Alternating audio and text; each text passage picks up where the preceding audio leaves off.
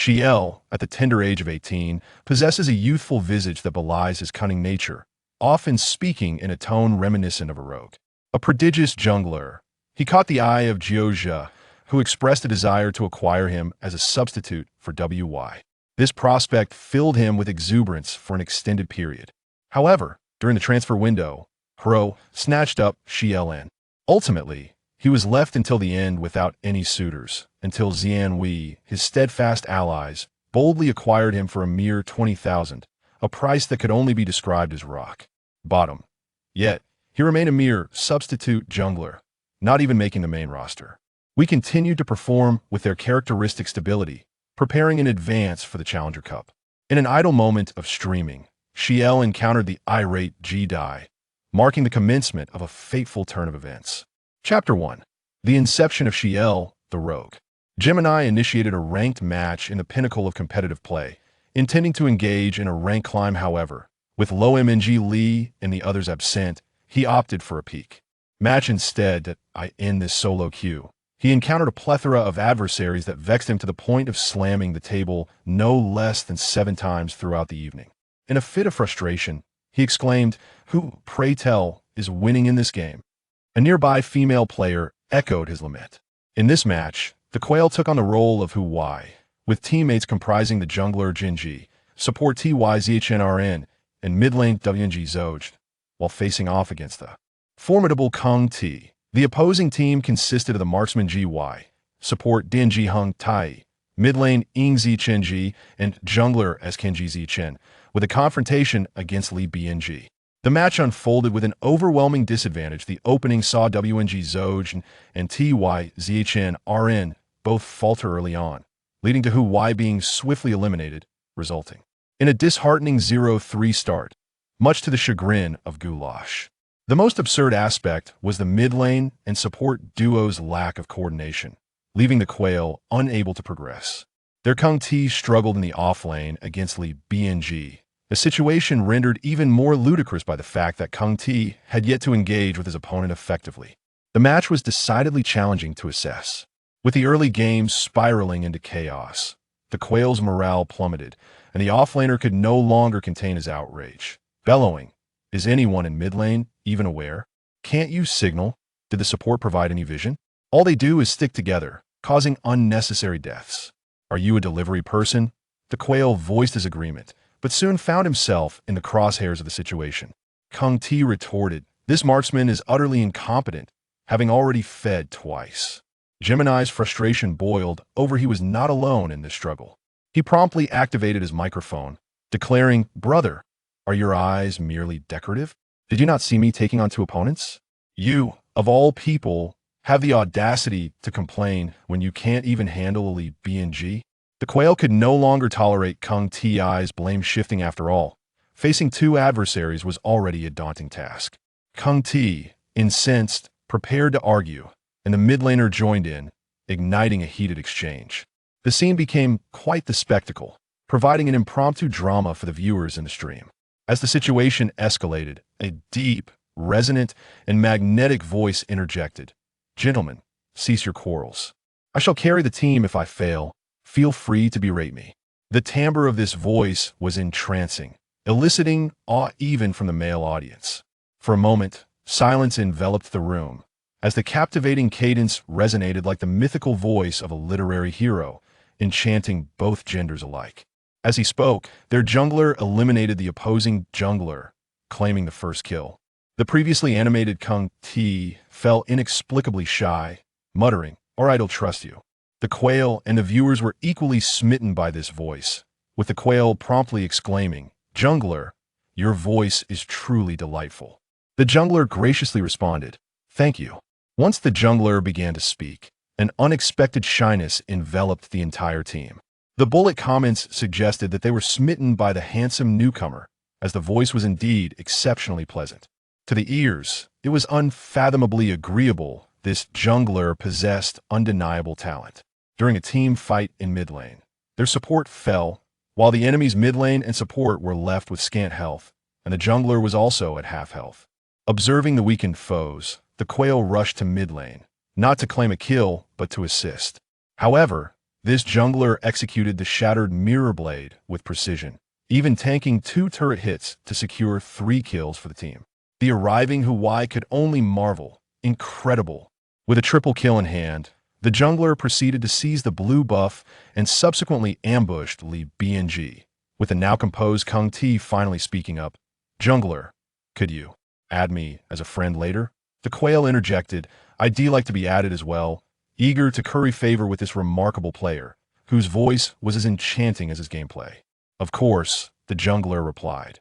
This jungler had left the entire team in a daze. The Quail, who had just secured a double kill with the jungler's assistance, felt an overwhelming urge to express his gratitude. He shared with his viewers, "This jungler is a keeper. Beyond securing kills and initiating fights, this jungler also proved adept at calling out enemy cooldowns. After this, I must add him and recommend him for KPL. His awareness and skill are truly commendable," the Quail declared, spurred on by his viewers to ensure that this talented player would join their ranks. The match concluded with the MVP title going to JNG, boasting a score of 12-6 with 12 kills, 1 death, and 7 assists. "Wait, he's a professional player from Xi'an We Gaming?" Gemai, familiar with the name, found that the viewers were less informed. In a state of disbelief, Gemini gave him a thumbs up and invited him into the chat room. "Hello, Xiel. That was an impressive performance."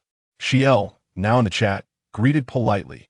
"Hello, Jiuzhe. I apologize for not recognizing you earlier." He was quite the courteous young man, and his voice was astonishingly pleasant to the point of being almost surreal. "Are you from Xi'an We?"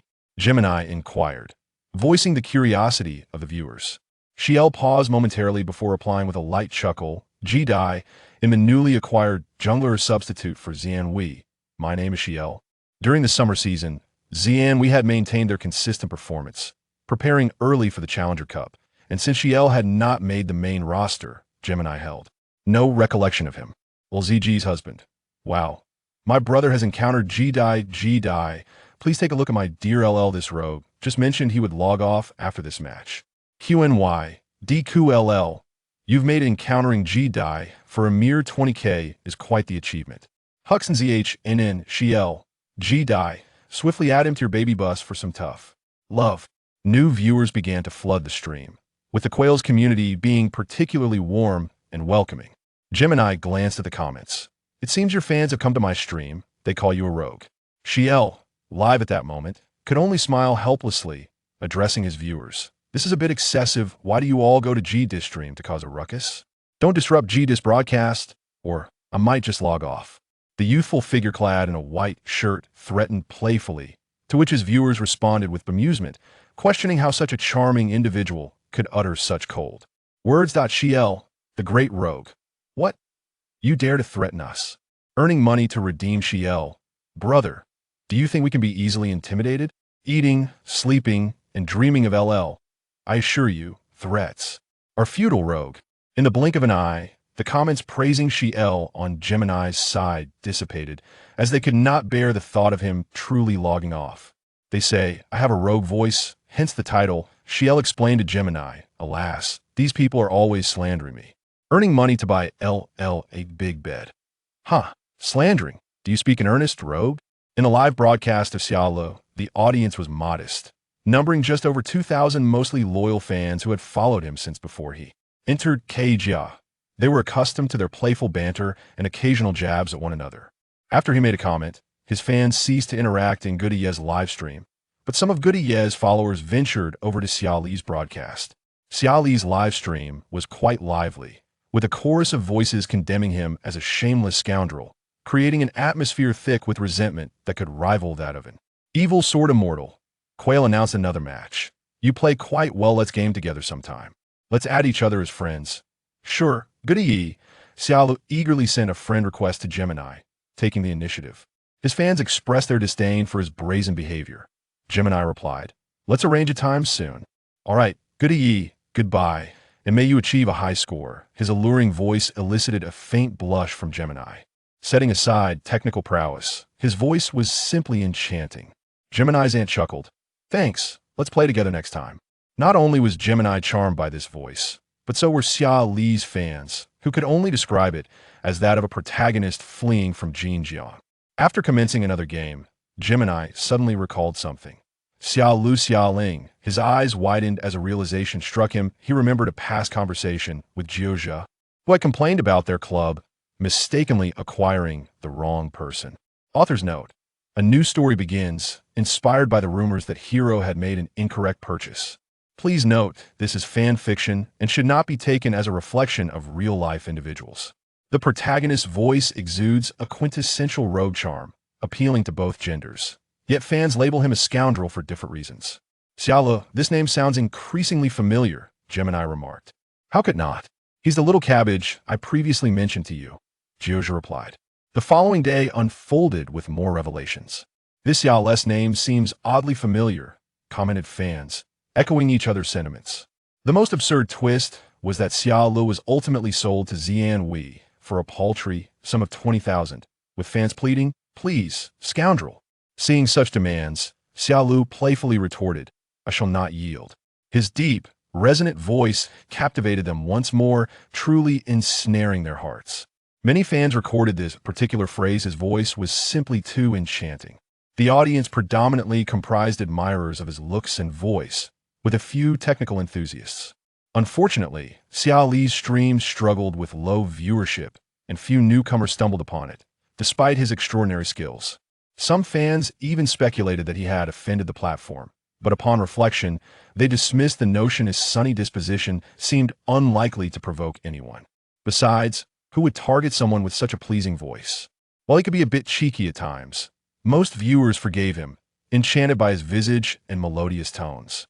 Jiuzhe, guess whom I ran into? Gemini, after finishing his stream, excitedly contacted Jiuzhe in the middle of the night, confident he was still awake. Jiuzhe offered an appreciative glance. Gemini, you understand the sentiment of a sleepless heart. With a languid tone, Jiuzhe responded, "Oh, who did you encounter?" "I met Xiaolu, the jungler you mentioned," Gemini exclaimed, and Jiuzhe perked up, inquiring about Xiaoli's performance.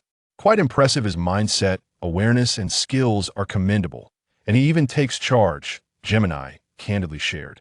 Jiuzhe had recognized this quality earlier. He remembered when Jiuku played alongside Xiaolu, noting their excellent coordination, which had sparked his desire to recruit Xiaolu. He had intended for him to be a substitute for Wu Wei, yet the club had mistakenly signed the wrong player. Feeling remorseful, Jiuzhe could only apologize to Xiaolu, especially since he had been sent to Xi'an We, where he was reportedly left on the sidelines. The kid has a solid mentality. He played well with Jiuku, demonstrating great synergy, Jiuzhe reflected, feeling regretful. Rumors suggested that Xiaolu had offended someone at the platform, resulting in his limited streaming visibility. Moreover, his relationships with several teammates were strained, leading to his exclusion. Initially, Jiuzhe questioned whether Xiaolu was the problem, even watching his matches in KGA. It became evident that aside from Xiaolu, the rest of the team were liabilities. He was carrying the weight alone, while their support and marksmen seemed oblivious to his needs. The mid-lane and off-lane players were ineffective, and it was surprising that such a team could reach the KGA quarterfinals solely by relying on the jungler's prowess. During the last transfer window, rumors circulated that Xiaolu bypassed the coach and management, directly approaching the owner to secure his release, leading to quite a spectacle. Gemini was intrigued and engaged in gossip with Jiuzhe, asking, "Who do you think he offended?"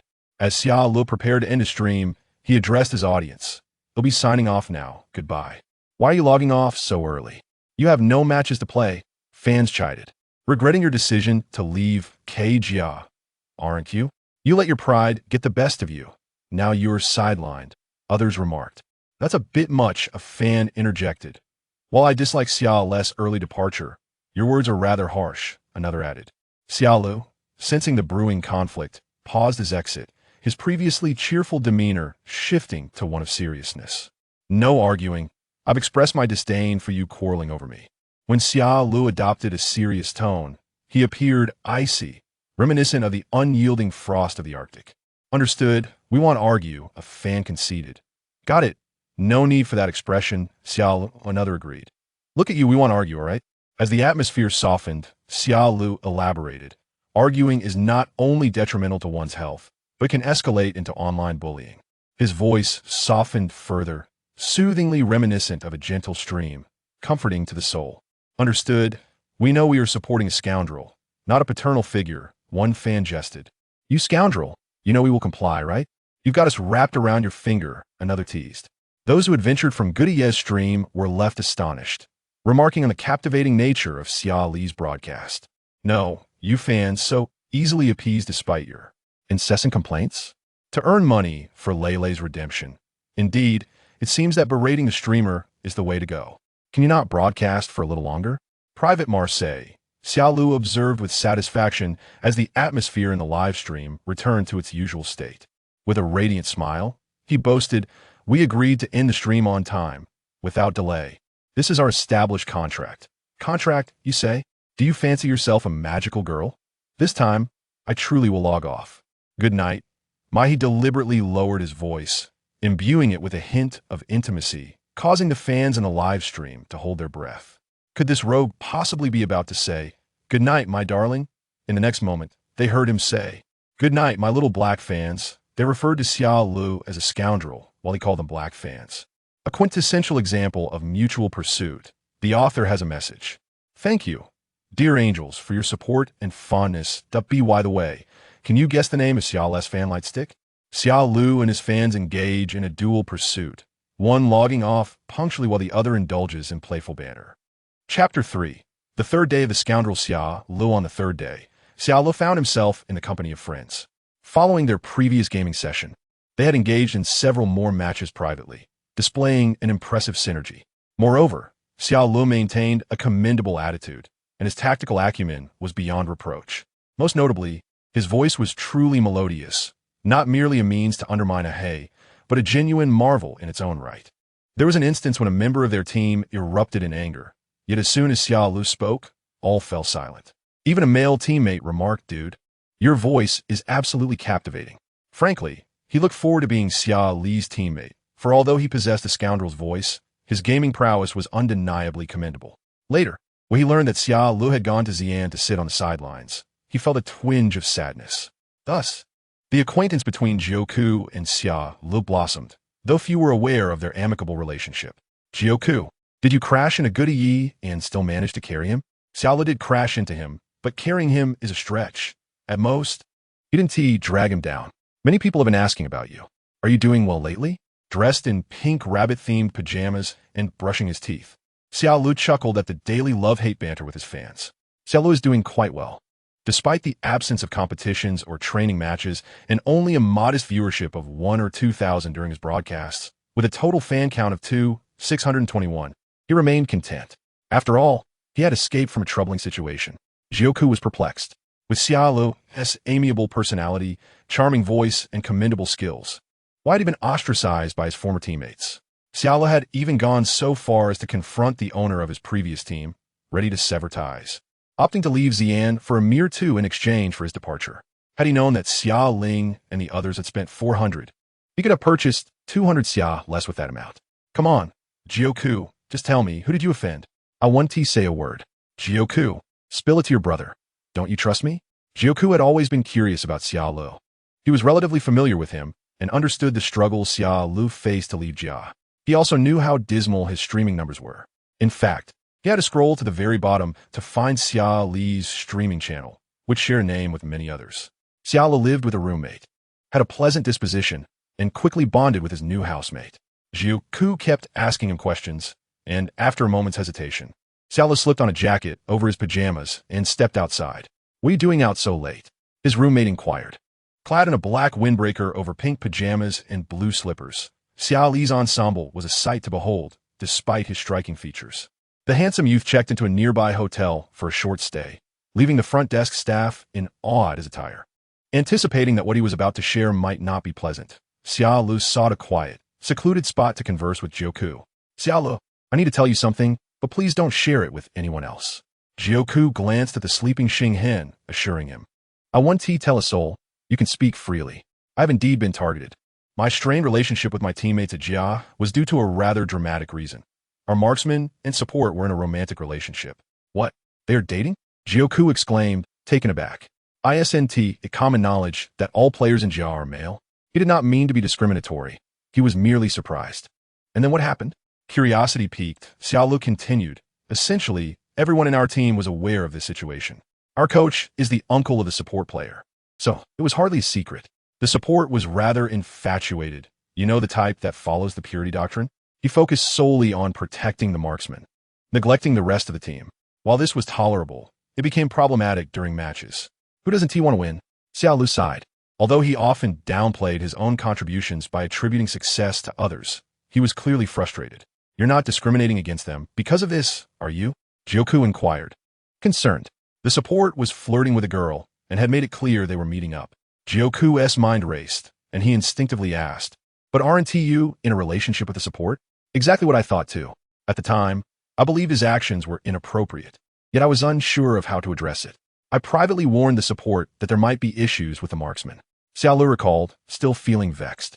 I thought the support would investigate discreetly and perhaps break it off. Instead, he simply confronted the marksman. The scene was chaotic and absurd, with the support demanding answers, and the marksman glaring at Xia Lu in fury. What a spectacle, Jiuzhe mused. Didn't that just sell Xia Lu out? This person must be out of their mind. Poor Lulu. The marksman accused Xia Lu of slandering him, claiming he was fabricating stories. He even swore on it. To prove his innocence, he showed his phone to the support. At that moment, Xia Lu was caught off guard, later realizing the marksman likely had two accounts. Upon reviewing the chat history, the support found nothing amiss and turned to question Xia Lu, demanding to know why he was trying to break them apart. Xia Lu was nearly laughing in disbelief. What ulterior motive could he possibly have? He simply wanted to prevent the support from being deceived. Yet now he found himself in a precarious position. The mid laner and top laner also joined in the fray. One even suggesting that perhaps Xia Lu was jealous because the support was not protecting him. To this, Xia Lu could only respond with a dismissive whatever. Jiuzhe had never encountered someone so shameless before. This person must be quite disturbed. Xia Lu agreed, admitting to the absurdity of it all. The support claimed Xia Lu was uncooperative during matches, trying to make himself look good without considering the team. Some fans genuinely believed this, and a few even called to hurl insults at him, cursing his ancestors and absurdly sending him posthumous photographs. Every circle he was part of seemed to conspire against him. He refrained from sharing these experiences with Jiuzhe, not wanting to appear as an embittered victim. The 18-year-old Xia Lu, who still cared about his image, insisted that it was all behind him. Jiuzhe cherished the competitive scene and scoffed at such behavior, feeling a surge of anger at how unfair it was. Subsequently, during one of his streams, he faced limitations and many fans departed. One day, the marksman confronted him, questioning whether he realized his wrongdoings. He proclaimed that everything that happened was a result of Xia Li's meddling. Xia Lu often felt helpless regarding his principles, acknowledging that the marksman's insults were not unfounded. As a teenager, he had unwittingly entangled everything in chaos. The marksman revealed that the girl he was seeing was a manager from the platform, who had manipulated the streaming restrictions against Xia Lu. I previously refrained from allowing gifts, as it seemed unnecessary, especially since there would still be revenue sharing with the platform. And my live stream room has been restricted. Jiuzhe remained silent for a moment, expressing concern for Lele, who is indeed in a dire situation. Xinghen concurred, acknowledging the unfortunate circumstances surrounding Xia Lu. Congratulations on escaping the quagmire. But have you considered your next steps in Xi'an? Big brother Jiuzhe expressed a hint of worry for him. Xia Li's capabilities should not relegate him to the sidelines. Xia Lu candidly admitted that he still has half a month left on his livestream contract with the platform, having opted for the least expensive option, which naturally precluded any long-term renewal, coinciding with the conclusion of the summer competition. Ah, does that mean you're now a free agent? Jiuzhe delightedly exclaimed. Sensing a glimmer of hope, Xia Lu quietly affirmed, though he had yet to chart his path forward. Initially, he believed Jiuzhe to be his savior, as Jiuzhe had previously expressed admiration for him. Jiuzhe mentioned his intention to acquire him, which would secure his participation in competitions. However, he did not foresee the eventuality of remaining unpurchased. After all, Xi'an is notorious for its cunning strategies, catching opponents off guard. Due to the negative rumors circulating from the other side, they hesitated to include him in the roster, fearing potential repercussions for the team. Presently, they are not in need of a jungler, and Jiuzhe contemplated which team might require recommendations for the next season. In truth, Xia Li's situation could be resolved rather easily. He simply needs a club that believes in him and a new platform to thrive on. However, his current low status renders him vulnerable. Thank you, big brother Jiuzhe. I shall refrain from further discussion. Good night. Xia Lu acknowledged Jiu Ku's good intentions and raised his voice to indicate that he was in good spirits, knowing that Jiu Ku relished being called brother.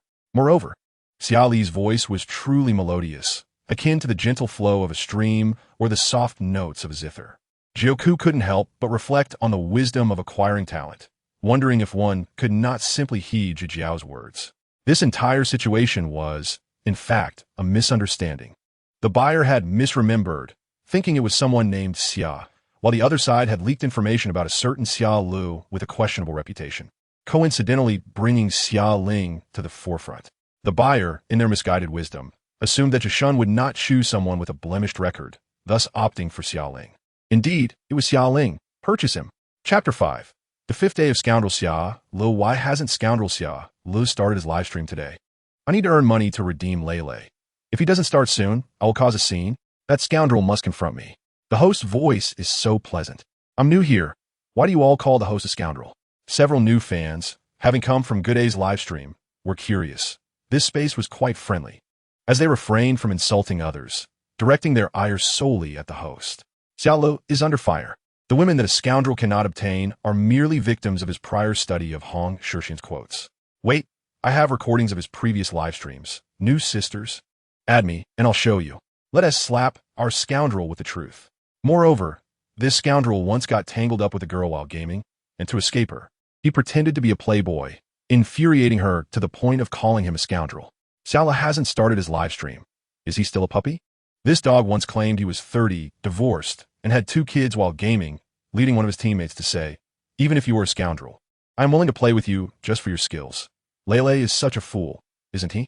And that scoundrel once live-streamed a game, playing so well that a marksman directly professed his love for him, causing Xia Lu to drop his phone in fright. To Xia Lu, the marksman's contact list was a haunting shadow. Unfortunately, the audience remained unaware.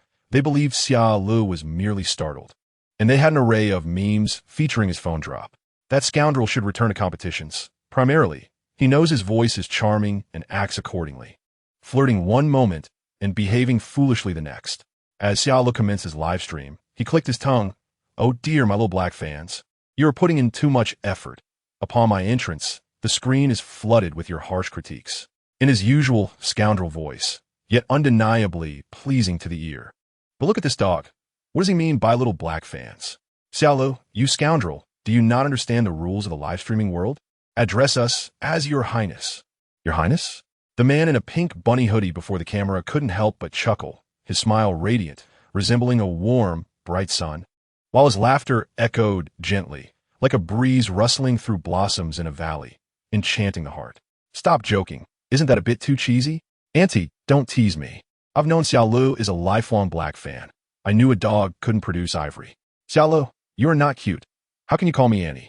Address me as sister, you scoundrel. Do you not realize how hard other hosts work to retain their fans? New fans express shock.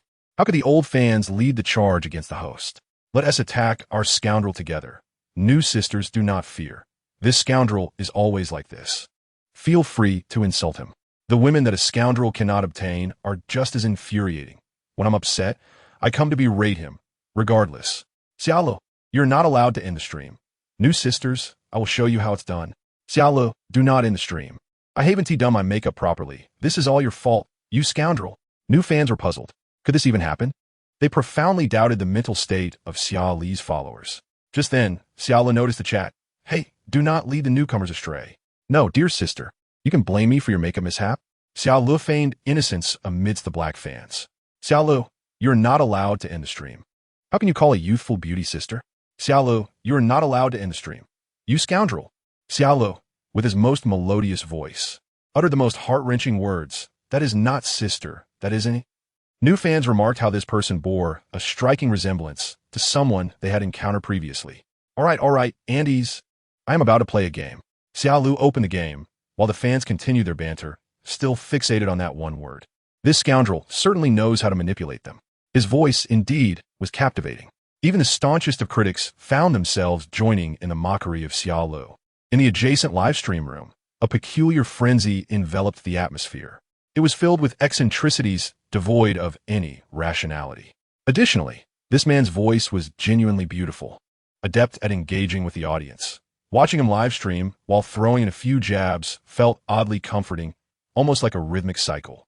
Chapter 6. The sixth day of Scoundrel Xia Lu. Upon seeing Xia Lu online, he extended an invitation to him, having been previously turned down by several others. What has happened to his beloved Bao Bao bus? Has their gaming progress slowed down? Yet, it serves as valuable training. Truly short-sighted, lacking vision. Reluctantly giving a thumbs up to the scoundrel. How does it feel? Scoundrel, are you taken aback? Look at your naive expression. You are quite the embarrassment. Scoundrel, are you enjoying the attention? Someone is eager to play with you. I can see you're overjoyed. I'm tired of watching you play single-player games. Xia Lu raised an eyebrow. Please, little black fans, understand this. Do you know who Good Day is? He is a 4-time champion coach. You should be the embarrassed ones here. Scoundrel, the perennial Xia Lu, I'm off. You truly have audacity. Ugh, Xia Lu's sisters, this scoundrel is far too arrogant. He mocks us. No, he blatantly ridicules us. New fans began to realize that the crowd in Xia Li's live stream was a targeted group of his black fans. It was rather entertaining to witness them eat, sleep, and berate the host. Xia Li's legion of black fans were promptly evicted. I am sitting here. If you wish to leave, you may do so. The family members in this room reported that next door, Xia Lu was praised as a 4-time champion coach, prompting an involuntary smile to form on his lips. With a smug demeanor, he downplayed his achievements. Actually, I am still ranked 7th at my peak. The family members in the live stream room responded, Goodness, if you are complimented, you start panting. 7th at my peak. Is that something you intend to brag about for a lifetime? Lele, allow me to introduce the individuals present in the room.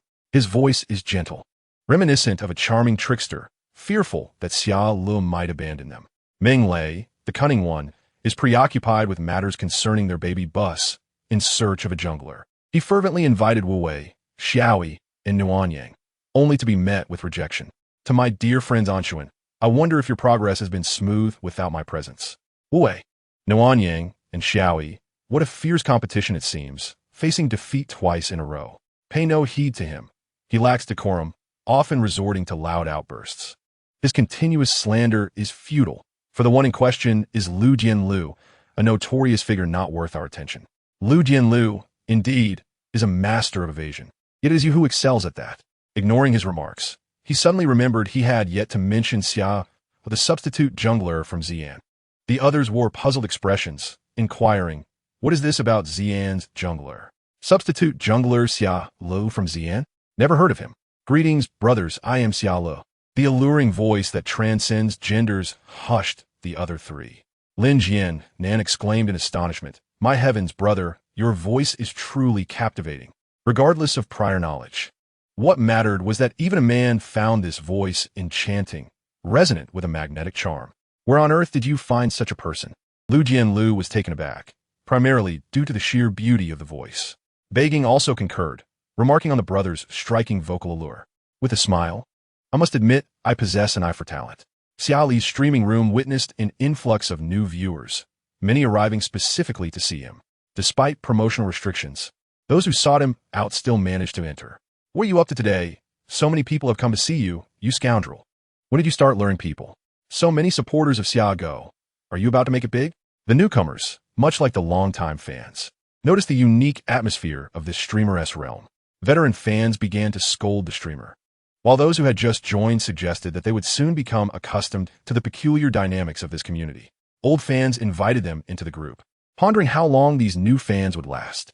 Upon witnessing their comments praising the streamer's handsomeness, the veterans felt a surge of frustration. Xia Lu has a fan group, yet he remains uninvolved. Fans declared it a princess's life, with scoundrels not permitted.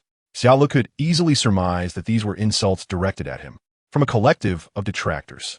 In reality, the fans comprised two factions, one filled with disparaging remarks and black history regarding Xia Lu, where the discourse was harsh.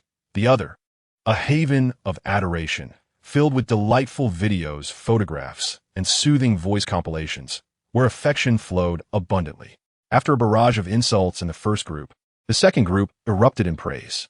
The new fans from yesterday were bewildered by the contrasting moods of these two groups, a true manifestation of split personalities. The more people who joined, the less likely this scoundrel would dare to escape. In the first group, they lamented, this scoundrel's jungler skills are merely average.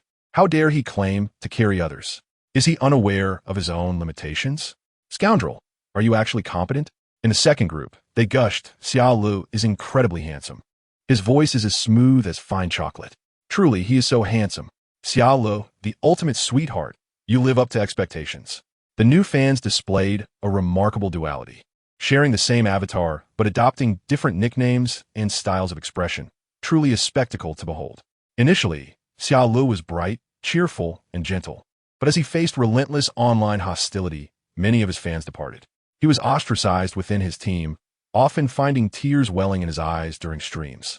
In those moments, he sincerely pleaded, "Please believe me, I truly did not commit such acts." The streaming room descended into chaos, with numerous individuals entering to hurl insults at him, accusing him of misconduct, undermining team unity, and neglecting training. At that time, Xia Lu had just turned 17, having celebrated his birthday not long before. He wished to avoid streaming, for it meant enduring a torrent of abuse and familial slurs. Yet, the team insisted he fulfill his streaming hours.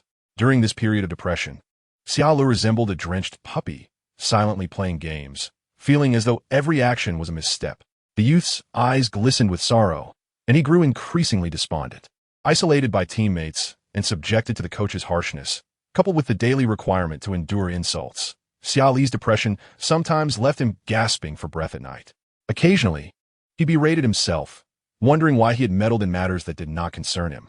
A small faction of fans recognized Xia Li's distress. Those who had previously refrained from speaking out began to engage in heated arguments with the influx of detractors and trolls in the chat. They refused to believe Xia Lu was capable of such behavior, as anyone with a discerning eye could see that, aside from Xia Lu, the team was composed of players reliant on their defensive strategy. The online harassment persisted for 3 to 4 months, during which Xia Lu noticed some fans defending him. Yet those who spoke out faced backlash. Overwhelmed with guilt, he implored them to disregard the insults, urging them not to involve themselves. Veteran fans felt compelled to take a stand, concerned for the well-being of this vulnerable youth. Children are often easy targets, yet they were not to be trifled with. Each fan honed their skills in verbal combat, eventually overwhelming even the higher trolls with their prowess. Xia Lu was astonished by their resilience, with veteran fans guiding him daily. They call you a scoundrel, so you must be one. Why do you comply so readily? If you were truly a scoundrel, it would be easier to dismiss you. Stop being so pitiful and whiny. It's quite bothersome. You scoundrel, I never resort to insults. Yet today, I've unleashed 17. Can you not muster a response? On the 8th day of his torment, witnessing the unwavering support of his defenders, Xia Lu wept for the first time in his streaming room. Everyone was taken aback. Fans, detractors, and trolls alike were stunned. After months of insults without shedding a tear, what had prompted this outburst? Even his teammates passing by were incredulous. Was he truly crying? During a previous incident involving death threats, he had remained stoic, yet now, in a live stream, he succumbed to tears. The young man's tears fell like rain, his long-held grievances finally erupting. He covered his mouth, tilting his head in an attempt to prevent the tears from flowing. Yet they cascaded down his cheeks and pooled at his collarbone. Even through the screen, one could perceive his profound sense of injustice. In that moment, they genuinely felt the youth's fragility. The supportive assistant gently pulled the archer aside, whispering, "Have we gone too far?" In truth, they desired an apology from Xia Lu, hoping he would admit to his fabrications, acknowledge his slander of the archer, confess to his jealousy over the archer's protective support, and accept full blame for the discord he allegedly caused. Yet, Xia Lu stood firm for 4 to 5 months, refusing to apologize as the situation escalated beyond their control. In the realm of competitive gaming, the trio comprising the mid laner, the top laner, and their coach, along with numerous club personnel, found themselves ensnared in a cycle of relentless indoctrination, leading them to perceive Xi'an as problematic. Observing the intense online harassment directed at Xi'an, the mid laner and top laner began to harbor trepidation. Previously, they had indeed echoed sentiments online, criticizing the jungler for prioritizing individual glory over team cohesion. Consequently, their own fans had joined in the vitriol aimed at Xi'an, yet they rationalized it as a consequence of his own actions. The incessant repetition of their falsehoods had led them to believe their own fabrications. However, Xi'an appeared to be managing well, continuing to participate in competitions, training sessions, and live streams, seemingly untouched by the disparaging remarks circulating online, which provided them with some solace. The root of the criticism, they reasoned, must lie with Xi'an. Otherwise, why would the online community be so vociferous in their condemnation. They claimed not to have instigated anything, attributing the interpretations solely to the online commentators. In the past, Xi'an had taken a commanding role during their gaming sessions. Yet now he spoke infrequently, occasionally reporting skills, but engaging in minimal dialogue. The support player remarked that Xi'an was undeniably arrogant. Yet, upon introspection, they recognized the excessiveness of their judgment. They were reluctant to admit it, but ultimately, their behavior had indeed crossed a line. Sharing the same living quarters, they had often witnessed Xi'an awaken abruptly, gasping for breath, instilling fear of a potential health crisis. However, they did nothing. They neither expelled him from their dormitory nor resorted to physical confrontation or verbal abuse. The derision had come from online detractors and the coach, as well as whispers from staff behind his back. Why not concede and offer a simple apology? The top laner had acquiesced, prompting the jungler to consider extending an apology to the marksman. The mid laner, however, viewed the situation with greater complexity, but still hoped for Xi'an to promptly acknowledge his mistakes so that they could collectively forgive him. Initially, the marksman had approached the situation with anger, but gradually, feelings of guilt and trepidation emerged, leading to an expectation of Xi'an's apology, which he would magnanimously accept. The support player felt a twinge of remorse, believing Xi'an ought to apologize, yet also felt that the punishment was disproportionately severe. They pressured Xi'an to confess to an unfounded charge, only to later present themselves as morally superior in their forgiveness. Yet Xi'an remained resolute. He chose silence, withering away in his distress, yet steadfastly refused to concede any wrongdoing. The tears of the youth fell heavily upon their hearts, akin to a searing iron brand. Xi'an, how can you weep? You are the one at fault. Why do you cry? The barrage of insults from the online community had persisted for months, and witnessing Xi'an's tears was more painful for the detractors than any insults hurled his way. They questioned why he was crying when he had endured their taunts for so long. The hired trolls found themselves at a crossroads, unsure whether to continue their vitriol. As the usual cacophony of insults had quieted, in truth, these mercenaries were merely doing their jobs, yet their target was not a celebrity or a renowned figure, but rather a mere 17-year-old boy. While stars could opt to ignore the disparaging comments, Xi'an could not. The barrage of insults in his livestream chat was ever present, and he could not escape it. The trolls, lacking any sense of morality, continued their work, having lost sight of the humanity of their target. As the narrative unfolded, the 9th day for Xi'an arrived. When he wept, his loyal fans felt an overwhelming urge to protect him, their devotion intensifying. It's all right. I know everyone means well. You say I am a scoundrel, that I misbehave, that I am worthless, but I know that I am not, and you know it too. With a quivering voice and reddened eyes, he spoke slowly, his tone slightly hoarse yet more melodious, akin to a plum blossom enduring the frost. What I have not done remains undone. No one can compel me to admit to baseless accusations. With heartfelt gratitude, he expressed his appreciation for their support, promising to regain his strength. Whether you call me Xi'an or scoundrel, I shall resolutely pursue my own path. The detractors recognized that he had not included them in his gratitude. The mood among the trolls shifted, a strange mixture of disappointment and unexpected joy. They had anticipated his collapse, yet he had risen again. Following that day, Xi'an gradually rediscovered his true self, and the number of detractors in his livestream dwindled. The few remaining fans would call him scoundrel as a means of desensitization, and Xi'an would occasionally retort playfully. Eventually, he reached a state of emotional stability, often teasingly referring to himself as a scoundrel, leading his fans to embrace the moniker. It could be said that the Xi'an of today was a product of their nurturing, a genuine creation of the so-called scoundrel archetype. In the aftermath of these events, the number of fans remaining in Xi'an's livestream dwindled to a mere 1,079, largely due to platform restrictions. Many of the subsequent fans had stumbled upon him by chance or were directed by longtime followers. Thus, the audience became a tightly knit community, with a high degree of loyalty and a distinctive character. Xi'an discouraged excessive financial contributions, humorously remarking that given his livestream's viewership, it would be futile to offer him donations. Those who shared in his struggles understood the constraints imposed by the platform, and they refrained from contributing financially, yet they consistently tuned in to his broadcasts. A small contingent of new fans lamented the injustices of the platform. Fearing that Xi'an might confront the platform and jeopardize his ability to stream, his loyal followers chose to remain silent about the platform's shortcomings, attributing the viewership issues to external factors. After all, their scoundrel was handsome, had a pleasant voice, and possessed an admirable character. If he were not deserving of attention, why would he not have garnered success? While the hostility directed at Xi'an had lessened, it was still anticipated that his team would eventually replace him. Yet, the reasons for his continued presence remained unclear, leading some to speculate that he was being kept around as a scapegoat. Regardless of the reasons, as long as he remained on the battlefield, he would give his all. Thus, he led his team to the top 4 in the league. However, without cohesive teamwork, that was the extent of their success. One day, during a live stream, Xi'an radiated joy, proclaiming, "Today, I encountered an exceptional person. They are truly wonderful." The fans were left bewildered, unsure of what had brought him such happiness. In truth, it was the day he received an inquiry from Jiuzhe regarding a potential transfer. In his pursuit of freedom, Xi'an bypassed both the coach and management, directly approaching the owner. He even resorted to referencing the contract he had signed as a minor, arguing that due to prior complaints about his training attitude and the negative perceptions held by his teammates, they should consider releasing him if someone expressed interest in acquiring his services.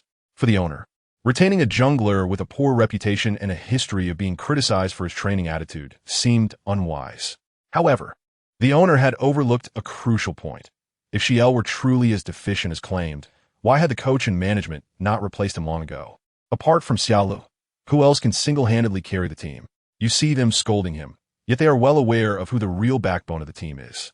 The coach and his 4 teammates never anticipated that Xia Ling would genuinely consider leaving. In truth, the team has a substitute jungler, and they have practiced together. One can only say that the outcome they achieved relied heavily on their defense. The original substitute jungler had also berated Xia Ling at one point, but after playing alongside the 4 teammates, he fell silent. Within the team, the support is a relative of the coach. The mid laner is the son of management. The top laner is the nephew of management, and the marksman comes from a wealthy family, gifting the coach watches worth tens of thousands. Aside from the jungler, the entire team comprises individuals connected by relationships. It is indeed challenging to evaluate how they could advance to the top 4 while depending on one player. One can only say that Lu Gu is truly remarkable. If Xia Ling intends to leave, then who will take the blame? Who will step up? Thus, the coach and the 4 teammates firmly oppose Xia Ling's transfer, leaving the owner utterly baffled. Did they not claim that his character was poor and that he caused division within the team? Chapter 10. The 10th day of the scoundrel Xia Ling, the owner, is perplexed. It was they who criticized this jungler for being inadequate, yet now they do not want him to leave. When asked why, they hesitated for a long time before stating that Xia Ling has been around for quite some time, and while he may not have significant contributions, he has certainly put in effort. What if no one wants him? That would be quite embarrassing for him. As teammates, after all these years, they have developed a certain chemistry. Xia Ling is, after all, an old teammate. It would appear as if they forced him out. When it comes to their own interests, they suddenly become proactive. The owner, unaware of the underlying situation, begins to understand that they fear Xia Ling will be left unwanted and that they will be criticized for pushing out an old teammate. The owner reassured them, stating that Xia Ling approached him voluntarily. They had a conversation and signed a contract. As long as someone is willing to pay, he could be transferred. Xia Ling has also mentioned that it was not others pushing him out, but rather his own desire to leave. There is no need for concern. As long as someone buys him, Xiao will undoubtedly be transferred. How could the 5 of them feel secure when the only pillar of the team intends to depart? They could not say too much. The owner had already dismissed them. If they continued, the owner might start to suspect them. The 5 of them conspired, deciding that as long as other teams did not buy Xiao Ling, it would be fine. They agreed in advance that on the day someone attempted to purchase him, they would leak damaging information about Xiao Ling to prevent his transfer. Coincidentally, they have connections within the management, and the coach also wields a certain degree of influence. If he cannot be transferred, wouldn't that solve their problem? However, they overlooked one detail. There was still Shui Guwei Xian. For a mere 2 coins, he acquired the team's only significant player. Upon hearing this news, the substitute jungler burst into tears of laughter in the restroom. What a missed deal, trading away a trump card for just 2 coins. He laughed for a while before suddenly realizing that this meant he would be taking the field instead. The archaeological fans gradually became agitated, feeling sympathy for the poor unfortunate while simultaneously hurling insults at the scoundrel. Xiao Ling was unaware that his fans had formed a second group. He thought they were merely venting their frustrations. Over the years, he had become accustomed to the abstract nature of his fans, and he even noticed someone in the live stream expressing their disdain for the scoundrel, claiming he had deceived them into shedding tears. Confused, he wondered what was going on. These people were increasingly absurd. Someone had even scolded him for frightening them during a movie. His fans seemed to be in a fragile state of mind. Xiao Lu joined the team's chat, muttering humorously about the comments, wondering when exactly he had deceived anyone. He urged them not to spread rumors in other streamers' chats. The sound of the cello, akin to the level of Eru, filled the air. How dare you kick the scoundrel's good leg? You scoundrel, who said you were handsome. Have some shame. Don't slander us. We refuse to acknowledge it. Scoundrel too, you've become arrogant. You're polite to them, but harsh with us. You double-standard scoundrel. In ancient times, during his roommate's live stream, they had teamed up and someone kept spamming him, which annoyed his teammates. They later used this incident against him, leaving him with a psychological scar. He feared being disliked, but he overthought it. His loyal fans did not complain. They were merely eager to hear him speak, praising his pleasant voice. With Lin Jinan and the others, they wouldn't be upset. After all, when faced with handsome streamers, the chat would often go silent, especially when Xiao Lu's voice was so enchanting. The chatroom was filled with various fans. After finally finding Xiao Lu's stream, they entered with civility, only to emerge cursing the scoundrel. Xiao Lu muted himself again, questioning where he had shown double standards. Come on, where have I exhibited double standards? My speaking style has always been consistent. Xiao Lu leaned closer to the camera, sincerity etched on his face as he addressed the black fans, asking if their brains had shut down early.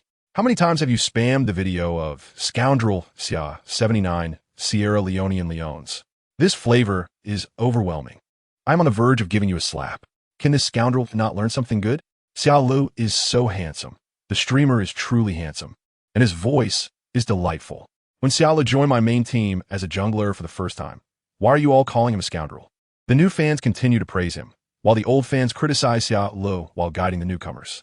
The old fans felt a mix of joy that their streamer was finally gaining traction and a sense of loss. Rather than turning on each other, they preferred to vent their frustrations on Xiao Lu. The seasoned fans introduced the new fans to their ways. As the saying goes, a master leads you to the door. Your cultivation is up to you. The old fans felt increasingly frustrated, as if they were merely supporting this young man. Scoundrel deceiving my feelings. New fans beware. This scoundrel has no merits aside from his looks, voice, and skills. Attack our scoundrel. New brothers and sisters, join the group first. Don't donate yet. Don't spend money on this scoundrel. He does not deserve it. Don't spend money on the scoundrel. Let us enjoy for free, okay? Understand? Enjoy for free. New fans, are you serious? After selecting heroes, Xiao Lu noticed that there were already over 4,000 people in the live stream. He thought it might be due to the popularity of Jiuzhe and his crew. However, he lacked confidence in retaining his fans, believing they were merely curious and would leave once the novelty wore off. Moreover, he felt constrained by the platform, his traffic stifled. You call me a scoundrel. You're all scoundrels too? Xiao Lu chuckled lightly, you scoundrels. The new fans had no resistance against the charm of the old fans. Their ears were already pleading for help, enchanted by his melodious voice. In that laughter, I feel there is a hint of intimacy. Fearing that someone might actually spend money, Xiao Lu earnestly advised the newcomers that they could enjoy the streamer for free, just like those scoundrels, without spending money. Use that money on yourselves. How delightful. Xiao Lu, in his scoundrel voice, coaxed, resulting in a significant impact. The new fans found the streamer alluring, while the old fans felt he was overstepping. Xiao Lu selected Li Yuanfang as his jungler, possessing only one skin, the Black Cat Candy. Xiao Li's voice is incredible. Is this his secondary account? Scoundrel. Don't log off. Don't doubt it. This is indeed his primary account. This scoundrel is perpetually broke, living off the wind. You all in this live stream. Are you serious? Reverse ranking, I almost couldn't get in. Seeing a handsome guy who is as broke as I am gives me peace of mind. Chapter 11. The 11th day of Scoundrel Xiao Lu is indeed quite poor. Ever since he began his professional career, he has not asked his family for money. In the early days, his salary was low, and later, due to his strained relationship with the team, the management often deducted his pay for various reasons, such as tardiness and other excuses. He never argued against it. During his most difficult times, aside from the mandatory one, 500 he had to send home each month. His food and daily expenses were exceedingly tight. Fans mocked him for employing a tortoise as a courier, claiming it had been stuck in transit for half a month. Xia Lu humorously interjected that perhaps it was a rabbit courier that had fallen asleep en route. Xia Lu, may be tough as nails, but he is still flesh and blood. How could he not feel the chill? The young man had his pride, continuously claiming the courier was on its way. The protection of our disreputable mail has led to a situation where even the slowest of turtles could escape. I exclaimed, "Oh dear, could it be that you lack the funds to purchase clothing?" Criticizing this scoundrel does not exempt me from reproach, observing the expressions of the young ones. One might wonder if you're merely feigning toughness. We call you a scoundrel, not with the desire for you to suffer from the cold. Summer Lu's father. If you wish, plead with us, and we shall reward you handsomely. We cannot merely stand by and watch you perish in the cold. The child broadcasting live, Brother Lu. Do not engage in foolish antics. Dear uncles and aunts, the outpouring of affection should be directed to support small animals. I possess ample funds. I have stated that my delivery has not yet arrived, yet everyone concocts wild fantasies. Do not malign the host. I truly find it amusing. What is wrong with wearing a short-sleeved shirt? Do not involve me in your false pretenses. This fellow is merely prideful, with a strong sense of self-esteem. His words and actions contradicting one another. Ultimately, the fans pooled their resources to purchase for him a hoodie, a set of pajamas, and a new pair of slippers. The hoodie was a delightful pink, the pajamas adorned with a bunny motif, and the slippers a calming blue. Although they berated him online, in reality, they were somewhat timid. Each contributed a small sum, and a local friend delivered the gifts. On the day he commenced his broadcast, someone suggested he go out after finishing, claiming he was too arrogant and needed a reality check. In truth, Summer Lu had refrained from stepping outside during previous online harassment, having received threats. Yet the comments persisted in urging him to venture out. After a moment of hesitation, he chose to trust them. By the time he concluded his broadcast, it was around 7 or 8 o'clock, and twilight had begun to settle. He noticed a girl nearby, carrying something. Upon seeing him, she excitedly waved, calling out, "Summer Lu." At 17, Summer Lu was a strikingly handsome youth, embodying a youthful innocence. Upon recognizing her, he hesitated, asking, "Who are you?" Her voice was melodious. Neither a scammer nor a deceiver. The girl who frequently labeled him a scoundrel appeared bashful. It's me. Everyone entrusted me to bring you something." Upon receiving the item, Summer Lu was taken aback, exclaiming, "What is this? Are you trying to blow me up?" He jested about being ambushed offline. Were it not for his good looks and charming voice, the girl would likely have scolded him. Yet, this was their first face-to-face encounter, and she felt too shy to hurl insults. "How much is it? I will transfer you the money. I have stated that I am not short of funds." He observed that she seemed only a few years younger than himself and offered a piece of advice. "Allow me to gently advise you. Do not spend money on men." Despite the constant online accusations of him being a scoundrel, he found her shyness endearing. Beneath the street lamp, the youth's eyes sparkled with mirth as he accepted the bag. Realizing it contained clothing, and warmth filled his heart, as if a previously hollow space had been filled once more. Teasing her about the necessity of bringing a phone, he asked for a payment code. The girl, momentarily stunned by his good looks, bit her lip and retorted, "You scoundrel, do you look down on us?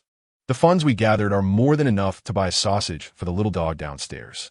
Summer Lu was momentarily bewildered, noting that she seemed quite demure.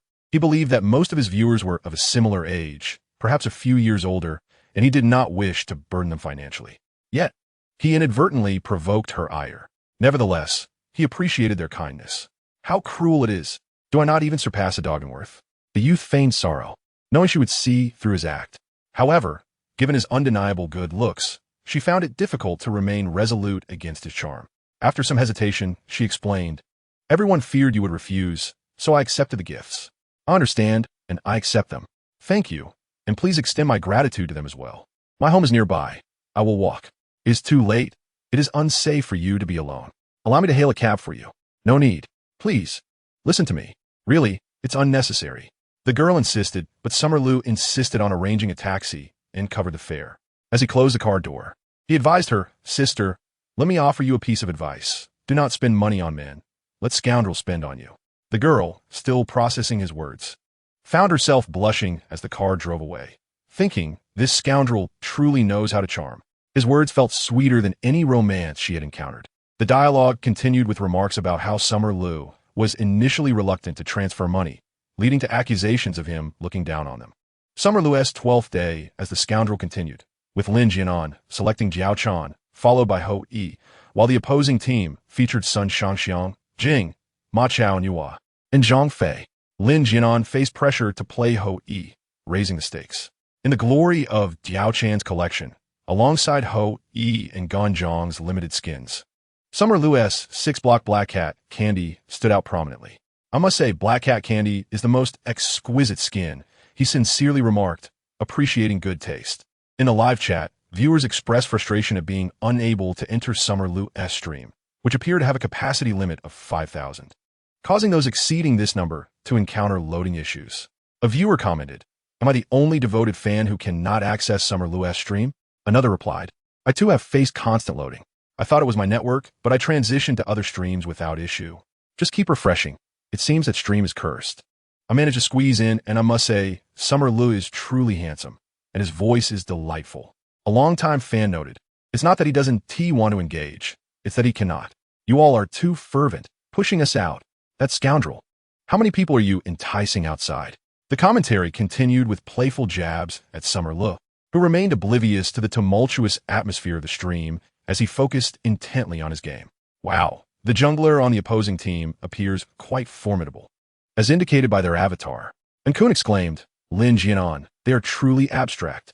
The game commenced with a standard division of lanes, as Xia Lu farmed in the jungle. Upon reaching level 4, he noticed the enemy Nuwa had descended, swiftly executing a maneuver to eliminate her and secure first blood. Impressive indeed.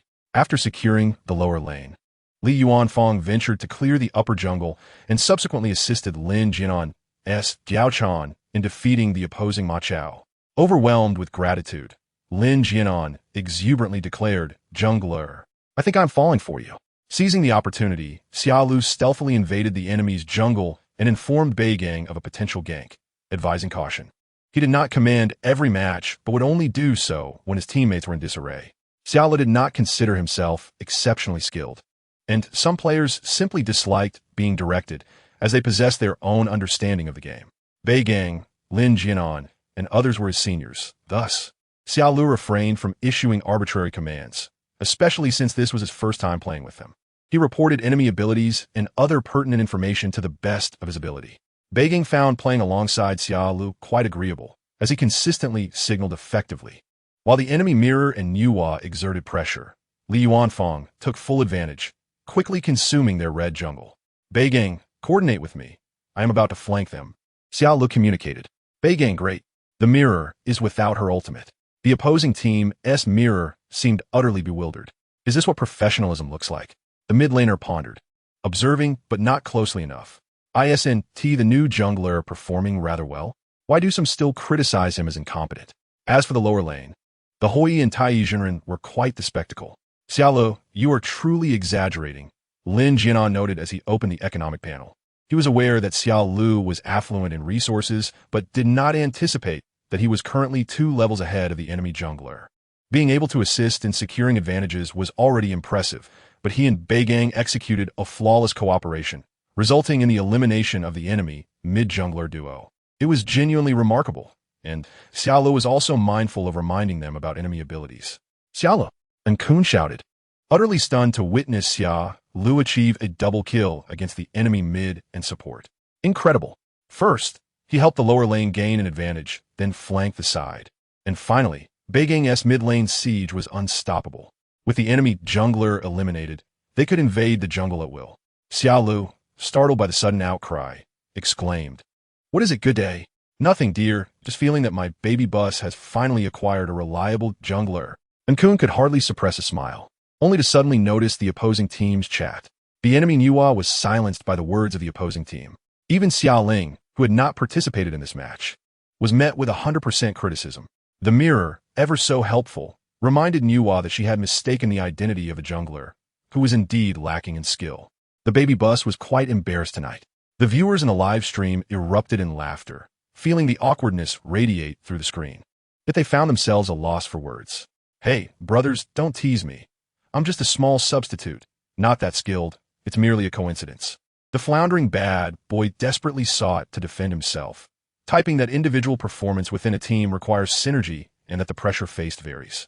However, Lu Jianli remained silent, perceiving Xia Li's strong desire to survive. Typically, Someone his age would exhibit a spirited bravado, unafraid of confrontation, and would not hesitate to criticize their teammates. The bad boy's protective shield is truly pathetic. Bad boy. Xia Ling, you better not in the stream. You constantly bicker with us. Why don't you dare face them? A cup of iced Americano. Huh. The host's survival instincts are through the roof. Punish our bad boy. Are you afraid? You're so timid, begging us for support. Xia Ling typically ignored similar remarks from opponents, considering himself an insignificant streamer. However, today was different as it was an invited team event, and they were all streaming. He feared that excessive negativity could adversely affect them. The mutual understanding between him and Lele was comforting. Did this group of detractors truly believe he was intimidated? The barrage of comments seemed unusually abundant today, making it hard for him to keep up. With a significant early advantage, they swiftly executed a decisive push. Xia Ling monopolized the enemy jungle, to the point where the enemy mirror pleaded, "Could you please refrain from invading the jungle anymore? Just leave me something to eat." The mid-lane player's economy was dwindling, nearly lower than that of the enemy jungler. The opposing Nuwa and marksmen were also struggling financially, while Xia Ling's jungler relished in targeting the mid and ADC, employing various tactics, including flanking, ambushing from the brush, and tower diving. Chapter 13. The 13th day of Bad Boy Xia Ling, the rapid climbing match. This match proceeded smoothly and swiftly. They enjoyed a substantial windfall, with scores that were quite commendable. Xia Ling, playing as the jungler Li Yuanfang, boasted an impressive score of 809 and a rating of 126. Xia Ling squinted at the comments, bemused by the abundance of negativity from the detractors. Why are there so many comments today? Are the antis undergoing rehabilitation training? The bad boy is my lifelong enemy. Die, bad boy. Your insults are becoming increasingly like Lin Xiao. Xia Ling's voice is quite pleasant. Why does everyone call you a bad boy? It seemed to be a derogatory term for what couldn't be had. Xia Ling nonchalantly remarked, I prefer being called handsome. How shameless of you to read my comment. Having played over 10 matches, it may have been mere coincidence, but the frightening aspect was that nearly 90% of those matches were victories. The Hoi, having reached the national server, significantly bolstered his rank that night. Xia Ling played no fewer than 8 different jungler heroes, each exhibiting remarkable fluidity. After concluding his session, Lin Jianan sent a message, expressing his astonishment. Where on earth did you find this person? Truly impressive. Upon sharing news of Xia Ling with Lin Jianan, he burst into laughter. No wonder Jiuzhe was so furious. He even posted on social media criticizing those who bought players with poor judgment. It was genuinely amusing. He could hardly fathom the distress that management would experience upon viewing today's livestream. Lin Jianan found it unbearable, calling him a complete clown. Most importantly, this Xia Ling was merely a $2 player. $2 brought Xi'an back to life. After sharing laughter for a while, Lin Jianan suggested that the issue could be easily resolved. If there were truly no issues, the club could assert its dominance and simply switch platforms. In essence, he lacked protection. If he had support, then wait, what if I helped him out? Lin Jianan conceived a brilliant idea, noting that his livestream chat was filled with compliments about Xia Ling's handsomeness and pleasant voice. His performance was commendable, and if there were no genuine problems, acquiring him could lead to even better results, potentially making him the next Inua. An 18-year-old handsome jungler king, simply remarkable. Moreover, Fei Jie would surely be able to safeguard him. Lin Jianan became increasingly enthusiastic, exclaiming, I am truly a genius. At 11:30 that night, Xi'an's operations team suddenly noticed an influx of fan comments and private messages, all inquiring why their substitute jungler was not being utilized, questioning why such a handsome player wasn't he given a chance to shine. Lying at home, the traffic flows in. While editing, they discovered that Xia Ling's gameplay was indeed impressive, and he appeared to have a great personality. Most notably, his voice was captivating. However, through the screen, it was evident that this individual stood out in attractiveness. Yet the comment section continued to refer to him as a bad boy. The coach received an urgent phone call, still in a drowsy state, explaining that Xia Ling was not included in the main roster due to a collective decision made by the training group and the club. When they acquired Xia Ling for a mere $2, they believed they had struck a great deal, not realizing that issues from his past had been leaked. They were genuinely hesitant to utilize him, fearing potential repercussions. The operations team was poised to make a significant move. Yet management and the coaching staff held firmly to their original stance, fearing that any revelations regarding Xia Ling's past could tarnish the club's reputation. The management has connections with Jiuzhe's former employer, who revealed that Xi'an has a tarnished reputation, marred by scandals such as infidelity, romantic entanglements, and slandering teammates. This situation resembles an unpredictable time bomb, and the consensus is to let him go at the conclusion of the summer tournament, as his contract will expire. Initially, there was hope that if he performed well, a long-term contract could be established. However, doubts arose regarding potential hidden issues, given Xi'an's seemingly cheerful demeanor. Online discussions praise Xi'an's prowess, yet the club's management weighed the practicality of his situation. Can a value of OBSH truly compare to that of a professional player? Furthermore, his unstable nature raised concerns.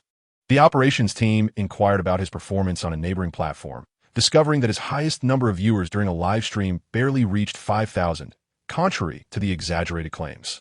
Reluctantly, the operations team asked if there was more to the story.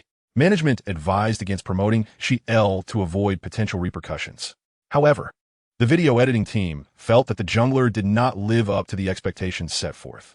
The overwhelming hype was something the operations team desperately wanted to harness, especially considering Xi'an's melodious voice and his impressive gameplay, which surely garnered many likes. Why not give it a chance?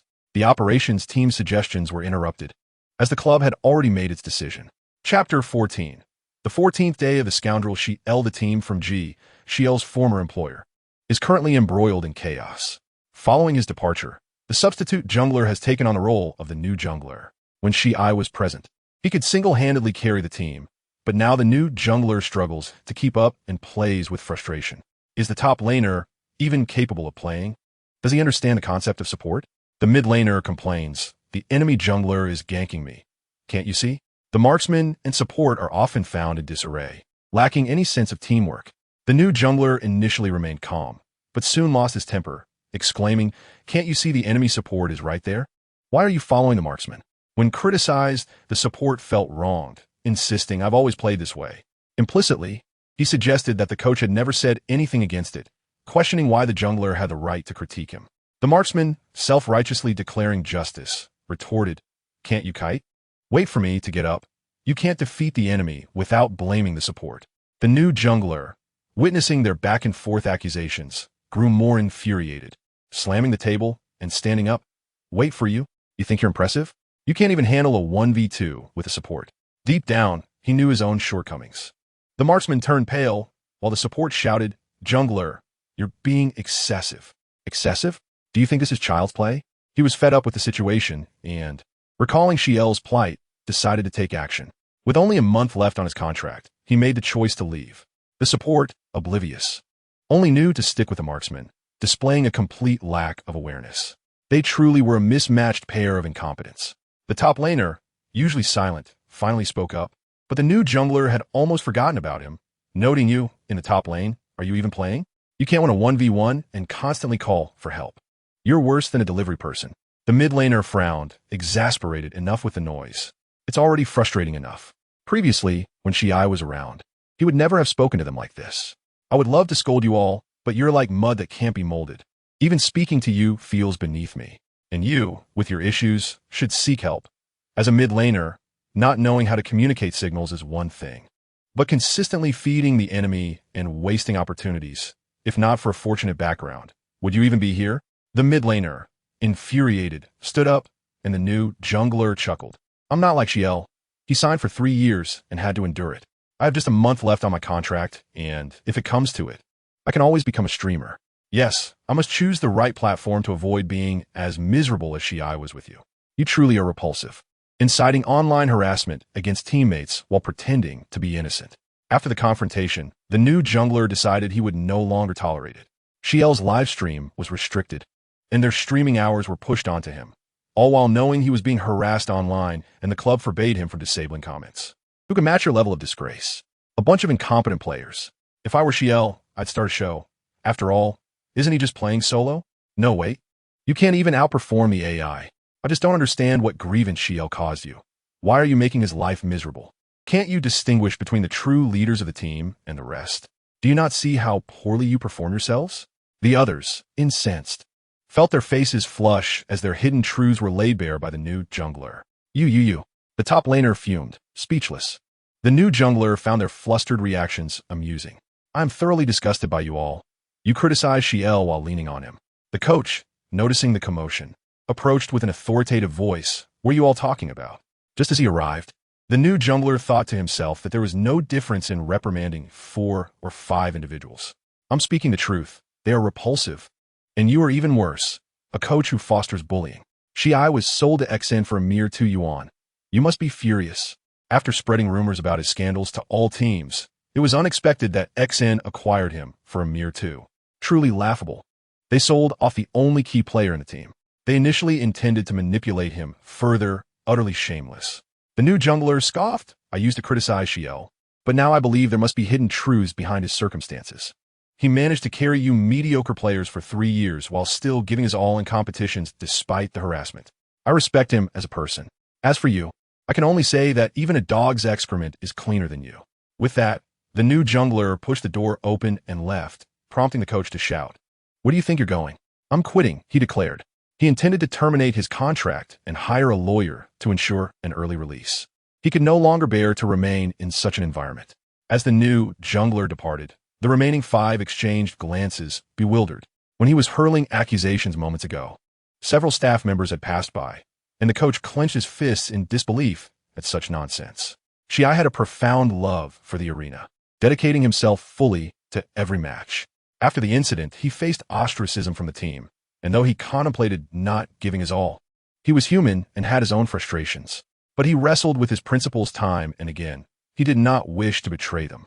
As a player, he bore the responsibility and obligation to give his utmost as long as he stood on the battlefield.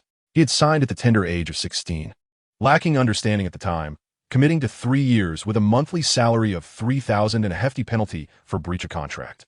He was among the last batch of players before the introduction of the baby lock in WNGZH.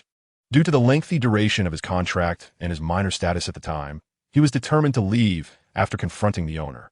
XN's ability to acquire him at the lowest price was partly due to the fact that his contract was nearing its end.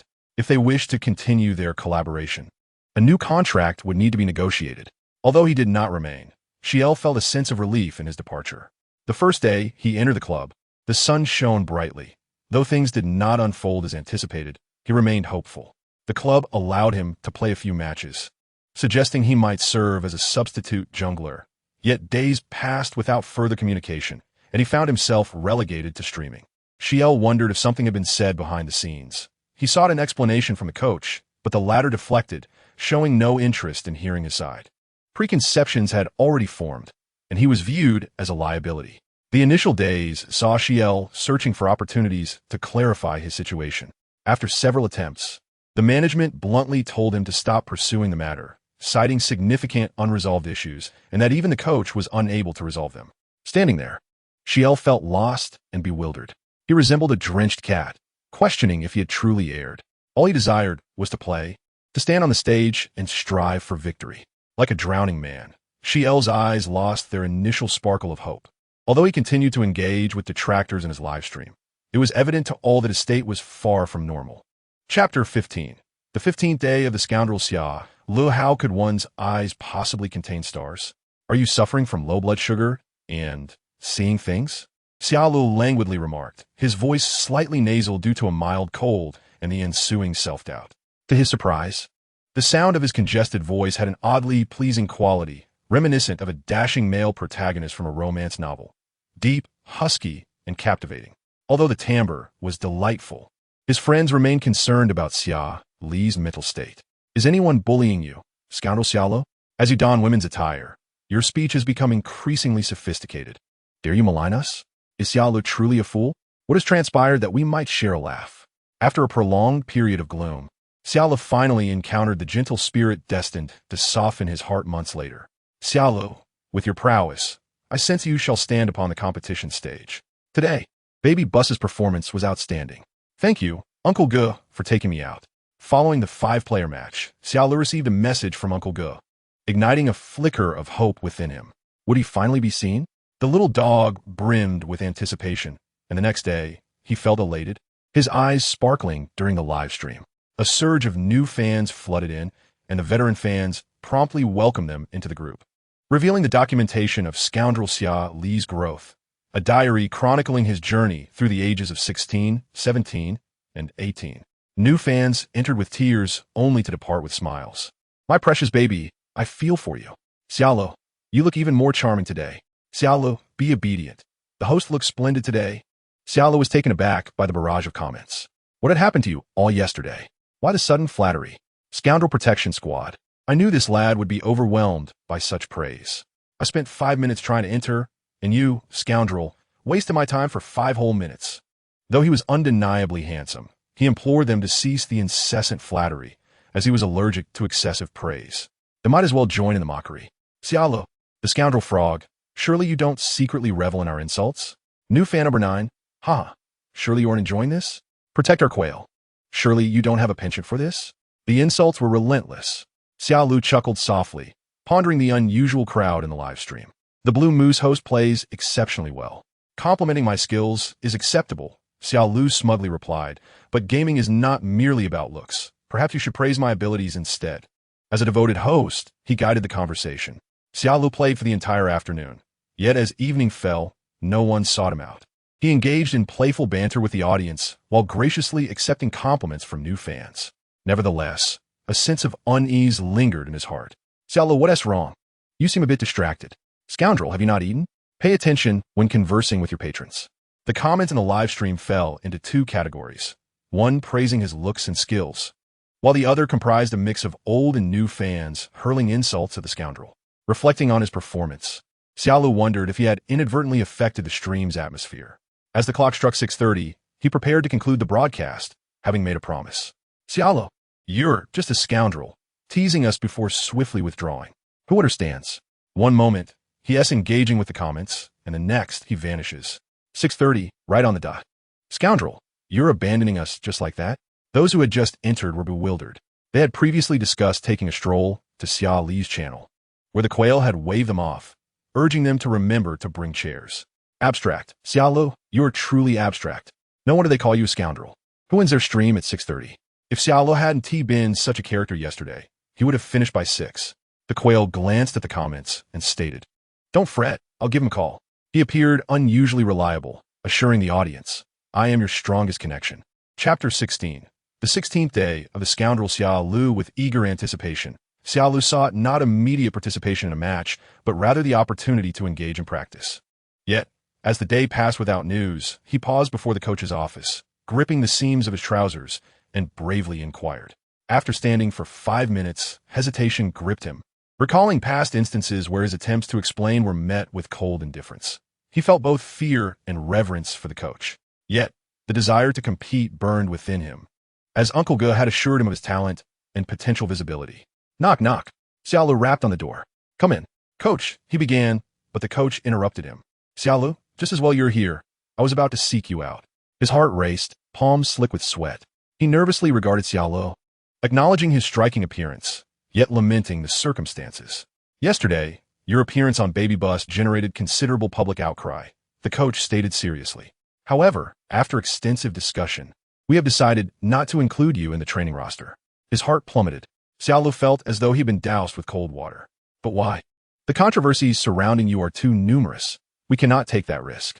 The issues you left unresolved could erupt with serious repercussions. The club has already mitigated the heat surrounding you. Once your contract concludes, you may seek a better path. I can explain the controversies.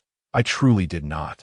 Once again, Xia Li's voice was cut off, the coach's irritation evident. Enough. I do not wish to discuss this further. Leave. Frustration welled within Xiaolu as he bit his lip. Hope rekindled only to be extinguished once more. Despair enveloped him, yet he yearned for understanding. Why would no one listen to his earnest explanations? Was the truth he sought deemed insignificant? As he ruminated, anguish consumed him, and he began to breathe heavily. Alone in the dormitory, his peers were either training or streaming. Why will no one hear my explanation? Have I truly erred? I merely wish to compete. I give my all in every game. Is that a fault? Yet the affair with Zhao Qing, the marksman, is undeniable. How can I be in the wrong? No one listens to my earnest explanations. Must I lay bare my heart to prove its purity? Am I truly suited to be a player? Should I have surrendered at 17? My perseverance seems futile. I believed escaping would suffice. Yet why do they not release me? Xiel murmured softly, clutching his chest, as if he were on the brink of asphyxiation. He incessantly interrogated himself, once again ensnared in an unprecedented web of doubt and denial. The empty dormitory contained only him. He felt as if he were ensnared in a spell. His gaze inadvertently fell upon the fruit knife resting on the table, and an uncontrollable thought sprouted in his mind. Would my death serve as proof of my innocence? He found his hand reaching for the knife, unable to restrain himself, as if a dark veil had obscured his mind in that fleeting moment. Xi'an's wrist was slender and fair, and as his right hand grasped the knife, he lowered his gaze to his left wrist, a heart laid bare for self-verification. Is that permissible? Like a moth drawn to a flame, he brought the fruit knife closer to his left wrist. No, there are those who believe in him. GK had faith in him, promising to help him connect with the team. He had even praised Xi'an's prowess, asserting that he would undoubtedly stand on the battlefield. The legion of detractors had remarked that he, the scoundrel, would surely live a long life, and his mother had declared him her pride. Xi'an felt dizzy, akin to a camel crushed by the final straw. His right hand, still gripping the knife, moved inexorably towards his left wrist. He wished to halt the motion, but he could not. It was as if he were enchanted, unable to master his own will. Xi'an, what are you doing? Do you still wish to play games? That is your left hand, your left hand. Stop, stop. Tears streamed down his face, and he remained oblivious to his own weeping. He stared intently at his right hand as it approached his left wrist, slowly inching closer. Suddenly, the sound of his phone rang. A voice message from the newly added GD, interrupting his actions. The ringing jolted him awake, akin to a drowning person gasping for air. He dropped the fruit knife in disbelief, gripping his left wrist instead. What had he just been doing? Xi'an recognized the peculiarity of his recent state. Reason urged him to extricate himself from the tempest of emotions, yet sentiment overwhelmed him, compelling him to weep, especially since he had nearly taken his own life. Glancing at the name in his contacts, he felt a surge of adrenaline and answered, his voice tinged with the tremors of someone who had escaped disaster. GDY. Thank you for saving me. The once radiant smile of a live stream host froze upon hearing the voice, and he anxiously inquired, Xi'an, what are you saying? The person on the other end exhibited unmistakable signs of distress, devoid of any jest. GDY, Xi'an gasped, struggling for breath. His previously composed demeanor shattered as he became overwhelmed once more, his body immobilized. On the other end, it was evident that I was in distress, his rapid breaths echoing through the line. During the live stream, numerous viewers had tuned in, and rationality dictated that GDY should hang up, especially as inquiries about Xi'an's well-being began to flood in. The chat was rife with concern. They had originally anticipated a jovial exchange, eager for GDY to reprimand Xi'an for ending the stream prematurely. Yet Xi'an's voice conveyed an alarming abnormality, and without ending the call, he increased his volume. Xi'an, listen to me, I am live streaming. Quayle's voice trembled, and he could not fathom why. Xi'an, he called out, his voice rising in urgency, as the other side continued to gasp for air. Xi'an's voice, once melodious, now resembled that of a helpless, dying puppy. The sound was pronounced, yet to Xi'an, it felt distant and ethereal. His roommate rushed in, having heard the commotion from the kitchen, her expression serious, starkly contrasting her usual cheerful demeanor. Chapter 17. The 17th day of Scoundrel Xi'an, I am live streaming. You must listen to me, Quayle implored, urgency lacing his words. The chat was chaotic, yet he paid little heed to that, for a thought had struck him. This morning, LNGN had messaged him, exclaiming that this guy had an extraordinarily steady mentality. He had inquired with someone and discovered that there was a plethora of dirt on G's side, including long-standing online harassment. I caught up on their team's match yesterday. The others played terribly, relying solely on him to carry. His friend from G's side had mentioned that he had been ostracized by his former team, accused of disregarding the group and playing the hero. I laughed. Can they not distinguish between the ace and the joker? If I were Xi'an, I would simply let them peck at each other. Indeed, he genuinely admired him. He had reviewed several of his matches, and in each, he played with unwavering seriousness, a commendable mentality. G's former team now relied on defensive strategies, and rumors circulated that their new jungler had also departed. There were whispers that Xi'an's situation was more intricate than it appeared, and he resolved to investigate further. Should it emerge that he was indeed innocent, He would inform FIG that this player would undoubtedly be a formidable asset. L and G and N rambled on, urging Quail not to disclose anything to Xia or others, as the situation remained uncertain. Preemptive disclosure would only undermine future discussions. Xia sat limply on the ground, striving to regain composure, yet he remained immobile, though his breathing gradually stabilized. Upon hearing that his breathing had calmed slightly, Quail felt a sense of relief. Yet he remained tense, insisting, "I am live streaming. You must listen to me. Do not do anything for the moment. I will contact you once the stream concludes."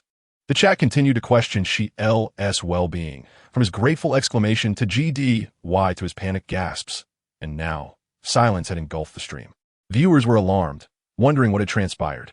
What is happening with Xia? Why is he silent? I sensed an urgency in his earlier gasps, akin to someone on the brink of death. Why is he not speaking? This scoundrel, who previously ended streams punctually, surely isn't being bullied, is he? I have never seen Quail so serious before. Has Xia ranked up today? What is going on? Speak up, though it sounds frightening.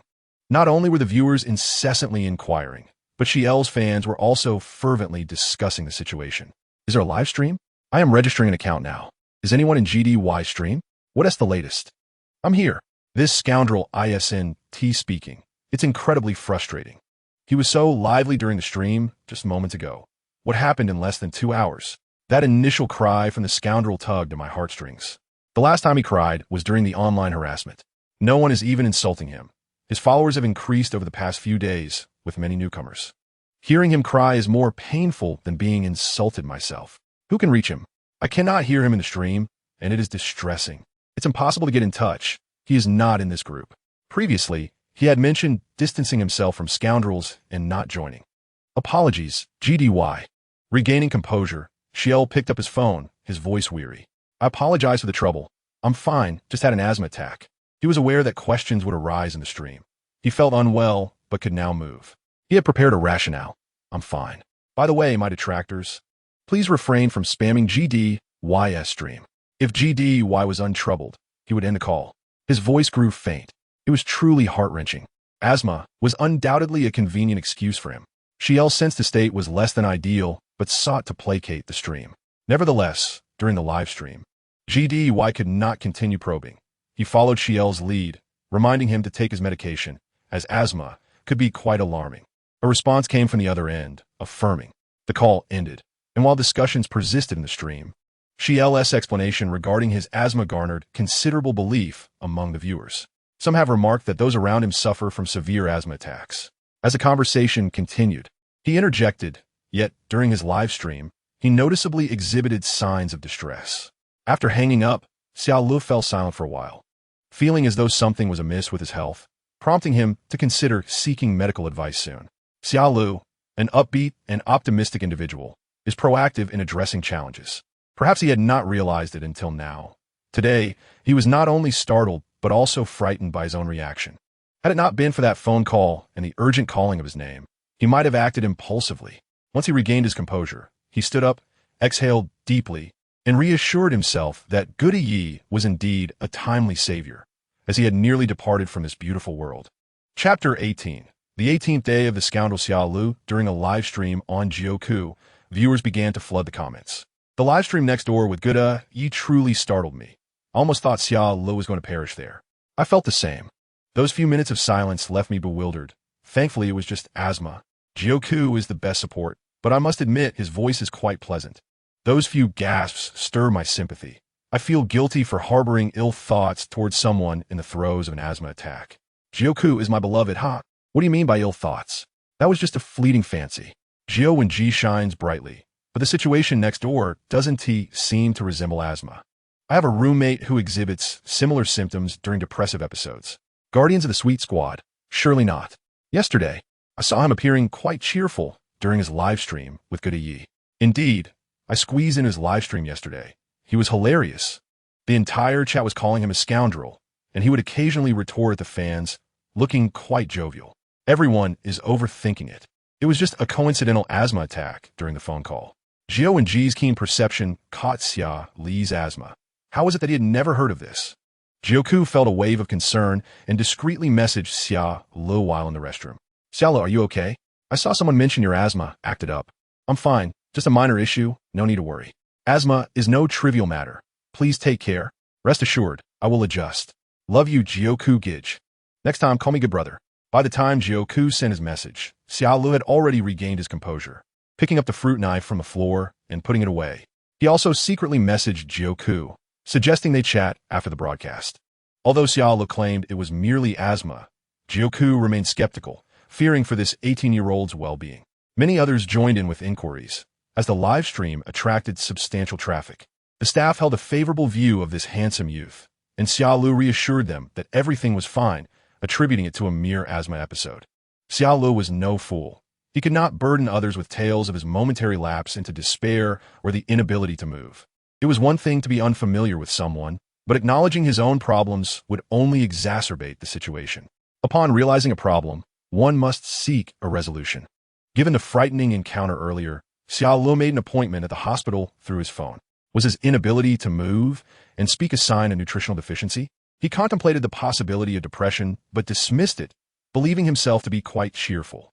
Thus, he accessed the assistant to schedule an appointment with a neurologist. Unbeknownst to him, his legion of detractors was preparing to rise against him, inciting a rebellion akin to the Liangshan heroes. The most vociferous critics were now the most anxious, especially the longtime fans. It's fake. It must be fake. I've watched this scoundrel for 3 years, and he has never once mentioned asthma. Just yesterday, I said he was my destined team, and today this scoundrel is in trouble. Newcomers, if interested, you might want to dig into the archives. The group has the chronicles of the scoundrel's rise. This scoundrel was previously subject to online harassment. A slew of rumors circulated about him, but they were all false. Anyone who believes them is a fool. I asked my dad, who is a doctor, if someone could suddenly develop asthma. He said no, asthma is typically chronic, with genetic and environmental factors leading to its onset.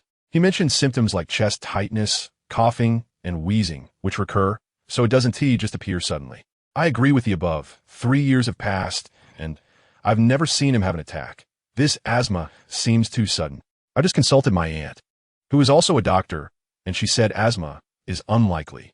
After hearing my description, my aunt inquired if Xia Lu might be suffering from depression, suggesting that rapid breathing and inability to speak could indicate severe depression. She asked what Xia Li's typical behavior was, and I am currently messaging her. How could that be? He is the most cheerful child I know. I looked up the symptoms of severe depression. 1. Inability to eat. Patients exhibit aversion to food and poor mood. 2. Low mood. Patients often feel isolated, are emotionally sensitive, and prefer solitude, experiencing extreme low spirits. 3. Weariness of life. Patients may entertain extreme thoughts, exhibit pessimism, or even contemplate self-harm.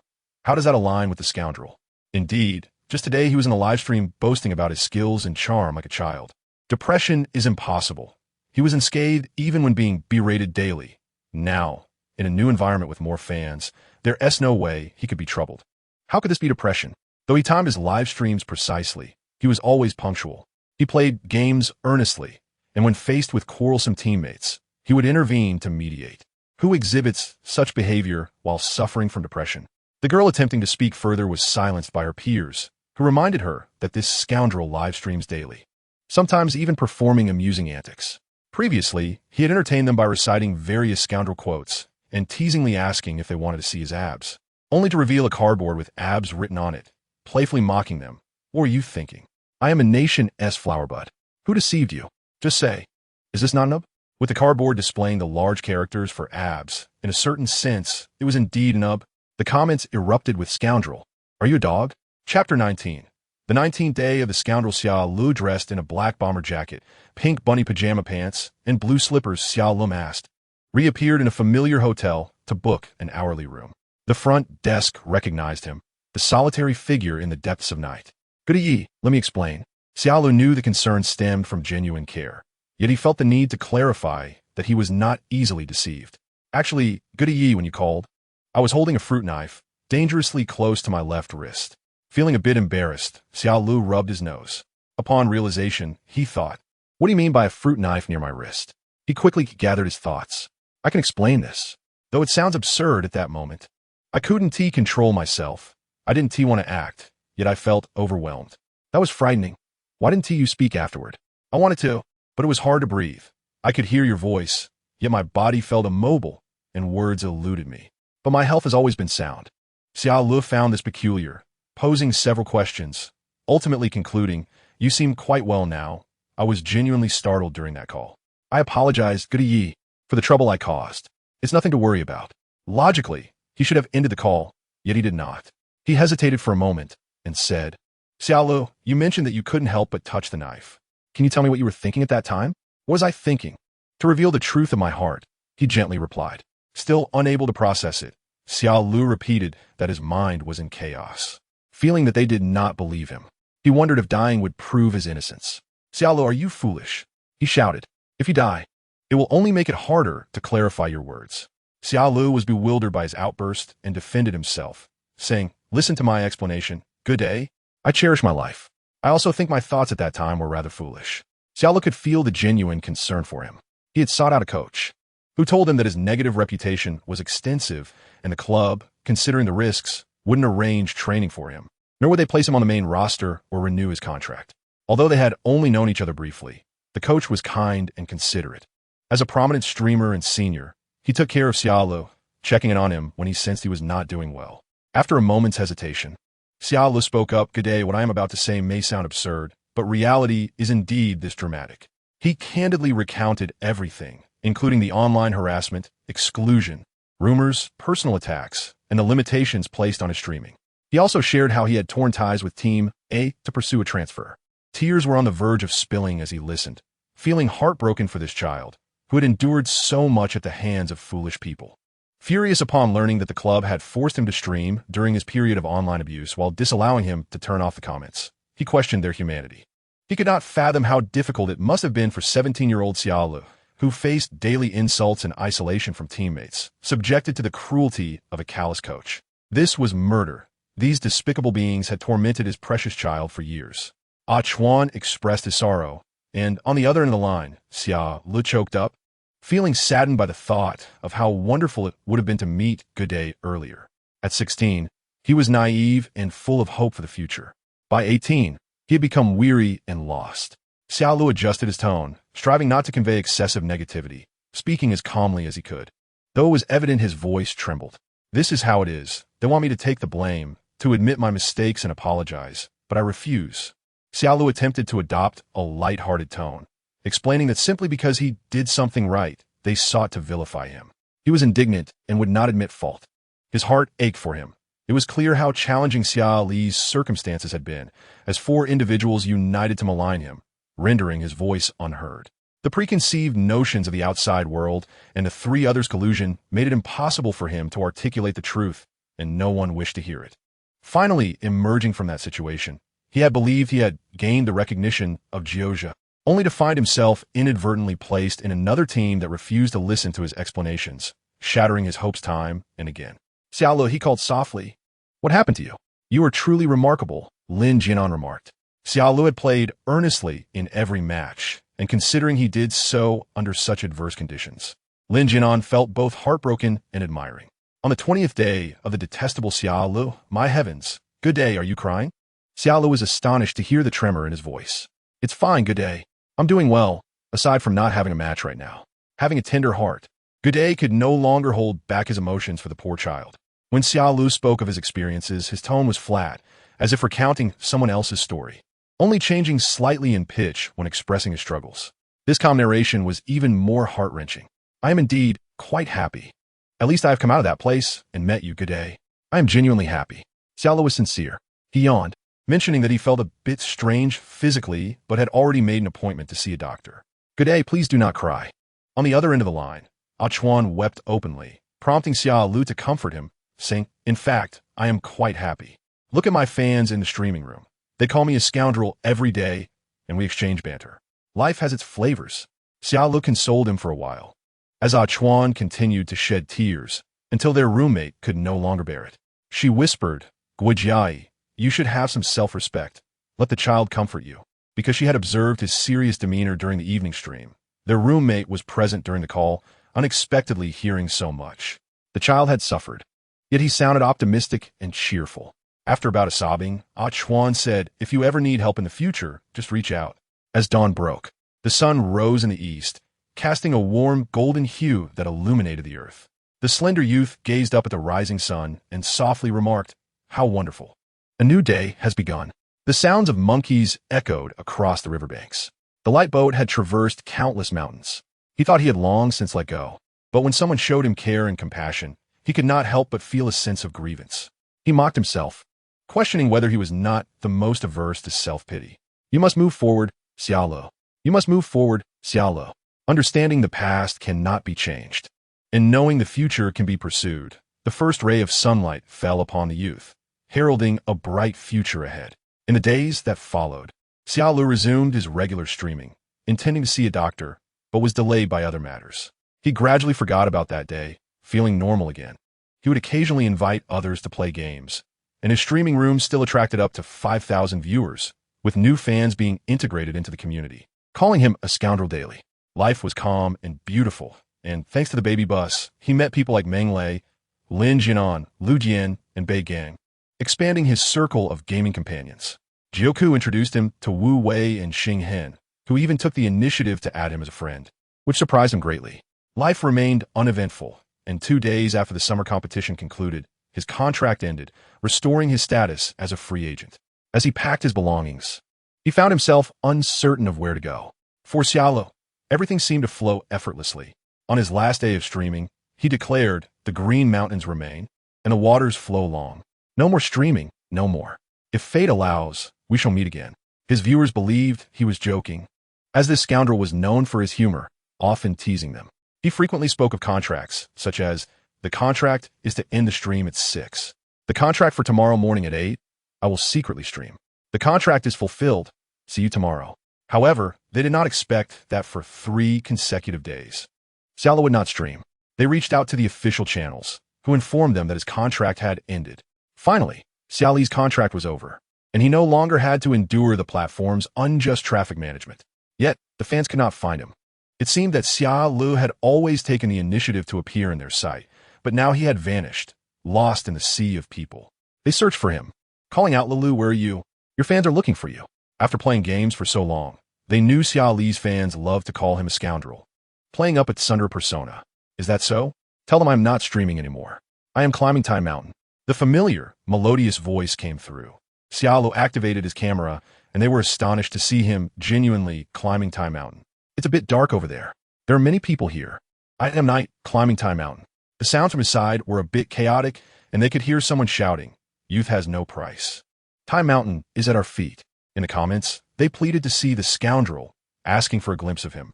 Once again, Xia Ling's fans were captivated. This old six remained as handsome as ever, and the youthful vitality radiating from him made them question who had claimed adulthood at 18. Fans complained, "We did not bully Good Day. This scoundrel has not contacted us for so long. Indeed, he is a scoundrel. Good Day, I must hang up now. I will continue my climb. I will send you a photo when I reach the top." Okay. Before hanging up the phone, Xia Ling's voice resonated with the Shao Haizi, reminding them to remain cheerful even in his absence. Chapter 21. The 21st day of Scoundrel Xia Ling. The barrage of comments criticized him, yet it was rather amusing to watch. In truth, he had discussed Xia Ling's situation with Lin Jianan, and they spent over an hour venting their frustrations. Lin Jianan was the first to inform Meng Lei about the matter, who also felt sympathy for the boy. However, the harsh reality of acquiring new talent was evident. The current jungler, Zhong Yi, was performing admirably, and the club had little intention of seeking a new jungler. Moreover, given that Zhong Yi had been with the team for quite some time, it was vital to consider their synergy, especially with the upcoming tournament. Xia Ling's adjustment period with the team had been exceedingly brief. Meng Lei rationally assessed the situation, acknowledging that despite Xia Ling's impressive performance in Bao Bao Bus, the disparity in skill levels was apparent. Lin Jianan sighed, agreeing that Xia Ling was indeed unfortunate. But the current circumstances were what they were. Unless Xia Ling exhibited extraordinary prowess, his role would likely remain that of a benchwarmer. It was evident that the young man yearned to compete, yet they could not provide him with the stage he desired. "What shall we do?" Lin Jianan inquired. Meng Lei suggested they should refrain from exploiting the boy's aspirations. What if another team sought to acquire him? After all, his reputation had grown since his time at Bao Bao Bus, and previously, Jiuzhe had expressed interest in signing him. Meng Lei dismissed the likelihood of Xia Li's acquisition, citing the satisfactory performance of their current jungler and the uncertainty surrounding Xia Li's true capabilities. The fact that Meng Lei and Xia Lu were both junglers meant they rarely played together, and Meng Lei's exposure to Xia Lu was far less than that of Lin Jianan. Additionally, the opponents faced by Jia and Bao Bao Bus were considerably less formidable. At 1:30 a.m., he received a short video from Xia Lu. The youth stood atop a mountain, surrounded by a sea of people below. With a radiant smile, he exuberantly declared to the camera, "I have reached the summit." The exuberance of youth was palpable, evoking a sense of nostalgia for his own lost youth. However, the barrage continued to critique his night climb of Taishan, remarking on his impressive vitality. Jiuzhe was astonished by Xia Li's social media updates, exclaiming, "Wow, brother, you are quite impressive for climbing Taishan at night." After traversing the winding mountain paths, Xia Li finally reached the peak. The summit was crowded with climbers, and as he gazed at the surrounding peaks and the luminous moon above, he felt a profound sense of peace. Indeed, he stood at the pinnacle, surveying the lesser mountains below. Together with all those who had ascended the mountain, Xia Li awaited the sunrise. At 5 a.m, the sun rose as expected, casting a fiery glow, as the sun always ascends in the east.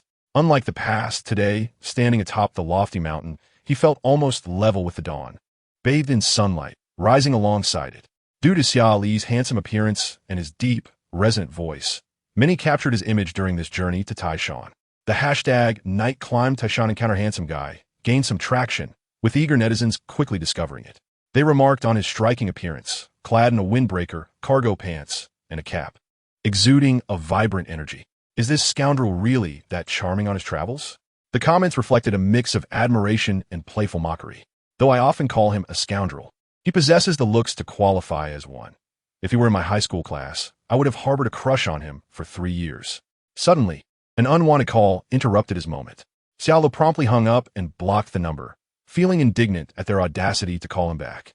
The staff member on the other end exchanged glances with the coach and 4 teammates, all bewildered. That staff member had recently learned some insider information and felt contempt for them.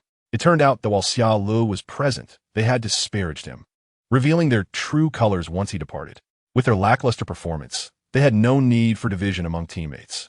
Their ratings were abysmal, with scores of 31 for the marksman, 42 for the support, 43 for the jungler, 27 for the top laner, and 36 for the mid laner, leaving the event's director utterly perplexed.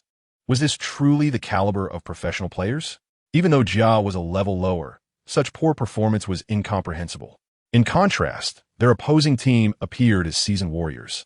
While they were merely the central dot in the equation, disgruntled fans labeled their team as a period, suggesting they needn't even compete. Their intention was to allow Xia Li's reputation to deteriorate, ensuring no club would sign him. In their misguided arrogance, they believed that if they presented themselves as magnanimous, Xia Li would be overwhelmed with gratitude. However, all contact details of his teammates and coach had been blocked, leaving only the staff to reach out. Upon recognizing their number, Xia Li hung up again, lamenting the absence of a trash bin alongside his blacklist. Chapter 22. The 22nd day of Scoundrel Xia Li's efforts to recommend Xia Li to teams in need of a jungler were thwarted, as every club either already had won or declined his candidacy upon hearing his name. Attempts to clarify that the accusations were false were met with impatience. They merely expressed their apologies, stating they were not in need. In this moment, the weight of Xia Li's struggles at 17 was evident, entangled in a web of limitations. From his coach's perspective, Xia Li was an exceptional jungler, a true talent. To lead a team to the top, while maintaining stability at Bao Bao Bus was no simple feat. Anyone familiar with the challenges posed by incompetent teammates would understand the difficulty of winning with even one liability. Yet, Xia Li had shouldered the burden of 4. Since Xia Li joined, Bao Bao Bus had thrived under his guidance. With Xia Li in the jungle, they had won 8 out of 10 matches, an astonishing statistic. His performance metrics were so impressive that his coach felt compelled to advocate for him. I currently find myself at a loss, Jiuzhe admitted. After discussing Xia Li's unfavorable reputation, he felt a pang of guilt, yet he was overwhelmed with his own issues. Faced with numerous obstacles, he contemplated forming his own team, but quickly dismissed the idea, knowing his compassionate nature was ill-suited for coaching. He considered whether Xia Li might find fulfillment as a streamer. contemplating the possibility of mentoring him. However, he recognized Xia Li's passion for the competitive arena and felt unable to dissuade him from pursuing that path. Initially, he believed Xia Li would be despondent after their contract termination, yet the boy appeared vibrant and full of spirit. Your resilience is commendable. Climbing Taishan at night is truly courageous, he thought. Ha ha ha, goody, I even brought you a gift. Xia Li shared a photo of a charming golden and red Taishan stone lion. The shopkeeper mentioned that the Taishan stone lion brings safety and peace. This thoughtful gesture prompted a grateful response. By the way, have any clubs reached out to you? None at all. Not a single one, Xia Li replied, attaching a crying pig emoji, reflecting his helplessness. Despite his strong performance in Bao Bao Bus, lingering issues from his time with Jiao persisted. Seeing Xia Li in such high spirits, his coach inquired, haven't you thought about reaching out to other clubs? I did, but they outright rejected me, Xia Li lamented. I've even heard remarks suggesting that no one wants a player who hasn't even seen the battlefield. He attached a pig emoji hanging in despair. Though it's quite unethical, I can't help but find it amusing that someone would say such things. His coach offered encouragement, assuring him that opportunities would arise. Xia Li's sunny disposition was evident, radiating positivity. Suddenly, a thought struck him. Xia Li, make sure to check on your health when you have the time. Recalling past events, Xia Li also remembered and said, all right, goody, you need not worry. It should not be anything serious, just that one time. However, still feeling uneasy, he insisted that he should go for a checkup. Xia Li thought that once he settled down, he would visit. The world is so vast. I want to explore it, he mused. I haven't decided where to go next. Do you have any recommendations, goody? After careful consideration, goody thought that in Shanghai, he would be too busy to accompany Xia Li, and the cost of living there was not particularly favorable for him. He contemplated and said, why not visit Chengdu? Lao Menglei says there are plenty of delicious foods and many places to enjoy. If Xia Li went there, he could also have Menglei, Lin Jiannan, and Lu Jianlu look after him. Actually, going to Guangzhou could work too. He could ask Wu Wei for assistance. And Zhang Kai as well, though Zhang Kai and Wu Wei were not familiar with Xia Li, and he feared it might be awkward for the young lad. In Hangzhou, he could have Wei Zhuang accompany him, but the reasoning was the same. The same applied to Chongqing. Upon reflection, there were indeed many places to recommend. He had connections everywhere, truly befitting a four-time champion coach. In the end, he still suggested that Xia Li meander through Chengdu, partly because he knew Baby Bus and they shared a bond from gaming together, and partly because he thought if Xia Li went elsewhere, it might present an opportunity for him. It would be a case of killing two birds with one stone. The comments section erupted with applause and encouragement, flooding the screen with praise. Although Xia Li did not have much money, he had earned more in the past few months after switching clubs. He typically spent very little. This trip was akin to that of a special forces soldier, carrying his luggage while seeking the cheapest train or travel option. To save money, he even spent a total of 21 hours on trains to reach Taishan. Fans remarked on his impressive vigor, noting that with such a spirit, he could easily run 1,000 meters after orbiting the moon. Were there any family members of the folks at Taishan who encountered this so-called deadbeat lad? I can't believe Gudeyi said the deadbeat lad is going to have fun in Chengdu. He truly has spirit. My friends and I were just planning to go to Taishan to catch him. Are there any friends in Chengdu? Let us catch that deadbeat lad and make him go live. If not, let us create a Weibo or Douyin. It's been days since we last scolded him, and I'm feeling unwell. I'm in Chengdu. Sisters nearby gather here. Let us block him when the time comes. New fans want to know why the deadbeat lad doesn't he have Douyin or Weibo. Did you see the documents in the group? He was severely blackened before, facing online bullying. At that time, his Douyin and Weibo accounts were reported, and his team, fearing it would affect the club, had them all canceled. No wonder I couldn't find Xia Li. This deadbeat lad is out there having fun, not a thought for his benefactors. Honestly, as a 3-year-old fan, aside from the crowdfunding of 1 yuan and the fan light board, I haven't spent any other money. If this little fool goes live again, he will surely change platforms. I'll spend money every day to make him call me dad. Count me in when the deadbeat lad goes live again. I will definitely make him understand what a benefactor is. Chapter 23. The 23 days of the deadbeat Xia Li sat on the train, his youthful head bowed, surrounded mostly by pairs of travelers. His gaze fell upon a mother and child nearby. The mother bought a meal box, first ensuring her child was well fed before she consumed the leftovers. Please give me a bowl of instant noodles, and then bring that lady another meal box. Thank you, Xia Li said quietly. The mother, taken aback by the unexpected kindness, nodded in acknowledgement, and he said no more before opening his noodles. His mother had given birth to him out of wedlock, and his father had abandoned her when she was 6 months pregnant. By that time, it was too late for her to terminate the pregnancy, and she was still very young, with the best years of her life ahead of her. Some advised her to give birth and put the child up for adoption for a better future, but she, soft-hearted, could not go through with it. His grandparents had promised not to send him away, yet his household registration remained under their name. Xia Li's family was not well off during his childhood.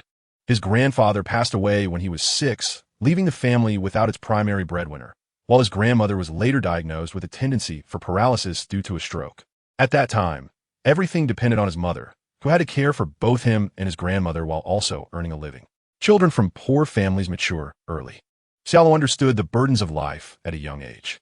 His mother would guide him through countless dark nights with a flashlight in hand. The malice of children is often pure. Many mocked him for being fatherless and called him a bastard, questioning why his father had never come. During those times, when he naively asked his mother, she would hold him and cry, apologizing to him. Yet, she was already enduring so much. Xiao Lu felt pain for her and never asked again. As Xiao Lu grew older, the cost of education increased, and his mother had to take on 2 jobs. He felt for her and wished she would not have to struggle, even contemplating dropping out of school. When he expressed his desire to quit school, his usually gentle mother slapped him, her voice breaking as she yelled, "If you do not study, it was my failure to study well that allowed men to deceive me. Lele, your mother is already so tired. Don't add to her burdens, all right? You must study. I will work myself to death to ensure you can." Xiaolo, in the 5th grade, felt lost and did not mention dropping out again. Yet his mother was truly exhausted, and he ached for her. Wei's grandfather was alive. Relatives would introduce potential suitors to his mother, but now that was gone. They said, "Your mother is burdened with 2 dependents. Introducing her will only create enmity." Some suggested, why not send Xiao Lu to an orphanage? This way, you will have an elder to care for you, making it easier to marry. They believed that a woman's primary goal was to find a good husband. Xiaoyin, no offense, but you should have sent Xiao Lu away long ago. He's grown up now, and expenses have increased. Your mother needs care. How can you manage alone? Xiao Lu secretly listened from outside the door, realizing this was not the first time someone had suggested sending him away. He was a burden, a waste. Without him, his mother would have a promising future. Everyone said the same thing, but his mother immediately changed her expression and said, "I call you Aunt out of respect. Lele is my son, and I can support him. Has he ever asked you for money?" Seeing her anger, his aunt sheepishly replied, "That's true. Then why does it concern you how I raise my son?" His aunt, flustered, kept insisting she meant well. He could not wallow in self-pity. He had to be strong, otherwise it would break his mother's heart. By the time he reached middle school, Xiao Lu encountered Wang Zhirong Yao through a friend's phone, helping him play a game. Perhaps it was talent. He excelled, and his friend promised him 500 yuan if he could help him reach the national server. Holding that 500 yuan silently, he remembered when his grandmother passed away, and people remarked that Xiao Yin would have it easier now, as managing 2 dependents was exhausting. Going pro? The notion was foreign to Xiao Lu. "You don't know? Let me show you." His friend pulled him aside to watch videos of professional players, and he saw Jiuzhe, Wu Wei, Yang, and Inua, who all played so impressively. "Playing professionally is amazing. You're so good, you should try it, and you can earn money and bonuses too. How glorious it is to stand on the stage." Xiao Lu added his friend's contact information. His current phone was a second-hand one his mother had bought for him, and he hesitated. Thus, for the next few days, he immersed himself in learning about esports, teamwork, climbing to new heights. He watched numerous related video clips, observing the spirited competitors on stage, and a surge of passion arose within him. If possible, he longed to stand on that stage. With youthful fervor, he still hesitated, but when he called for advice and was offered a monthly salary of 3,000 yuan, he felt a stirring in his heart. Mother worked tirelessly to earn a little over 3,000 yuan a month. To Xiaolu, 3,000 yuan seemed like a fortune at that time, and he excitedly shared the news with his mother. Upon hearing that he wanted to play games, she was skeptical, but the prospect of earning 3,000 yuan a month also seemed like a promising path. Nevertheless, she still wished for Xiao Lu to pursue his studies. Eager to alleviate her burden, Xiao Lu expressed, "Mother, I have a deep passion for esports, and I aspire to become a professional player. Furthermore, my academic performance is not stellar. so having a job sounds quite appealing. The club proposed a 3-year contract with a monthly salary of 3,000 yuan. Filled with excitement, Xia Lu thought to himself, I can earn my own money and support you. Moved by her son's determination, his mother, observing his enthusiasm, eventually consented.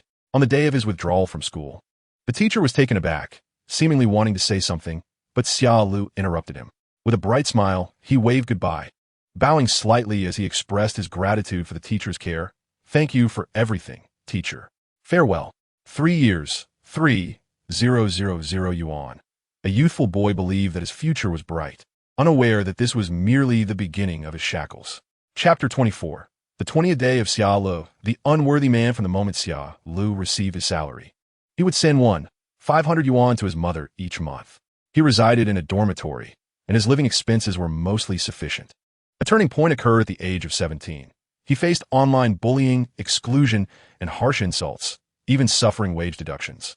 Yet, fearing his mother's worry, he continued to send her 500 yuan each month, living frugally. Xia Lu never discussed his club with his mother. He seldom mentioned it as she wouldn't understand, and he had little to share about his struggles. Home was his sanctuary. However, upon entering, he was greeted not by his mother, but by a stranger in an apron. Confused, Xia Lu asked, Did I walk into the wrong place? Just as he was about to leave, his mother appeared, looking somewhat plumper, her cheeks more vibrant. Lulu, you haven't made a mistake, she called to him. Awkwardly clutching his luggage, Xia Lu sat on the couch as his mother explained, I'm sorry for not telling you sooner. This is Wang Anyang, a classmate from elementary school.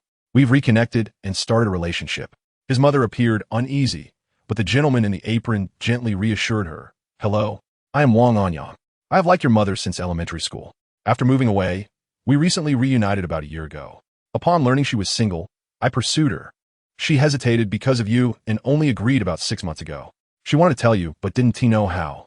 The man spoke calmly and articulately, appearing composed while Xia Lu's mother nervously observed him. Once Xia Lu grasped the situation, he smiled and expressed his support for his mother's pursuit of happiness. Upon hearing his words, his mother visibly relaxed. Dinner was prepared by the man, featuring chicken soup and other comforting dishes. The interaction between him and Xia Lu's mother felt natural and warm, making Xia Lu feel more like a guest.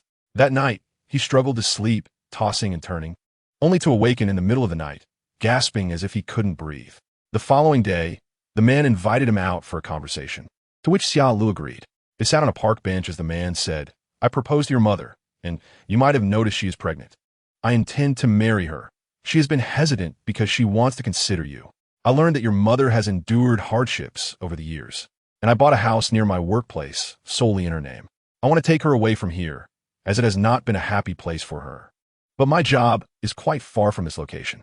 Xia Lu could sense the sincerity in his words. He genuinely cared for his mother. However, an unsettling feeling gnawed at him, as if something precious was slipping away. My family believes that both your mother and I are marrying for the first time. She remains single to care for her ailing mother. My family respects her greatly. Hearing this caused Xia Li's heart to lurch. He sensed the man's intentions, yet he remained silent. I wish to give her a wedding and a joyful marriage, since she is currently pregnant. I want to plan the wedding while the pregnancy is still early. The man looked at him, and Xia Lu replied, I wholeheartedly support your intentions. I will be delighted for you both to marry. Thank you for your blessing. However, I must express something rather unfortunate, Xia Lu. I hope you do not maintain contact with your mother after our marriage. We will be separate entities. The young man felt a jolt, his smile faltering. I won't intrude upon your lives, Xia Lu explained, but the man interjected, I am aware of that. It is precisely for this reason that I must say this. Your mother informed me of your job and that you send her money each month. You are capable of independent living. Once your mother and I are married, it will form a new family. I must consider my wife and child. Although I do not care about her having had you, relatives might speak ill of it.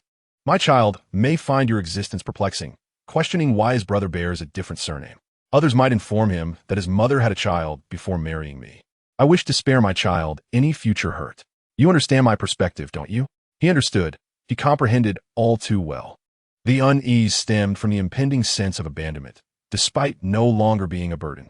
The man handed him a card containing 50,000 yuan. You send your mother 500 yuan each month, totaling 30,000 yuan over 20 months, which she will save for you. The remaining 20,000 yuan is what I have set aside. Xiao did not take the card, instead studying the man intently. In that instant, he grasped the underlying message, pinching himself to stave off tears. He forced a smile. Joking, are you saying this is my severance package? Xiao looked at him. I understand your meaning. If I do not appear in your future, you will be happy. Is that the implication? The man nodded. Xiao, holding onto a flicker of hope, asked, could I at least be considered a distant relative of my mother? I promise I won't intrude often. Perhaps once in a while, I could visit her. The man fell silent, noticing the tears welling in Xia Li's eyes. With a deep sigh, he replied, that is not feasible. You are not a distant relative, and your presence would be painful for your mother. The best outcome is for us to remain unconnected and not meet again. His words were unequivocal. Yet he had to admit that this was for the best for both Xiaolu and them. Xiaolu uttered a soft acknowledgement, forcing a strained smile. I see. It makes sense. Yet his heart ached. He realized this man would provide a good home for his mother.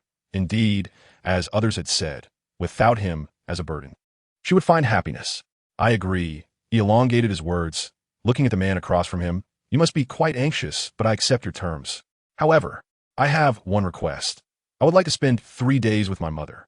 Hearing his agreement, the man exhaled in relief, clearly fond of Xiaolu, who was on the verge of tears, yet still managed to lighten the mood. The man replied, very well, but can you not extend it beyond a few days? Xiaolu shook his head. 3 days will suffice. By the way, please do not come during those days.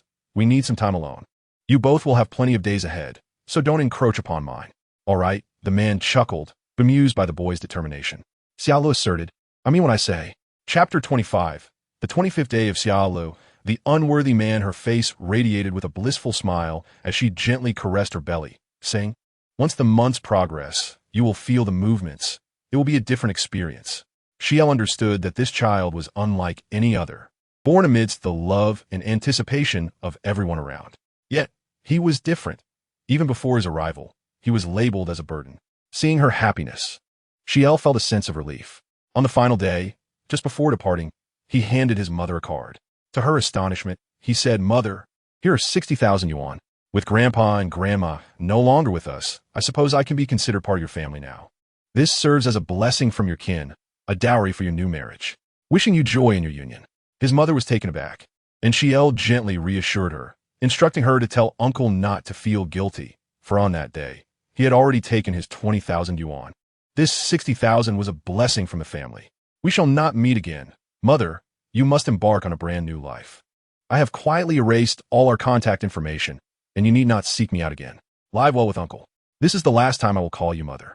Tomorrow, you will become someone else's bride. I wish you eternal happiness. During the new year, with no available transportation, he took a taxi, unaware of how that man managed to catch up with him. Xiao requested the driver to let him out for a moment, and the driver urged him to hurry. Upon exiting the vehicle, the man bowed and expressed his gratitude. He was thankful for the fulfillment of his wishes, never imagining that this child would return the card to his wife and utter such words. Just moments ago, when she called him, she was weeping profusely. She had truly made up his mind to leave. On such an important holiday, do not go. The man began, but Xiao interrupted him. I have matters to attend to at my club. I must leave. Please take good care of her, and I wish you both happiness in your marriage. With that, Xiao turned to re-enter the car, while the man gazed at the slender youth, realizing he was merely 17. His mother had mentioned that Xia had struggled academically in middle school, which had led him to gaming as a means of finding a way out. Yet, the maturity and eloquence displayed by this 17-year-old astonished him. Before meeting Xiao, he had feared that he might be a troublesome youth. Instead, he found him to be a commendable young man. Hesitating for a moment, he called out, Xiao, did you really resort to gaming because of poor grades in middle school? Of course, Xiao's voice responded, leaving the man momentarily dazed. The truth was quite the opposite. Aware of how hard his mother worked for their livelihood, Xia had dedicated himself to his studies, ranking among the top 3 in his class. However, his mother was largely unaware of his achievements, as she was perpetually busy, never having the time to attend parent-teacher meetings. She was preoccupied with caring for her bedridden mother and working tirelessly to earn a living. In reality, Xiao recognized that when he claimed he could earn 3,000 yuan a month from gaming, his mother visibly relaxed. This very action solidified his resolve. The man took the initiative to converse with him, and, as his mother remained silent, Xiao mentally prepared himself for what was to come. It was only upon seeing the bank card that he became even more convinced that his mother was aware of the conversation he was about to have, if not fully cognizant of his actions. In the following 2 days, she persistently tried to persuade him to stay a few more days. And he knew the man must have discussed their conversation with her. His mother had endured a difficult first half of her life, and Xi'an was determined to help her soar, seeking her happiness. Life is fleeting, and one should not take for granted tea, warmth, and fine weather. From henceforth, the mountains may be high and the roads long, with no promise of reunion. Xi'an murmured softly, observing the sparse traffic outside. It was the new year, and he felt like the only traveler on the road. The youth gazed despondently out the window as the vehicle departed from home, feeling utterly devoid of possessions in that moment. Naturally, there would be no activities at the club during the new year. Xi'an thought to himself how fortunate it was that the internet CAF was still open, as sleeping there was a more economical choice. That year at 17, he endured online bullying, ostracism from teammates, and rumors, ultimately leading to his mother's remarriage, leaving him all alone. Fortunately, such a dreadful year of 17 lasted only a year. Yet, he would only experience the age of 17 once in his lifetime.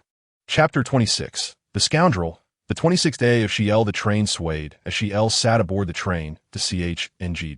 He fell asleep, but was suddenly jolted awake, gasping for breath. The attendant, noticing his distress, asked if he was all right.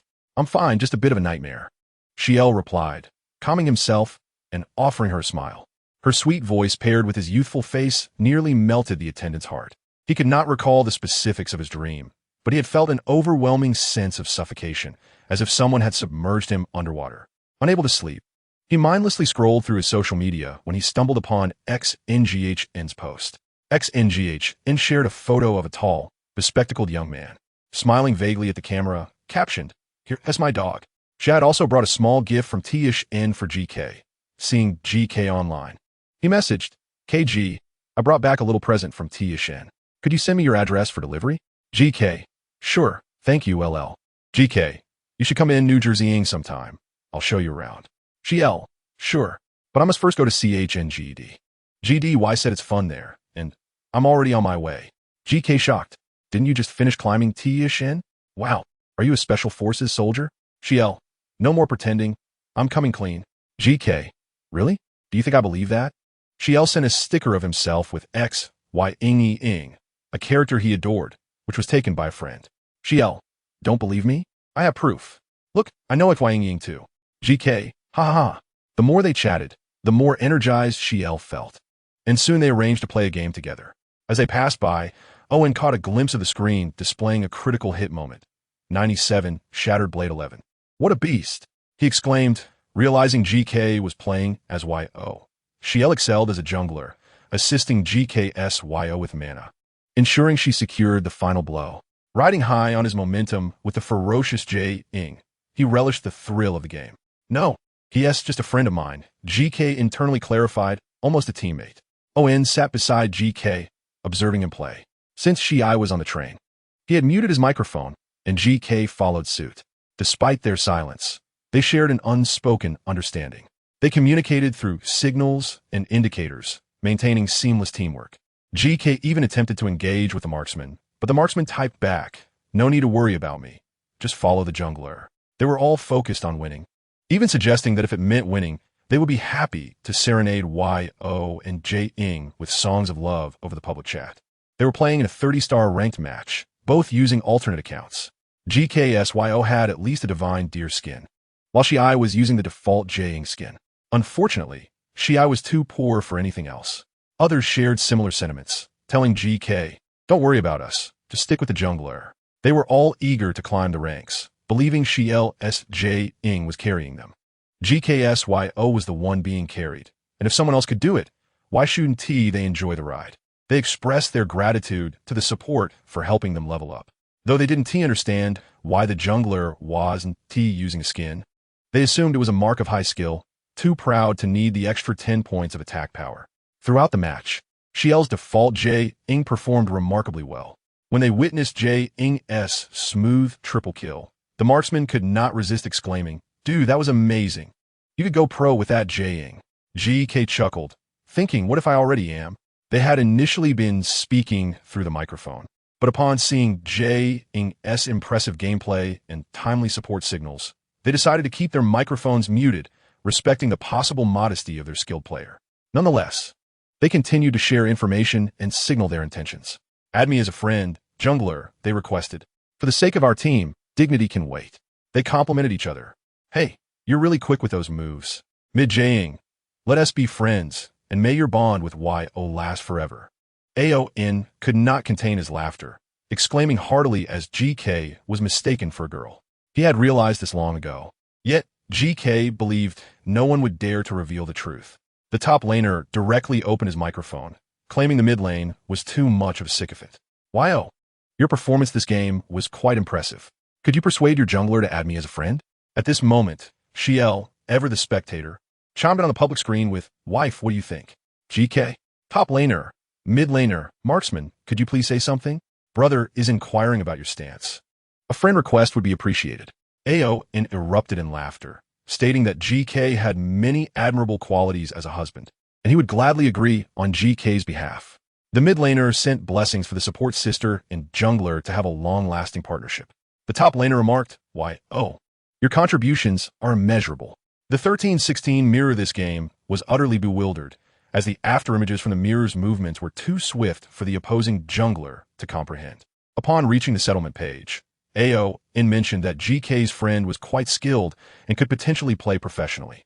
GK laughed, then messaged Xiel, stating that their marksman believed he could play professionally. Not the marksman, but Aon, which led to further laughter. Xiel sent a meme of good D while biting a phone, declaring that even after 3 years since his debut, he remained an amateur. GK reassured, it's all right. LL, you'll earn the right to bark like a dog. GK expressed faith in the jungler. Xiel asked, do you feel proud as a support sister? And added, Wife, you seem quite arrogant. The marksman recorded the gameplay and shared it on his social media, captioning it. If a jungler can carry a girl this well, don't say they're joined at the hip. I could sing praises of love from the sidelines. They held no disdain for couples, merely for those who played poorly while being overly affectionate. In truth, GK's Yo genuinely wished to connect with their teammates.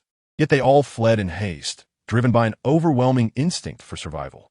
The support need not follow him. She should accompany the jungler instead. The support's sister, he implored, please do not stick with me.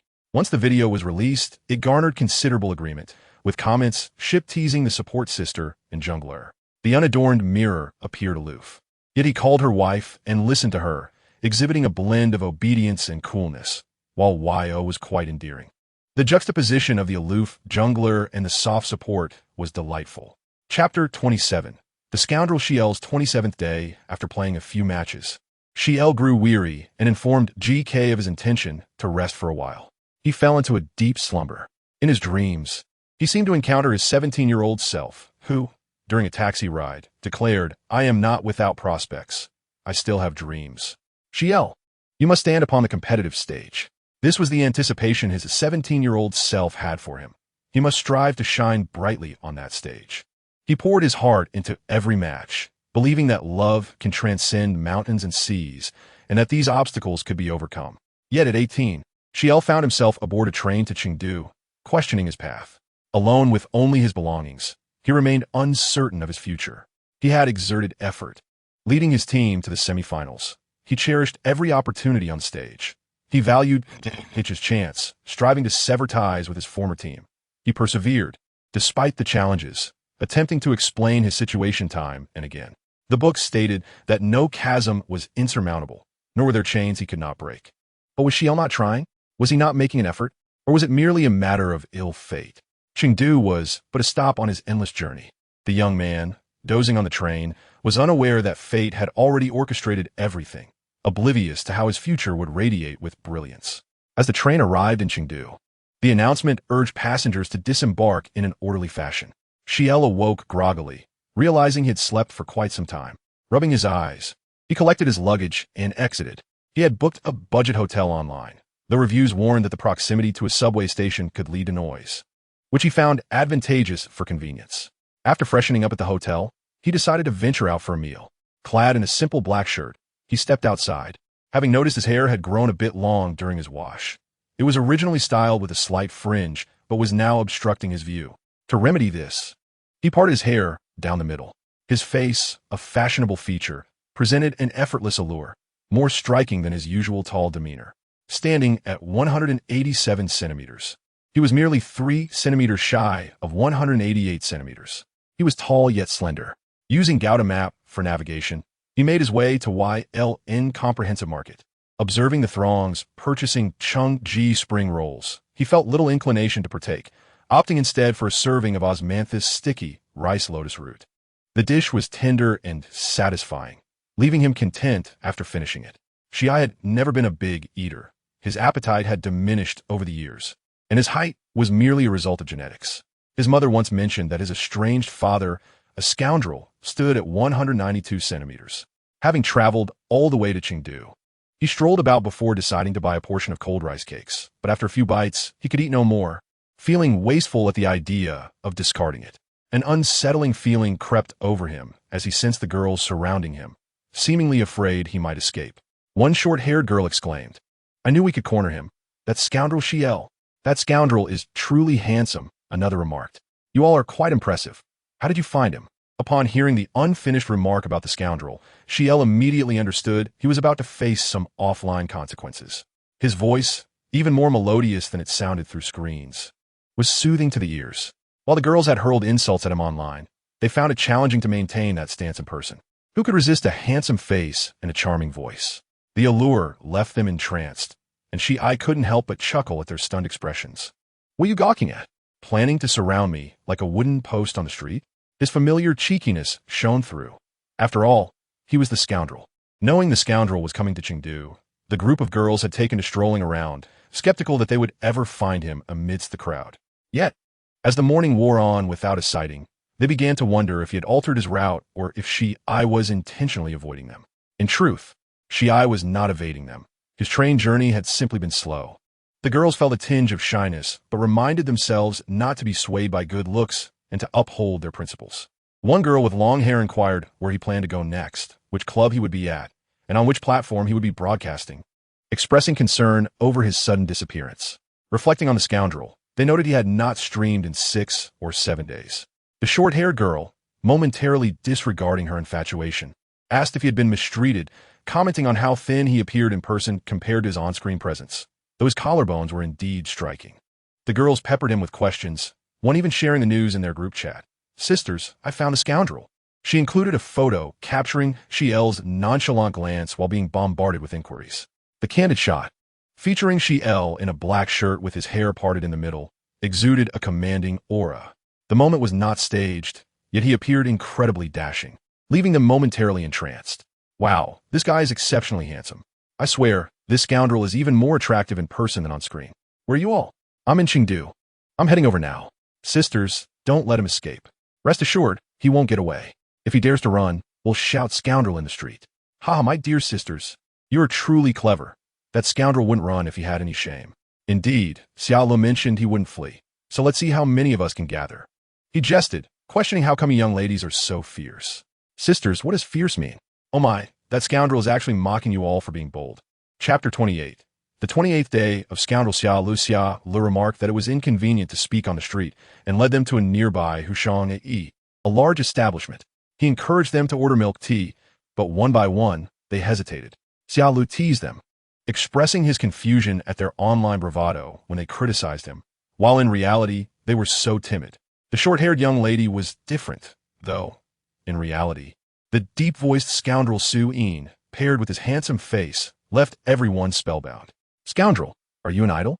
With such striking looks, Xia Ling noticed their discomfort and decided to drink alone. When he finally placed his order, several young ladies were impressed, calling him a dog. He suggested they should have simply come to the milk tea shop directly. Xia Ling playfully asked if they were aware of this. With a smile, he looked at them, a mix of affection and exasperation, saying he wasn't a fool. Their fingers were practically leaving traces on their phones. Anyone with a decade of experience could see through it.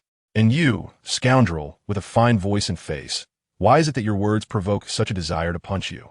The staff at the milk tea shop were overwhelmed, frantically preparing drinks while occasionally glancing at Xia Ling and the others. Some mused about how handsome he was, truly charming. Xia Ling appeared sunny and bright, albeit a bit sharp-toned, Yet once they got to know him, they began to banter back. Indeed, teasing the scoundrel lifted their spirits. And soon, around 30 to 40 people arrived, all eager not to miss Xia Ling. Upon their arrival, the scoundrel greeted them with a smile, instantly alleviating the weariness from their journey. The milk tea shop was suddenly packed, and some sisters wanted to buy a drink. But the 4 young ladies who had arrived earlier informed them that a table was laden with 60 cups, all purchased by Xia Ling, intended for them. 60 cups of Xi'an We's new large drinks. My goodness, scoundrel, how much did you spend? Old fans expressed concern, to which Xia Ling shrugged and said, If you want tea, drink it. I'll throw it away. Curious, the staff inquired if they were star chasing. This idol seems quite generous, buying milk tea for his fans and choosing only new products in large sizes. Quite kind to them, though it was exhausting for the staff, who were almost burning out from making them. He is an esports player, one fan proudly declared. He is incredibly skilled at gaming. His name is Xia Ling, a remarkable jungler. Xia Ling, the esport player. Amidst their chatter, Xia Ling's eyes sparkled with delight. Look at that, Xia Ling, you're not doing too badly. At least there are so many people who genuinely appreciate you. Xia Ling spent about half an hour with them, yet despite their numbers, not a single one could match his sharp tongue. Xia Ling felt they were all in a daze, devoid of their online combativeness. Remember, dear fans, it's not that we can't outsmart you. It's your handsome face and voice that saved you. Truly good looking, and his voice is melodious. The atmosphere was dazed, and as Xia Ling departed, they regretted their earlier reticence, fearing he would mock them during his next livestream. As they parted, Xia Ling waved goodbye, saying he would see them next time. The agreement was sealed. There was no turning back. This scoundrel bought 60 cups of Xi'an We in one go, and we ended up with a delightful bounty. I laughed out loud when someone asked if Xia Ling was an idol. To be fair, the scoundrel is genuinely handsome in person. With that face, I find it hard to criticize him. Adding to that, he mocked us for being cowardly and foolish. Trash. One sister shared a picture of a table filled with 60 cups of milk tea. It was quite an impressive sight. There are also various photos of Xia Ling from different angles. True to his scoundrel nature, he had no unflattering angles. Many were taken candidly, showcasing his nonchalant demeanor. He seemed aware of being photographed, yet remained indifferent. That casual charm was simply captivating, and the black shirt highlighted his fair skin, making him appear even more striking. My goodness, can anyone calculate how much this scoundrel spent? He is a penniless fellow who can't even afford skincare. How much could he have? At least 1,000. I heard from the milk tea shop staff that making 60 cups had them nearly burn out. Yet, the scoundrel is undeniably handsome. I captured a photo, and he stands apart from anyone else in the same frame. His voice is truly enchanting. Wait, check Weibo. I just retweeted something in the group. This scoundrel. I am genuinely in tears. Chapter 29. The 29th day of Scoundrel Xia Ling. Oh my, the scoundrel, this scoundrel truly brings me to tears. A Weibo post shared an image of Xia Ling on a train, with a caption describing the encounter with a handsome man who also took the cheapest train for a 17-hour journey. The accompanying image showed Xia Ling eating instant noodles. Though blurry, he was undeniably handsome. Oh my, scoundrel, you endured a 17-hour train ride just to treat your sisters to 60 cups of Xi'an. Scoundrel, are you love-struck? You're eating instant noodles after such a long journey, yet still think to buy Xi'an for your sisters. This scoundrel, I am truly overwhelmed. Right next door is Mi Shui Bing Cheng. I refuse to believe he didn't TC such a large brand. This scoundrel chose the most expensive options, and they were all large cups. Scoundrel, you can't even spare for skincare, yet bought us 60 cups of Xi'an. My ex didn't even buy me Xi'an during our breakup. He claimed all milk teas were the same, so why not drink Mi Shui Bing Cheng? The scoundrel chooses only the finest, and though he seems too poor to afford a meal, he still buys us milk tea. When my ex left me, he even asked for the milk tea money. What a loser. Sisters, remember, the difference between sincerity and indifference is palpable. While this scoundrel often berates us black fans, he chose Xi'an, believing we deserve the best. Huh, what did little Mi Shui do wrong? But honestly, the scoundrel is truly affectionate. He is just a contradiction. He is living off instant noodles, yet doesn't he forget to treat his sisters to milk tea. In light of the scoundrel's heartfelt gestures, I want to criticize him today. Haha, my sisters asked which idol I admired for being handsome and treating people to milk tea. I posted on social media about my boyfriend buying new large cups of Xi'an, and my ex remarked that I was materialistic. Why haven't you deleted him yet? Oh, why wasn't I in Chengdu today? I am in Chengdu, but I'm working. Oh, why am I not in Chengdu? Xia Ling, carrying his dessert. planned to have the remaining as his dinner. After learning he was coming to Chengdu, Lin Jianan sent him a message saying he must visit us. Knowing Xia Lu was coming to Chengdu, Lin Jianan thought of sharing Xia Lu's story with Sister Fei, hoping Xia Lu could join them for some games. Who knows? He might decide to stay. Sister Fei was equally astonished by Xia Lu's story.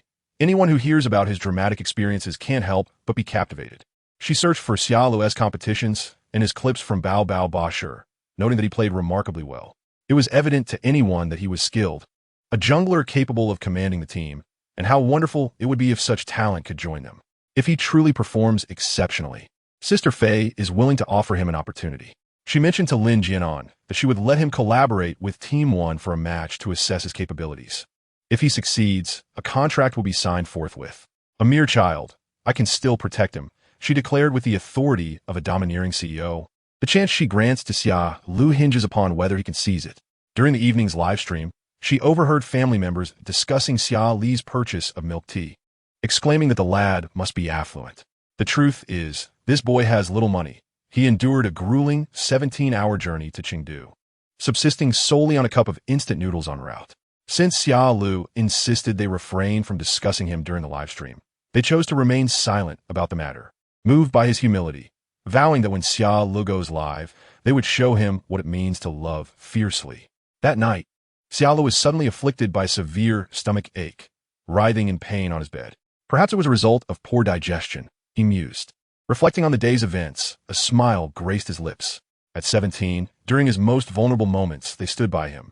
At 18, amidst his greatest confusion, they remained by his side. Xia Lu is an esports player. This realization left him profoundly touched, clutching his abdomen as he struggled to rise from his bed and make his way to the bathroom. Though he had promised them he would create a Weibo and Douyin account, he had yet to determine how to present himself. What identity should he assume? The former jungler of Team Jia, or merely a substitute who had never stepped onto the battlefield? As these thoughts clouded his mind, he felt a wave of despondency wash over him. While washing his hands, he caught sight of his reflection in the mirror. The young man in the glass bore an unmistakable flush on his cheeks, and upon touching his forehead, he sensed a fever brewing. It must be the consequence of climbing Mount Tai and then traveling to Chengdu without proper acclimatization. His body was weary. Xia Lu murmured softly as he soaked a towel in cool water, wrung it out, and placed it on his face to cool down. He sprawled across the bed, the white towel draped over him. Perhaps his physical state had subdued his rationality, as his emotions sank deeper into gloom. The room's poor soundproofing allowed the distant sounds of the subway and the clamor of passers-by to seep through, contrasting sharply with the suffocating silence enveloping him. Xia Lu pondered that if he were to suddenly pass away, it is likely no one would immediately notice. With only himself and a suitcase to accompany him, he listened as the outside world grew increasingly raucous, as though everyone else had their lives to lead, while he remained adrift in purposelessness. Life, amidst the vastness of existence, is fleeting, akin to a white steed galloping past in a blink. The future is out of reach, and the past cannot be reclaimed. His thoughts were disordered, and to maintain clarity, he recited some verses, but with each word, his voice grew weaker and his eyelids heavier.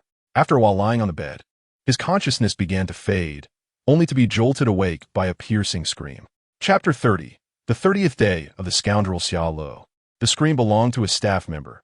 Xia Lu had only booked the room for one night, and upon entering, she found him motionless on the bed, a white towel covering his face. His breathing was so faint that she nearly believed him to be dead.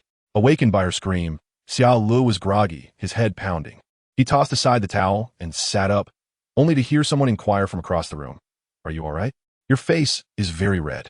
When Lin Jianan called Xia Lu, he was receiving intravenous fluids at the hospital. The situation was dire. It seemed he had burned through the night with fever. And during the sweltering summer, very few sought treatment for fever, leaving him the sole patient. After extending his stay, he apologized to the staff and made his way alone on the subway to the hospital. Wearing a baseball cap, he stated his need for registration, to which the reception desk inquired for whom. "For myself," he replied. Only then did the nurse notice his flushed cheeks and the sweat beading on his forehead. He was a handsome young man plagued by illness. Sweat dampened his bangs, causing them to cling to his forehead. His striking eyes and fair skin made him appear both fragile and pitiful due to his fever. The nurse promptly attended to him, accompanying him to see the doctor. Upon glancing at his ID, she realized he was only 18, a young adult, yet still just a child. Are you here alone? Where are your parents? Your friends? I can manage alone. Xia Lu politely thanked the nurse. During the consultation, the doctor was taken aback when he learned Xia Lu had likely been feverish all night. Young people must not squander their health, he cautioned, prescribing some medication. Xia Lu stood out in the hospital. Not only was he undeniably handsome, but the sight of a sick Xia Lu evoked the image of a drenched puppy, irresistibly endearing. Alone, he received treatment, drawing sympathy from those who noticed his solitude. Yet, Xia Lu did not perceive himself as pitiable. He independently and systematically handled everything. To him, the logic of seeking treatment for an ailment was straightforward. Hello, I am Xia Lu. Where am I? I am at Chengdu Hospital. His voice was somewhat hoarse, the flush on his face having diminished somewhat. Though his condition remained poor, Lin Jianan exclaimed, "What are you doing there?" "I have a fever and came for treatment."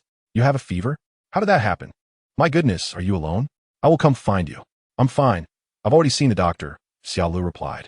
However, Lin Jianan was insistent, declaring he would come shortly and instructed him to wait. Chengdu was their territory. When a young friend fell ill in Chengdu, they had to take care of him. Lin Jianan called Meng Lei, who brought along Xi. While he knew all, curious about their haste, inquired if there was anything he could assist with. "Forget it. Your presence at the hospital could attract unwanted attention." Meng Lei advised against it. The three of them drove over, having previously promised to look after the kid. They arrived just in time to witness a flamboyantly dressed young man attempting to flirt with Xia Lu, prompting Xi to form a disapproving expression. This tall and handsome man, in Chengdu, had already been approached by 5 individuals seeking his contact information during Xia Li's intravenous treatment. 3 of them wished to accompany him through the process, while 2 wanted to wait until he recovered. This was the 6th. Xia Lu transitioned from surprise to indifference, his patience waning. "I do not have WeChat. I saw you with your phone. How can you say you don't have WeChat?" The flamboyant man lamented. Xia Li's headache intensified. Had he not been hooked up to N4, he might have felt inclined to punch him. Xia Lu remained composed. Yet this person bore an uncanny resemblance to his former support. He firmly declined, but the man persisted, leading Xia Lu to restrain his temper. Lin Jianan and Meng Lei were equally astounded. Xia Lu was indeed strikingly handsome. Had he not been so, he would not have attracted the attention of Chengdu's unique offerings. Xia Lu maintained a stoic demeanor, and Meng Lei, along with the others, swiftly intervened. "He has already rejected you. Please do not persist." Lin Jianan concurred, indeed. "Are we not adults? Can't you comprehend?" The flamboyant man, embarrassed, fled in haste, leaving Xia Lu feeling more awkward, stiffly greeting, "Hello, Brother Meng Lei, Brother Lin Jianan." "Sister Xi." Xi was somewhat taken aback. "You know me? I have seen you during the competitions," Xia Lu replied. "Isn't that the scoundrel male lead?" Xi's heart softened to being addressed as Sister Xi. Being handsome was one thing, but with such sweet words and an appealing voice, it was irresistible. Lin Jianan and Meng Lei had long heard from the livestream comments about Xia Li's good looks, yet they were astonished to find him even more impressive in person. He exuded the aura of a star, fair-skinned, slender, and charming, with a bright personality reminiscent of a male idol. Despite Xia Li's refusals, Meng Lei and the others unanimously insisted on staying with him during his treatment. Lin Jianan remarked, "We must leave. You cannot be left to fend for yourself." The handsome boy, weakened by illness, drew sympathy. While they accompanied Xia Lu for treatment, many passers-by, both male and female, glanced his way. Meng Lei quipped, "If we weren't here, they would have swarmed you." Xi possesses a profound understanding of their sentiments. For who among us can resist the allure of a youthful and handsome visage? Were she to pass by, she would undoubtedly steal a few lingering glances. Xia Lu expressed a desire to stay at a hotel, but Meng Lei insisted otherwise, suggesting he take advantage of the available room. In a harmonious banter among the three, Xia Lu was promptly escorted along with his belongings. Chapter 31. The 31st day of the scoundrel Xia Lu, Lin Jianan humorously exclaimed, "Do you know what I saw when Meng Lei and I arrived at the hospital?" "What did you see?" Lin Jianan replied. A strikingly handsome man, dressed provocatively, was seeking contact details from Xia Lu, who was receiving N4. Lin Jianan chuckled. "Indeed, just as you imagined. Fortunately, with us around, no one could disturb him. But I overheard someone mention that Xia Lu is quite the ace in the gay community. Yet, this lad is undeniably handsome. Even Guzi, she cannot tear her gaze away." Did the ever-possessive Meng Lei not feel jealous? No, he too was utterly captivated. Beauty is justice. And Xiaolu's frail condition only adds to his charm. Lin Jianan mused that should Xiaolu join them, he would undoubtedly cast him as the male lead in his story. Upon arrival, Xiaolu appeared somewhat dazed, and Meng Lei reassured him, advising him to treat the place as his home. Inua, upon seeing Xiaolu, exclaimed, "Who on earth did you guys bring here? If you don't explain, I'll report you." Officer Su, ever the paragon of justice, clarified that Xiaolu was the jungler they had previously played games with. Meng Lei mentioned that the young lad had fallen ill while visiting Chengdu, and since the hotel he was in was rather subpar, they offered him a temporary stay in their vacant room. "Hello, Inua," Xiaolu greeted awkwardly, feeling embarrassed that his mere travel had led to such a predicament. His voice was melodious, and his appearance striking. Inua's radar for handsome individuals was activated, and he noted that Xiaolu looked exceptionally obedient. Lin Jianan, with his loose lips, had already shared the news with Sister Fei and the others, making it common knowledge that Xiaolu was an unfortunate soul. However, Inua was taken aback by Xia Li's striking looks, and perhaps it was his illness that rendered him somewhat fatigued and weak. The warmth of the gathering was overwhelming, and Xiaolu found himself being meticulously attended to, with Inua even kindly purchasing a new pair of slippers for him. Xiaolu felt a mix of excitement and disorientation. After all, this was his first visit. Could this be the influence of Gu Di's connections? Xiaolu did not attribute their kindness to himself, but rather considered it a favor he would repay with a meal in the future. Will Xiaolu develop a phobia of Chengdu? Inua mused, finding the situation both pitiable and amusing. Given Xia Li's health condition, she suggested he take a nap to recuperate, planning to gather for dinner later. Once the others departed, Xiaolu lay on the bed, covering his face. How embarrassing! Though he was feverish, the sight of his older companions witnessing such an awkward moment was mortifying. Despite his vibrant personality, he felt the sting of social embarrassment. At 18, Xiaolu was still a child who valued his pride. He maintained a facade of composure throughout the journey, but internally, he was drowning in a sea of embarrassment. Rolling on the bed, he lamented, "What on earth am I doing? This is so awkward." "It's all right, just carry on." Inua brought him 2 bottles of water, intending to knock on the door, but upon discovering it slightly ajar, he heard strange sounds and pushed the door open, only to stumble upon a rather amusing sight. Inua teased the young boy for a moment before departing, closing the door behind him and thinking how entertaining the child was. Xiaolu, already feeling socially dead, found his shame compounded. He muttered to himself that perhaps it would be better if he were to perish or if the world were to end. This was truly mortifying. After some time spent grappling with his emotions, he reassured himself that it was inconsequential. Only 3 people knew of this incident: heaven, earth, and the 3 of them. If he knew all were present, he would undoubtedly remark that Xiaolu was being excessively naive. These 3 were notorious for their loose tongues. Once they were aware, the entire world would soon follow suit. Truly, Hanavi. Chapter 32. The 32nd day of the scoundrel Xiaolu today has been eventful, and coupled with his illness, Xiaolu finally succumbed to sleep. He lay on the bed, covered by blankets, breathing gently, enveloped in a peaceful slumber. In his dreams, Xiaolu envisioned himself as a cloud, drifting aimlessly. Suddenly, a gentle voice echoed in his ears. "You have worked hard. Take a moment to rest, will you?" "Rest? Where shall I rest?" The voice guided him to the edge of a cliff, where he transformed from a cloud back into the 10-year-old Xiaolu, standing at the precipice. Gazing down, below was not a terrifying abyss, but rather a fantastical village, resembling the fabled peach blossom spring encountered by fishermen. It was breathtakingly beautiful, and he could see people beckoning him. "Come here, Xiaolu. Jump down, it won't hurt. Here, you will find many companions to play with. There is no sickness, no poverty, and no one will harm you." The soothing voice continuously tempted him, assuring Xiaolu that the cliff below held no terror, but rather a sanctuary of joy. Yet, Xiaolu hesitated, as a child with braided hair wondered why he could so vividly perceive the scene 1,000 meters below. This defied the laws of science. As the naked, I should not be able to discern such details. The 10-year-old Lilu was a staunch advocate of scientific materialism. Awakening from his slumber, Xiaolu gasped, his breathing rapid and shallow, his eyes vacant. He struggled to catch his breath, feeling as though a single inhalation was crucial for his survival. His gaze fell upon the pen holder on the bedside table, where a pen stood uncapped, its sharp tip exposed. In a trance, he crawled towards it, clutching the pen. Xiao Lu, what are you doing? Inua's voice snapped him back to reality, his breathing gradually stabilizing. Xiao Lu felt dazed, bewildered at how he had come to grasp a pen. Inua had come to summon Xiao Lu for dinner. Meng Lei and Lin Jianan had reserved a room. At 6 o'clock, they had already left, and Inua volunteered to fetch Xiao Lu.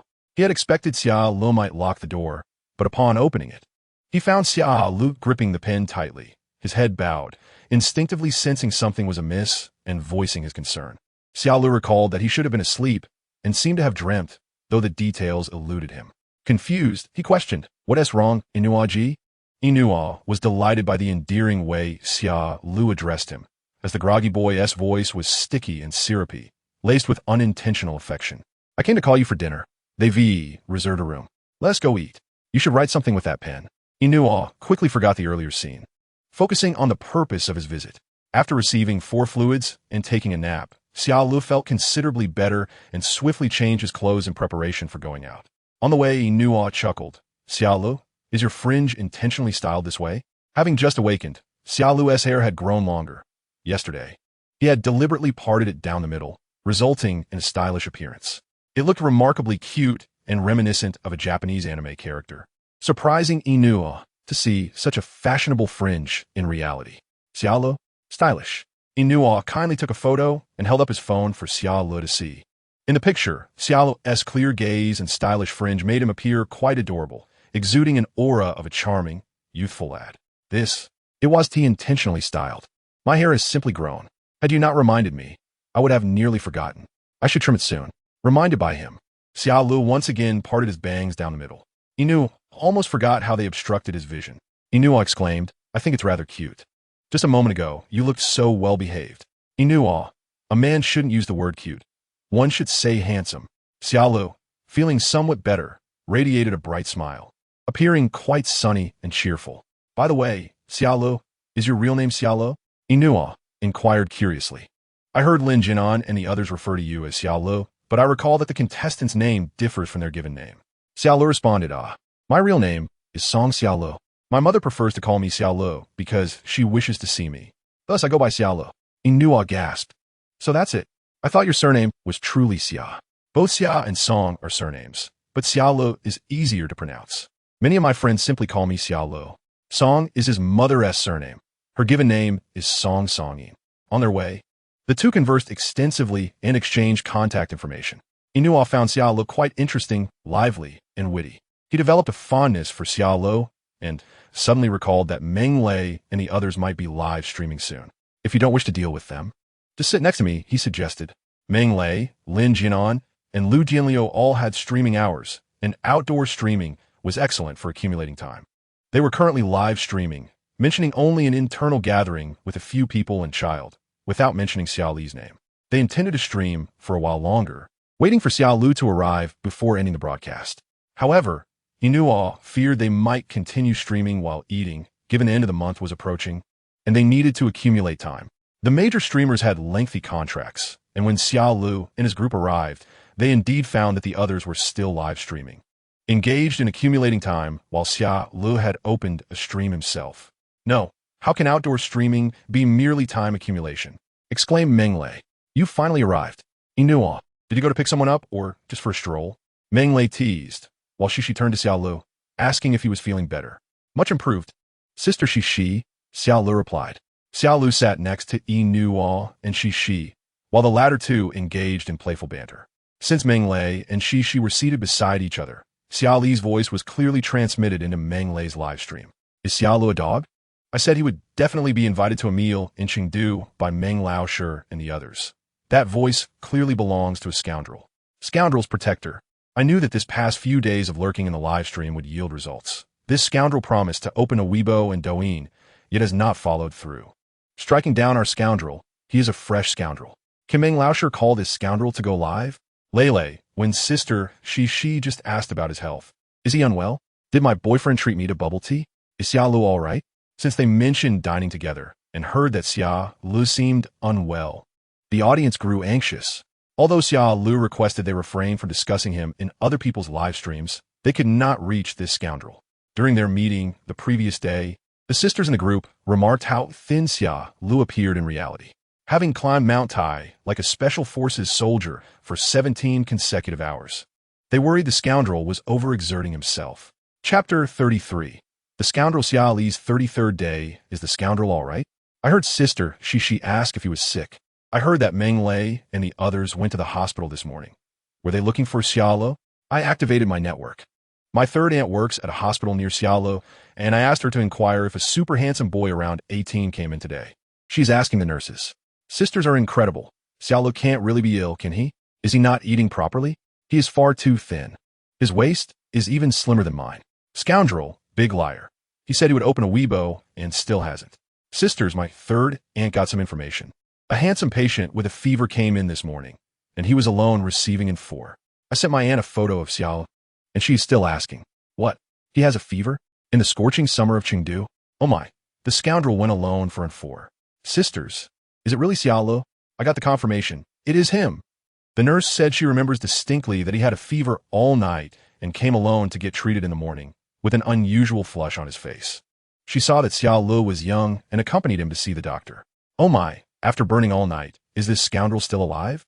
He really does not take care of himself. Sick and getting treated alone? Oh, how pitiful the scoundrel is. Why didn't he go last night? He had to endure the fever all night. Doesn't he know how dangerous that is? Sisters above, could it be that he went alone because he didn't realize he had a fever, and thus went in the morning? Yes, he did come out by himself. Is the scoundrel all right? I really want to give him a good beating for being so reckless. After Xia Lu joined the Bao bus, the number of members in the audience group surged from 2,000 to 60,000. He has not been streaming lately, yet instead of losing followers, his fan count rose to 80,000. Gratitude to the boss of, let me see if Xia Lu is still alive, for the 10 planes. Meng Lei's pupils dilated in shock. 10 planes. Lin Jianan exclaimed in disbelief. Gratitude to the boss of, desperately seeking a glimpse of Xiaolo for the rocket. Meng Lei's mouth dropped open, and aside from Meng Lei, Lin Jianan, Shishi, Inuo, and Lu Jianliu were equally astonished.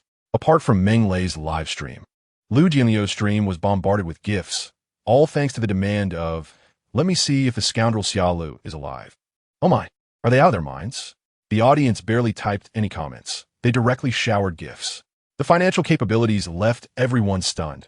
Meng Lei, clinging to his waning rationality, urged Xia Li's fans to cease their gifting.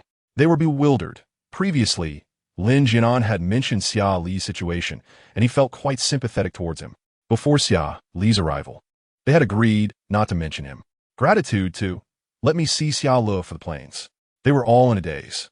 His live stream was filled with various gifts, all demanding to see Xiaolo. He tried to maintain his composure, but it was utterly futile. The allure of monetary gifts clouded their judgment. They thanked the givers, nearly every comment bearing Xia Li's name. The entire room echoed with Xiaolo, Xiaolo, Xiaolo. Meng Lei, Lin Jianan, and the others implored them to stop sending gifts, claiming, what's Xiaolo? He hasn't arrived? You must be hearing things. Xiaolo was still unwell. They could not disregard the child's wishes just for gifts and force him to appear. However, the fans had sent too many gifts, making it difficult for them to deny them. It's all right, Meng Lao sure. Xiaolo is up and will appear on Meng Lei's live stream. He frowned and said, listen, stop sending gifts. When Xia Li's voice resonated in the live stream, the entire room erupted. This young man, though clearly ill, still bore a striking appearance and strong voice. I'm fine, just had a fever. I've already received treatment, Xia Lu said helplessly. I told you, don't discuss me in other people's live streams. Can you please listen? Meanwhile, Meng Lei and Lin Jianan replied, it's fine. They can keep sending gifts. We're okay with it. The recent wave of gifts had been a financial spectacle. While bombarding one person's stream with another's presence might diminish the appeal, sending gifts was an entirely different matter. If they could, they would wish for the storm to intensify. Don't worry, I won't die. I have a strong constitution. Scoundrel, do you have no conscience? We are your paying patrons. Xiaolo, are you a dog? Is this how you treat your benefactors? Xia dog, take care of yourself. Is it honorable to go alone 4 and 4? Lin Jianan, Meng Lei, and Shishi were witnessing such fans for the first time. They were scolding, but laden with concern. Xiaolo, having endured some criticism in the live streaming room of Meng Lei and Lin Jianan, made his way to Lu Jianlu's stream. It was not out of mere idleness that Xiaolo roamed. Rather, he feared that others might question why he was in Meng Lei's stream, especially considering his strained relations with others. Upon Xia Li's arrival in Lu Jianlu's live stream, Lu Jianlu exhaled a sigh of relief. After all, he had received numerous gifts, and it would have been quite disheartening not to allow his fans to see him, especially given Xia Li's amiable nature. "Brother, I'm here to join the live stream," Xia Lu announced. "Finally, you've arrived. If you hadn't shown up, your fans might have turned ravenous," Lu Jianlu teased. To which Xia Lu chuckled. The fans, who were timid offline, unleashed their fervor online. "I knew this scoundrel would surely mock us. Next time, I will definitely call you a scoundrel to your face. Xia Lu, are you a 3-year-old? Take care of yourself." "Understood, understood." "Annies, are you experiencing menopause? Always repeating yourselves?" Xia Lu retorted, adding, "I've already said it's just a minor ailment. My little black fans do not defame me. You all make it sound as if I'm incapable of taking care of myself." Inua observed that Xia Lu had quite a sharp tongue, which contradicted his previously perceived obedient demeanor. "Scoundrel, do you dare to retort us? It seems he is indeed fine. He still has the energy to hurl insults. This lad must be on the mend." Xia Lu lingered in Lu Jianlu's live stream for a while, encouraging them to refrain from spamming. The fans in their own group continued to hurl insults at the scoundrel, and Lu Jianlu was astonished to see that there were indeed fewer messages about Xia Lu. Is this a novel way of live streaming? The host and fans engaging in banter, and the host issuing a command, and they comply? This model bears a striking resemblance to that lad from the next room, Jiuzhe. Is it truly possible to garner fans solely through insults? Chapter 34, Scoundrel Xia Lu. Day 34. Inua was astounded to witness Xia Lu transition from Meng Lei's live stream to Lu Jianlu's, and then to the live stream itself. With just a few words, Xia Lu managed to quiet his fans, and upon checking Meng Lei's stream, he noted that there were scarcely any messages about Xia Lu. "There is something to this, Lei. No wonder they call you a scoundrel. Master of lateral movement, truly worthy of the title Scoundrel Xia Lu." Upon seeing Xia Lu enter his own live stream, Lu Jianlu felt a wave of happiness, sharing the sentiment of having received an abundance of gifts, feeling somewhat embarrassed. Unlike Inua and the others, who could directly bring friends over, Xia Lu was not as familiar with them. Meng Lei, Lin Jianan, and Lu Jianlu had at least played games together and shared some camaraderie, while he was entirely unacquainted. "Hello, brother, I'm here to join the live stream." Xia Lu greeted respectfully, as he was in the presence of the revered cat god. "Of course, we welcome you. You are indeed fortunate to be in this live stream, where not only can you see a handsome host, but also another handsome lad." The comments reflected the host's self-praise. "Just let them call out. Inua, why are you joining in?" Xia Lu sighed. "If this continues, how will I ever find a girlfriend?" Realizing that Xia Lu was still alive, and even thriving, the fans felt a sense of relief. "This dog, Xia Lu, has caused me so much worry. This scoundrel doesn't take care of himself at all. I found someone who took a picture of him in the hospital. It's pitiful to see him sitting there alone getting in for. My father says that a fever lasting all night can make one daft. It's a miracle he is still alive. Fortunately, he went to Chengdu, where Meng Laosher and the others are sure to take care of this scoundrel." Considering Xia Lu's health, she ordered a bowl of vegetable porridge for him, accompanied by several light dishes. Once the food arrived, they all logged off the stream. Xia Lu ate very little, having barely touched a quarter of the porridge and only sampling a few bites of the vegetables. Inua remarked on his poor appetite, suggesting that he should eat more to replenish his energy. After shutting down the live stream, Meng Lei took the lead in welcoming him to Chengdu. The dinner table was filled with conversation. Encouraged by Inua's words, Xia Lu ate a few more bites, but he truly could not manage much more, leaving over half untouched. The people of Chengdu were warm and attentive, even offering to help him with dishes that were placed a bit far away. Throughout the meal, their fondness for Xia Lu grew significantly. The child was polite and considerate, addressing them all as brother, which brought smiles to their faces. "Xia Lu, you are far too thin. You're unhealthily so." Inua, who had already lost considerable weight, was taken aback to find Xia Lu even thinner and taller than him. At 16, Xia Lu had been quite healthy, with a hearty appetite, devouring portions of grilled meat and rice, and even playing basketball with teammates during breaks. He had even sported a six-pack. However, at 17, he faced a series of unfortunate events, leading to rapid weight loss and a decline in appetite.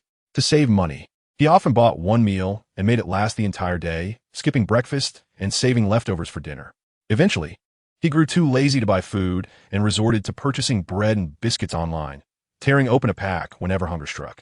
Worried about potential malnutrition, he cleverly started buying various vitamin supplements. To supplement his protein intake, he resorted to drinking protein powder. In summary, under the careful dietary management of nutritionist Xia Ling, he managed to survive without any major issues. Later, when he knew all learned about his eating habits, he exclaimed, "You are truly impressive, Xia Ling, the contemporary genius nutritionist." Perhaps the term genius was no longer fitting. Perhaps prodigy was more appropriate. After pondering for a moment, Xia Ling replied, "I suppose I'm doing all right. I feel quite healthy." Nutritionist Xia genuinely believed that he maintained a balanced diet, diligently ensuring he received various vitamins and proteins. Chapter 35. Scoundrel Xia Ling. Day 35. Xia Ling got it. Jiuzhe also messaged him, inquiring, "Lele, are you all right? I heard you had a fever." "Xia Ling, I'm fine. Just a bit unaccustomed to the local climate." "Jiuzhe, that's good to hear. I heard that your fans are quite amusing, calling you a scoundrel and showering gifts on Meng Lei and Lin Jinan just to see you." "Jiuzhe, Lele, you're a disaster for the blue-eyed beauties." "Xia Ling, emoji Xia Ling. Jiuzhe, your news travels fast." "Jiuzhe, of course. You should know who I am." "Jiuzhe, by the way, you even made it to the trending topics, albeit at a low rank." "Jiuzhe, the entry is, are all gamers this handsome?" "Jiuzhe, search the comments below. Your fans are hilarious. They say you're a scoundrel and just moderately handsome." To be honest, Xia Ling did not have a Weibo account because he had previously faced harsh criticism, and the club feared his personal image might negatively impact them. So they deactivated his account. With the newfound popularity, if only based on looks, Xia Ling's fanbase had swelled, and with plenty of material in the group, many newcomers could find ample content to explore. Wow. The main character is eating instant noodles and taking a 17-hour train ride, all while buying you drinks from Hushang AE. Handsome guy. His voice is pleasant. Not only is he a wild king, but he also has a top-tier romantic mindset. My heavens, he even looks handsome while hurling insults. Oh my goodness, I watched him a match against Jia, and I couldn't handle it. How could anyone dare to say he doesn't cooperate with the team? His teammates rely on him, don't they? +1. I did some digging and feel like his teammates are quite T. Indeed, their interviews are truly T. My Lele, I can't take it. Does that club have a problem? Knowing someone is insulting him, yet still allowing him to stream? Oh dear, my 17-year-old Lele, I want to take down that club. The comments from the new fans were evident. No worries. The scoundrel has improved since then. Just look at his sunny disposition now. Oh dear, those brutes. My Lele, my heart aches. I recently reviewed the most recent match of that team, and they truly performed poorly. My friend and I would undoubtedly outshine them. Is it not embarrassing for professional players to receive a score of 27? Furthermore, they still dare to mention Lele. Lele is so handsome. I initially came for his looks, but his jungle play is truly impressive. I became a fan of Lele during the Bao Bao Bus era. I feel a sense of security when gaming with him, as he is remarkably steady and reliable. Most importantly, Lele's voice is delightful. I think I might fall for him online. Xia Ling conversed with Jiuzhe for a long time. Before drifting off to sleep, his gaze inadvertently fell upon the pen holder on the bedside table, and he felt uncomfortable with its placement. Thus, Xia Ling tucked the pen holder into the bedside table. As he pondered over his plan to leave Chengdu in 2 days, he felt a sense of unease about relying on others for care. He felt he was being a burden, even though he was uncertain about his next destination. He simply wanted to depart. It is best to leave at the right moment and not impose on others. Xia Ling fell into a drowsy slumber. This was his first night in residence. While he contemplated leaving Chengdu, he was unaware that it would become a significant part of his future life. The following day, the team had scheduled a training match against the Wolf team, leaving Yinua and Du with no time to spare. Lin Jinan and Meng Lei had a live broadcast, thus unable to accompany Xia Ling, while Shishi suggested taking him out for a stroll. They unexpectedly encountered a woman. Sister Fei, Shishi greeted, and although Xia Ling did not recognize her, he politely returned the greeting. Sister Fei's eyes lit up upon seeing him. Are you Xia Ling? Yes. The young man in the white t-shirt nodded. He was feeling much better today, and his voice had returned to normal. He was handsome, had a pleasant voice, and was quite polite. When Sister Fei looked at Xia Ling, her eyes sparkled. Hearing his story had already stirred a sense of affection in her heart, which materialized upon meeting him. Sister Fei, do you have a moment? Yinua and the others are training against the Wolf team. Would you like to watch? Sister Fei invited, with her own motives in mind. Previously, Meng Lei and Shishi had discussed whether they could retain Xia Ling, which depended on his skills and the club's interest in him. She had a favorable impression of Xia Lu and promptly created an opportunity for Sister Fei. Xia Lu has time. By the way, Xia Lu, you should go watch the match with Sister Fei. I have plans to go shopping with friends, so I'll take my leave. Xia Lu was uncertain about what he wanted to buy. He simply felt that the people were warm-hearted. Would they really allow an outsider to watch the training match? He hesitated, wondering if it was merely a polite gesture. However, since she had left him behind, he could only nod and follow Sister Fei. He thought that the training match he was allowed to watch would likely be a minor game, not particularly significant. Xia Lu truly did not know Sister Fei. He recognized Meng Lei and Inua because he had watched their matches and could not avoid knowing them. He became acquainted with Shi because he had seen her in the audience during a match, where the comments indicated she was Meng Lei's girlfriend. As they walked, Sister Fei engaged him in casual conversation. The training room was lavish, significantly larger than the one he had been in. You may wonder why he did not compare. It was simply because Xia Lu had never entered another training room before. After losing 2 matches against the Wolf team, everyone was surprised to see Sister Fei and Xia Lu enter. Inua greeted, "Hey, Sister Fei, Xia Lu." Although they had seen Xia Lu before, could anyone just enter the training room? Most importantly, he was brought in by Sister Fei.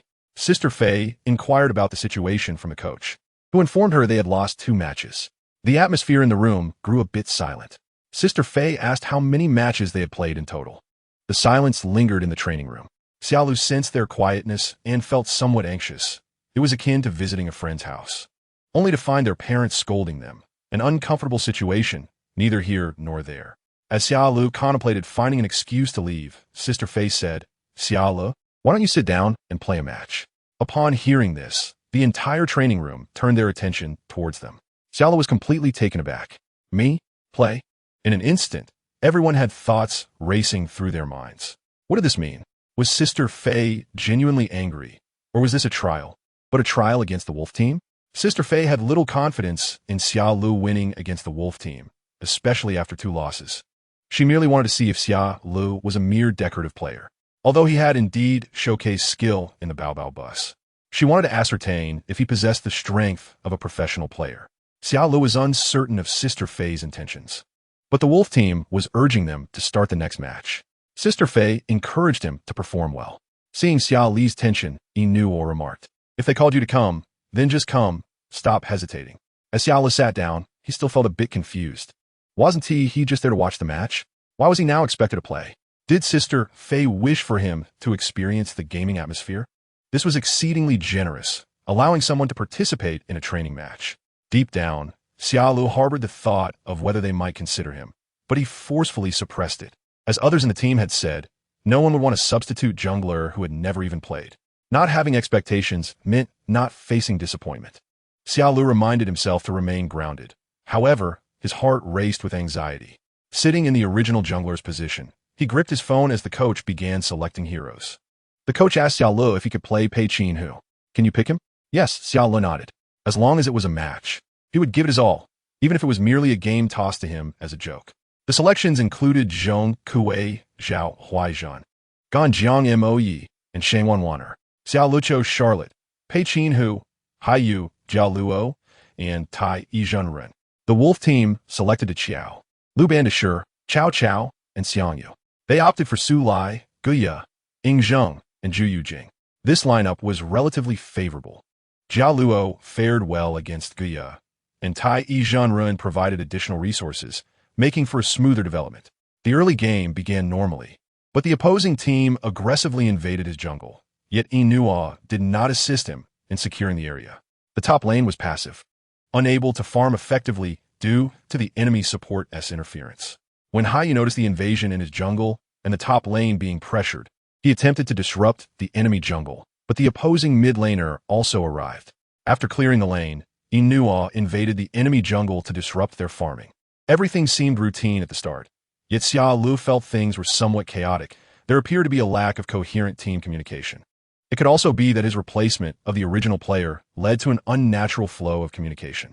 The more Xia Lu played, the more uncomfortable he felt.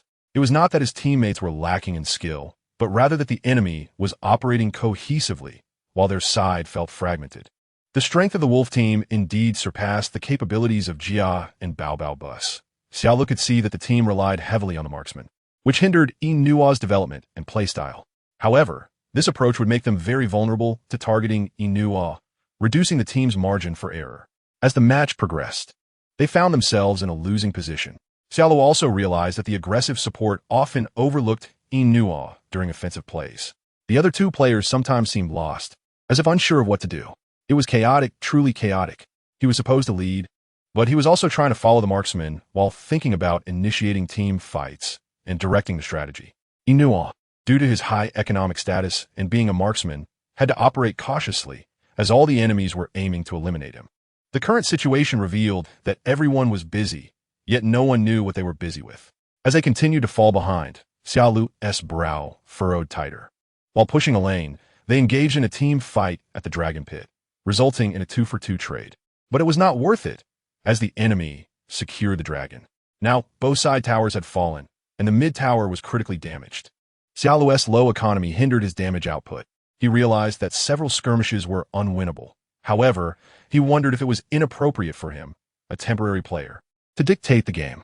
Perhaps it was due to the seamless synergy with the original jungler that their coordination fell off since he had stepped in. Contemplating all of this, he hesitated. In contrast to competing against seasoned teams and familiar teammates, he is acutely aware of their shortcomings. Thus, he primarily focuses on development and economic advantage, demonstrating decisive actions when it comes to selling. Everyone in the training room was watching Xia Lu, with the enemy's jungler, mage, and top laner waiting in the Dragon Pit. How could a low-health tiger contend with them? In a split second, Pei Qin, who dashed out to secure the dragon with his smite, simultaneously eliminating the opposing mage. Ingzheng, although he too fell to the enemy, he managed to claim the dragon. The entire training room was left in awe, with the coach's eyes widening in astonishment. Inua and others exclaimed in excitement, praising his skill. The top and mid laners joined in, acknowledging his prowess. Sister Fei, who had been observing Xia Li's gameplay, was captivated. Though she remained silent, she was equally impressed by his audacity in snatching the dragon while on the brink of death. The opposing team was equally stunned, with their jungler exclaiming disbelief at how he dared to secure the dragon in such a precarious state. The humiliation led to a barrage of insults directed at their performance, questioning why their jungler failed to use smite effectively.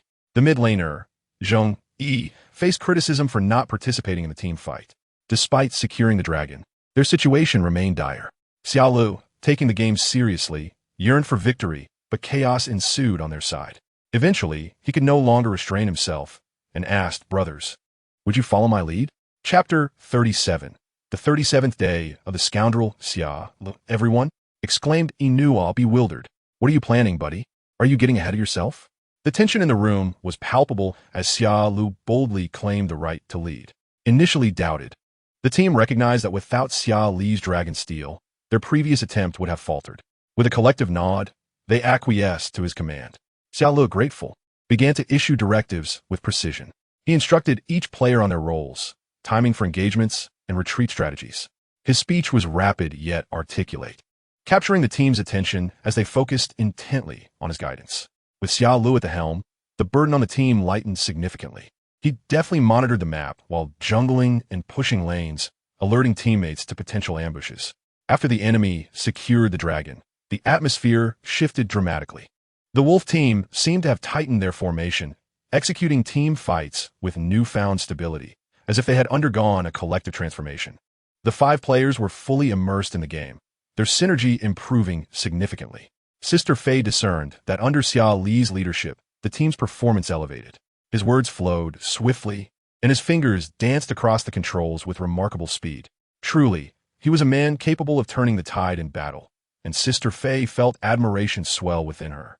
The coach and Zheng Yi were equally astonished, questioning where they had discovered such talent.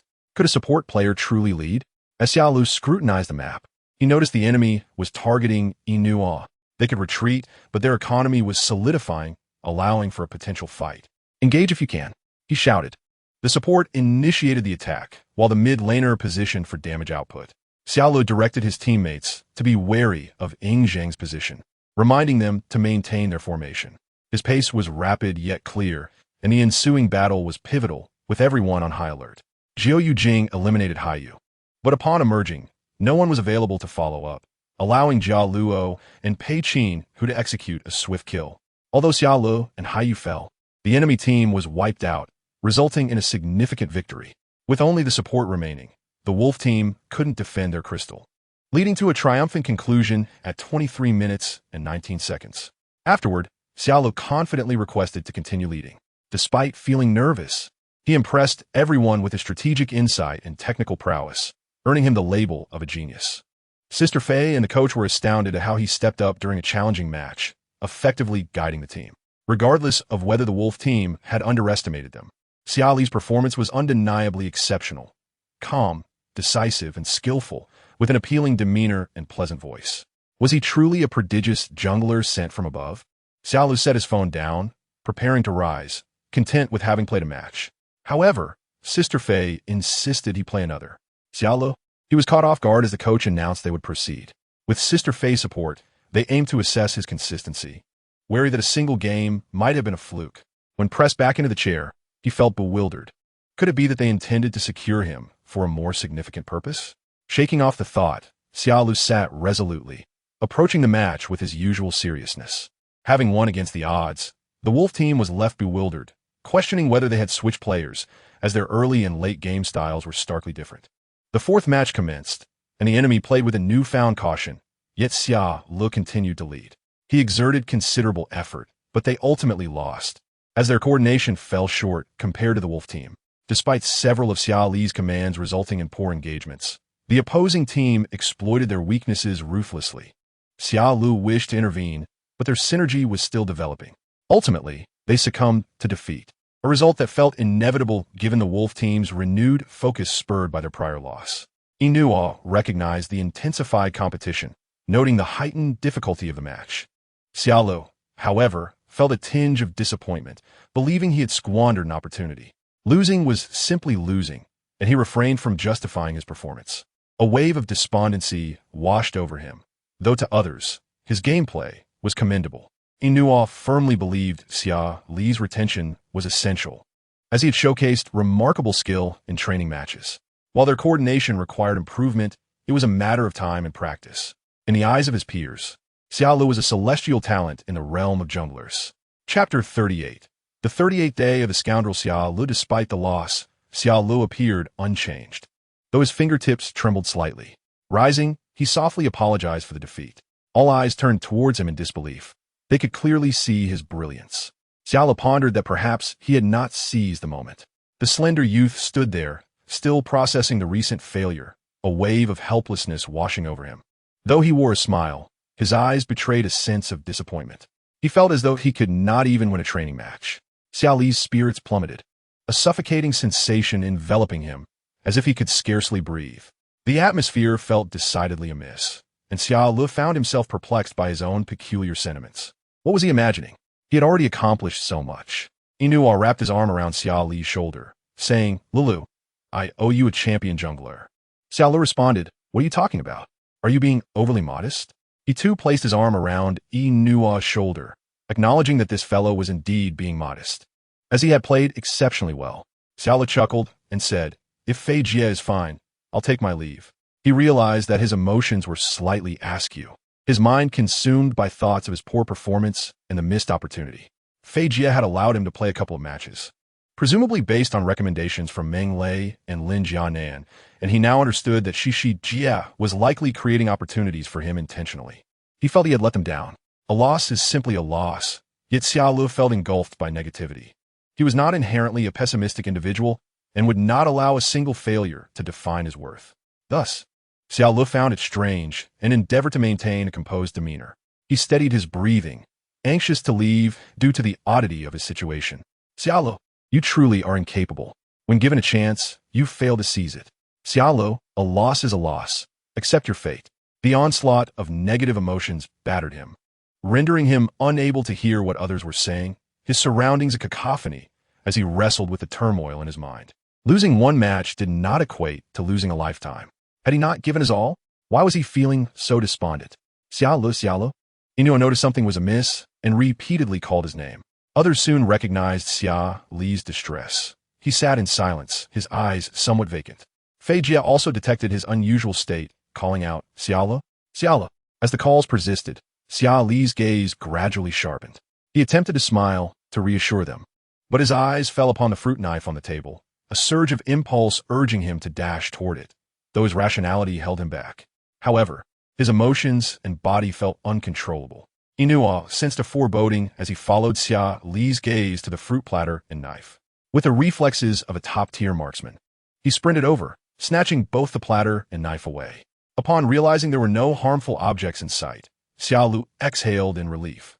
Yet the weight of his emotions threatened to overwhelm him, causing his breath to quicken and his eyes to redden. Xia Li's sudden episode alarmed everyone. The wolf team was urging for the next match, and those nearby patted Xia Li's back in concern. Fei Jie was visibly shaken by his condition, while Zhong Yi was ready to call for emergency services, resulting in chaos in the training room. The wolf team is in a training match. Pause the training match and prioritize Xia Li's well-being. Xia Lu retained consciousness, but struggled to control his breathing. No, please don't call for emergency services. It's too excessive. I'm fine, really. Xia Lu struggled to articulate his thoughts, wishing to convey that it was all too dramatic and unnecessary, yet words eluded him, reminiscent of his earlier inability to speak during a phone call. Eventually, Xia Lu was transported to the hospital. His awareness was intact, yet he remained voiceless, striving to normalize his breathing.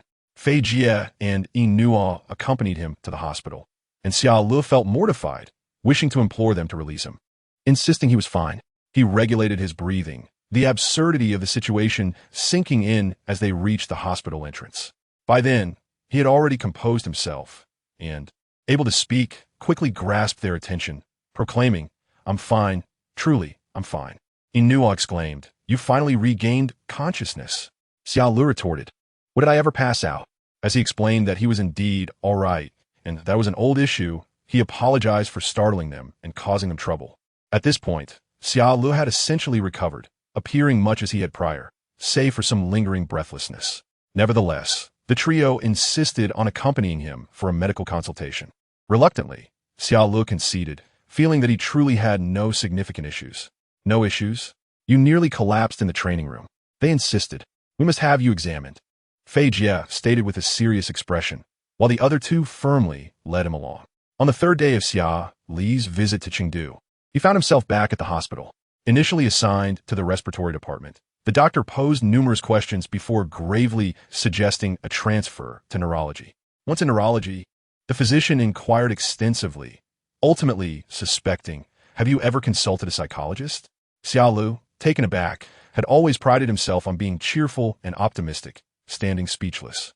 The doctor turned to the three companions, stating, "Is this your child? My recommendation is to take him to a psychiatric or psychological specialist." The trio, now responsible for an 18-year-old, was taken aback. Did the doctor suspect that Xia Lu had a mental illness? Observing his bright demeanor, they found it hard to believe he exhibited signs of psychological distress. Xia Lu was anything but introverted. He was jovial and witty, clearly not someone who would be deemed mentally unwell. Unconvinced, Fei Jie found the suggestion ludicrous, while Inua felt a twinge of concern. Xia Lu, exasperated, replied to the doctor, "He is an adult now. You can speak directly to him. Are you suggesting I see a psychiatrist because you suspect I have a mental disorder?" Xia Lu stated candidly, his forthrightness leaving both the trio and the physician taken aback. The slender youth pointed to himself, deep in thought. "I've lived 18 years without realizing I had any issues. Doctor, are you overthinking this?" The doctor remained silent, directing his attention back to the trio, advising them to take Xia Lu for further examination. "He exhibits episodic breathlessness and feelings of suffocation. The respiratory department has ruled out asthma and allergies. I recommend a thorough checkup." Xia Lu attempted to interject that he was indeed fine, but the doctor insisted, "Even if my suggestion proves erroneous, the most you'll incur is the consultation fee." He didn't elaborate further, yet if his advice was correct, he might very well save this 18-year-old's life. Although Xia Lu appeared cheerful and behaved normally, the doctor's expertise and intuition indicated that he might be suffering from severe depression. However, this fell outside his specialty, prompting him to suggest that Xia Lu seek further evaluation. Recognizing the doctor's concern for his well-being, Xia Lu softly expressed his gratitude, though he felt it was unnecessary to pursue further consultations. Nevertheless, hearing the doctor's words solidified the trio's resolve to have him see a psychologist. "No matter what, we're taking you to see someone. We need to be reassured," they insisted. Xia Lu, at a loss for words, muttered, "Why would I go to a psychologist when I'm not mentally ill?" Inua countered, "We're already here. Let us just check it out." The doctor recommended it. "So you should go," Fei Jie added, taking the doctor's advice seriously. Although she didn't believe Xia Lu had any psychological issues, she acknowledged the validity of the doctor's reasoning. It will only cost a consultation fee. Thus, Xia Lu was once again led to the psychiatric unit. As they registered, Xia Lu wore a look of resignation, while the other three were solemn. Xia Lu joked, "If you didn't know better, you'd think you were sending me off." This little rascal still had the presence of mind to joke at such a time. Those unaware might assume the three were there to console the doctor, while Xia Lu was merely accompanying them. Inua, placing his arm around Xia Li's shoulder, remarked back in the training room, "I almost thought you were going to pass out on us." Observing Xia Lu in a stable state, Inua recounted the chaotic scene from the training room. Zhong, clearly startled, nearly called for emergency services. The atmosphere had been frantic, and, as Inua noted, they had almost believed Xia Lu was on the verge of collapsing in the training room. Fei Jie, watching Inua and Xia Lu share a laugh, became even more resolute in her decision to acquire Xia Li's talents. Given his prowess in jungle play, leadership capabilities, and personality, she felt it would be a true loss to miss out on Xia Lu. In a recent training match, a remarkable turnaround took place, showcasing the team's potential to push their opponents to their limits. This was merely their initial phase of collaboration, as they were still unfamiliar with one another. Under the leadership of Xia Lu, the team demonstrated an impressive level of skill, leaving spectators astounded. Moreover, the young man displayed no inclination to blame his teammates. He exhibited a commendable sense of responsibility in his role as captain.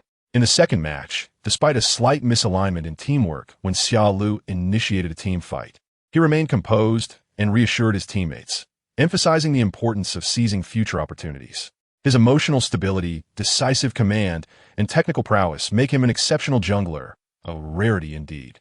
Sister Fei has already resolved to retain Xia Lu, recognizing his undeniable prowess in the jungle. It is no wonder he is capable of rallying a group of novices to triumph against all odds. Those who engage in esports, or competitive gaming, are naturally drawn to strength. Xia Lu has won the admiration of Inua and the others through his exceptional abilities. Initially, they might have perceived him as merely a pretty face, but their perspective has since shifted. Xia Lu is now regarded as their ultimate weapon. During their light-hearted banter, they called out to one another. When the psychologist observed the four of them entering, he was momentarily taken aback, questioning who among them was the patient. Inua, Xia Lu, and the others were all radiating positivity. Thus, the patient must be that lady, he thought. Sister Fei, with her cheerful demeanor and vibrant personality, elicited a bemused reaction from the doctor, leading him to think it would be easier to believe she was the patient. After witnessing the disbelief on the doctor's face, Xia Lu casually remarked that he had assured them of his mental well-being. The trio felt that none could rival Xia Li's psychological health. During their wait, he seamlessly engaged with Inua, embodying the essence of a sunny, charismatic young man. The doctor sighed, recognizing that individuals of this nature are either entirely healthy or harbor significant issues. Engaging in standard communication with patients, he noted that family members should not be present. But Xia Lu showed no concern, indicating there was no need to have the others step out. He firmly asserted that he was fine, believing it was beneficial for his friends to hear him affirm his mental stability. The doctor proceeded with the standard inquiries regarding Xia Li's recent psychological state, asking if he had experienced any symptoms such as feelings of sadness, guilt, irritability, or sensitivity to minor provocations. He inquired whether Xia Lu felt despair, loneliness, helplessness, pain, guilt, or a sense of worthlessness. Xia Lu pondered the questions, seeking clarity on whether the doctor meant these thoughts occurred daily and whether recent referred to frequent occurrences. Inua, who had been smiling brightly, suddenly expressed concern, questioning if Xia Lu might genuinely be struggling. The doctor, observing Xia Li's earnestness, asked if he had experienced any such feelings. Xia Lu recounted that, over the past few months, he had faced two peculiar emotional episodes that felt uncontrollable. He elaborated that sometimes he would abruptly feel overwhelmed with sadness, accompanied by rapid breathing and a sense of disorientation. The three friends, who had initially thought Xia Lu was unfazed, now shared a collective surprise. The doctor lowered his tone, asking for more specific details about these sensations. Xia Lu described them as akin to drowning or suffocation, but he insisted he did not perceive this as a psychological issue. He maintained a cheerful disposition, asserting that he was generally happy and had no thoughts of self-harm. The instances of sadness were merely fleeting, and he believed there was little to worry about. Xia Lu casually mentioned a lingering suspicion that perhaps his body lacked certain nutrients, which might explain his occasional breathlessness. The doctor gently prodded for context, inquiring if any particular events preceded these breathing difficulties. Xia Lu considered this and concluded that nothing unusual had occurred. The events he experienced were quite ordinary. During a prior club meeting, he had inquired with his coach, who had advised him to let go of his aspirations. However, he had previously posed similar questions to the coach, suggesting that this incident was unlikely to be the cause of his current feelings. He regularly streamed and trained, maintaining a consistent routine. Despite losing the second match, he felt he had given his all. He firmly believed in the principle of striving wholeheartedly. Xia Lu approached the competition with sincerity, feeling no regret even in defeat. In a lucid state, he remained rational and objective. The doctor then inquired about any suicidal thoughts or feelings of worthlessness, questioning whether Xia Lu ever felt life was meaningless or burdensome. Xia Lu shook his head in response, asserting that such self-deprecating thoughts were overly pessimistic. He believed life is precious and should be viewed as a journey rather than a series of isolated events. To dismiss oneself due to a momentary setback would be a disservice. Sister Fei silently concurred, recognizing the integrity of his worldview. The doctor observed Xia Lu with a serious demeanor, realizing he genuinely held these beliefs. He continued to probe regarding Xia Li's sleep patterns, asking about any irregularities such as insomnia or excessive sleepiness. Inua chimed in, recalling that he had seen Xia Li's energetic posts on social media, contrasting sharply with their own fatigue. The doctor pressed further about Xia Li's appetite, inquiring if he had experienced a lack of interest in food or excessive eating. Xia Li clarified that for the past 1 to 2 years, he had developed a habit of eating very little, and thus did not perceive this as abnormal. The doctor, however, noted that Xia Lu had barely finished a bowl of porridge the previous night, prompting a keen inquiry about how long this had been the case. Xia Lu estimated it had been about 2 years. The doctor then asked if any significant event had transpired 2 years prior that might have caused him emotional distress. Xia Lu reflected briefly, but insisted that nothing particularly impactful had occurred. Even when faced with isolation from his teammates, he continued to stream and train diligently, refusing to wallow in self-pity. His friends, however, collectively disagreed, with Inua pointing out the online bullying and exclusion Xia Lu had faced at his previous club. The doctor was taken aback, and Xia Lu casually replied, questioning if that constituted a significant blow. Observing the reactions of those around him, he explained that the online harassment lasted only 3 to 4 months, and eventually, the negativity subsided. As for the exclusion and rumors, he remained indifferent, recognizing that opinions expressed by others were beyond his control. He continued to train, stream, and compete, unaffected by their behavior. Listening to Xia Li's account, Inua marveled at his resilience. Sister Fei recognized his stable mindset, surprised by its depth. The doctor, astonished, continued to inquire further about the series of events. Xia Lu recounted his experiences in a manner consistent with previous discussions, causing the room to fall silent. Inua had long known about the toxicity of Xia Li's former club, but was unprepared for the extent of the turmoil he had endured. The slender youth spoke calmly, as if recounting someone else's narrative. Yet, this was his own story, filled with online harassment, exclusion, and slander, each element potent enough to shatter a person. Especially considering that Xia Lu was only 17 at the time. As a psychiatrist, maintaining composure is essential. However, even the doctor cannot help but curse internally, pondering the absurdity of it all. Looking at Xia Lu, one cannot help but feel a profound sense of sympathy for his plight. He genuinely admires Xia Li's mental fortitude. Had it been him, he would have surely succumbed to madness. Xia Lu, though slightly anxious, reassures them, insisting that he is perfectly fine and that they need not overthink the situation. After hearing Xia Lu recount his past, they realize just how remarkable it is for this young man to stand before them smiling. He has traversed a path laden with thorns, bleeding all the while. Despite such treatment, he still approaches each match with earnest dedication.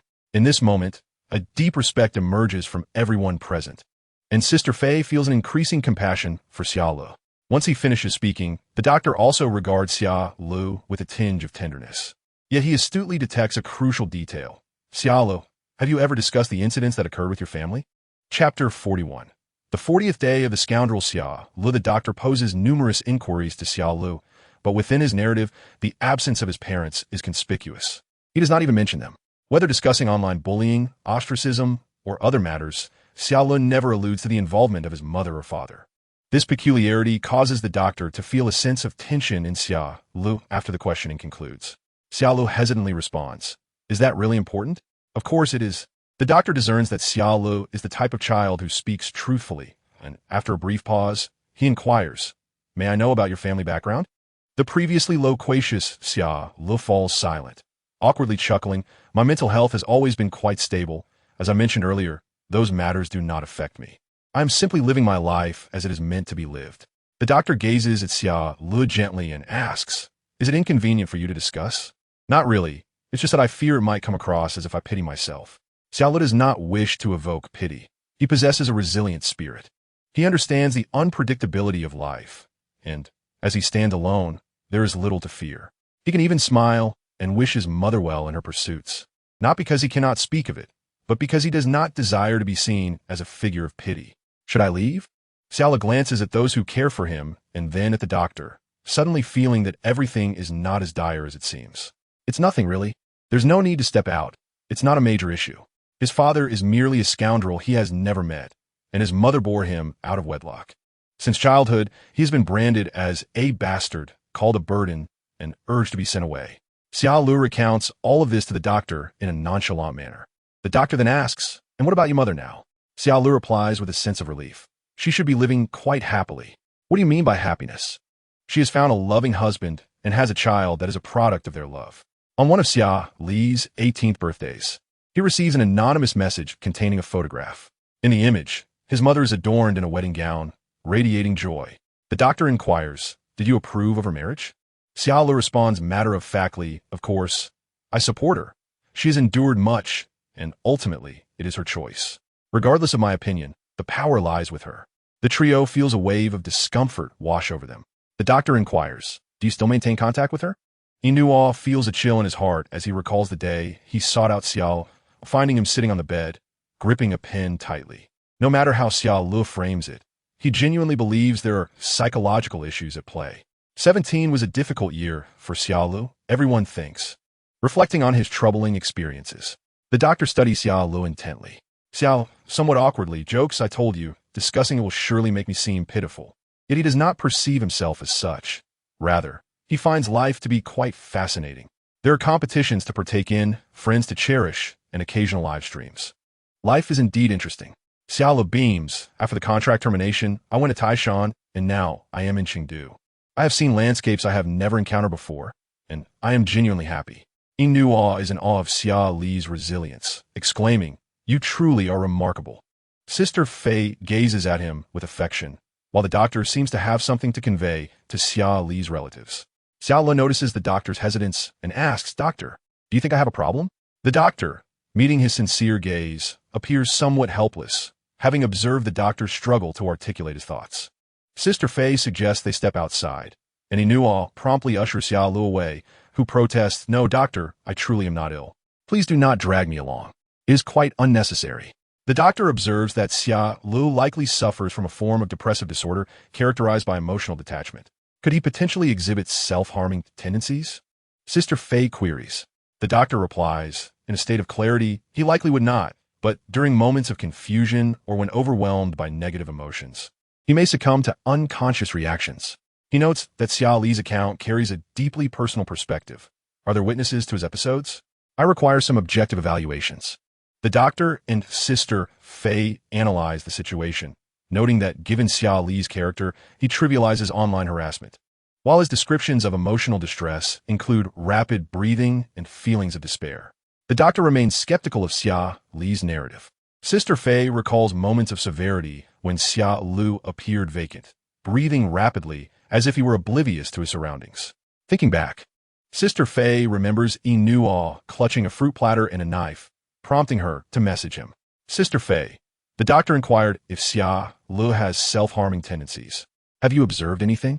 Upon receiving the message, Inuo, with the reflexes of a top-tier shooter, types fervently while continuing his conversation with Xia Lu.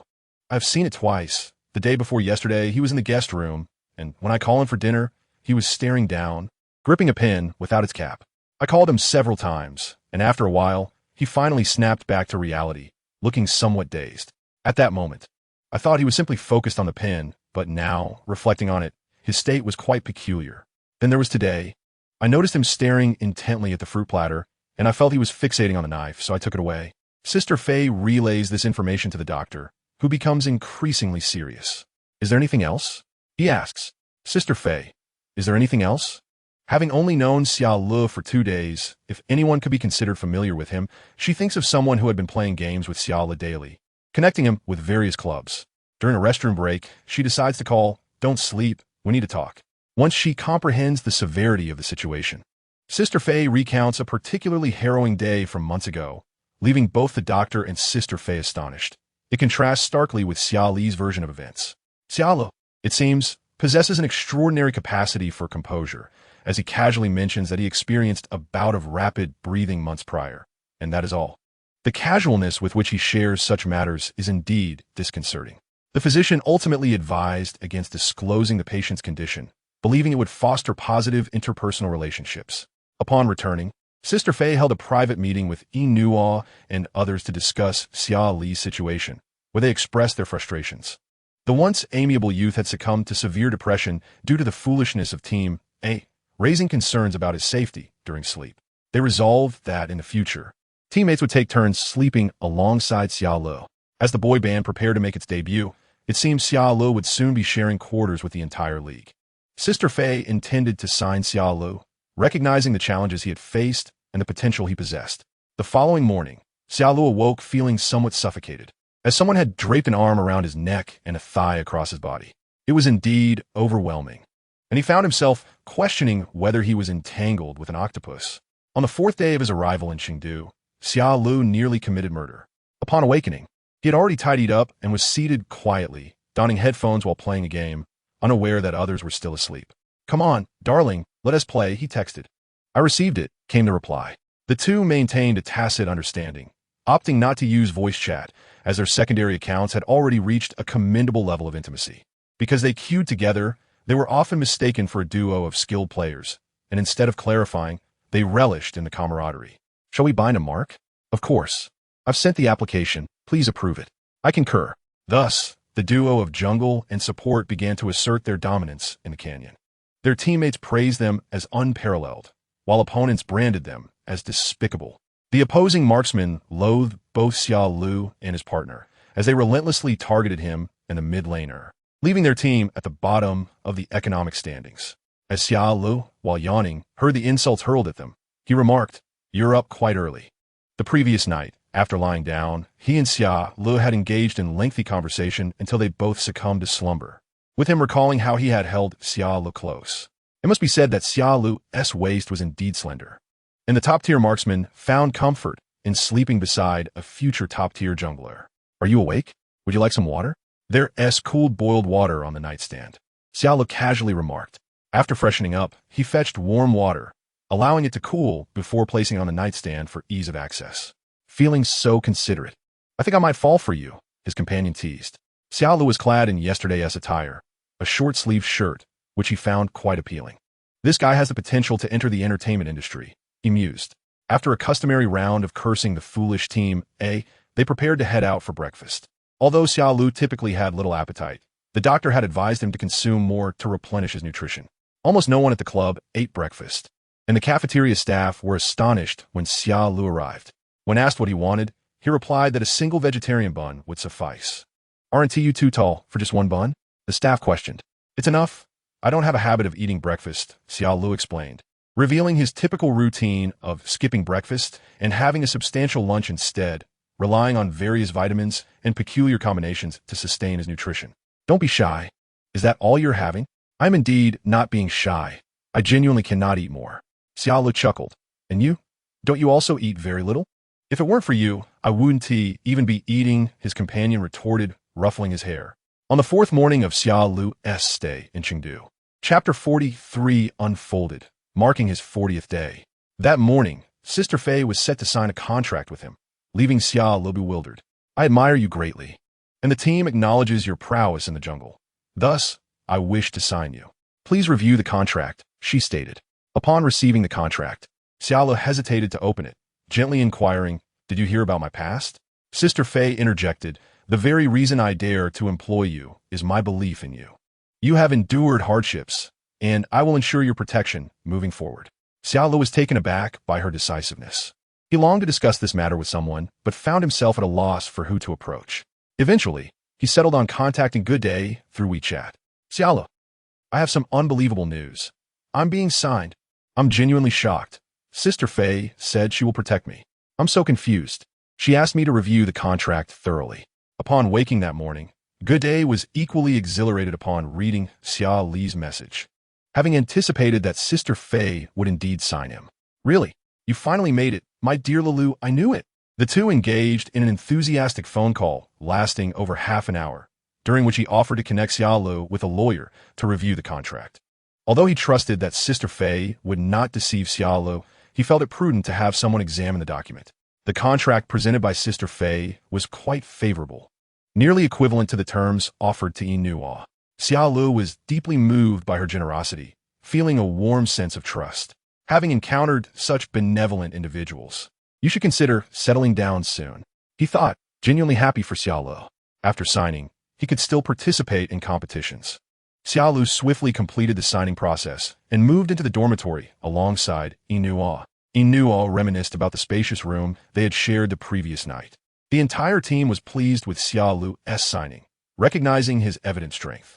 Most importantly, Xia Lu truly embodied the ideal combination of beauty, strength, and tragic backstory.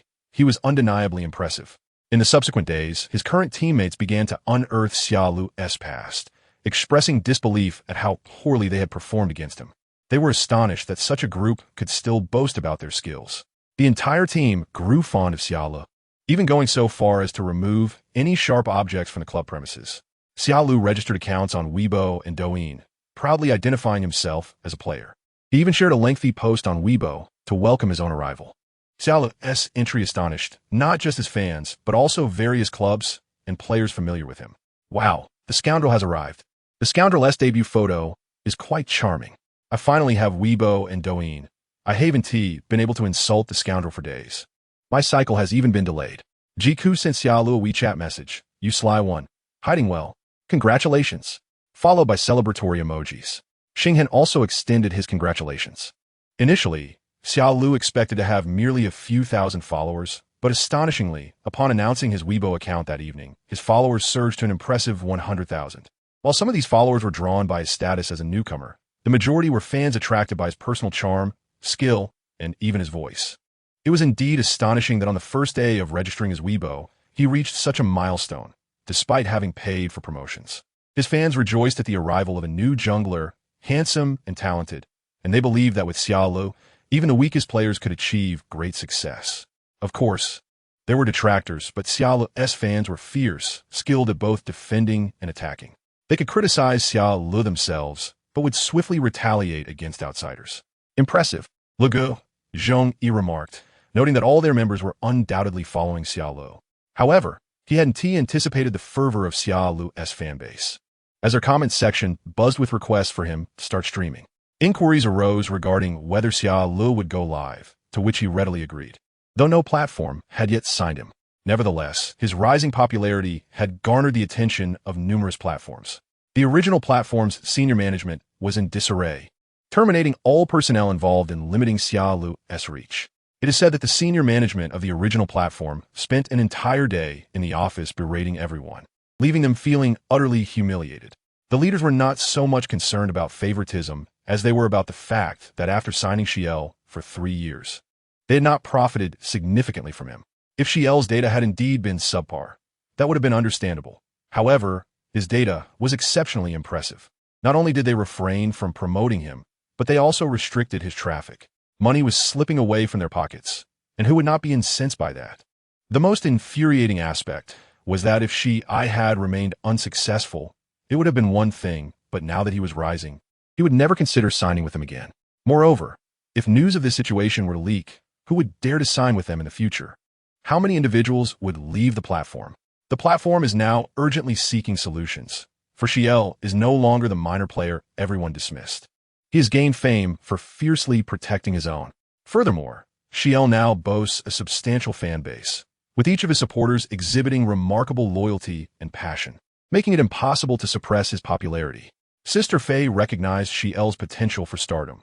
This young man possesses a delightful personality, a melodious voice, and a charming appearance, coupled with undeniable talent, making his rise to fame inevitable. However, she did not anticipate that merely announcing Xi'an would propel him to trending status, with his Weibo followers surpassing 100,000 on the very first day. Their official Weibo account also saw an increase of several thousand followers. It was the first time she had witnessed a player elevating their club S status. Not only the club, but also Xi'an's teammates experienced a surge in followers. Other clubs, particularly those that had suffered significantly, were left bewildered. Why had Xi'an not garnered such attention during his time with them? Fans are not foolish. They know that Xi'an was a bargain buy, and after acquiring him, he streamed daily without being included in any lists, indifferent to the platform's whims. Later, even at BOBSH, despite Xi'an gaining some recognition, fans incessantly messaged and commented requesting that he participate in training matches, but arrangements were never made. Yet, they did provide him with a formal title and treated him well, assisting him in establishing his Weibo and Douyin accounts. Did you not see that he was smiling brightly? Xi'an is destined to walk a glorious path. Chapter 44.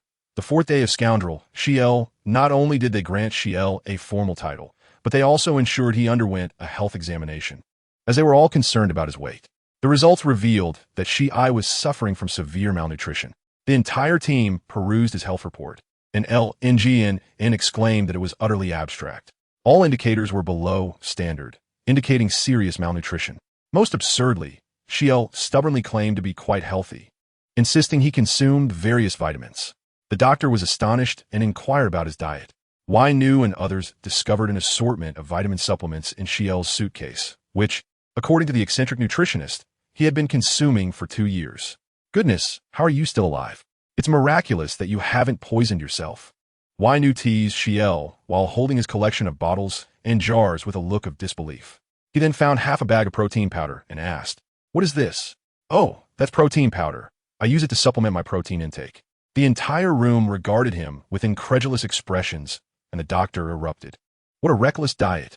Subsequently, they shared Xi'an's health report on Weibo and recounted the bizarre saga of the eccentric nutritionist. The management assured Xi'an's fans that they would take good care of him. While such an event might seem absurd in the case of others, it was entirely in character for Xi'an.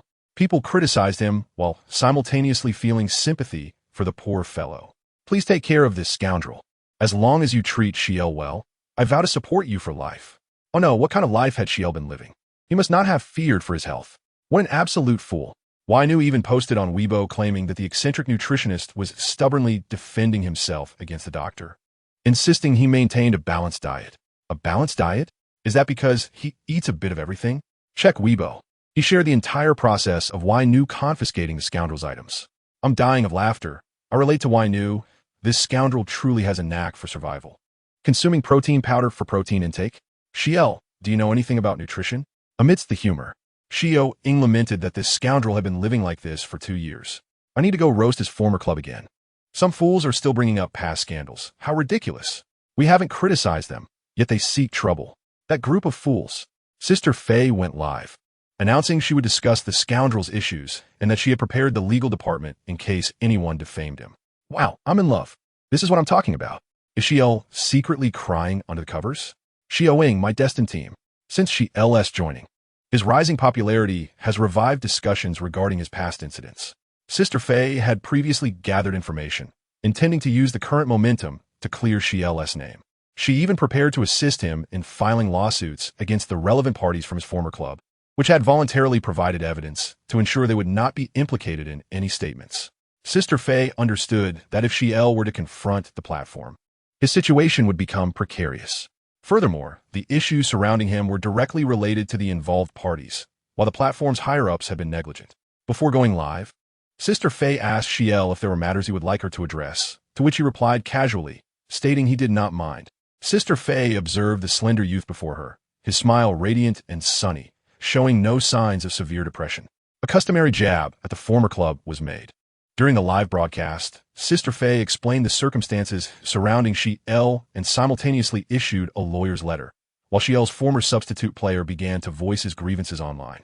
"Protect my scoundrel Xi'an, the unfortunate victim. Defend our scoundrel unexpectedly." The trending topic skyrocketed into the top 10. The public began to uncover the hidden truths behind Xi'an's plight, revealing the extent of his suffering. Thanks to the trending topic, Xi'an gained a substantial number of new followers, with his Weibo count reaching 800,000. The power of netizens is formidable, as they quickly piece together the background from Sister Fei's explanations and the information stored by Xi'an's previous fans. Xi'an, the great victim. How could they treat such a handsome young man this way? 2 years ago, I was only 17. Truly infuriating, a pack of shameless individuals. Xi'an's longtime fans mentioned he had no money for clothes, wearing short sleeves, even in autumn. Suddenly, I remember Xi'an's health report. That scoundrel club? Xi'an endured 3 whole years of hardship, and they still had the audacity to accuse him of causing division.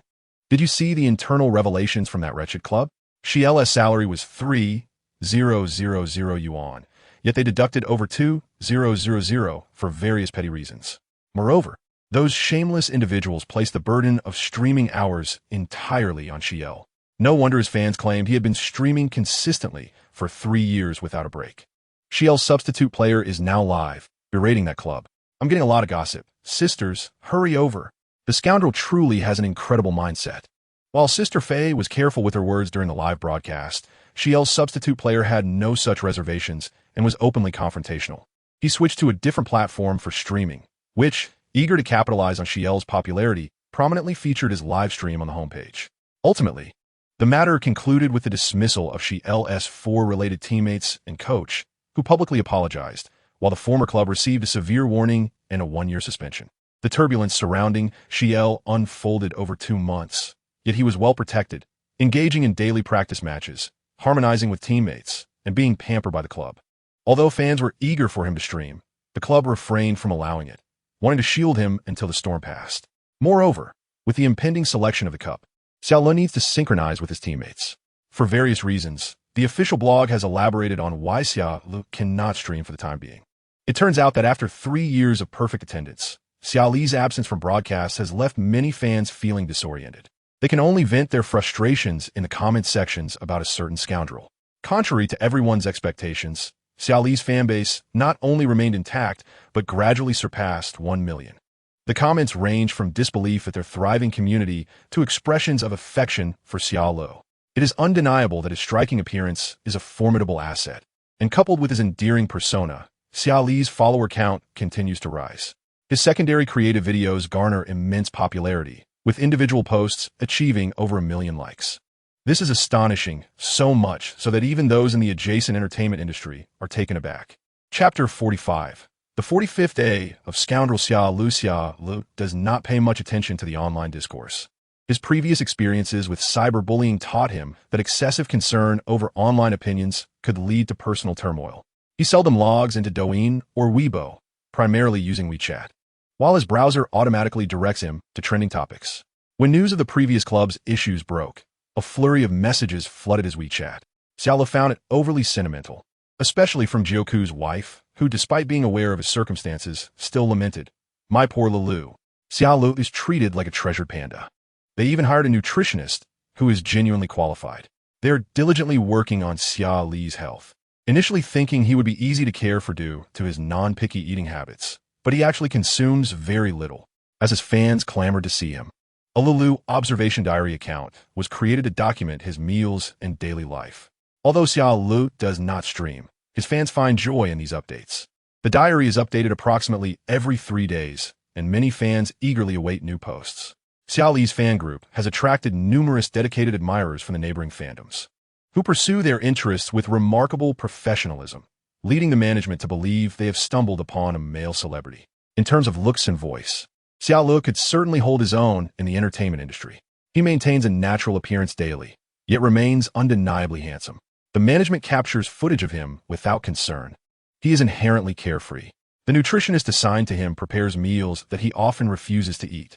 Xia Lu cleverly shares his food with others, and when caught, he feigns innocence, claiming he merely wished to let them taste it. Initially, the filming crew was captivated by his beauty and charm, but they later grew resolute in their belief that Xia Li's allure was merely a fade. Xia Lu genuinely struggles to consume large quantities. His stomach has grown accustomed to his peculiar eating habits. Chang Sheng once tweeted about Xia Lu, humorously lamenting that a bag of cookies lasted him an entire afternoon. The team appreciates Xia Li's gaming prowess, and as they continue to bond, they recognize his exceptional skills. During training matches, they dominate all competing teams. With Lin Jianan and Meng Lei, they receive generous red envelopes from Fei Jia. Without them, Xia Lu would not be where he is today. The teams they faced in training matches are now questioning their very existence, as if a compact car has transformed into an armored vehicle, effortlessly overpowering everyone. Xia Lu finds joy in life. His teammates are largely aware of his struggle with severe depression and intentionally ensure he feels included in their vibrant existence. Over the past few months, Xia Lu has shared living quarters with everyone. Occasionally, he wakes to find a different person beside him. Inua jokingly remarks that Xia Lu is indeed a scoundrel, embracing someone and calling them baby, only to be oblivious when the baby changes. In such moments, Xia Lu adopts a mock scoundrel demeanor, claiming everyone is his baby, insisting not to be picky. Inua playfully retaliates. Reminiscing about the first day, Xia Lu obediently called him brother Inua. Under their careful nurturing, Xiao Mao Mao has successfully gained 3 pounds.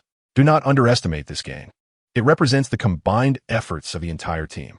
Xia Lu, the scoundrel, dines without needing to order when going out with others, opting to take a small bowl and share a little from each plate, ensuring he feels satisfied. His teammates often tease him about his strict diet management akin to that of a girl group. Xia Lu shares a harmonious relationship with his teammates, and their cooperation grows increasingly seamless. Occasionally, they play ranked matches together, and Xia Lu genuinely enjoys taking on the support role. When playing, he effortlessly secures the Jiuzhe experience card, maintaining an uninterrupted supply of blue buffs throughout the match, much to the dismay of their opponents, who lament their lack of experience. Observing Xia Lu gleefully retrieve a blue buff, one cannot help but admire his confidence, as he asserts that he deserves it. It is no wonder that everyone revels in gaming alongside Xia Lu. His skills are impressive, and his personality is delightful. During a recent 5-man match, they fortuitously encountered another team composed of 5 players. The world indeed feels exceedingly small. To their surprise, the opposing jungler turned out to be Xia Ling. The internal players were already privy to the mix-up regarding their previous recruit, which had been unearthed by netizens shortly after Xia Li's official announcement. There were murmurs about Xia Li's prior club causing a stir, leading to speculation and gossip surrounding the recruitment blunder. The clash was not daunting. It was merely a matter of who performed poorly. This match resulted in an overwhelming victory, with A.O. Han finding himself at the bottom of the economic ladder, while Xia Ling occupied the very last position. Since Xia Li's arrival, they have adopted a dual-core strategy of marksman and jungler. Through relentless training, their synergy has flourished, culminating in a swift victory in just 12 minutes. They maintained pressure throughout, and A.O. Han experienced a myriad of deaths, including but not limited to tower dives and ambushes. Ultimately, A.O. Han remarked, "Xia Lu, I will remember you." Ling Dang, after being outmaneuvered by Xia Lu once more, erupted in frustration. He prowled through the grass, unaware that Xia Lu was lying in wait within their own jungle, poised to deliver a lethal strike. Jiuzhe was also feeling the heat, as Xia Lu, the scoundrel, showed no mercy towards his partner, collaborating with the mid laner and marksman to relentlessly pursue him. Xing Hin could not contain his anger, exclaiming that Xia Lu was truly a villain, as they executed a coordinated assault that resulted in a tower dive. Chapter 46. The 46th day of Scoundrel Xia Lu. Upon hearing that they had been decisively defeated, Wu Wei made a special effort to console them, gently patting Ling Dang and reassuring him that they had performed admirably. Ling Dang grimaced, recalling that Xia Lu had managed to ambush him 3 times within 12 minutes. Despite his efforts to maneuver and evade, he found himself repeatedly cornered by Xia Lu. A.O. Han, attempting to regain his composure, recognized that Ling Dang had fared better than he, as he was consistently targeted and eliminated, even when trying to hide behind minions. Inua was also no saint, as the entire team appeared to relish their villainous roles. Xia Ling suffered the most, with his jungle economy plummeting, rendering him an easy target for anyone. Xi'an, in a fit of rage, even chose to eliminate him without using his ultimate ability. Jiuzhe was not spared either. He, a mere support, found himself relentlessly pursued. Xi'an, in a fit of rage, chased after him with reckless abandon. In this match, everyone succumbed to the cries of defeat, and later on, Jiuzhe called Xia Ling to chastise him for being too excessive. Thankfully, this match was devoid of any spectators, as their spectatorship was not activated. Otherwise, they would have faced considerable embarrassment. Scoundrel. Jiuzhe condemned Xia Ling, who, while indulging in the game, undoubtedly exerted himself to the fullest. There's a saying that dedicating oneself entirely is the greatest respect one can show to an opponent, and I am demonstrating my respect for you. So, should I thank you for that? Cuckoo scoffed. Xia Ling was not entirely averse to this notion. Lilu, you truly have no shame at all, he remarked. Time flew by, and Xia Ling had been present for quite a while. With the upcoming tournament, they needed to shoot some promotional clips. On the morning of the shoot's conclusion, a video of Xia Ling changing clothes in the locker room was leaked. In the video, a slender youth was changing, having only removed his top and pants, revealing his fair skin. Oh my, Lilu, you've been secretly filmed, Xi'an exclaimed, showing Xia Ling his phone. Xia Ling, sipping juice, tilted his head in confusion. What? Xi'an forcefully tapped his head. You were filmed changing in the locker room. Xia Ling was momentarily stunned. Chang Sheng approached and patted his shoulder. Look, someone filmed you changing. It's trending online. Xia Ling, bewildered, glanced at Xi'an's phone. What could possibly be worth filming? Was this scene from when we just arrived at the hotel? It seems so, Xi'an confirmed. Trending? Is it just me who got filmed? Xia Ling found it hard to believe. Chang Sheng replied, I don't know, but you're the only one exposed. They were already in contact with the hotel to investigate suspicious individuals. It was well known that Xia Ling had been secretly filmed. The trending topic, though bittersweet, held an element of humor as they teased Xia Ling for being a true celebrity, with fans even resorting to stalking. Despite the multitude of jokes, the nature of the incident was quite alarming. Xia Ling's fanbase had grown to 1,200,000, a number even he could not comprehend. Previously, he had not paid much attention to Weibo, focusing solely on training and competitions. However, this time he diligently scrolled through Weibo for nearly 2 hours. Frowning, he noted that while his fanbase was vast, some fans exhibited peculiar behavior, organizing fan groups and studios reminiscent of the entertainment industry.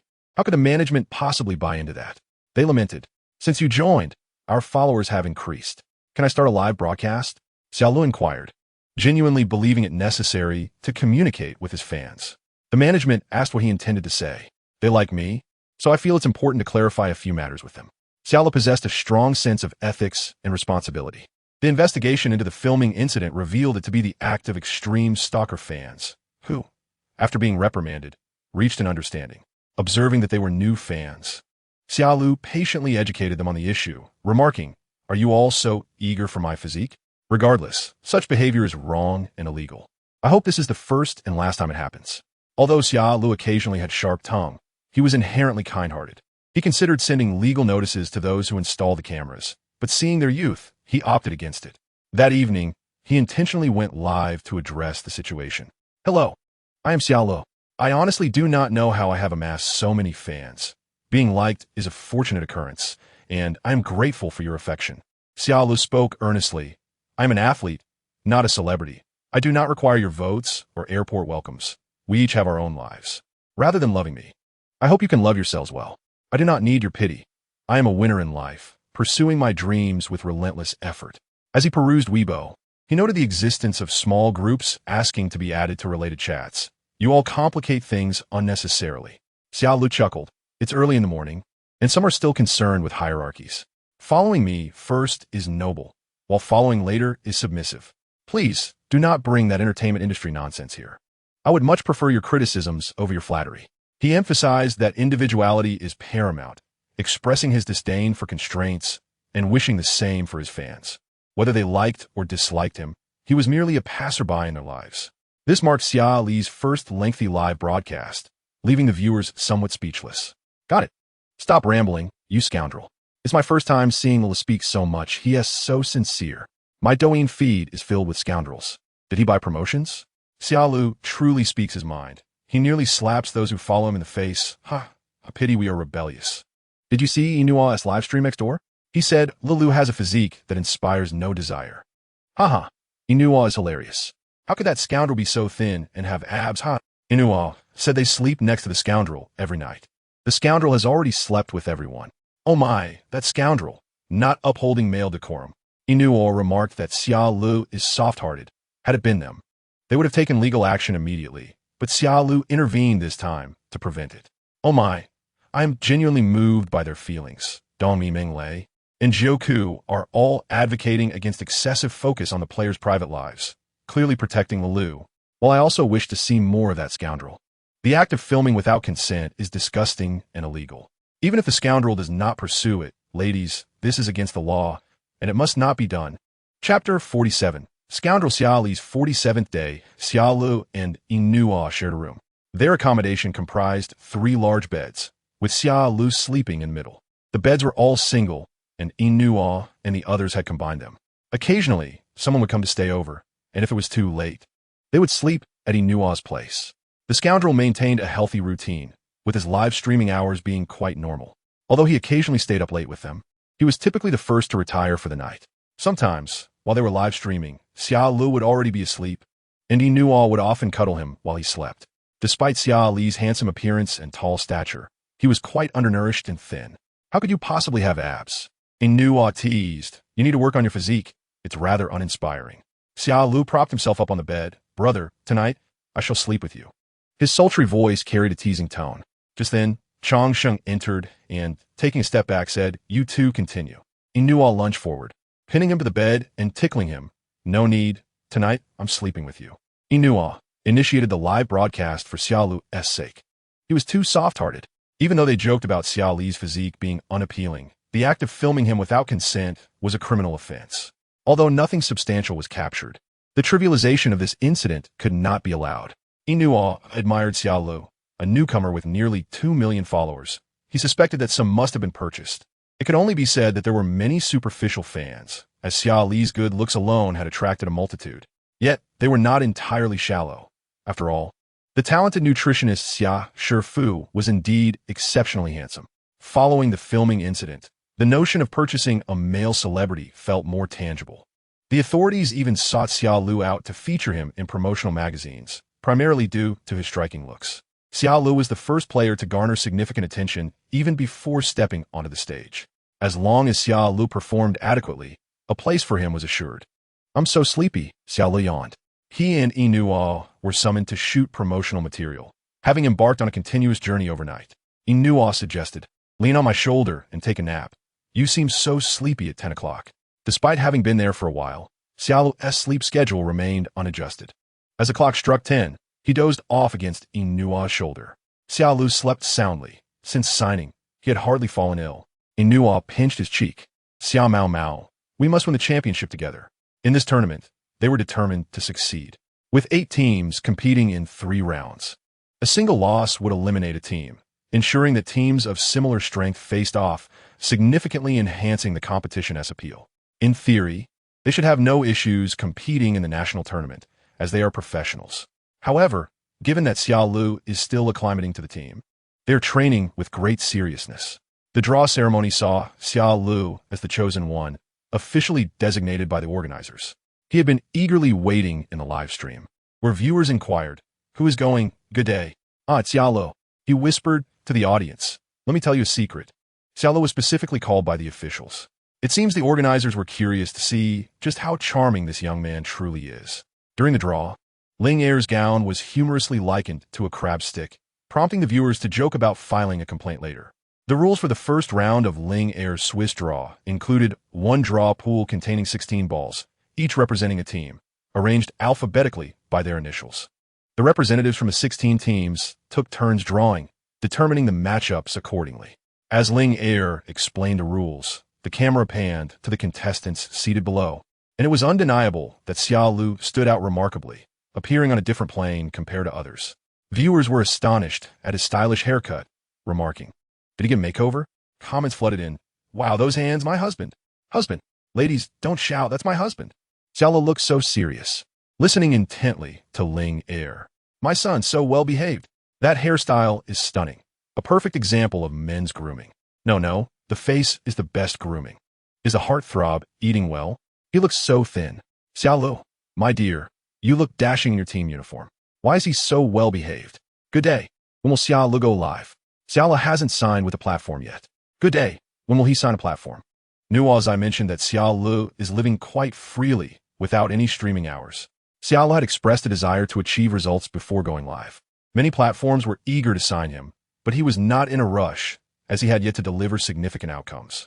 The representative from Chengdu Chaoan, Xia Lu, took to the stage. The slender youth, dressed in his team uniform, walked up slowly, his fingers long and wrists delicate. When he drew, the camera zoomed in, startling him with a frenzied barrage of comments.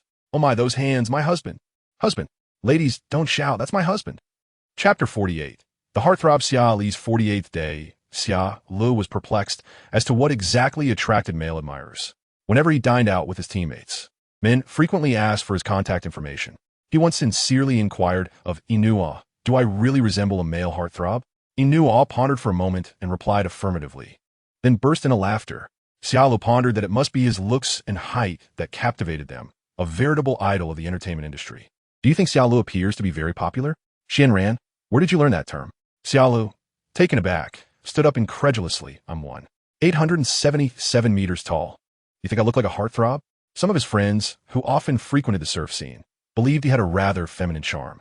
Xia Lu did not identify as a heartthrob, yet he could not comprehend why he was perceived that way. Finally, when someone asked for his contact, he earnestly inquired, do you think I look like that? How could that be? Aren't you a one? The inquirer was taken aback while Xia Lu sighed in relief, affirming, yes, I'm not that. I am straight. Inua and the others laughed, and Xia Lu playfully scolded them. Inua teased that they probably thought he had an alluring face, likely accompanied by an 8-pack abs. In reality, he only had one. The laughter from Chang Sheng and the others was unrestrained. Today was another calm day. Noticing the comments taking a turn, he urgently interjected, family, please refrain from inappropriate comments. Xia Lu is still a child, and this is not a free-for-all. Quail, please stop, or I'll tell Xia Lu later. Xia Lu, who despised others discussing him in the comments, would be furious if he found out. This petty boy might delay his streaming indefinitely. Thanks to the generous donation from Please. Good day, don't tell Xia Lu. Quail expressed surprise. Thank for the support from I appreciate you, but don't inform him yet. He never expected Xia Li's fans to be so wild, directly unleashing their financial prowess. The comment section was abuzz, and Xia Lu jested. Am I really that easy to complain about? I want to tell Xia Lu, everyone, please dress appropriately, especially the ladies. Quail humorously remarked, you've lost sight of reason. It was hard to believe, but Xia Lu truly gained popularity. Without his streaming, his fans would still tune in, sometimes casually discussing Xia Li's recent developments. Currently, several fans were on the gift leaderboard, including a male fan. Quail could only express gratitude for Xia Gu's support. It was all in jest. As a major streamer, he had numerous fans, but didn't team mind who visited his live stream, promoting a spirit of inclusivity. Come on, Xia Lu, let me see what you draw. Honestly, the first draw doesn't matter. In the camera's view, Xia Lu pulled out a ball. Let's see who it is. The host announced, Chengdu Chaoan has drawn. Thank you. Xia Lu had assumed he would leave the stage after the draw, but Ling Er called him back.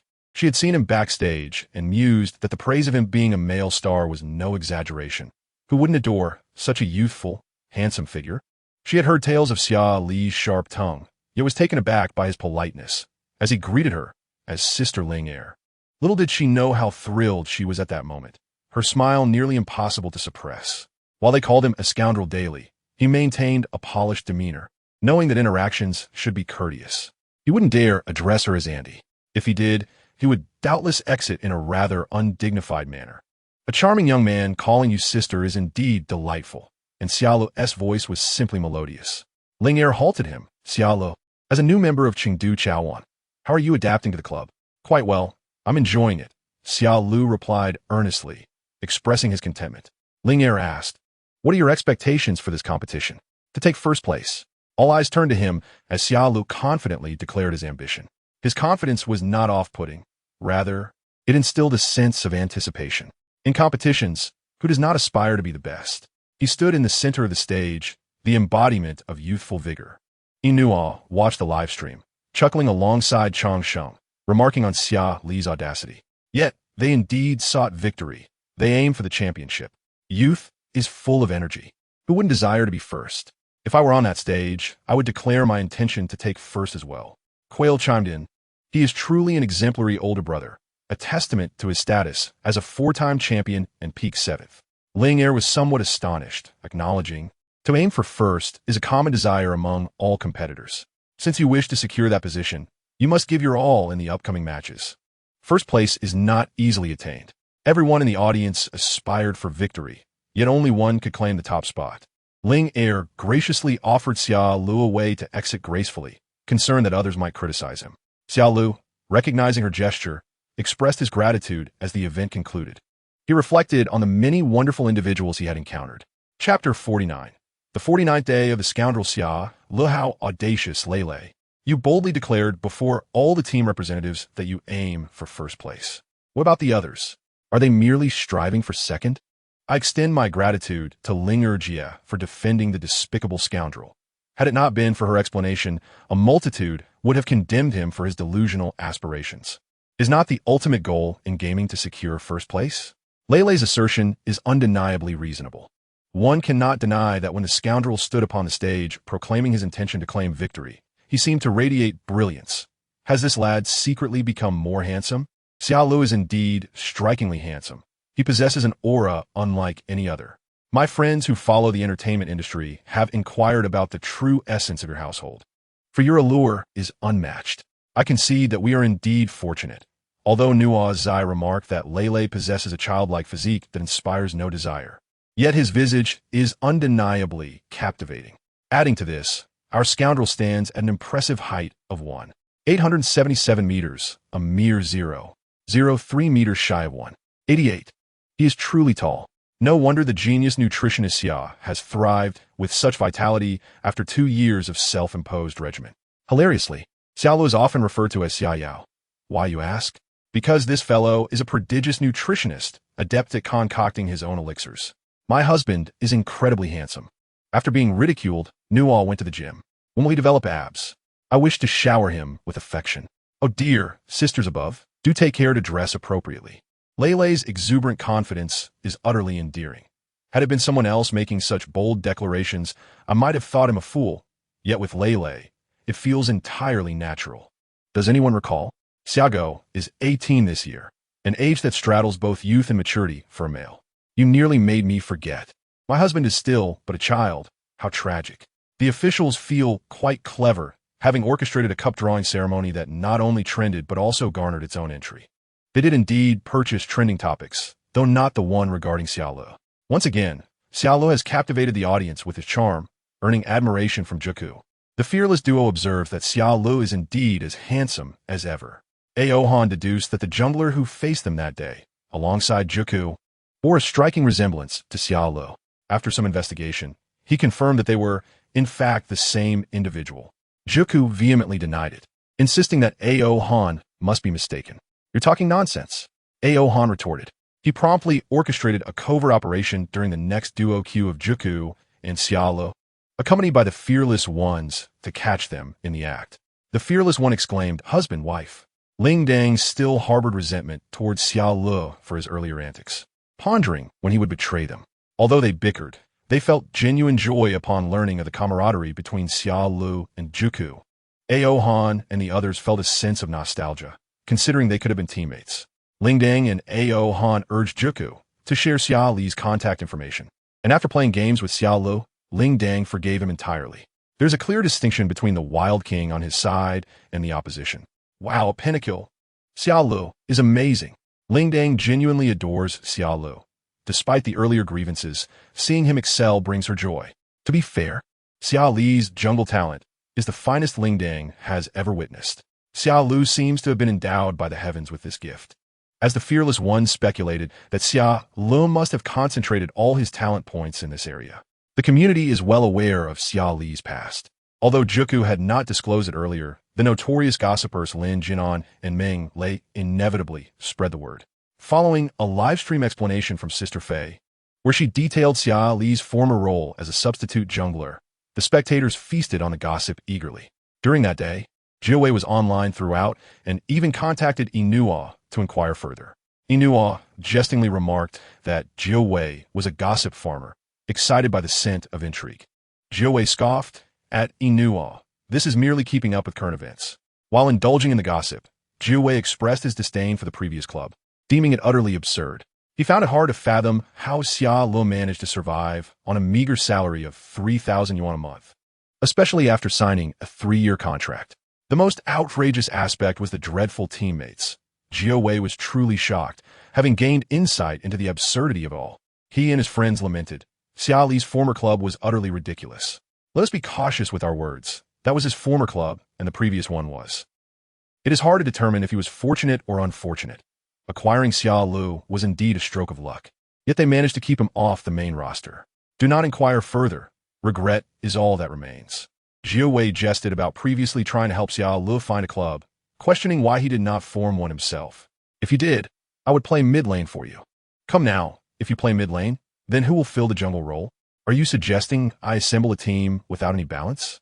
You are truly ambitious, Jiuzhe Wei teased. And what about the coach? Jiuzhe Wei mused. You could simply take the reins. If you do not, why not bring in Jiuzhe and Hualu? Zhang Kai would also suffice. Others might decline a return, but he would likely comply with your request. You are quite audacious. The banter continued. But let us not forget Xia Ling, who certainly would not be easily relinquished. Now, they cherish Xia Ling as if he were a precious gem. Inuo and others are resolute in protecting him, ready to retaliate should anyone attempt to lure him away.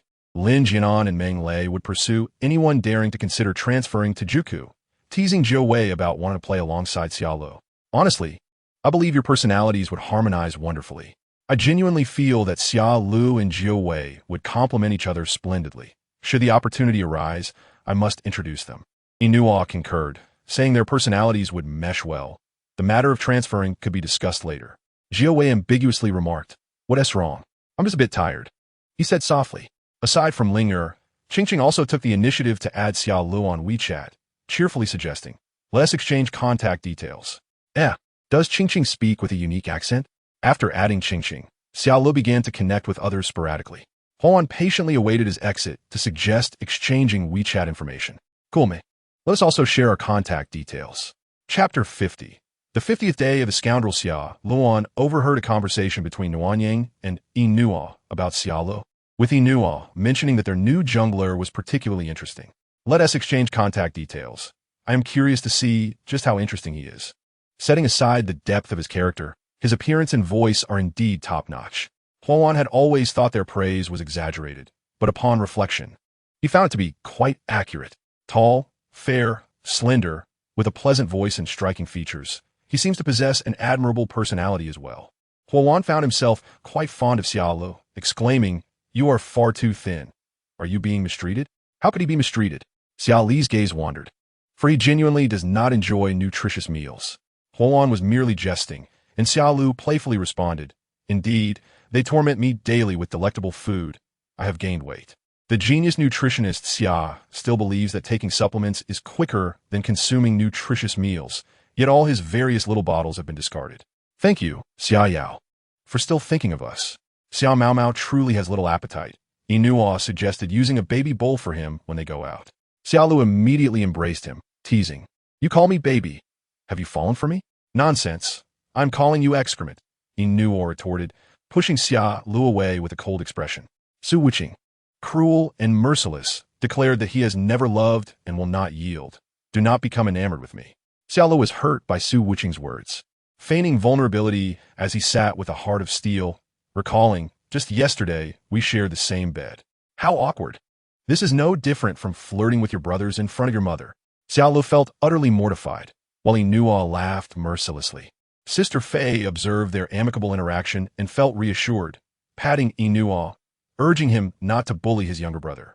Xia Ling was enjoying himself immensely. Sister Fei cared for him like a mother, while the others treated him as a brother. He has garnered both familial and friendly affection. As long as he is not abandoned, Xia Ling will always strive to serve. Whenever there is an event exposed, the number of Xia Li's fans experiences a dramatic surge.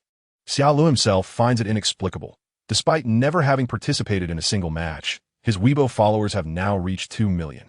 The so-called Lu Zi run does not comprehend the intricacies of the internet.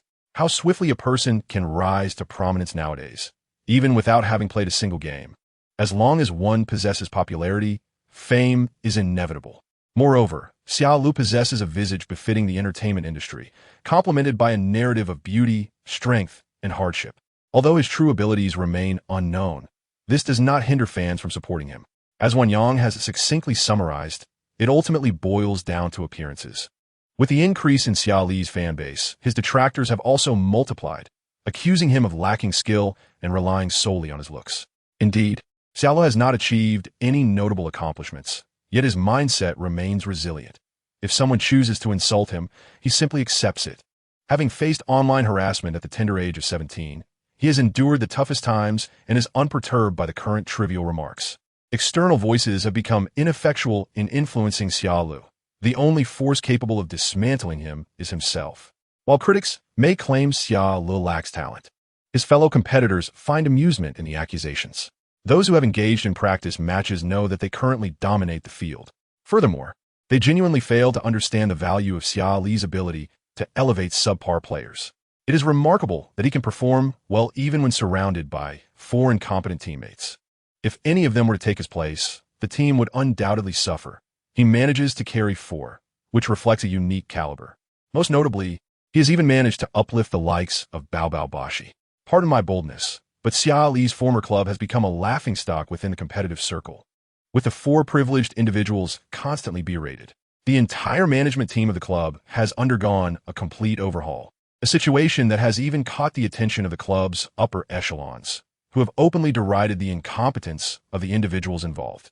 In light of Xia Li's situation, the official authorities of Wang Zhe have initiated investigations regarding the contractual issues involving minors and potential bullying within the team. The findings were shocking. It turns out that Xia Li's former club indeed harbored its share of unethical practices, yet Xia Li's original club remains the most notorious. Xia Li's former club is now universally condemned, and it is likely they will continue to struggle even after any potential lifting of sanctions next year.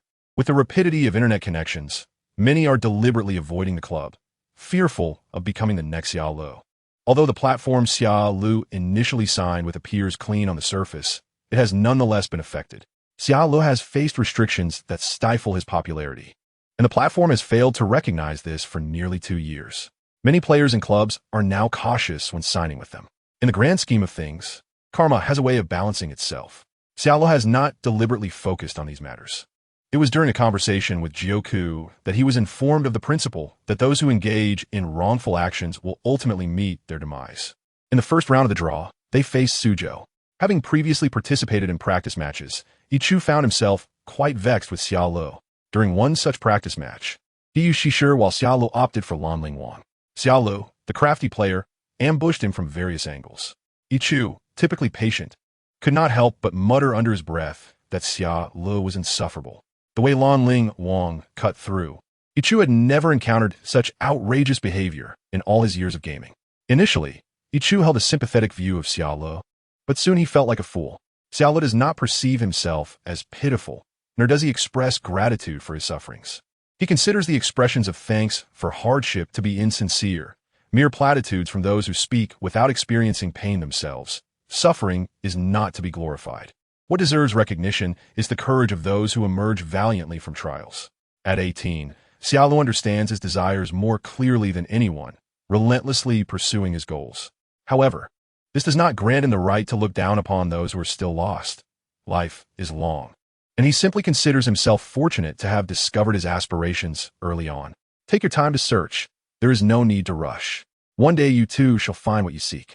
In truth, rather than seeking love from others, Xiao Lu yearns for his fans to love themselves. He struggles to comprehend the depth of their affection for him.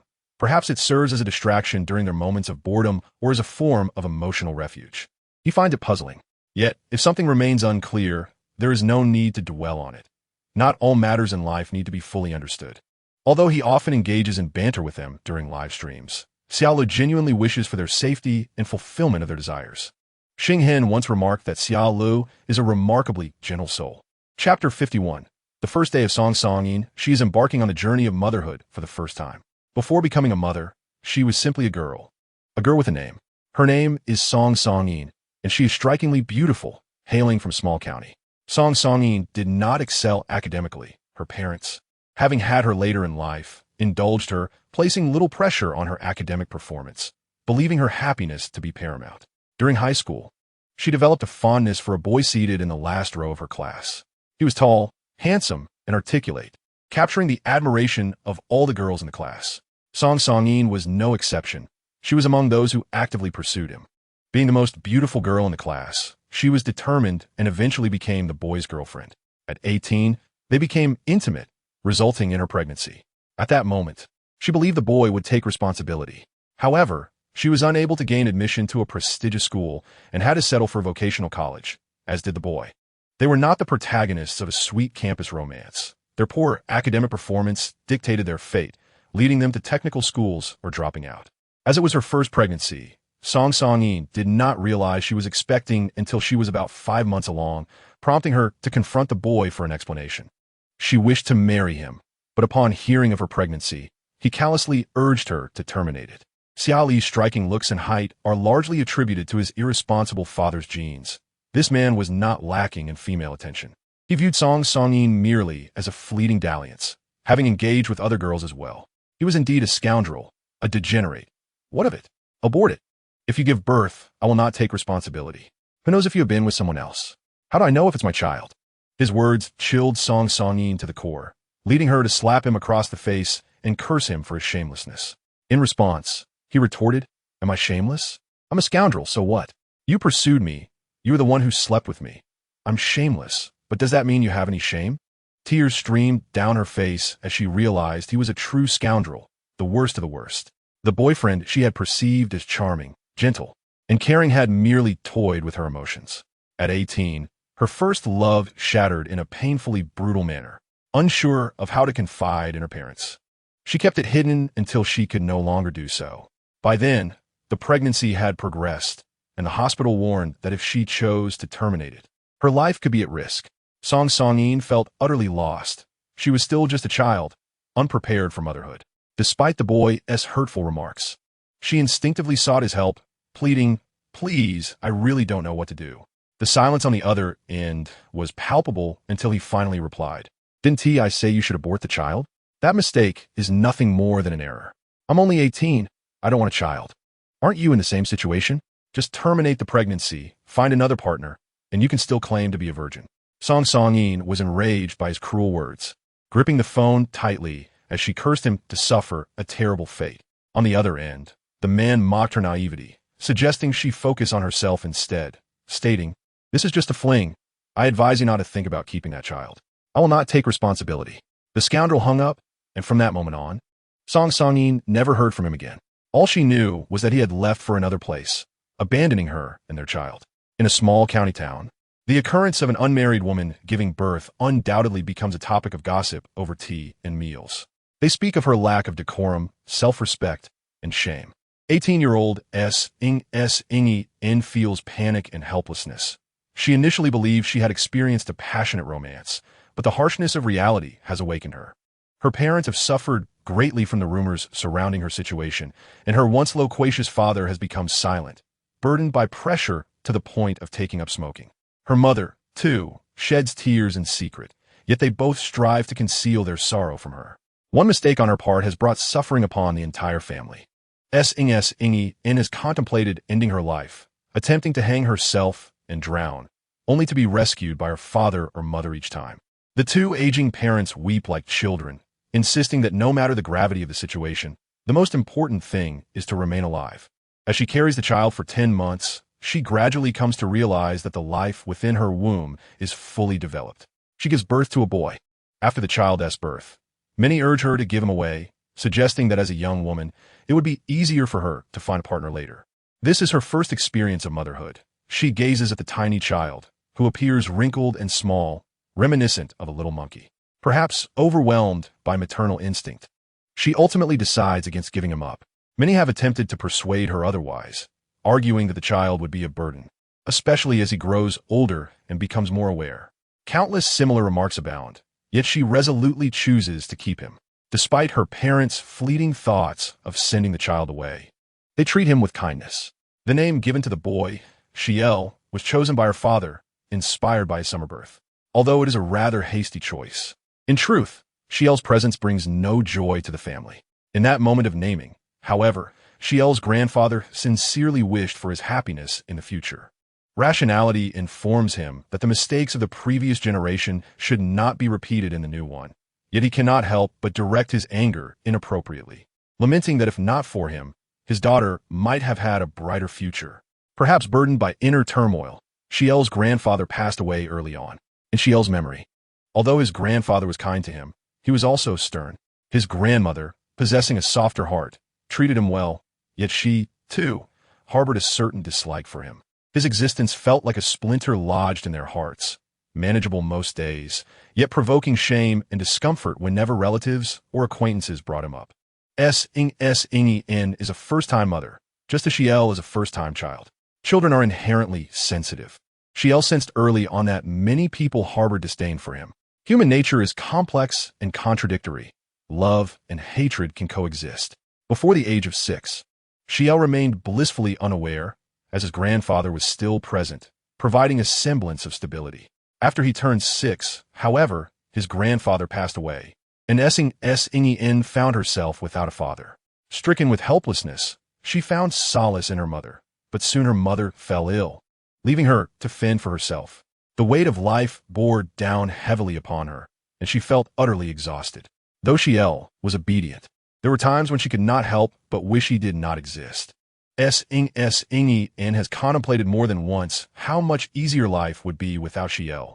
Yet in his presence, she maintains the facade of a gentle and loving mother, reminding herself that Xiao has done nothing wrong. However, emotionally, she often yearns to escape. Following her father's death and her mother's illness, the financial burden of the family rested solely on her shoulders. Lacking in education, she could only earn a living through arduous physical labor in the small county town. She has sold cosmetics, worked at barbecue stalls, served dishes in restaurants, and even done cleaning jobs. To make ends meet, her life has been incredibly challenging. Although Xing is beautiful, some have even proposed to support her, and she has come close to agreeing on several occasions. The reason is simple. Life is unbearably exhausting. She is truly weary, burdened by endless tasks and meager wages. Earning only $2,800 a month, which is considered a normal income in a small county town, she finds it barely sufficient. She must spend this money not only on her ailing mother, but also on Xiao and the household necessities of life. She is genuinely fatigued. Gazing at her mother in the hospital bed and at her child, she ultimately does not cross her moral boundaries. Xiao, small in stature, uses a chair to help with cooking, and at first, she was fearful for his safety. Yet, Xiao is remarkably considerate. Unlike other children his age, he takes it upon himself to care for his ailing grandmother. Although their life is tightly strung, they manage to get by. As Xiao grows, he reaches school age. Despite their limited finances, Xing resolutely decides to send him to school. Having experienced the shortcomings of a lack of education herself, she is determined that Xiao must receive an education. Once he begins school, the expenses increase, and she finds herself working 2 jobs. The burdens of life threaten to crush her, yet she cannot afford to break down. She has her child and mother to care for. When Xiao mentioned dropping out of school, she struck him, marking the first time she raised her hand against him. Upon hearing his desire to quit, Xing felt a deep sense of injustice. She could not comprehend why, despite her immense efforts, Xiao remained so immature. She wanted him to succeed in school, to ensure he would not endure the hardships she had faced. Exhausted, yet as a mother, she yearned for a better future for Xiao. After striking him, she regretted her actions, yet Xiao seemed unfazed. He continued to exhibit a cheerful disposition, preparing meals in advance and caring for his bedridden grandmother. The weight of hardship continually pressed down on her, yet over time, she began to adapt to it. The sudden change came with her mother's passing.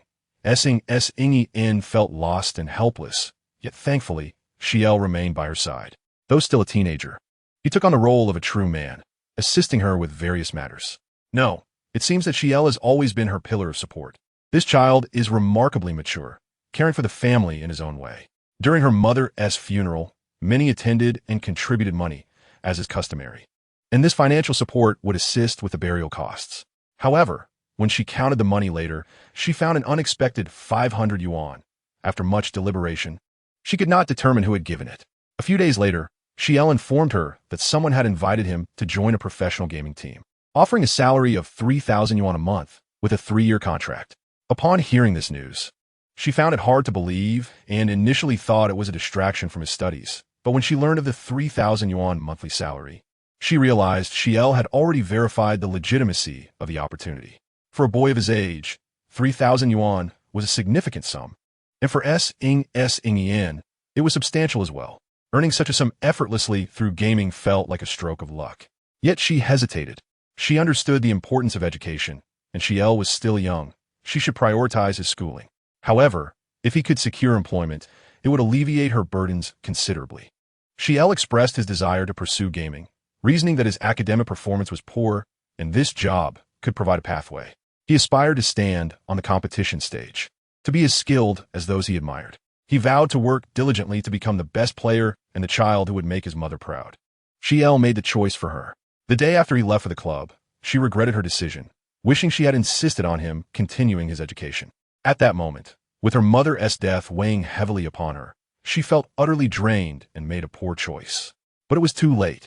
It had become a foregone conclusion. As relatives remarked, she was now burdened with 2 dependents. With her mother's passing and Xi'an leaving, the weight on Xing and S shoulders lightened significantly. Yet paradoxically, she felt increasingly anxious. Xi'an would share only his successes, sending her 1,500 yuan every month. She never touched that money, saving it instead. Suddenly bereft of a life purpose, she wandered through her days in confusion. One day, by chance, she encountered an old classmate from elementary school. It was quite awkward. Her peer was now sharply dressed, while she remained merely a working girl. The other party did not disdain her. Rather, he frequently invited her out for meals, strolls, and movies. After enduring the betrayal of the scoundrel, Xing was initially resistant to the proximity of men. However, he was different. He exhibited great patience and demonstrated genuine concern for her life. Xi'an, have you ever considered pursuing an adult self-study bachelor's degree? Me? How could I possibly do that? I'm not capable. Do not be so quick to dismiss yourself. You often lament the consequences of not having studied diligently. In truth, your age is still quite young. You can still pursue education. His gentle words gradually ensnared Xing. Throughout this process, she experienced inner turmoil. She was acutely aware that she was no longer the youthful 18-year-old girl. She was a mother. She could not selfishly consider only herself. Yet she was still a person yearning for warmth. In an effort to sever ties with men, she divulged all her past experiences and matters concerning Xi'an to him. She laid bare her life, attempting to deter him, but he only grew more compassionate towards her. He gently embraced her, acknowledging her hardships over the years. This was the first time someone had spoken to her in such a manner, and this revelation allowed Xing to lower her defenses. They became a couple, yet she was uncertain how to communicate this to Xi'an. How could she explain that she had found a new love? Before she could even broach the subject with Xi'an, a more unexpected development occurred. She was pregnant. Chapter 53. Xing's third day. Optional skip. The news of her pregnancy filled her with dread. Her first child was with Xi'an, yet that experience was far from delightful. The man noticed her panic and proposed marriage, even purchasing a home solely in her name. As a woman in her 30s, Xing could discern his sincerity. Yet she hesitated, torn between fear and uncertainty about Xi'an's future. The man understood her dilemma and endeavored to provide her with a sense of security. Humans are inherently selfish. To ensure that his parents and friends accepted Xing well, he publicly claimed that she remained single to care for her mother. His family held her in high esteem, and their marriage would likely proceed smoothly. However, Xing remained conflicted, even somewhat resistant to the idea of marrying him. The man recognized that everything hinged on Xi'an and persuaded her for an extended period, ultimately swaying her decision. Faced with the prospect of a beautiful new family versus a child who had caused her much anguish, she chose the former. Once we are married, we should cease all contact with Xi'an. He is currently employed, and you have not touched the funds in that account. I will save a bit more, and he will be just fine in the future. Xi'an, you must consider our future child. You are aware of how much gossip Xi'an faced during his upbringing. I do not wish for our future child to endure such suffering. No one ever said that a mother could not be selfish. Xi'an, you have already endured enough. You have done right by Xi'an. You are permitted to be a little selfish. I can take you away from here. Would it not be wonderful to start new?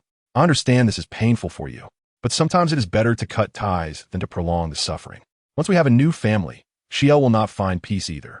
It is better to clarify matters so that everyone can move on. Ingy rested her hand on her pregnant belly, remaining silent for a long time before finally speaking. I must tell him eventually. She anticipated Xiao's reaction, which aligned with her expectations. Yet she never imagined he would respond so decisively. He truly severed all their connections. Holding the card, she felt a profound sorrow, but Xiao walked away. The last remaining person in her world had departed. Later, she married and had another child, but she could not help but remember Xiao. She felt an overwhelming sense of indebtedness. Having formed a new family and discovered what love looked like, she felt even more guilty. Xiao had not contacted her, until one day while grocery shopping, she overheard someone remark, "Wow, Xiao is truly unfortunate. That dog club." It was then that she learned, through others, that her LL was enduring such hardships. She should never have abandoned LL at that time. What a dreadful 17 it had been. Unable to contain her tears, she cried uncontrollably. Ing did not intrude upon Xiao's life, yet she posted a Weibo update, followed his fan club, and saved numerous photos and videos of him. She was both his mother and his fan. Life is long, filled with numerous experiences and countless individuals to whom one owes apologies or gratitude. Ing felt she owed her current family, yet she felt she had wronged her father, her mother, and Xiao. She could not fathom the emotions with which Xiao had departed, nor could she comprehend the sentiment behind his blessing. As her current child grew, her guilt and thoughts of Xiao intensified. LL had not enjoyed a life of ease alongside her. Instead, he had been burdened with disgrace from birth. At times, she would unjustly lash out at him. It was not that she truly wished to scold him. Rather, she sought a scapegoat. LL was so thin, she should have noticed. Yet during that new year, all she could think about was how to tell him not to disturb her new family. The man suggested, "Let me handle it. I will be the villain." Ing did not want to be viewed as the bad mother in Xiao's eyes. She allowed everything to unfold without properly saying goodbye to LL. Had she known how much he would suffer, she would never have abandoned him, at the very least. During those 2 days they spent alone together, she would not have focused solely on her own affairs. She loved LL. Who does not love their own child? She believed he was thriving, yet she had forgotten that this child was fiercely proud. Upon seeing the medical examination report and the story about the genius nutritionist, amidst a sea of laughter in the comments, Ing felt a deep ache. She had not even asked. She was not a worthy mother. When she learned about the wage deductions at the previous club, her heart ached even more. She had no idea how Xiao had managed to save money for himself, nor did she know how he had cobbled together 10,000 yuan for that new year. She did not know, but she understood that her LL must have been suffering greatly at that time. "LL, Mama really misses you. Mama is so sorry." The elderly say that souls review the script of their lives before reincarnation, only to forget at the moment they are born. So, LL, did you see the script? If you did, why would you still choose such a terrible mother? Chapter 54. The 51st day of Scoundrel Xiao encountering Suzhou was somewhat unexpected. Before his drawing, Wainu had jokingly said, "LL, why not draw a streamer or something?" Knowing that Xiao had poor luck, he teased him to pray that he wouldn't draw the star serious. Xiao's talent and luck seemed to be concentrated in gaming. He could snatch victory from the jaws of defeat in a match, but his luck in life was abysmal. "Am I really that unlucky?" Xiao asked. The chorus of voices replied, "Yes." Xiao had a bit of a jinxed nature. For instance, when they rolled dice to decide who would fetch takeout, he never rolled above a 3. Initially, they laughed at him, but later Wainu suspected it might be Xiao's phone causing the issue. After switching phones, the results remained dismally low. CHNG Saching advised, "Maybe you should stop playing this game. At this rate, you'll be buying us takeout for life." Xiao, unfazed by superstition, continued to roll the dice, only to receive the lowest numbers each time. Fetching takeout involved 2 people, with Xiao as the regular participant and another randomly chosen. "If it weren't for the official draw, you wouldn't be going," Su In or In remarked. "Your luck is just too poor. Is it because you play too much?" Wainu reasonably questioned, given that he was infamous for being a bad influence. "Are you polite?" XBCHing. Xiao shrugged. "I don't want to go either. I just want to sleep. I haven't been able to sleep on time for several days. Your schedule is simply absurd. Xia Lu is undoubtedly the player with the most commendable daily routine. His schedule is impeccable in every respect. His regimen aligns perfectly with the expectations of the game. Is it absurd for Xia Lu to yawn? Not all. However, dear friend, constantly burning the midnight oil are prone to breakouts and hair loss. Recently, I've noticed a significant reduction in your hair. You should cut back on those late nights. Do not hinder me, for I am determined to settle matters with this fellow. Baldness, what a vicious curse indeed. Though they have jested about the draw, none have taken it to heart. Winning or losing is merely a matter of skill. When the draw occurred, Inuo remarked that it wouldn't matter, suggesting that the streamers and experts might be even more formidable. After all, they have the blessings of challengers and the prowess of their specialists. It's entirely possible for a team to falter. What is the point in bullying the younger players? If we're to compete, let us do so fairly. Xia Lu playfully quipped that you were referring to other teams taking advantage of the younger players. Please do not misconstrue my words. Xia Lu adeptly maneuvered behind Inuo, and I did not. Dear brother, are you overthinking this? Inuo stood up, expressing his disdain with a casual remark about the tea. After a brief bout of banter, they delved into their training. Suzhou should not be underestimated.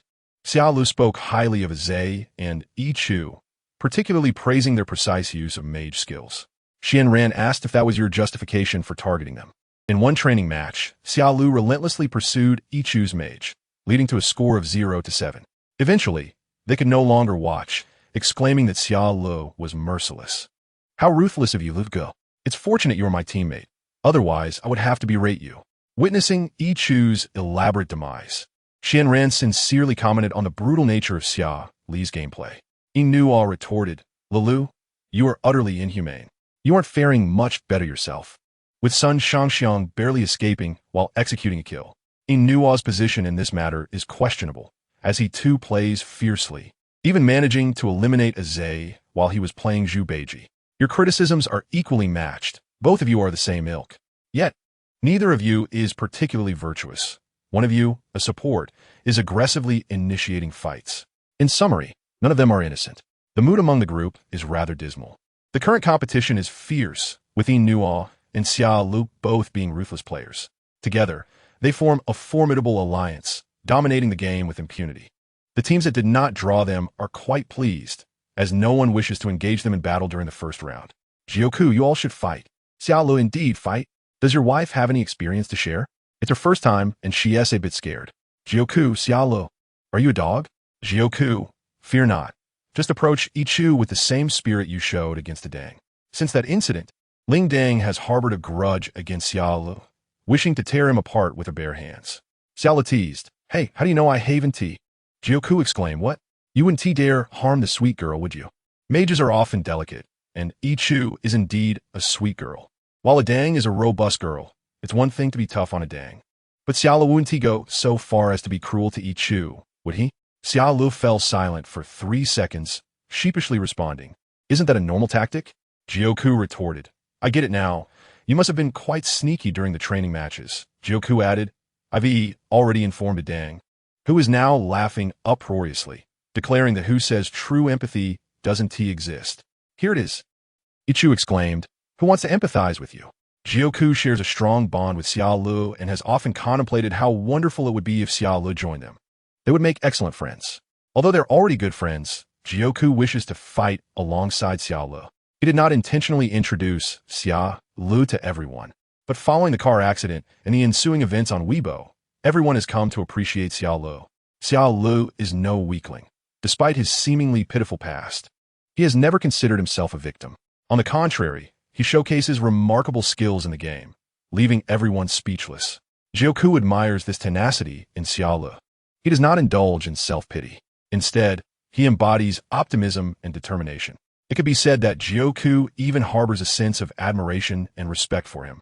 Giving his all in every match during tough times is no small feat. Those who engage in competitive gaming truly admire strength. And now that Xia Lu is so formidable, they cannot help but wish he were on their side. $2. Perhaps we should let him travel back in time and bring Xia Lu back. For them, $2 is hardly a fortune, barely enough for 2 or 3 pieces of clothing from Jiuzhe. Had it not been for the bargain in Xi'an that secured Xia Lu, they would never have imagined someone could be sold for such a pittance. Regret is widespread. Many teams lament their decisions. Since Xia Lu's arrival, their strength has surged, and their fan base has expanded. It's a win-win situation. Why didn't they seize the opportunity to recruit Xia Lu back then? Chapter 55. The fifth day of the rogue Xia Lu. It's time to eat. Inuo ruffled Xia Li's hair, noting how abundant it was. He had the thickest hair in the entire club. Previously, they had mused over how this fellow, despite appearing malnourished, had such lush hair. Xia Lu attributed it to his healthy routine, enthusiastically inviting Inuo to join him in sleeping by 10 o'clock, which was met with a firm refusal. Sleep by 10? That would be akin to a death sentence for him. Aside from specific competition times when he stays up late, Xia Lu has consistently maintained a commendable schedule. He has now realized that the nutritionist's meals have little effect on him, so he has been preparing normal meals that also provide nourishment. 2 years of habit are indeed difficult to alter. It's not that Xia Lu does not want to eat, it's simply that he cannot. Chang Sheng once suspected, "Do you possess a protagonist halo?" Xia Lu replied, "Huh." Chang Sheng remarked, "Eating so little and occasionally taking medication, it's a medical miracle you haven't harmed yourself." Meanwhile, Inuo and Xian Ran laughed boisterously at the notion of a medical miracle. "I have my reasons. I don't eat recklessly. Each time I mention this, the nutritionist insists he has analyzed everything meticulously, ensuring I lack nothing in terms of vitamins. In terms of nutrition, Xia Lu is undoubtedly a genius." Tomorrow marks the day of the competition. On the eve of the official match, Xia Lu found himself unusually unable to sleep. "Can't sleep?" Inuo inquired. "That is unusual for you. Are you feeling nervous?" Xia Lu buried his head under the blanket, appearing somewhat anxious. "I thought you weren't afraid." Inuo pulled him from the covers. "I believed you were fearless in your heart. Before encountering you, I had heard tales about you from Lin Jianan and Meng Lei. I imagined you to be a pitiable creature, someone who would give up upon facing such foolish circumstances. Yet upon meeting you, I realized you were entirely different from my expectations."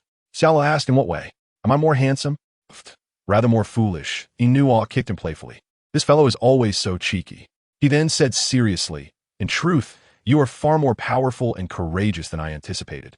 Xia Lu is the most radiant soul I have ever encountered. Whether it was the audacity to break ties with the club or the commitment to give your all despite being marginalized on the field, you embody true bravery. Unlike them, who have familial support, Inuo once told Meng Lei that Xia Lu had not gone astray. That alone is commendable. Had it been someone else, facing the harsh realities of the world would have led to immediate despair. Fei Jie brought you to the training room, and we were all astonished. The most surprising part was how exceptionally skilled you are," Inuo exclaimed, recalling the pivotal moment of securing the dragon with low health and turning the tide. "Taking over as the commander. Had you faltered, the outcome would have been dire." Xia Lu laughed, "But I won that match, didn't I? Fool, had you lost, you might not have remained with us." Inuo pinched his cheek, finding it devoid of flesh, 0 stars. Without a capable jungler, had Xia Lu not performed well that day, he would likely have faced immediate dismissal. That day, Fei Jie was already upset. While she recognized that the Wolf team was not on the same level as other teams, she could not help but feel frustrated. Fortunately, Xia Lu managed to turn the tide. Thus, losing the second match can often be more gratifying than winning, as it indicates that the opposing team is truly competing with you. To demand command after just one match against the Wolf team during the trial and nearly obliterate them is an audacious feat indeed. In the entire league, Xia Lu, you're the first. Inuo's affirmation took Xia Lu by surprise. He had thought that the training matches were a thing of the past. Inuo patted his shoulder and said, "Xia Lu, you are truly remarkable." It was rare for Inuo to speak so sincerely, and Xia Li's prowess was universally acknowledged. Although after Xia Li's arrival, Zhong Yi became a substitute, he bore no resentment, for in the realm of esports, being inadequate is a cardinal sin. Zhong Yi was not lacking in skill, yet Xia Lu was undeniably stronger. As a newcomer, he not only dared to fight, but also excelled in commanding the team. Those who are exceptional are always deserving of respect. Unlike Xia Li's previous club, where 4 mediocre players banded together to marginalize a star player. Was that not foolishness? Inuo's approval warmed Xia Li's heart, and he chuckled as he embraced Inuo, saying, "I knew you had fallen for me long ago." Get off, get off." Inuo pushed him away dismissively. "I'm not interested in your childlike physique." Indeed, this lad was already sleepy by 10 o'clock. Having changed his clothes and gone to bed to play on his phone, an early bedtime was out of the question. For the competition, they had booked a large room, with Xia Lu in the middle, Inuo on the left, and another teammate on the right. The two flanked him like guardians, their phones illuminating their faces, while Xia Lu in the center slept soundly. The schedule for the Challenger Cup was arranged for the afternoons, and by the time of their match, it was nearly 6 in the evening. Wen Chu, a fellow competitor, had come to the lounge, mainly to meet Xia Lu, the so-called dog scum. Upon meeting, he felt shy. Xia Lu was impressively tall, requiring him to look up, and he was undeniably handsome, with a pleasant voice. "Hello." Xia Lu beamed, and Wen Chu bashfully replied, hello. Wen Chu was not particularly extroverted. He had come to the lounge because Xia Lu had persistently teased him during training matches, and in a moment of courage, he had approached. Initially, he intended to confront Xia Lu offline, but alas, Xia Li's striking appearance was overwhelming. Unbeknownst to him, Xia Lu was playfully teasing Wen Chu, who was blushing furiously. "Is the dog scum trying to flirt with me? Why aren't you talking to me?" After spending months together, their teammates from Suzhou, knowing Xia Li's nature all too well, warn if you don't come soon, your little mid laner will be devoured by Xia Lu. Chapter 56. The third day of Scoundrel Xia Lu. Ultimately, the coach could no longer stand by.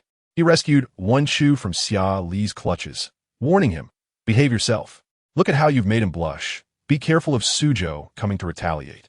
Xia Lu, unable to restrain himself, found Wen Chu too adorable. No wonder he was a ranked mid laner with a sweet demeanor.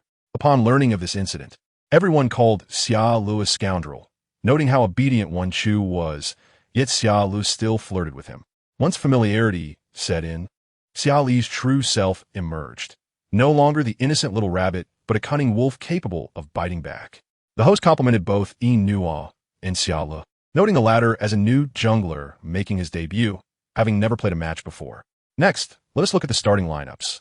Suzhou's roster included Zhe, Jinyu, Wen Chu, Xiao Jiu, and Xiao. Observing the match live, it was clear that Suzhou had not changed their lineup, while Chengdu Chaoans had undergone some alterations, which I need not elaborate on. The host remarked on Suzhou's impressive summer season performance and expressed anticipation for their display today, noting a new challenge. They had never defeated Chengdu Chaoan in their encounters. Indeed, they had never won. Additionally, it was said that they had been performing exceptionally well in training matches, dominating all teams. While Xiao Lu had yet to officially compete, high expectations loomed over him.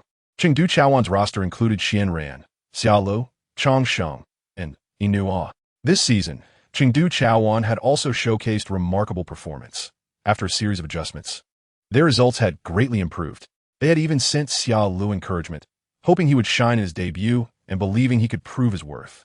Xiao Lu was just one match away from demonstrating his prowess, with Suzhou serving as his first sharpening stone. "Are we starting soon? Are we starting soon?"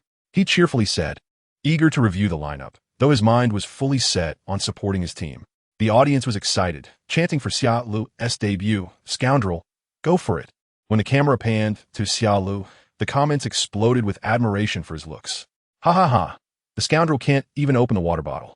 Nuo mercilessly teased him, then proceeded to teach him how to open the bottled water prepared by the event staff. Xia Lu, in a playful defense, claimed it was a complete fabrication. "It's just a bottle cap. Keep arguing. Soon, I'll make you regret it." "Wait, is there a plot to murder a teammate? Can I report this?" Xia Lu babbled, while a staff member chimed in. "Who do you want to report?"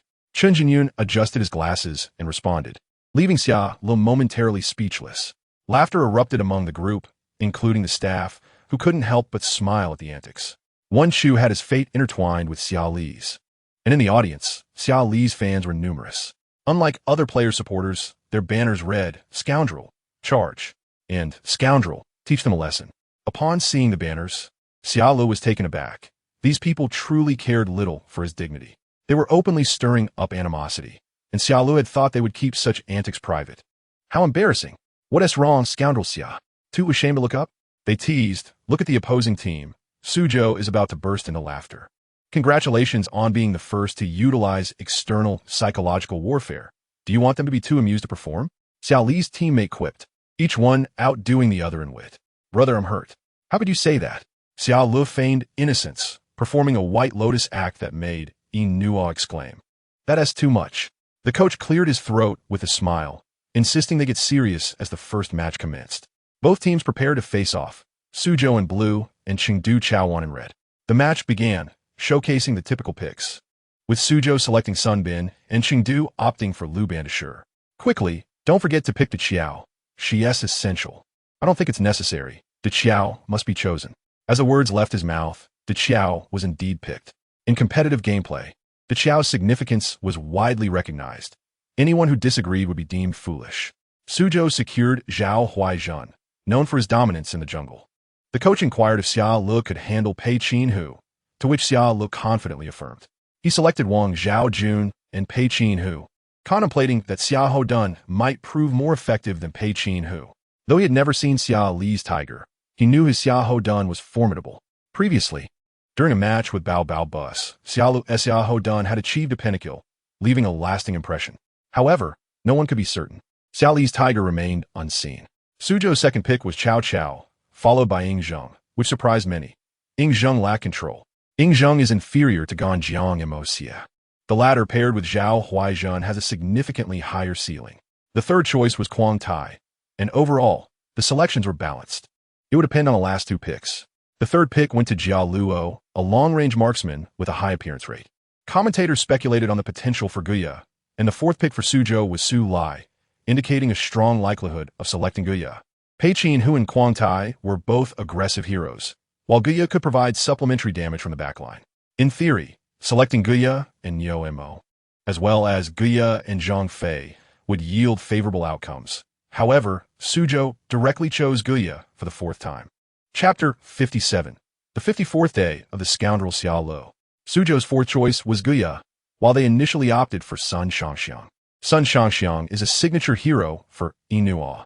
Previously, when Xia Ling played Liu Bei in the jungle and Zhang Fei as support, he would always announce his arrival with, "Xiang Xiang, your husband is here." Inua teased, "You're quite the flirt. Hey sister-in-law, slow down, I can barely keep up."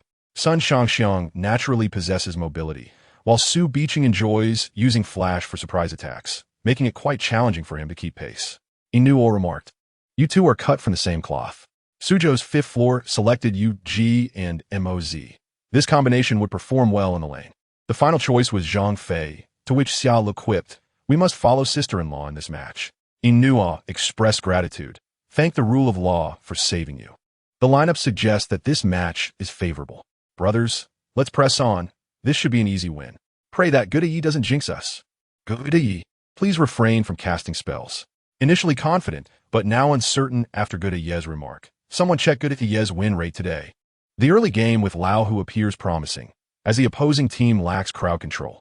The controls on the left side are insufficient. With only Zhao Huai's first skill and Moz's second skill, it becomes difficult. This match marks Xia Li's debut, and with this lineup, Lao Hu has ample opportunity to shine. There is a sense of anticipation regarding Xia Li's gameplay. He has a feeling this young man will rise to fame. The interest in this match extends beyond his fans. Jiuku, Ao Han, Wu Wei, and other team players are also tuning into this live broadcast. Having heard much about Xia Li's prowess, they are eager to witness his performance on stage. Some players excel in training matches, but falter in competitions. Jiuzhe is also watching this match, but he is not worried about Xia Ling underperforming, having consistently led 4 inexperienced players for 2 years. Xia Li's composure is akin to a seasoned fisherman at a supermarket. He is curious to see how formidable this integrated Xia Ling truly is. Jiuzhe has a premonition that by the end of this match, he will once again be moved to tears. $2? In the future, it could be over 2 million. Duomi expressed confidence in this match, stating, "Xia Ling is genuinely impressive. I should introduce him to Qiancheng. Why not introduce Xiao Yi? Let's skip that.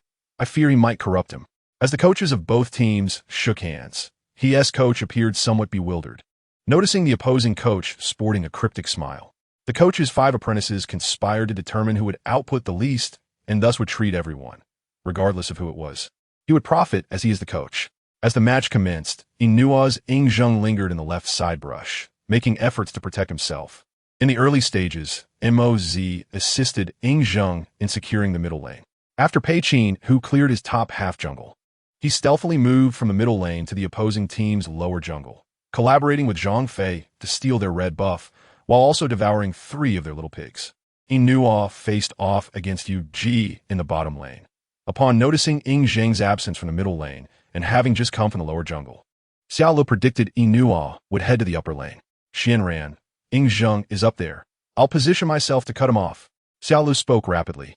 utilizing the opponent's vision blind spots to swiftly navigate to the brush. Lao Tai pressed down, while Ying Zheng retreated to the middle lane. Pei Qin who had just reached level 4, suddenly emerged and executed a complete combo, finishing off Ying Zheng. Inua, look at Xia Ling! Inua exclaimed, as even the typically composed Inua became frustrated. Killing Ying Zheng was not enough. He also sought to ambush Moz. As Moz fled with low health, Xia Lu created a false vision, leading the opponents to believe he was assisting at the top lane, while in reality, he moved to the bottom lane, joining Inua in a 3-on-1 assault, taking down Xiao Jiuzhe Ji under the tower.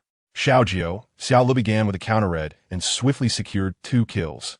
Gaining momentum, in the following phases, he once again targeted Ying Zheng, who had just consumed a health pack. But Xia Lu stealthily approached from the side brush in their lower jungle, executing a tower dive to eliminate him and elegantly retreating. They now held a significant advantage, controlling Suzhou's lower jungle. The synergy between the marksman and jungle proved challenging for Jinyu, who found himself increasingly on the defensive. Their overall economy had improved considerably, especially with Xia Lu and Inua leading their opponents by 2 levels. If the situation persisted, they would soon be overrun. Feeling the pressure, they could no longer afford to be passive and initiated a team battle around their red buff. Inua's Ying Zheng was cautious with positioning, deliberately staying in the back. Yet, Xia Lu relentlessly pursued and targeted him. Zhang Fei initiated the fight, while Wang Zhaojun provided crowd control. Inua's son Shang Xiang dealt damage while Xia Lu surrounded from behind. Inua secured a double kill, eliminating the opposing Moz and Yuji. The economic gap continued to widen, and Inua dared not stray too far from home, as Xia Lu was intent on pursuing him. He was now at 0-3, with Xia Li's relentless aggression pushing him to the bottom of the economic rankings. Xiao Jiuzhe Ji was equally intimidated. Inua and Xia Lu relentlessly hunted him down, with Xia Li's sudden ambushes adding to the pressure. Throughout the match, Xia Lu commanded with enthusiasm, frequently checking on his teammates, with the referee behind him exclaiming in admiration. As they gained traction, they denied the enemy any chance of a dragon. The opposition found it impossible to play. They were being overwhelmed in both top and bottom lanes, and in the jungle as well. Xia Li's economic lead had surged to nearly 3,000 over Jinyu. Inua had pushed the high ground, leaving the enemy without any capable damage dealers. Ying Zheng and Yu Ji felt trepidation upon seeing Pei Qin while Inua was ever vigilant, ready to use his flash and revive item. At one point, even before Xia Lu had arrived, both Ying Zheng and Yu Ji simultaneously used flash to retreat. This scene left Xia Lu in shock, and not just him. The entire team was taken aback, unable to contain his laughter at how frightened Xia Lu had made them. He chuckled heartily. Although it was somewhat unethical, that moment was undeniably amusing. Chapter 58. The 55th day of the scoundrel Xia Lu. The duo was collectively frightened into using flash by their own jungler. Inua remarked, "Lulu, you've given them psychological trauma. Am I that intimidating?" Xia Lu, the tiger, was blissfully unaware of the effect he had. The opposing team could not help but laugh. Inua and Xiao Jiu exchanged glances, confirming that Xia Lu was no ordinary player. This match was a complete annihilation, resembling a rapid-fire game. Inua set down his phone, rubbed his hands, and cast a forlorn glance at Xia Lu. "You scoundrel." Even though he was handsome and had a pleasant voice, Inua would not forgive him. Noticing the murderous glances directed at him from the neighboring team, Xia Lu took a step back, asserting that he was not afraid, which he termed tactical retreat. Let's congratulate Chengdu Chao Wan Hui on securing the first victory. Family, let us put our expertise on the screen. In the next match, all 5 players attempted to cast murderous glances at Xia Lu. Xia Lu rubbed his nose and took a sip of water, while Chang Sheng remarked, "Now the duo must despise you. Lulu, you better watch your back. Are we really brothers?" They would actually resort to offline duels, would they?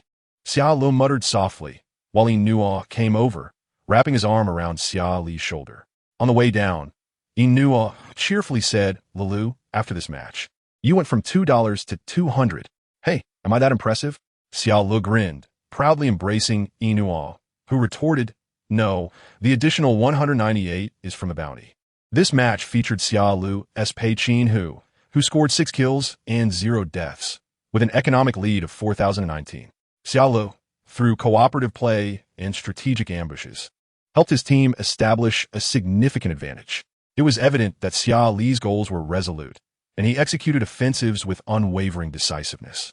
In translating the commentator's remarks, I would say that if I were Yi Nuo and Xiao Jiu, I would be utterly exasperated with Xia Li, relentlessly targeting them. But to be fair, Lila played even better than I had anticipated.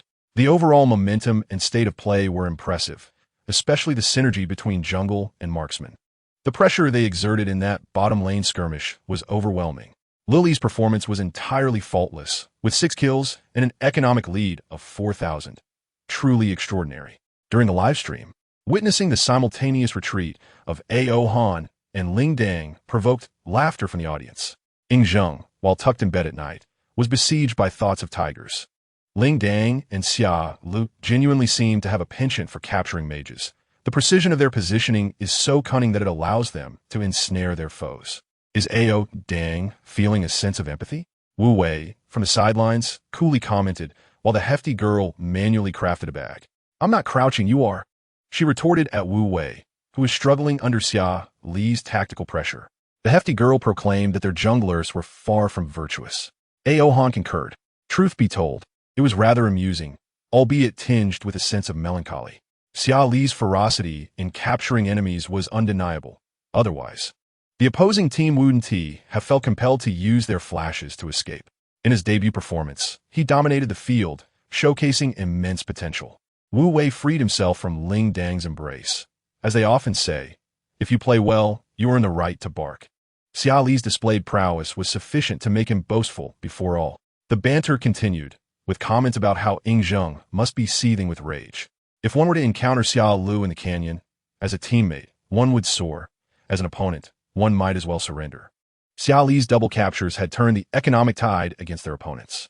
Remarkably, even before Xia Lu had entered the fray, the adversaries had already expended their flashes. The audience erupted in laughter at the fierce and formidable Xia Lu.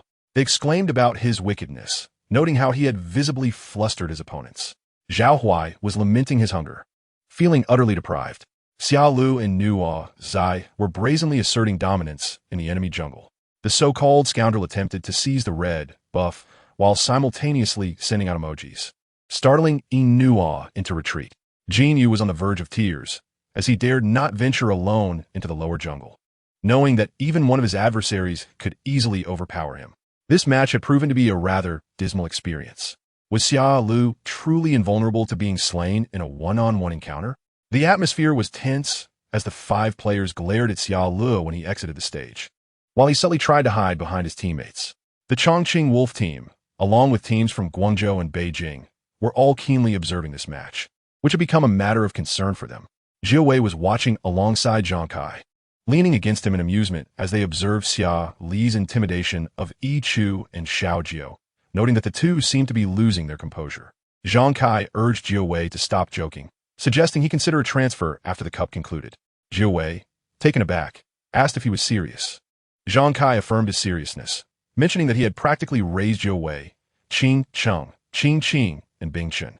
Zhang Kai cherished his bond with Jiuzhe Wei, seeing him as a true companion. Xia Lu was thriving, having emerged from adversity to finally witness the blooming of flowers. Zhang Kai hoped that Jiuzhe Wei would also experience such a blossoming, reiterating his invitation after the cup. "Let us go, Su Xinjin." The audience present at the match had already prepared a plethora of memes, such as Xia Lu's bewildered expression as he hid behind his teammates, his height rendering his attempts at concealment futile. "Look at my position.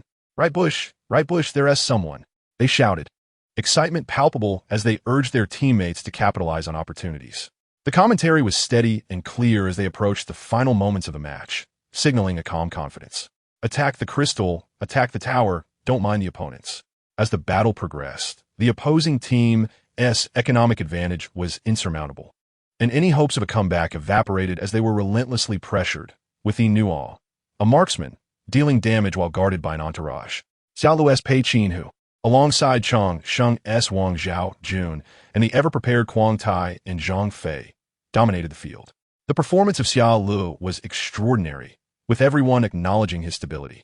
The commentary highlighted Xia Lu's clear strategic thinking and swift reactions, asserting that command had shifted to this new jungler, with the former captain now playing a supportive role. Entrusting command to a newcomer was indeed a bold move, but Xia Lu's leadership and execution dazzled all present.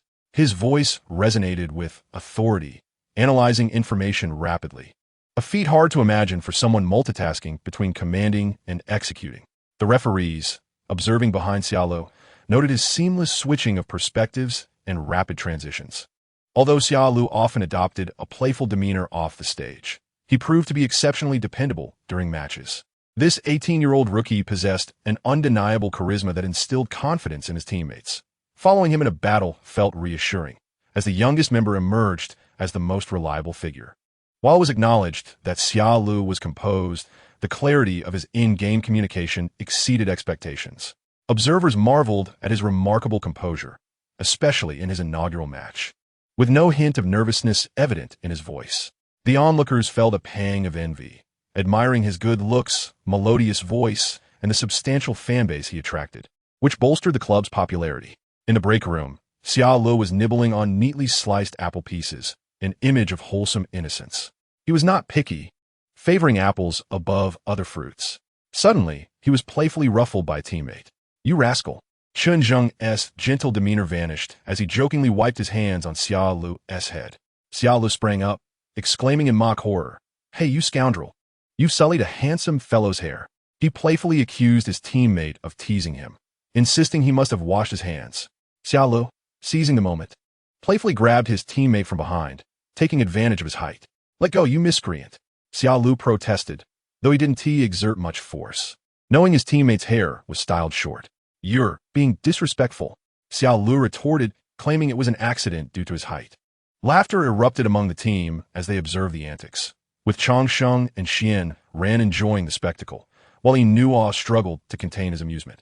The event staff were bemused by the light-hearted atmosphere, contrasting sharply with the tense demeanor in the adjacent break room, where Yichu was furiously biting into a banana, while Zhe tried to console him.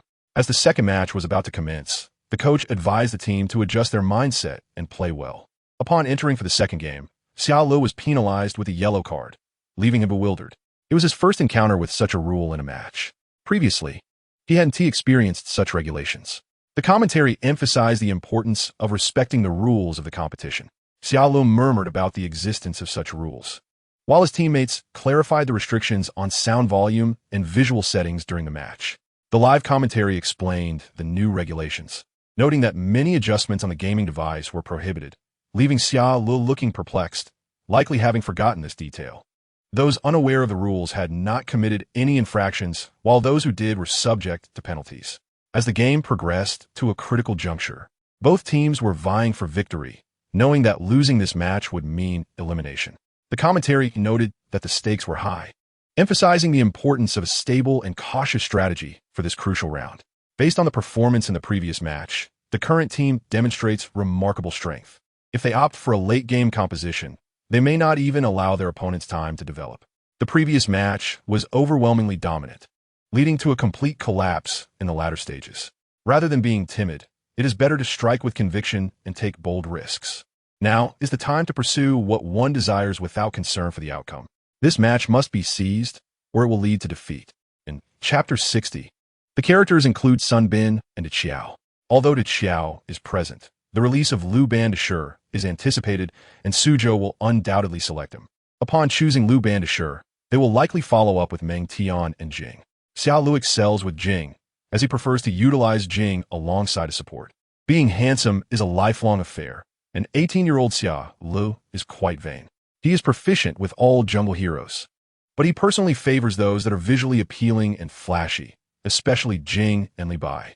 Even during his impoverished days in the former club, he would buy skins for his favorite heroes. The genius nutritionist Xia would rather forego meals than deny his beloved jungle heroes new outfits, albeit limited to his main account, as he cannot afford them on his secondary account. Xia Lu possesses skins only for the jungle heroes on his main account. During a duo queue session, Xia Lu chose Li Bai and confidently reassured his partner, saying he was exceptionally strong, instructing them to simply enjoy the game. To be fair, while Li Bai may have been nerfed, he remains undeniably charming, especially when adorned in the Seeking Phoenix skin. Throughout the match, Xia Lu displayed flamboyant gameplay with Li Bai, leaving the opposing team in awe, questioning when Li Bai had received a buff. His charisma and charm have allowed him to evade significant criticism. Aside from being taciturn, Xiaolu shares many traits with Yao. He is sunny, cheerful, and self-assured. At 18, one should indeed embody vigor and enthusiasm. Initially, Xiaolu was a polite and courteous young man, but once familiarity grew, his true nature began to surface.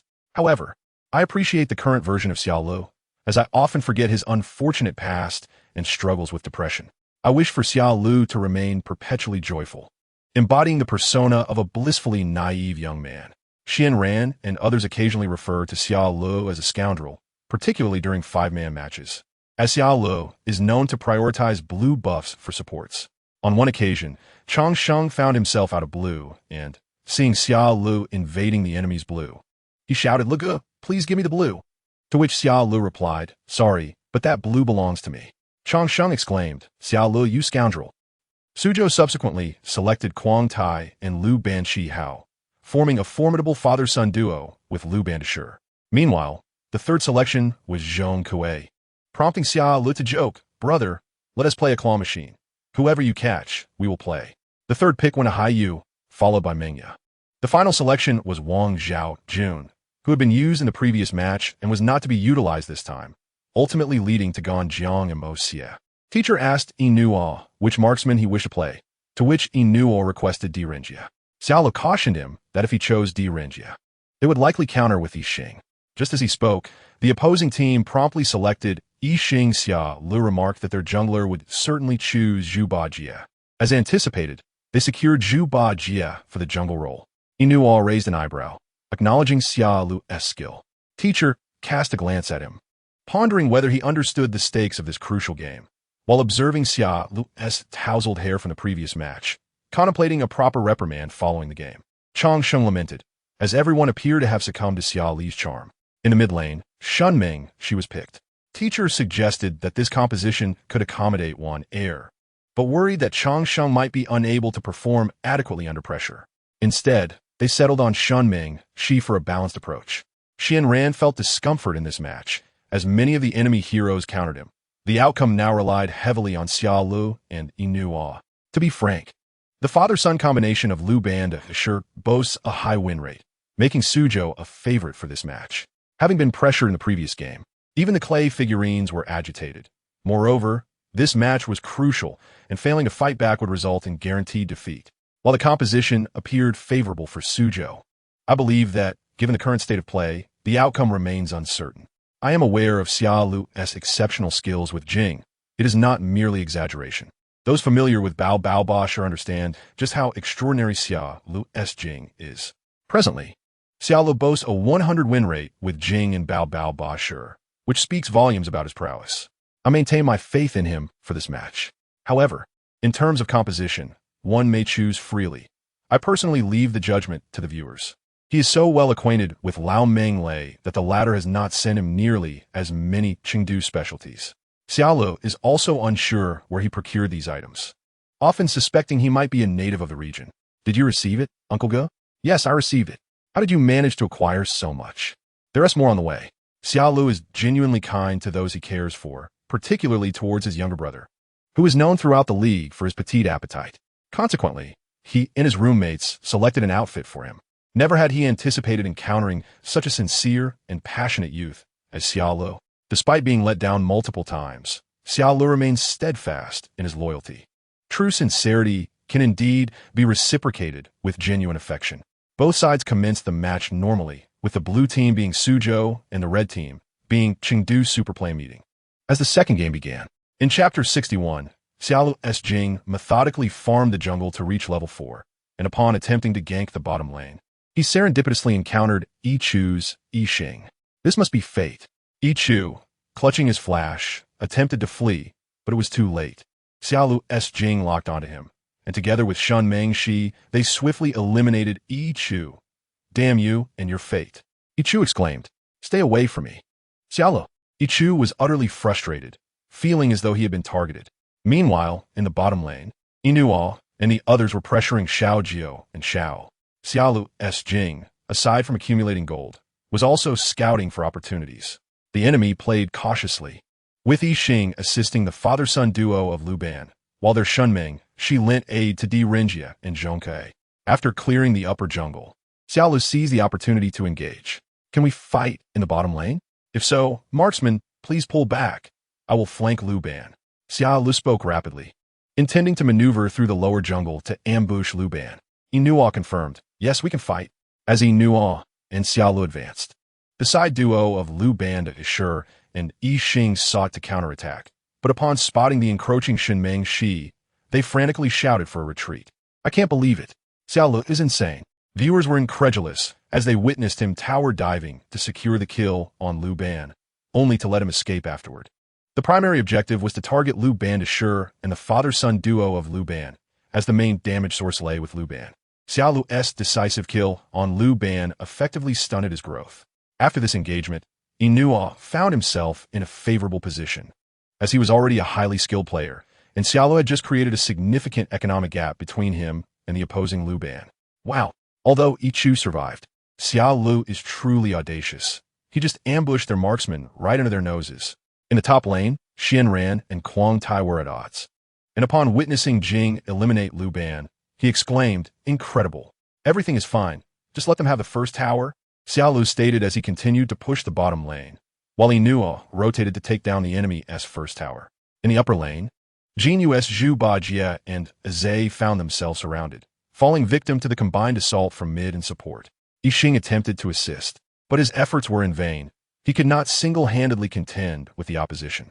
In the mid lane, Xia Lu's Jing transitioned from the bottom lane to eliminate Lu Ban once more, as Lu Ban Shi aimed to detain Xia Lu.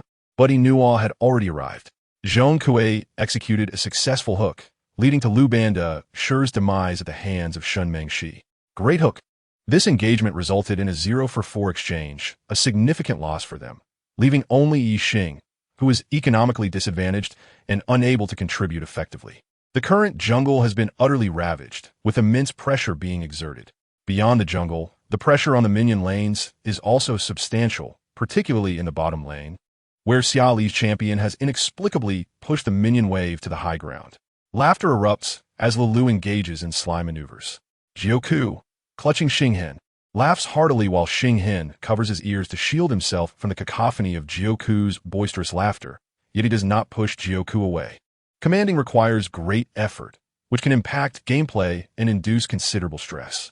Many in the team have developed a fondness for Xia Lu, with Wu Wei even enjoying a local delicacy from Chengdu that Xia Lu sent to Jiuku. It is amusing to think that Wu Wei has known Inua, the daughter of a prominent Chengdu family, for quite some time without ever receiving a single treat from her. What a shame for their reputation. By the way, what was her name again? Last time I traveled to Nanjing for 4 hours just to meet you, and you didn't even prepare a local specialty for me.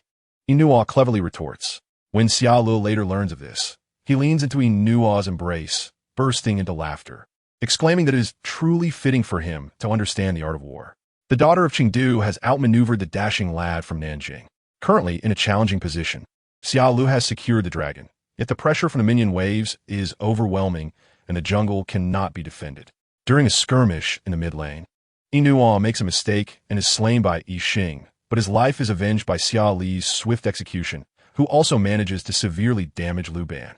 Zhu Bajie had intended to assist, but he finds himself preoccupied as the enemy minion wave advances towards their high ground. Regular complaints ensue, cursing Xia Lu. Ichu, a previously composed mid-lane player, has begun to lose his cool since encountering Xia Lu.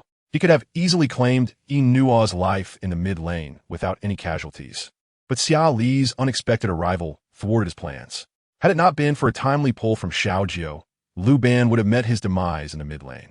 In summary, Xia Lu is indeed a nuisance, even more so than during practice matches. This loathed Xia Lu nearly succeeded in eliminating Lu Ban. The latter must be terrified. Without the chain from Lu Ban to Shi, he would have been unable to escape. The skill exhibited by the so-called scoundrel in the jungle is undeniably impressive. His former club teammates criticized him for 2 years without ever questioning his skills. To clarify, it was his previous club. The last one was a complete joke.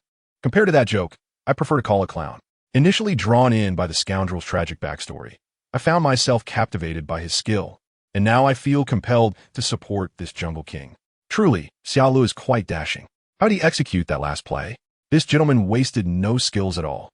Wei stifles a yawn, sensing the match nearing its conclusion, anticipating a score of 20. As he gazes at the graceful movements of the mirror champion on the screen, he picks up his phone to send a message. What do you think about me transferring after this match? Chapter 62. The 58th day of Scoundrel Xia Lu. No chance for a comeback was given. After a team fight where Xia Lu claimed a triple kill, the opposing team crumbled, allowing the advantage to push for victory. Professional play, Lulu. What a remarkable display. Let us celebrate with a treat from Xianran. Your performance in these two matches surely garners the lowest score. Chang Sheng recalls the meal, warning Xianran not to provoke him at such a joyous moment. The camera captures Xia Lu, beaming with joy. Unlike his teammates, he methodically removes his headset and flashes a peace sign to the camera. What a sight. Xia Lu is putting on quite the show, appearing as calm as if it were not his first time on stage. He truly is handsome, and his fingers are quite elegant. Special friends, please note, this is the comment section, not a deserted area. This scoundrel shines so brightly, he has stolen my heart. His smile is captivating. I can hardly bear it. Lulu, my dear child, you performed splendidly in this match. Chang Sheng gently pats Xia Lu, whispering that they should shake hands after the match. Surely, the radiant Xia Lu will not hold a grudge. Behind Xia Lu, Xianran bursts into laughter, recalling how he was frantically diving for Xiao Jiuzhe and Yi Chu just moments ago. As both teams line up to shake hands, when it comes to Xia Lu, the scoundrel senses a palpable hostility and awkwardly smiles. Xia Lu, I will remember you. Having become the target of animosity, Xia Xiaomao attempts to seek help from his teammates, only to find Yi and others mocking him mercilessly. How fickle human nature can be. Let us congratulate Chengdu Superplay for winning the match 2-0. Truly professional. Xia Lu's mirror has exceeded expectations, and while hydrating, he receives a WeChat message from Jiuzhe, nearly causing him to spit out his drink. Adjusting his expression, he types back, "Are you serious? Is Jiuzhe not capable? Will you let me go? Jiuzhe's contract is nearing its end, and I do not intend to renew. I wish to leave, and no one can stop me." What prompted this sudden desire to depart? Jiuzhe, my Kaier tells me that my compatibility with the current team is exceptionally high. You and T happen to be watching the match, would you? Jiuzhe, how do you feel about my potential departure? After careful consideration, I must admit that Jiuzhe possesses remarkable mage abilities. If he joins, it would be an epic enhancement. It is not that Chang Sheng lacks skill, but Jiuzhe would provide greater control. Presently, the team has reached a level where control is paramount, with Xia Lu and Yi as dual cores. Yi may occasionally act recklessly, but Xia Lu is always there to support. Chang Sheng is performing well, but not particularly outstanding. Before Xia Li's arrival, the team struggled during engagements with inconsistent performances across the board. Xia Lu has revitalized the entire team through his leadership and technical prowess in today's S2 matches. Their coordination was impeccable in every skirmish. I have always believed that esports requires talent. While effort is crucial, it is talent that defines the limits of one's hard work. Jiuzhe is also a formidable mid laner, possessing a keen sense of the larger game. Xia Lu is known for his ability to capitalize on mid-lane opportunities. If paired with a strong mid-laner, his capacity to secure kills increases significantly. Zhang Kai must have recognized this, hence a suggestion for Jiuzhe to join. To be honest, your transfer would indeed be a favorable decision. It feels akin to recommending Xia Lu. For Jiuzhe, it would provide a promising pathway. I firmly believe that if you are capable, you should take the opportunity. As long as you excel, you deserve the chance to shine. Compared to other clubs, the treatment of players is considerably better. For instance, Xia Lu currently has over 2 million fans, with followers constantly urging him to stream. Yet they engage with him respectfully and do not pressure him to broadcast against his will. Xia Lu's performance with the mirror was truly astonishing. While the first match may have benefited from team composition, the second match was purely skill-based, particularly during the final team fight when he swiftly eliminated Lu Ban, then turned on Yi Xing and ultimately dispatched Lu Ban to Shur, securing a triple kill while successfully escaping. A jungler overflowing with talent. Duomi remarked that it seemed as if Xia Lu were cheating. He is truly exceptional. In this match, Xia Lu's mirror achieved an impressive score of 817, with an economic advantage of 5,216. This young man truly excels at accumulating wealth. Lu Ban will surely dream of mirrors tonight. Besides farming the jungle, Xia Lu has a deep fondness for ambushing. Those at the bottom of the economic chart, what do we call them? Primarily, Xiao finds marksmen and mages to be the easiest targets. Generally, they are fragile, and once caught in close quarters, they quickly perish. If he targets the bruisers, he must expend more skills, but mages and marksmen are different. They are easy to catch and easy to eliminate. Xiao, you're a beast. This young man relentlessly pursues them. Typically, marksmen thrive in the late game, yet he deprives them of that opportunity. In one instance, four opponents pursued him, yet he skillfully maneuvered to secure a kill for himself. Damn it, he is a support. Xiao is a disgraceful jungler. Viewers watching the stream claim that this match was a pure display of skill. Who is this Xiao? The mid lane marksmen must be at their wits' end, as this mirror offers them no respite. The live broadcast is currently showcasing the post-match victory communication among players, and Xia Li's voice has been incessant. I have hooked onto it. Inua has secured the opportunity. We can eliminate them. Middle lane, assist me. Yes, yes. There are enemies in the right grass.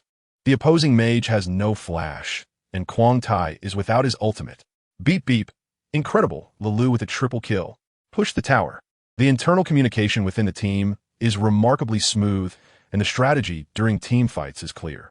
Despite many sentences being interrupted, it does not detract from the harmonious communication evident among them. The commentators can discern a strong synergy in their cooperation. Xiao, as a player, demonstrates clear thinking, decisive actions, and acute awareness. Most impressively, his voice remains steady throughout, showcasing both composure and skill. Each of his maneuvers is well considered and communicated with teammates. In team games, solitary endeavors are often frowned upon. Xia Li's demonstrated leadership in voice communication surpasses even his prowess in jungling. Without further ado, let us proceed to the post-match interview. As the camera shifts, Inua and Xia Lu appear on screen. Xia Lu towers over Inua by nearly a head, creating a visual feast for fans of handsome players. Inua is already quite attractive, and Xia Lu, resembling a popular idol, has them both eliciting cheers from the crowd. Chapter 63. The fifth day of a scoundrel Xia Lu. This marks Xia Li's first encounter with such a large audience. Although he possesses a strong heart, he still feels a hint of nervousness. Xia Lu finds it peculiar. While others may display a cold demeanor when anxious, he tends to smile. This is his inaugural interview, as he recalls his teammates typically taking the spotlight in such settings. He remembers that interviewees are expected to smile. Hence, on stage, Xia Lu beams brightly, while Inua maintains a tranquil expression. Ling Er welcomes them to the interview stage, introducing herself as Ling Er. Xia Li's smile is charming, prompting Inua to discreetly poke him, urging him to refrain from displaying his scoundrel's grin. Their natural interaction does not escape the notice of the audience, with some fans even changing their placards to say, Elo. Standing beside me are Su Beaching of Chengdu Superplay and the new jungler Xia Lu. Please greet everyone. Ling Er feels a surge of emotions. Why is Xia Lu still smiling? But he looks quite handsome, exuding a youthful vigor. Inua greets everyone, introducing himself as Inua from Chengdu Superplay Su Beaching. As Inua solemnly introduces himself, he glances at Xia Lu and nearly bursts into laughter. What a sight. His smile is captivating. Having been teammates with Xia Lu for a while, he notices Xia Li's nervousness, but can't help but find it amusing. What a silly boy. Lulu, are you out of your mind? Save the laughter for later. The loyal detractor of the popular jungler, Inua, silently critiques. Hello everyone. I am Xia Lu from Chengdu Superplay. This is his first time facing such a large audience, and his debut on the long-desired competition stage. Unlike the accelerated in-game voice, Xia Li's normal speaking pace creates a soothing auditory experience. His charming scoundrel voice is quite engaging, previously in the lounge. He often teased with his voice. Hey, scoundrel, why are you laughing? Inua calls out. Are you nervous? Don't smile so brightly, or the fans will scold you. I can't believe the scoundrel is nervous. It's been a while since I've heard this dog's voice. The in-game communication was too fast. This version is much more pleasant.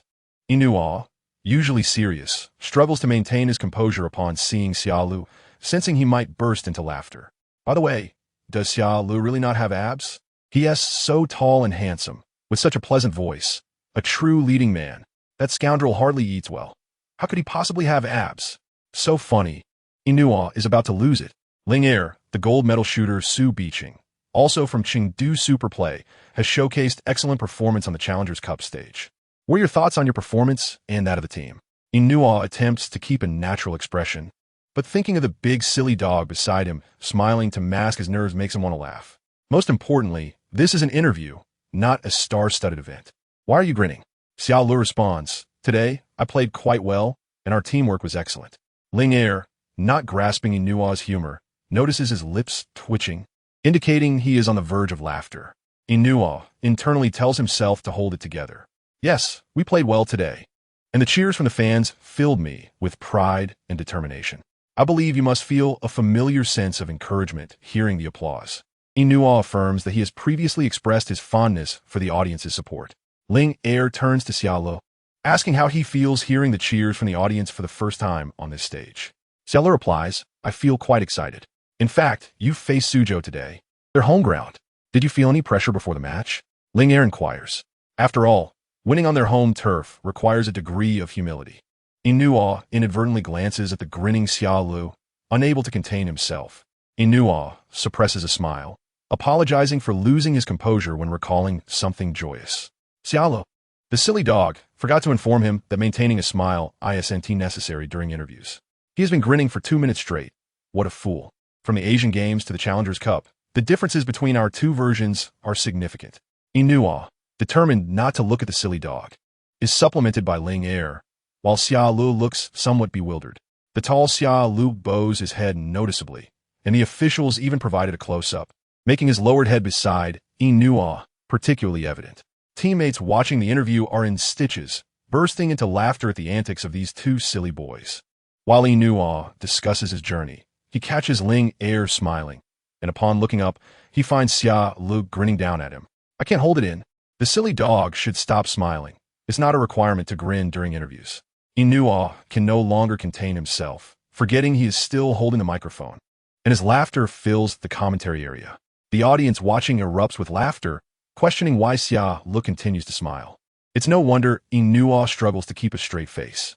You can tell Inua is really holding back. Does this silly dog not realize he is in front of a high-definition camera? His smile is too evident, like a sunflower.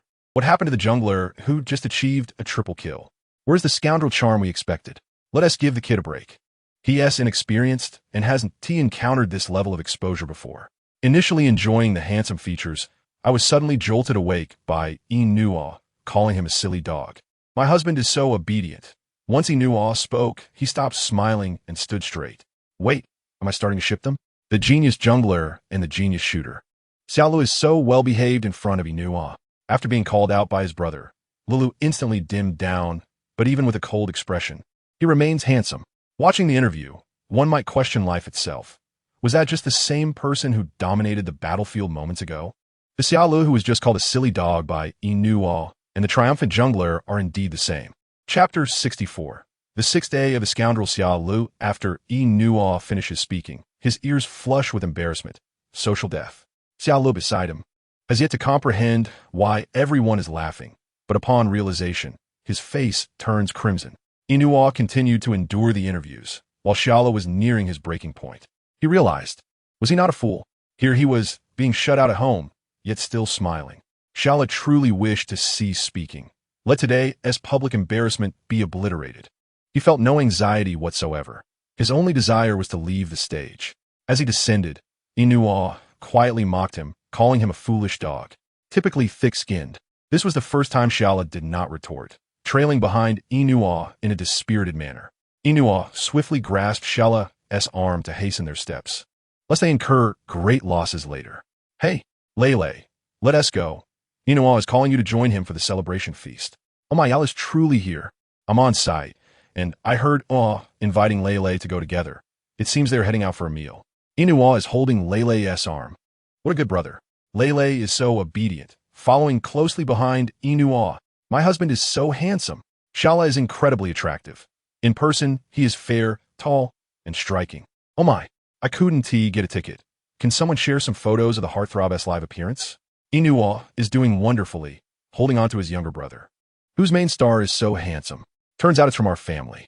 After today, let us see who dares to say Lele relies solely on his looks. Our Lele is a triple kill king. Haha, but now the trending topic is Xia Ling the foolish dog. Lele, that big dummy. If it weren't for Inua's explanation, the fans would had to carry him away in a sack today. That one tea happened. The female fans have already succumbed. Are you all enjoying yourselves? Previously, I dismissed the online claims of Xiao's handsomeness as mere marketing. Looking back, I was truly naive. Lele, Mama's good child, today Lu fans are strutting about. Our Lele is indeed the triple kill king. To be fair, Xiao's skills are truly beyond reproach. Previously, it was said Xiao refrained from live streaming due to lack of achievements. Okay, now, I really want to see Lele. Count me in. I feel uneasy if I don't watch Lele for a day. This despicable man has shown no inclination towards us. It's been months, and he persists in not streaming. It seems they are about to dine. They are off work now. Call Xiao Lele. Congratulations. Inside the car, Xiao thanked Uncle Ge. Are you all going to eat? He inquired. The voice on the other end was somewhat noisy, punctuated by fits of laughter. This exuberant state seemed rather delightful. Yes, yes. Xiao's voice was a bit subdued, or rather, the people around him were too boisterous. Inuo appeared to be speaking, but the words were indistinct amidst the chatter. Then I won't disturb your celebration. Come to Shanghai another day, and we can dine together. Okay, Uncle Ge. After satisfactorily ending the call, the laughter resumed. They began to mock Xiao and Inuo. You two foolish dogs. Xiao swiftly pulled Inuo into an embrace. What is the meaning of this? You can insult me, but don't call me that. Inuo, if you're not a foolish dog, who is? You were shut out at home and still grinning. The bro was initially serious, but you led him astray. To be led astray proves your inadequacy. Xiao retorted boldly. Inuo attempted to push him away, but found it futile. This mischievous child, taking advantage of his height, had him in a chokehold. They continued their playful mockery, two jesters at heart. Inuo and Xiao exchanged a glance, setting aside their grievances to focus on the present. With a clean slate, the players performed admirably, and Sister Fei even sent a red envelope in the group to congratulate them on winning the match. Inuo snatched 16669, Qianren claimed 80, Chongsheng took 60, and Jiao secured 432, while Xiao managed to grab a mere 011. The total was 500. Xiao received less than 1%. Ha ha! Chongsheng patted him. Lele stopped struggling. Admit it, your luck is simply dreadful. He clicked open the envelope, revealing 27 yuan. After collecting the red envelope, he sent a message thanking the jesters. Xiao's luck is the best when it comes to sending red envelopes. I refuse to believe it. Even if you sent it, you still wouldn't get any. What is the point? Xiao directly sent a pig meme, feeling utterly heartbroken. From now on, he could only enjoy the blue alone. The celebratory feast was held at the Jinhaihua Hepburn Time in Suzhou, a Western restaurant. Though it was termed a celebratory feast, outside the starting players' substitutes and a few others, there were hardly any attendees. The restaurant boasted a Western-style ambience, and they were led to a private room. Initially, they intended to go to Xiao Yuan building, but due to the crowd, they opted for this place instead. Inside the restaurant, many couples were present. Xiao playfully wrapped his arm around Inuo's waist, teasingly saying, "Brother, will you pay for me later?" Inuo, feigning disdain, replied, "Don't act so coy. It will be Xianren paying." He spoke with mock annoyance, but did not push Xiao away, as the playful cat enjoyed being close to others. "Xianren, it's on me. I insist." Inuo and the others were not shy about placing their orders. Xiao, who typically had little appetite for food, was engrossed in a conversation with Juku. "Juku, congratulations. You performed excellently in your debut, Lele." Xiao was just average. However, the highlight was your interview. Ha ha ha, foolish dog. Xiao found himself shattered by the implications of that interview. Many acquaintances reached out to tease him about his foolish dog antics.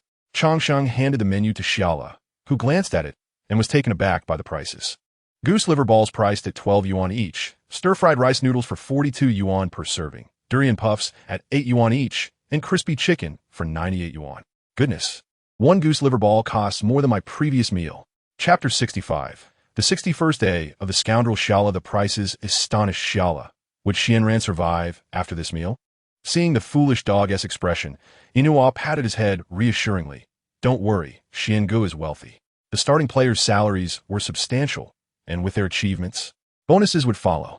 Xiao's salary was also considerable, but he had never harbored much desire for shopping or food, keeping his monthly expenses low. Xiao had money, yet that did not prevent him from deeming things expensive. Have you all finished ordering? I'll just have one of those balls, he said, pointing at the item. Inuo noted they had already ordered 12 balls. Do you want anything else? Xia shook his head.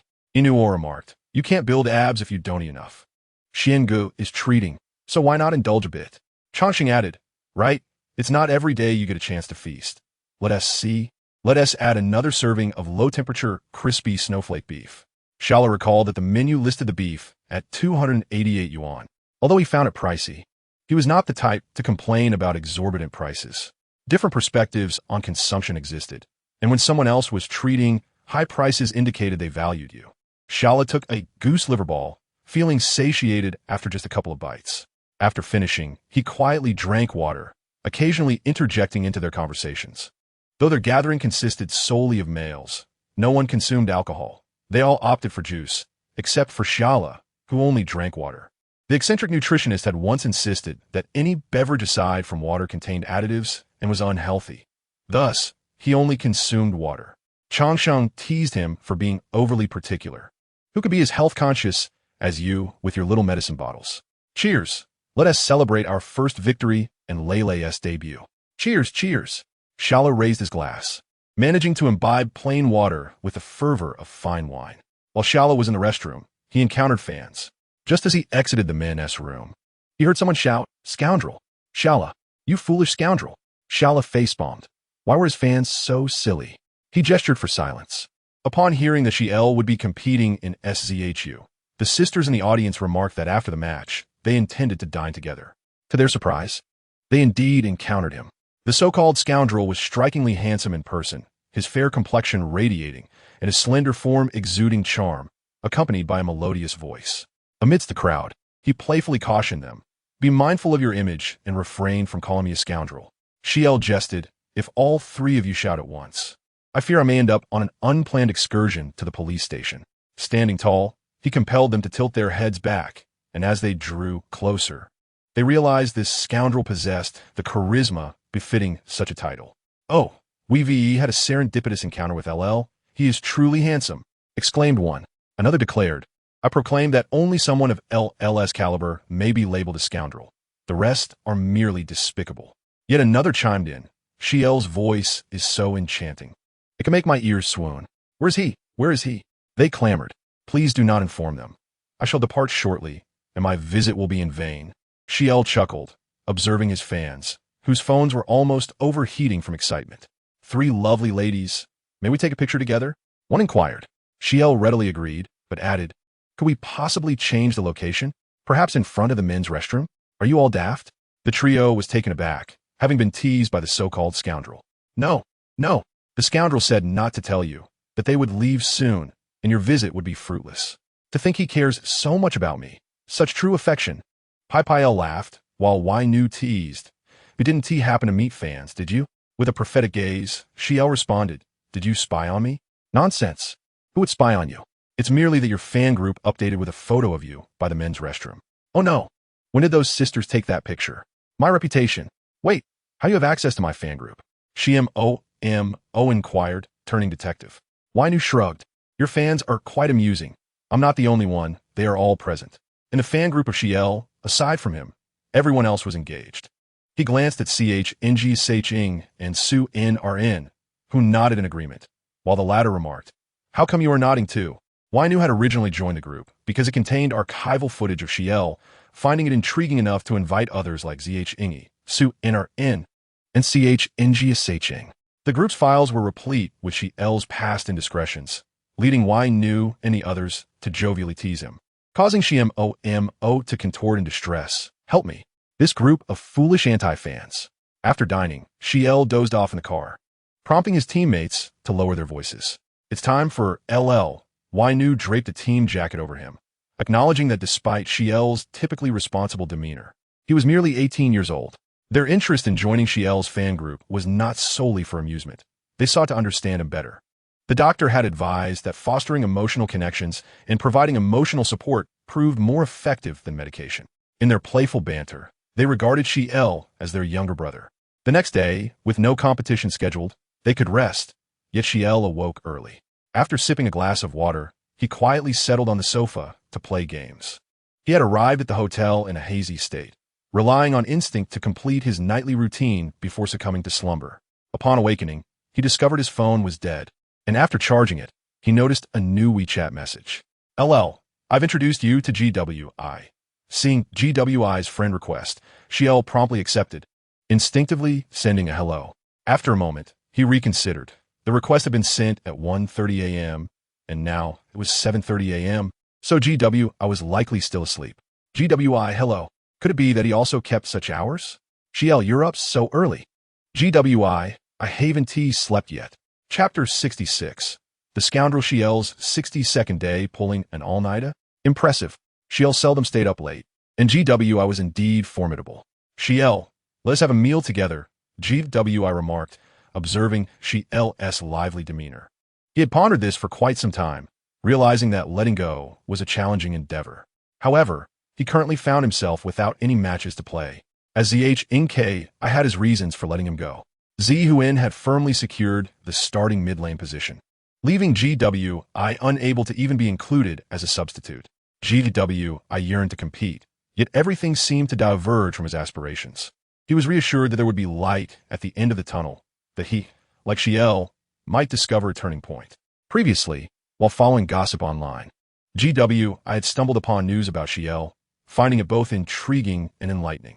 From mere gossip, Xiao transformed into a vivid figure, full of passion and resilience, pouring his all into every match despite setbacks. GWI realized he had developed an admiration for Xiao long before he had acknowledged it. Xia had suggested he consider leaving after the season's conclusion, prompting GWI to message Xi'an and Xiao tentatively probing their thoughts on his potential departure. Being CHN, are you leaving? Have you decided which club you'll join? Any preferences? Longo was direct, not questioning GWI's reasons for wanting to leave, but rather inquiring where he wished to go, implying his support for the decision. GWI, not a fool, recognized that Longo had favored him over the years, especially when Xiao and Zhuit were still around, caring for him like a younger brother. GWI has some thoughts, but is still a bit hesitant. Being CHN, hesitating ISNT like you, be bold. Don't overthink it, follow your heart. GWI was human, not supernatural, and he too experienced moments of doubt. He had been entrenched in this environment for so long that it had become home. If Gu wishes to leave, then let him depart. If he is unhappy, he shouldn't force himself to pretend otherwise. Gu, if you can confide in me. It must mean you've been contemplating this for a while. Do you have a club in mind? GWI, yes. Gu. Do not fear external opinions, be bold. You will always be the strongest mid-laner in my heart. Unlike Longo, Xi'an was gentle yet decisive. They encouraged him that if he wanted to leave, he should pursue a trial elsewhere. Gu, we all bear regrets. I often reflect on why our quintet never claimed the championship, but eventually, I realized everything is a matter of fate. Gu, XXNZHN. Do not dwell on the past. You must move forward, stride boldly ahead. Rumors could not hinder their friendship. GWI, Xi'an, XXNZHN, and ZHUYTO remained steadfast friends, no matter where they were. I spent considerable time contemplating what he truly desired, and he was certain he longed to stand on the competitive stage. His choice was not merely influenced by ZHNKI's recommendation. It was a place he genuinely wished to be. He felt an intense curiosity about Xiao, particularly in relation to competitive matches, as though he sensed a unique connection. I had a premonition that he and Xiao would harmonize well, yet before making any formal decision, he needed to confirm his feelings. Thus, he inquired about Xiao's WeChat late at night, reminding himself that LL was not one for late nights, typically asleep by around 10. Wainu had previously remarked that Xiao possessed one of the few normal diurnal schedules among competitors. Upon learning of Xiao's habits, GWI sighed. ISNT he the chosen one? After receiving the WeChat recommendation, GWI hesitated before sending his application, finally dispatching it at 1:30 a.m. GWI and Xiao were virtual strangers. Despite having heard much about Xiao from Wainu, they had yet to meet. GWI, are you free for a game? At 7:30 a.m., GWI invited Xiao to join him for a gaming session. Would you accept the invitation? GWI was pleasantly surprised by Xiao's quick response, eagerly agreeing. Xiao, I might need to use a Smurf account. Is that all right? Originally intended to test the waters with Xia Ling, even his secondary account could suffice, as he was curious about the experience of teaming up with Xiaolu. Had no issues with this endeavor. He had not participated much in the pinnacle matches with his secondary account, yet he consistently emerged victorious, boasting an impressive streak of 29 consecutive wins. Upon examining his secondary account, noted that aside from the premium heroes like Hua Zhetian, Ying Zheng, and Zhao Yun, there were indeed others present, albeit with a mere 39 skins. This was, without a doubt, the most financially constrained professional player's account had ever encountered. Xiaolu, they're still asleep, so I want to open my mic, he remarked. Observing the peacefully slumbering Inu, Xiaolu felt an inexplicable sensation akin to infidelity. Though he dismissed it as mere imagination, Xiaolu held a certain fascination for the prodigious mid-laner. In the league, he was not only renowned for his striking appearance, but also his formidable prowess.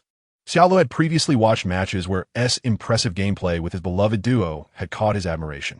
The old quintet had once reached great heights, yet for reasons unknown, they had fallen into a slump over the past 2 years.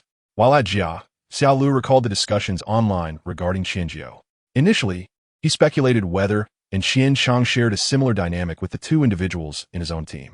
It was only after hearing about the lawyer letter incident that he began to believe it was merely the product of fans' imaginations, and that their bond was simply one of camaraderie. In truth, it wasn't just the fans who were enamored. I, too, am an ardent supporter. Qianjiu, Tao Ku, Yang, and Guo Laoshi are indeed connoisseurs of admiration. Yesterday, I watched an interview where they enthusiastically discussed a delightful moment, showcasing the genius Jungle King on the field and the charming younger brother off it, particularly the line about the silly dog, which instantly struck a chord. As the saying goes, nothing is deemed worthy without Guo Laoshi's endorsement. Felt a tinge of fatigue and took a sip of coffee, stifling a yawn. Although Xia Li's secondary account lacked numerous skins, it was rich in historical rankings. Previously, due to online harassment while gaming, Xiaolu had been persistently targeted. Hence, he rarely played on his primary account, except during live streams. Upon entering Xia Li's homepage, he observed a plethora of jungle heroes, most of whom were at the pinnacle of their respective ranks, with nearly all being default skins. For a fleeting moment, wondered if Xiaolu believed that skins might influence performance, opting for a default warrior. Chapter 67. The sixth day of the unfaithful Xiaolu. If Jiuzhe were present, he would undoubtedly quip that Lilu is simply impoverished. It's not that he refrains from purchasing skins, it's just that Lilu cannot afford them. When Jiuzhe and Xiaolu played games together, his secondary account boasted a fair number of skins for support. On one occasion, they encountered a wealthy player. The affluent player asked Jiuzhe why he hadn't bought a skin for the Jungle King. The default Lan dominated the match, exuding confidence, while the questioning partner, the support, was baffled. Can Lan add me as a friend for the next match? I'll give you a skin. The wealthy player presumed that Xiaolu and Jiuzhe were merely a superficial couple, yet in reality, their closeness was forged through gaming, a bond built through genuine interactions. Xiao was caught off guard, while Jiuzhe burst into laughter, teasing, "What should I do now, darling? Are you trying to steal my partner? No worries, my dear. Your corner is as solid as a rock." In that match, Xiaolu scored an impressive 11-26, showcasing his prowess. Lilu insisted that it wasn't a matter of affording skins. Rather, default skins offered better value. I can manage, but my partner cannot. Their team's marksman and mid laner were sweetly captivated by their banter. Observing Jiuzhe gaming, Xinghen pondered if Xiaolu was akin to an elementary school student. Jiuzhe, overwhelmed with joy, expressed, "Thank you for remembering me, my dear wife. I thought you were about to elope with a wealthy lady. Is he truly as shallow as he seems?" Xiaolu teased, "You should cherish me. A remarkable jungle king like me is highly sought after." Jiuzhe responded, "Shall I gift you a skin, then?" Xiaolu replied, "That won't be necessary. My secondary account still requires funding." "Are you so affluent that you have nowhere to spend? Share your bank password with me, and I can help you plan your life." Jiuzhe jested while discreetly exiting the page. "Go play with your default skins." Both and Xiaolu utilized secondary accounts for their duo queue. Representing the red side against the blue side, Xiaolu chose Jing, while opted for Xiao Qiao, facing off against Xiaolu Ote, with Moz as support and Bailey Shouyu as the marksman. Upon seeing select Xiao Qiao, Xiaolu felt a momentary daze, recalling that this brother excelled with magic damage heroes. The opposing team comprised Yao Chan, Zhu Jing, Sun Wukong, Mingya, and Zhuang Zhou. As the match commenced, Xiaolu remained a default warrior, admiring Xiao Qiao's elegant swan dream. Xiao Lu could not help but remark, no surprise. The young master's secondary account is so affluent. Xiao Lu began the match by performing standard jungle routines, and the opposing marksman recognized him, questioning in the public chat. Are you jungling solo? Who had been drowsy, suddenly perked up. Has this guy fallen in love, or is he playing with a girl? Xiao Lu focused on jungling, pulling his teammates' perspectives, and upon reaching level 4, he planned to ambush the opposing Jiuzhe. Although he remained silent, Xiao Lu's typing was swift, issuing commands and signals in a timely manner. There's a monkey in the right bush. Can we take him? Jing and Jiaochan have engaged. We can take them. Had not previously played with Xiao Lu, and they remained muted during the match, yet their synergy during the encounter with the monkey was seamless. Secured the kill on Sun Wukong. While Xiao Lu eliminated the approaching Jiaochan, playing alongside Xia Lu was genuinely enjoyable. His commands were delivered with clarity and precision. Initially, Xiao Lu had not intended to lead, but given that their marksmen and support were struggling against the opponents, he stepped up to guide them. The opposing jungle had already been dominated by Xiao Lu, who had successfully ambushed Mengya twice, prompting the opposing marksman to lament. Xiao Lu then glanced at the ongoing conversation. Jungle brother, you're merciless. Stop targeting me. I'm already at the bottom of the economy. Jungle brother, are you playing with a girl? I'm notifying the support. Bali Shou Yu, don't slander our jungler. Bali Shou Yu understood the importance of keeping the jungle king content. Observing the 614 default Jing, he couldn't help but smile, realizing their chances of victory were solid with such a reliable teammate. As I have previously stated, a player's skill is paramount. In the presence of a strong ally, witnessed the unwavering resolve and unyielding dignity of his teammates. Moz, wow, what a play, Jing. Xiao Luote, could you add me as a friend? Bai Li Shou Yu, is this Jing from the national server? The opposing jungler was also pleading for mercy as Sun Wukong erupted in frustration. Jing, can we negotiate? Leave me some jungle resources. Mengya, my dear brother in fate, I implore you, don't target me. Mengya received a hefty dose of arrogance, while relished the experience, cursing yet attempting to appease. Xiao Lu was undoubtedly a trickster. He activated his flash to escape, while Xiao Lu executed a tower dive kill and subsequently invaded their jungle. Regrettably, Xiao Lu's heart had grown cold, akin to a fish slaughtered at a supermarket. He remained unyielding. The match concluded swiftly, with Xiao Li's default Jing achieving a staggering score of 1016. While numerous junglers showcased skill, recognized that Xiao Lu was not merely skilled. He was remarkably steady in leadership, team fights, and counter-jungling. Seldom deemed individuals as geniuses, but Xiao Lu was undoubtedly a prodigious jungler. Shall we play another round? Certainly. Xiao Lu is just joking. He is not serious. The support is Kuge. Is that Jioku? Yes, it is. Unable to suppress his curiosity, inquired further. To his surprise, it was indeed Jioku, which was hardly a scandal. Suddenly, he recalled that Xia Lu had nearly made it into the league, had encountered Xia Ling, and it could only be said that Xia Ling's jungle prowess perfectly aligned with their preconceived notions of the league, similar to their own marksman, Ao Han. And the criticisms directed towards him, it was rather absurd. While Jioku noticed Xia Lu playing on his secondary account, he wondered if this young man was attempting to impress a girl. Upon further inspection, he found that the mid laner was using Shang Guanwan air and exhibited impressive skills. Could this scoundrel be on the verge of romance? Did Ding Ding know about this? Chapter 68. The 64th day of the scoundrel Xia Lu. Jioku was preparing to catch the scoundrel in the act. As soon as Xia Lu and the others finished, he stormed into the room to berate the scoundrel. Jioku's intentions were to consider Xia Li's career rather than merely to scold the Lu. Listening to Jioku unleash his tirade against the scoundrel, Jiu Wei couldn't help but laugh heartily. The pitiful scoundrel, he was Jiu Wei. As Jioku passionately condemned the scoundrel, he exclaimed, "Hey, you big-headed ghost. Jioku, must you immerse yourself so deeply in this? Furthermore, your voice changer sounds too artificial. Like a robot." Xiao Lu was left speechless, while Jioku felt guilty for a brief moment. "Ah, it's you? Why didn't you remind me sooner?" Xiao Lu protested. "Did you give me the chance to speak? Listen to me explain, Jioku," he continued. "You've caught him red-handed, you treacherous scoundrel. What more do you want to say?" Amidst this banter, Jiu Wei discovered he quite enjoyed Xia Li's gaming style and resolved to join him. He decided not to disclose this intention to Xiao Lu until he successfully transferred teams, eagerly anticipating Xia Li's reaction. "Jioku, You made me lose face in front of Jiuzhe. How will you compensate me? Xia Ling lamented after Jiuzhe had left. It's so embarrassing. I play well in the game. Yet outside, Jiuzhe has completely shattered my wild king image. Jiuzhe felt guilty again, attempting to defend himself. What is the big deal? Xia Ling, just turn off that voice changer. If someone didn't know better, they'd think I was talking to a robot. After playing 2 matches, Xia Ling logged off as Xi'an and the others woke up, calling him to wash up and eat. Initially, they had no habit of eating breakfast, and neither did Xiao Mao Mao. Concerned he might skip meals alone, they gradually developed a breakfast routine, with the timing depending on when they woke up. For instance, at 10:30, they decided to have breakfast because you said late breakfast isn't breakfast. Xi'an ordered Su-style fine noodles, which are tender yet firm, paired with savory pork and a rich broth, crispy yet not greasy. Xiao Ling didn't need to place an order. Xi'an said, I'll get you a baby bowl in a bit. When they dined, they either called Xia Lu Xia, Mao Mao, or Xia Baby. Xia Ling didn't pretend to eat little. He genuinely couldn't consume much.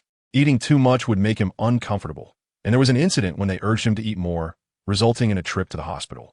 The doctor advised that Xia Ling had digestive issues and should avoid overeating, as it could strain his gastrointestinal function. Xia Ling had been eating too little, and his body would compel him to rest to recuperate. Fortunately, Xia Ling maintained a relatively regular schedule. The doctor warned that if he continued to stay up late, his health would be at risk. Xi'an remarked that it was a stroke of luck for Xia Ling to still be alive, especially considering the online harassment, ostracism, and rumors he faced. Just managing to eat without harming himself was commendable. The nutritional supplements Xia Ling collected resembled health products, and the doctor even found a few bottles of counterfeit medication, thankfully containing only melatonin. Xia Ling's survival was indeed a blessing. Changshan commented that Xia Ling had expended all his luck on surviving and gaming. Though Xia Ling appeared vibrant, he was quite fragile.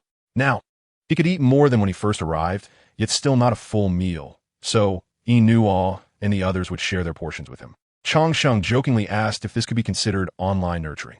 Come on, son, it's time to eat. Xia Baby, you're not my son. Xia Ling protested.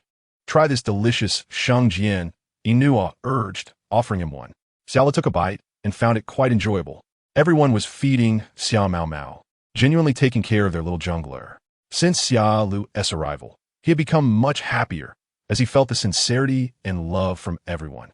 Love, like nurturing a flower, grows more beautiful with attention.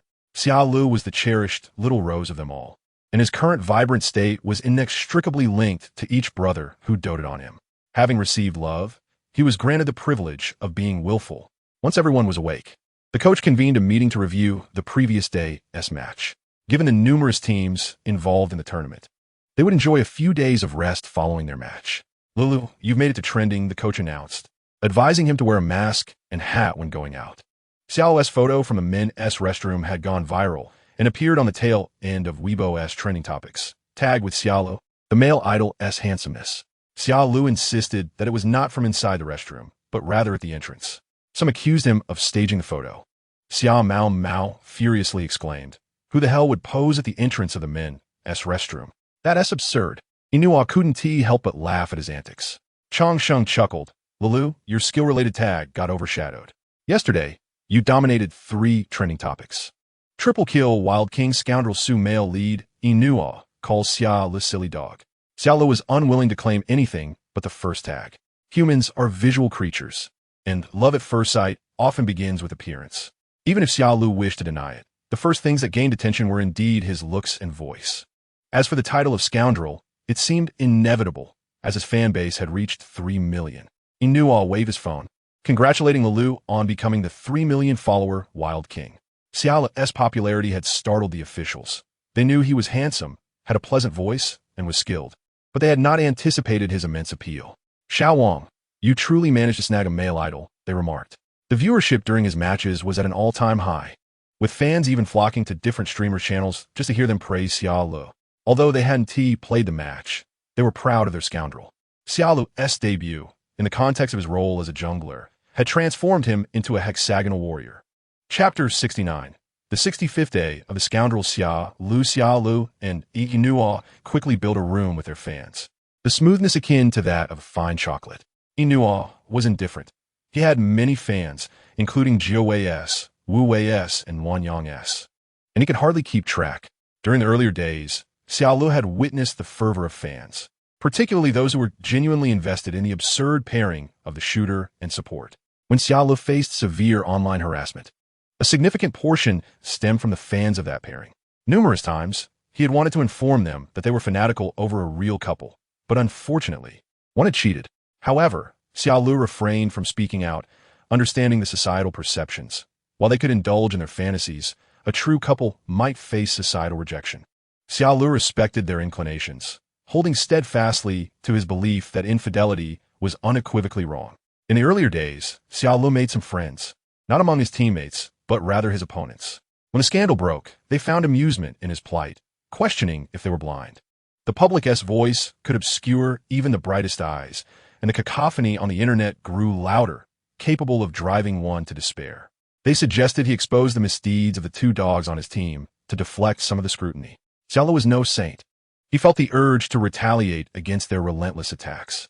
Yet ultimately, he chose silence, remembering his mother's words, "Lulu, one must be open and honorable, earning the respect of others." Perhaps he was grappling with the very area where he needed to grow. His mother often claimed she had little education and couldn't teach him properly, but Xiaolu felt she had given him the best she could offer. Love is about mutual understanding. During his childhood, Xiaolu often wondered if he could simply cease to exist, so that no one would speak ill of his mother or insult him as a wild seed. In his youth, he contemplated death seriously, yet he couldn't bear to leave his mother or his ailing grandmother.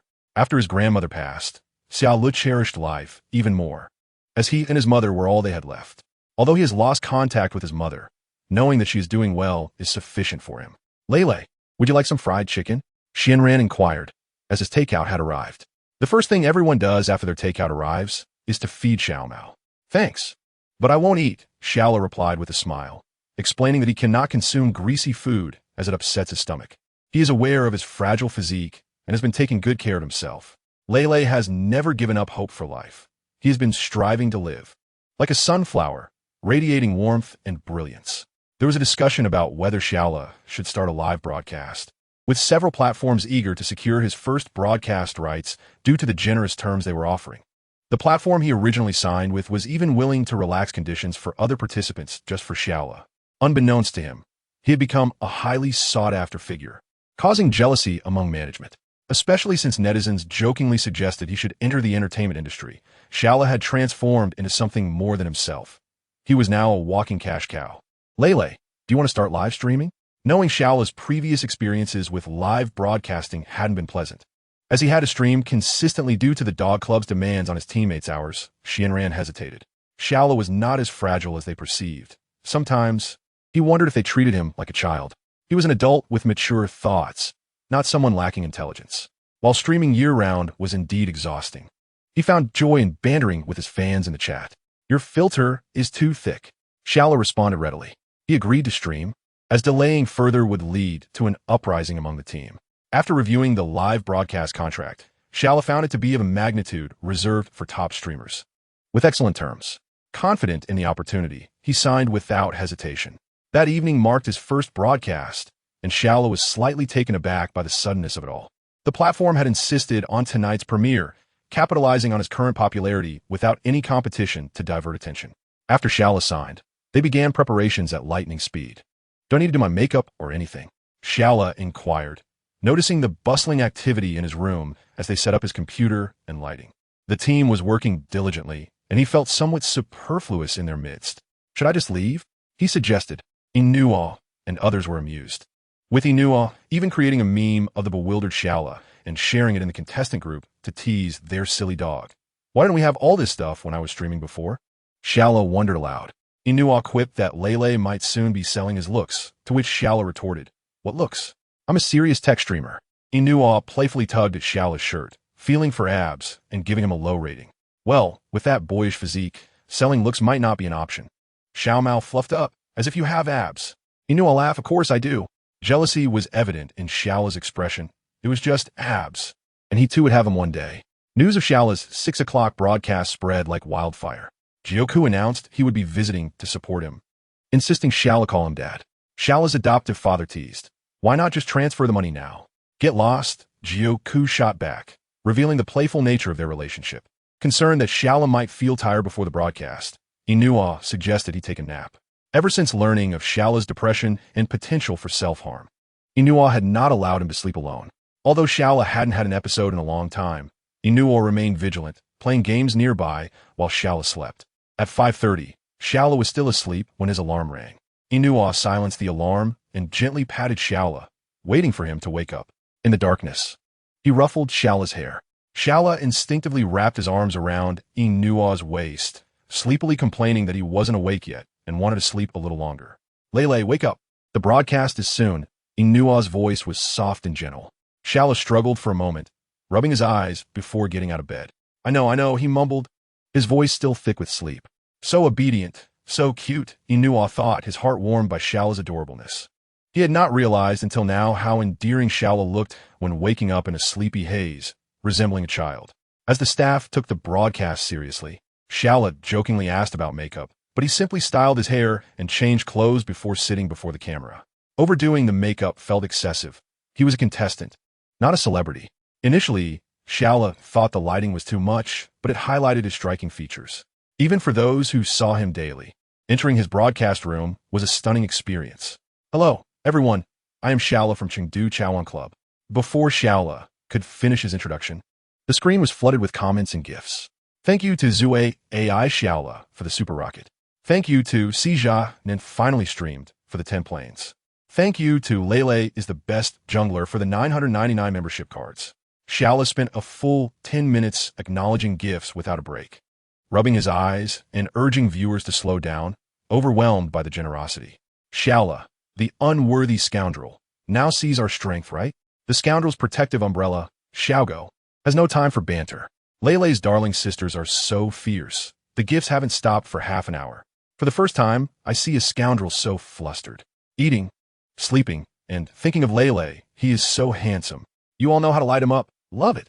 Jiuzhe intended to give Xiaola support, but upon entering the broadcast room, he was overwhelmed by the barrage of gifts. Xiaola, you are truly fortunate, he thought, astonished by Xiaola's talent. As he observed, given your wild king husband, it seems he no longer needs your trifles. Since discovering that Jiuzhe and Xiaola had linked their accounts while gaming, he often teased Jiuzhe, and it was not out of spite. The duo known as Meng Lei and Lin Jianan, who once needed support, now seem to be doing just fine. Thank you to Silly Dog Lele is the coolest for the confession fireworks.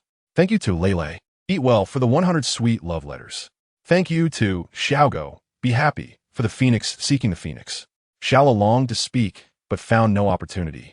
Feeling like a machine, merely reading gifts. I can't see. Slow down, please, Xiaola pleaded. Scoundrel, a decade-long fan, haha, the host and his force-loving sponsors. Lele, you must feel the love from the mothers. Observing Xiaola's broadcast, one could hardly believe that he had spent 40 minutes merely acknowledging gifts. Wait, hadn't he only been live for 40 minutes? Reports from the audience indicated that Xiaola had indeed spent the entire time thanking gifts without a moment to converse. Haha, next door, Xiaola is being forced to love. I'm next door. It's truly lively here. Xiaola has been busy thanking gifts. Shuai is indeed handsome.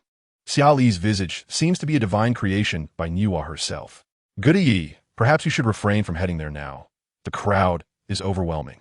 Meng Lei and Lin Jianan have decided to postpone their visit for an hour, and Xiao Zong has expressed a pressing need for Xia Li's presence to elevate the atmosphere. While it is well known that Xia Lu enjoys immense popularity, the extent of it is astonishing. Are his fans truly enforcing their affection upon him? Ah, how I yearn for such unwavering adoration. On the first day of Xia Li's livestream, he adeptly familiarized himself with the various names of gifts, barely having the chance to speak as he continued to express gratitude for the presents. Jealousy alters one's perception. The operators secretly wiping away tears while spying on Xia Li's stream. It isn't much better for Xiao Hong, who is utterly bewildered, while the platform's representatives are reveling in delight. The sorrows and joys of humanity differ vastly, yet Xia Lu remains steadfast in his gratitude. Slow down, my throat cannot endure. I beg you, may I have a sip of water? Finally, Xia Lu sees the opportunity to act coy and yield. Those who recognize the situation are wise. The handsome fellow employs a charming approach. For now, we shall let you go. Please, hydrate yourself. You look truly splendid, Lele. Since you have pleaded with us, we shall grant you a reprieve. The plight of a scoundrel under enforced affection is quite pitiful. If you refuse to livestream, we shall simply enforce love upon you. After strategically sipping water, the scoundrel discreetly inquired with the staff, "May I deactivate the gifts for now?" The staff replied in the negative. The platform has prominently featured him on the homepage, and preparations for champagne are underway. Everyone, exercise some restraint. Let the flow be steady. Xia Ling, the scoundrel, attempted to adopt a gentle approach, yet it yielded little effect, for after quenching his thirst, he was once again inundated with affection. Within the player group, they jested about Xia Ling, Wanyang, what your new jungler. I hear he has been subjected to enforced affection. One new in essence. He has been forced into love. Qiao Shi, I checked the neighboring stream. If enforced affection is like this, I would gladly shoulder some of it for my half-brother Xia Ling. Xingyu, step aside. He is a male idol, and what are you? Qiao Shi, if possible. I would like to be my male idol's half-brother. Wanyang, wow, one new you must have struck gold. Folks in my stream say, Xia Ling has been thanking gifts for nearly an hour. Jealousy distorts my visage. Why does this Xia Ling have such privilege? Perhaps it is due to his looks. Who is Jinyu, who yesterday derided Xia Ling as a dog, yet today finds himself in a stream? Ah, my dear teammate. One new Wu Wei. Ha ha ha. Jiuzhe, you are truly a clown. Jiuzhe, can you still laugh? You have chosen the wrong side. Indeed. As expected of the young master, boldly engaging. Jiuzhe is truly brave. I would bestow upon him the title of the first to engage boldly. Chapter 71. The Scoundrel Xia Ling's 67th Day. If Jiuzhe is bold, then Ao Han is one who dances atop graves, daring to provoke even the devoted fans of Jiuzhe and Wu Wei. Ao Han, I, brother Jiuzhe, summon you. Come forth, Xia Ling. Ao Han. Your cold king is ever reliable. Xia Ling, you isn't it? Ching Ching, goodness, are you all this courageous? Yao Dao, Xiao Pang, it is high time to sell. Lele is my destined jungler. Xiao Pang, your demeanor is most unbecoming. Qing Rong, the neighboring Xia Ling is indeed outrageous. Ziyang is watching his stream, and he is truly handsome. Qing Rong, this lad's fans are still enforcing their love upon him. Just moments ago, 2 or 3 affluent ladies entered his live stream, showering him with gifts. Lin Jianan, good grief, I am envious. Brother, while failure is indeed dreadful, your success is even more disheartening. Ziyang is truly remarkable. Affluent sisters continuously change their names to tease Xia Ling. Meng Lei's era has passed. It is now Xia Li's time. Come now, in your era.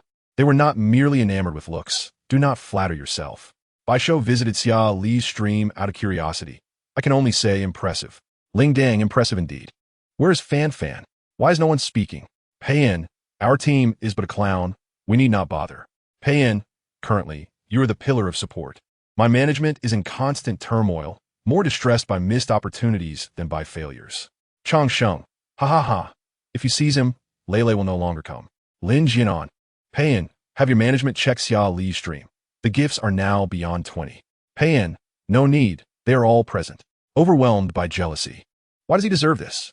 The management of Xia Li's original platform is incensed. They long to imprison the former management and exact vengeance. Meanwhile, the head of the neighboring platform is already celebrating with fireworks as they pop champagne, genuinely engaged in a cutthroat business battle. We shall take Lele with us. He will live stream here tonight at 6 o'clock, a handsome fellow with no limits on the stream.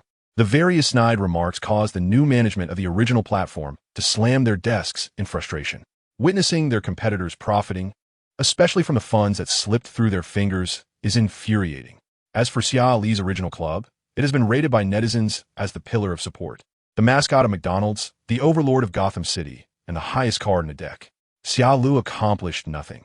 He merely expressed gratitude for over an hour, and as his voice grew hoarse, he implored, "Please, do not shower me with gifts. Do you have enough money for yourselves?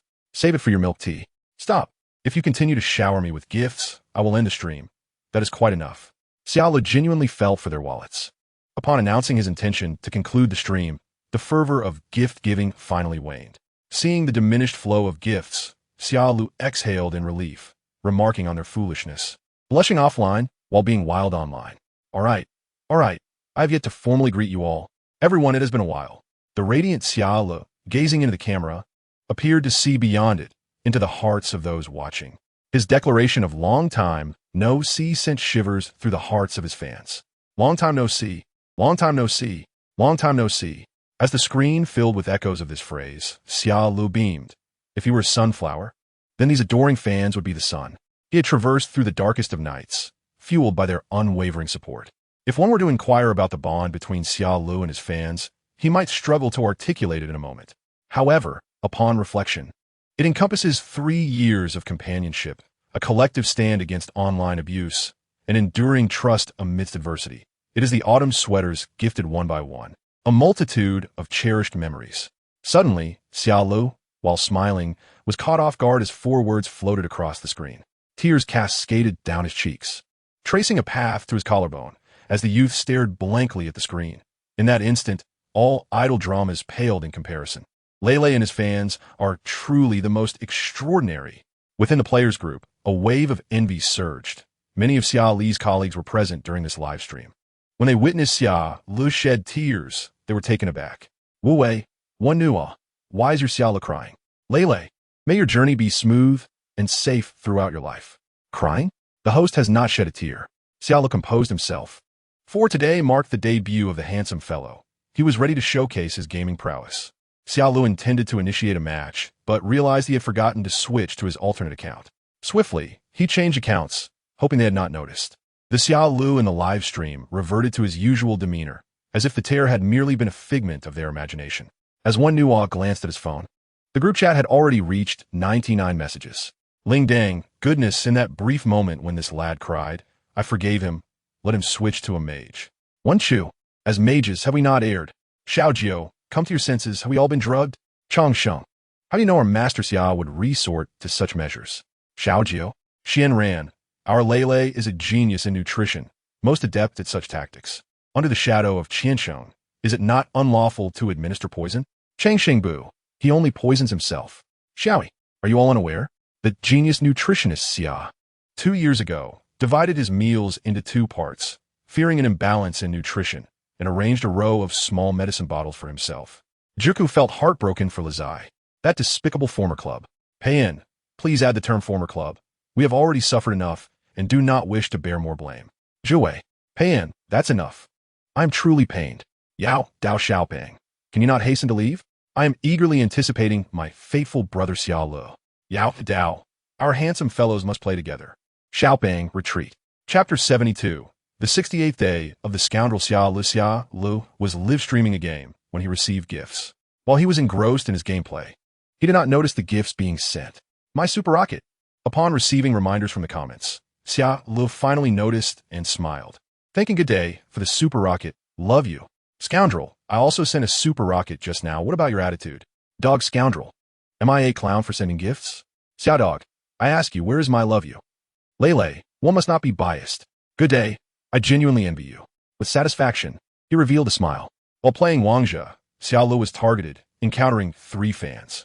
He pleaded for them not to crash into him, yet still happened. Can you help me ask Good Day if he has any game recommendations?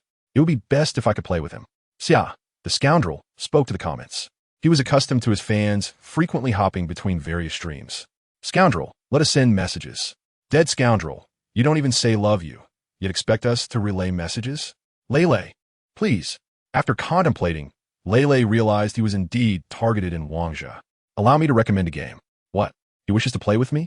The quail displayed a smug expression. Unable to help it. I'm simply too popular. What to play? Duck Duck Goose. Let me ask Lele if he plays Duck Duck Goose. Xia Li's phone chimed, and he swiped to see the message. Darling, would you like to play Duck Duck Goose? Xia Li, what is Duck Duck Goose? It's somewhat akin to werewolf. Very entertaining. I'll guide you. Xia Li sounds great. Lele, you start loading your computer. I will gather people. He excitedly shouted in the group, let us revive. Project group, is there anyone to play Duck Duck Goose? Lele is joining too. Please do not bully him and let him survive a while longer. Yes, a newbie. I'll count myself in. Aye. Menglei, you must protect our Lele. Beigang, take me along. Disguise, I want to join too. Good day, Aye. The group became lively, though Xiaolu did not often play as he was too frugal to spend money on games. However, playing with Good Day and the others made it all worthwhile. After much effort, Xiaolu still struggled to comprehend the game mechanics, ultimately flashing over to assist. And Duck Duck Goose required no payment. Wow, brother is so impressive. Xiaolu could not help but smile. If only his computer were present. He would show Xiaolu what a true Duck Duck Goose master is. Those who knew would surely mock the high-level players claiming they were merely insane, playing foolishly. The unique skill of disguise, rambling in a crazed manner. When Xia Lu entered the room, it was already bustling with people, gently teaching him how to disguise and observe configurations. "Wow, good day, you're adorable little green goose," Xia Lu exclaimed, while Meng Lei shouted, "Lei, look at me. Look at me. Meng Laosher, where are you? Meng Lei, did you see? The most dazzling darling in the crowd is me. I see you. Meng Laosher. Your outfit is so beautiful." Indeed, Meng Laosher stood out as the most striking goose in the crowd. "Lin Jianan, Lei, do you see that red goose? That's me. I will protect you." After introducing the people in the lobby to Xia Lu, he roughly grasped the game mechanics and began playing. "Lei, you will learn after a few rounds." As the game commenced, Xia Lu received the identity card of a big white goose. Observing the identity, he found it of no use, and upon exiting, he directly collided with someone who promptly eliminated him. It was Meng Lei who had killed him. "Meng Lei, you died so tragically. How did you suddenly bump into me?" Meng Lei did not intend to kill Xia Lu. He saw the sudden appearance of the goose, and, without thought, eliminated it, unaware it was Xia Lu. Viewers in the stream erupted with laughter. "Lei, what a brilliant move." After a while, someone reported, exclaiming, "Who could be so heartless as to eliminate our Lei, who is still a newcomer?" Meng Lei, feeling guilty, echoed, "Indeed, who could it be? Lei, what great acting." This round from Master Xia started with a body count. The director watched as these brothers spun tales, especially the disguisers, who claimed to be innocent while clearly being the wolves. Lin Jianan was quite the deceiver too. Overall, they all excelled at trickery. These brothers surely missed the days of being the big chicken leg. In the second round, Xia Lu still fumbled and drew the big white goose again. Though he survived the first round, he met his demise in the second due to a bomb. In the third round, Xia Lu once again drew the big white goose. Lamenting, "Lei, your luck is unmatched." Surviving 2 rounds, he was ultimately devoured by a pelican. In the fourth round, Xia Lu remained the big white goose. Was there not any other option? "Lei, your luck is undeniably poor. 4 rounds and still the big white goose. It's not that there are no others. It's just that you only draw one. Ha ha ha ha. Lei, your luck is horrendous." In the fifth round, Xia Lu yet again drew the big white goose. And upon seeing him, they inquired, "Lei, you won't still be the big white goose this round, will you?" In the sixth round, Xia Lu remained the big white goose, questioning if this game had any variety. Doubting his luck, he began to suspect the game itself, and then his computer. Is there something wrong with this computer? Is it lagging? Poor luck? How could that be? It must be the computer's fault. Ha ha ha, stubborn as a dead duck. Lei, the disguisers guess you will undoubtedly still be the big white goose this round. After 6 consecutive rounds as the big white goose, Lei, perhaps you should ask a day to remove the big white goose option. Did you poke the nest of big white geese? Chapter 73. The 69th day of the scoundrel Xia Lu ended his stream at 11 o'clock that night. Although he had napped earlier around 6 in the afternoon, he still felt tired by 10 and decided to conclude the stream. Time to sleep. Initially intending to celebrate Xia Li's first broadcast, upon seeing how exhausted he was, they urged him to rest quickly. The streaming data for the night was astonishing. The platform recognized Xia Li's vast fan base and high engagement. Yet no one anticipated the significant revenue from his stream. Yet this was of no concern to Xia Lu, as he was fast asleep. Throughout the day, many sent him messages during the stream, but he did not see them before falling into slumber. In his dreams, Xia Lu seemed to wander into a beautiful village, encountering Zhuang Zhou from Wangzhe. Zhuang Zhou sat atop a koan, profoundly asking Xia Lu, "Are you happy?" Xia Lu felt somewhat bewildered, but followed his inner voice, affirming his happiness. The water-blue koan swayed its tail as Zhuang Zhou calmly continued, "Are you truly happy?" "I am quite happy," Xia Lu began, but Zhuang Zhou interrupted. "Yet Xia Lu, you have nothing. Your mother does not love you. She abandoned you. Will your teammates and club always treat you well? Have you forgotten your painful past? Touch your heart. You are not happy, Xia Lu." Zhuang Zhou slowly approached Xia Lu, gently caressing his face. "You are weary. You need rest." Xia Lu wished to retort, yet words eluded him as a beguiling voice whispered in his ear, "Xia Lu, you need rest." "Am I not resting?" The tender voice replied, "This is not true rest. Genuine rest is the cessation of all. Your pain, your sorrow, your helplessness will all dissipate." Xia Lu felt an unseen force drawing him closer to the windowsill. In a state between dreams and wakefulness, he seemed to glimpse Zhuangzhou beckoning from a distance. In his dreams, Zhuangzhou appeared exceedingly gentle, promising liberation beyond the mountain. Do you see the door? Open it. Open it, Xiaolo. The door in his dream appeared peculiar, and he could not discern its nature. Xiaolu struggled to comprehend Zhuangzhou's words about liberation and suffering. He felt rather content. His body involuntarily moved to open the door when suddenly a scream jolted him awake. Xiaolu, Inuo, upon entering, found Xiaolu standing at the window, reaching to open it. Observing his dazed expression, Inuo inquired, "Are you feeling hot? Do you wish to open the window?" Xiaolu glanced at the window, then at his pajamas, feeling no heat. If anything, he felt a bit chilly. Both Inuo and Xiaolu found the situation strange. Xiaolu murmured, "Wasn't I just sleeping? How did I end up at the window?" Upon opening the door, Inuo saw Xiaolu with his back turned, attempting to open the window. It had been quite some time since Xiaolu had experienced an episode. Typically, he was cheerful and lively, causing Inuo to almost forget that he was a severe depression patient. Xiaoli's demeanor today resembled the time when Inuo had first invited him to dinner. Finding him gripping a pen tightly in bed, Inuo asked, "How did you come over? Weren't you sleeping? Did you wake up because you felt unwell?" Xiaolu, adorned in a cute pink pajama, replied, "I think I had a dream. I even saw Zhuangzhou, the Zhuangzhou from the canyon. He was riding a giant koan." He babbled about his dream, recalling many details, though some eluded him, particularly Zhuangzhou urging him to open a door. Xiaolu forgot everything about the dream, speaking in fragmented sentences, while Inuo listened intently. Inuo chuckled, "Your dream is quite peculiar. You must be exhausted today. Hurry and sleep." Once Xiaolu had settled back to sleep, Inuo finally relaxed his grip on his phone, concealing his smile and firmly closing the window. Standing by the bed, he gazed outside. They were on the 12th floor, approximately 36 meters high. The hotel utilized a suspended window system with large panes, allowing for a splendid view. The upper part of the window could be easily opened by twisting the handle. Inuo remained in the room, sitting by the bed as he searched for information regarding Xia Li's condition online, but found little that was relevant. After hesitating, he decided to message the doctor who had previously treated Xiaolu. "Doctor, Xiaolu has been doing well recently, but today he seems to have unconsciously attempted to take his own life. Please elaborate." He was sleeping in his room, perhaps for over 30 minutes, when I opened the door and found him standing at the window, attempting to open it. Inuo sent the doctor a picture of the hotel windows, explaining that there were no screens, and given Xia Li's height, he could easily climb over the lower part of the window. "Doctor, this was an unconscious act, correct? Did anything special happen today?" I initially believed he was suffering from psychological depression, which can be improved through developing close relationships and emotional guidance. However, I now suspect he may be experiencing a combination of physiological and psychological depression.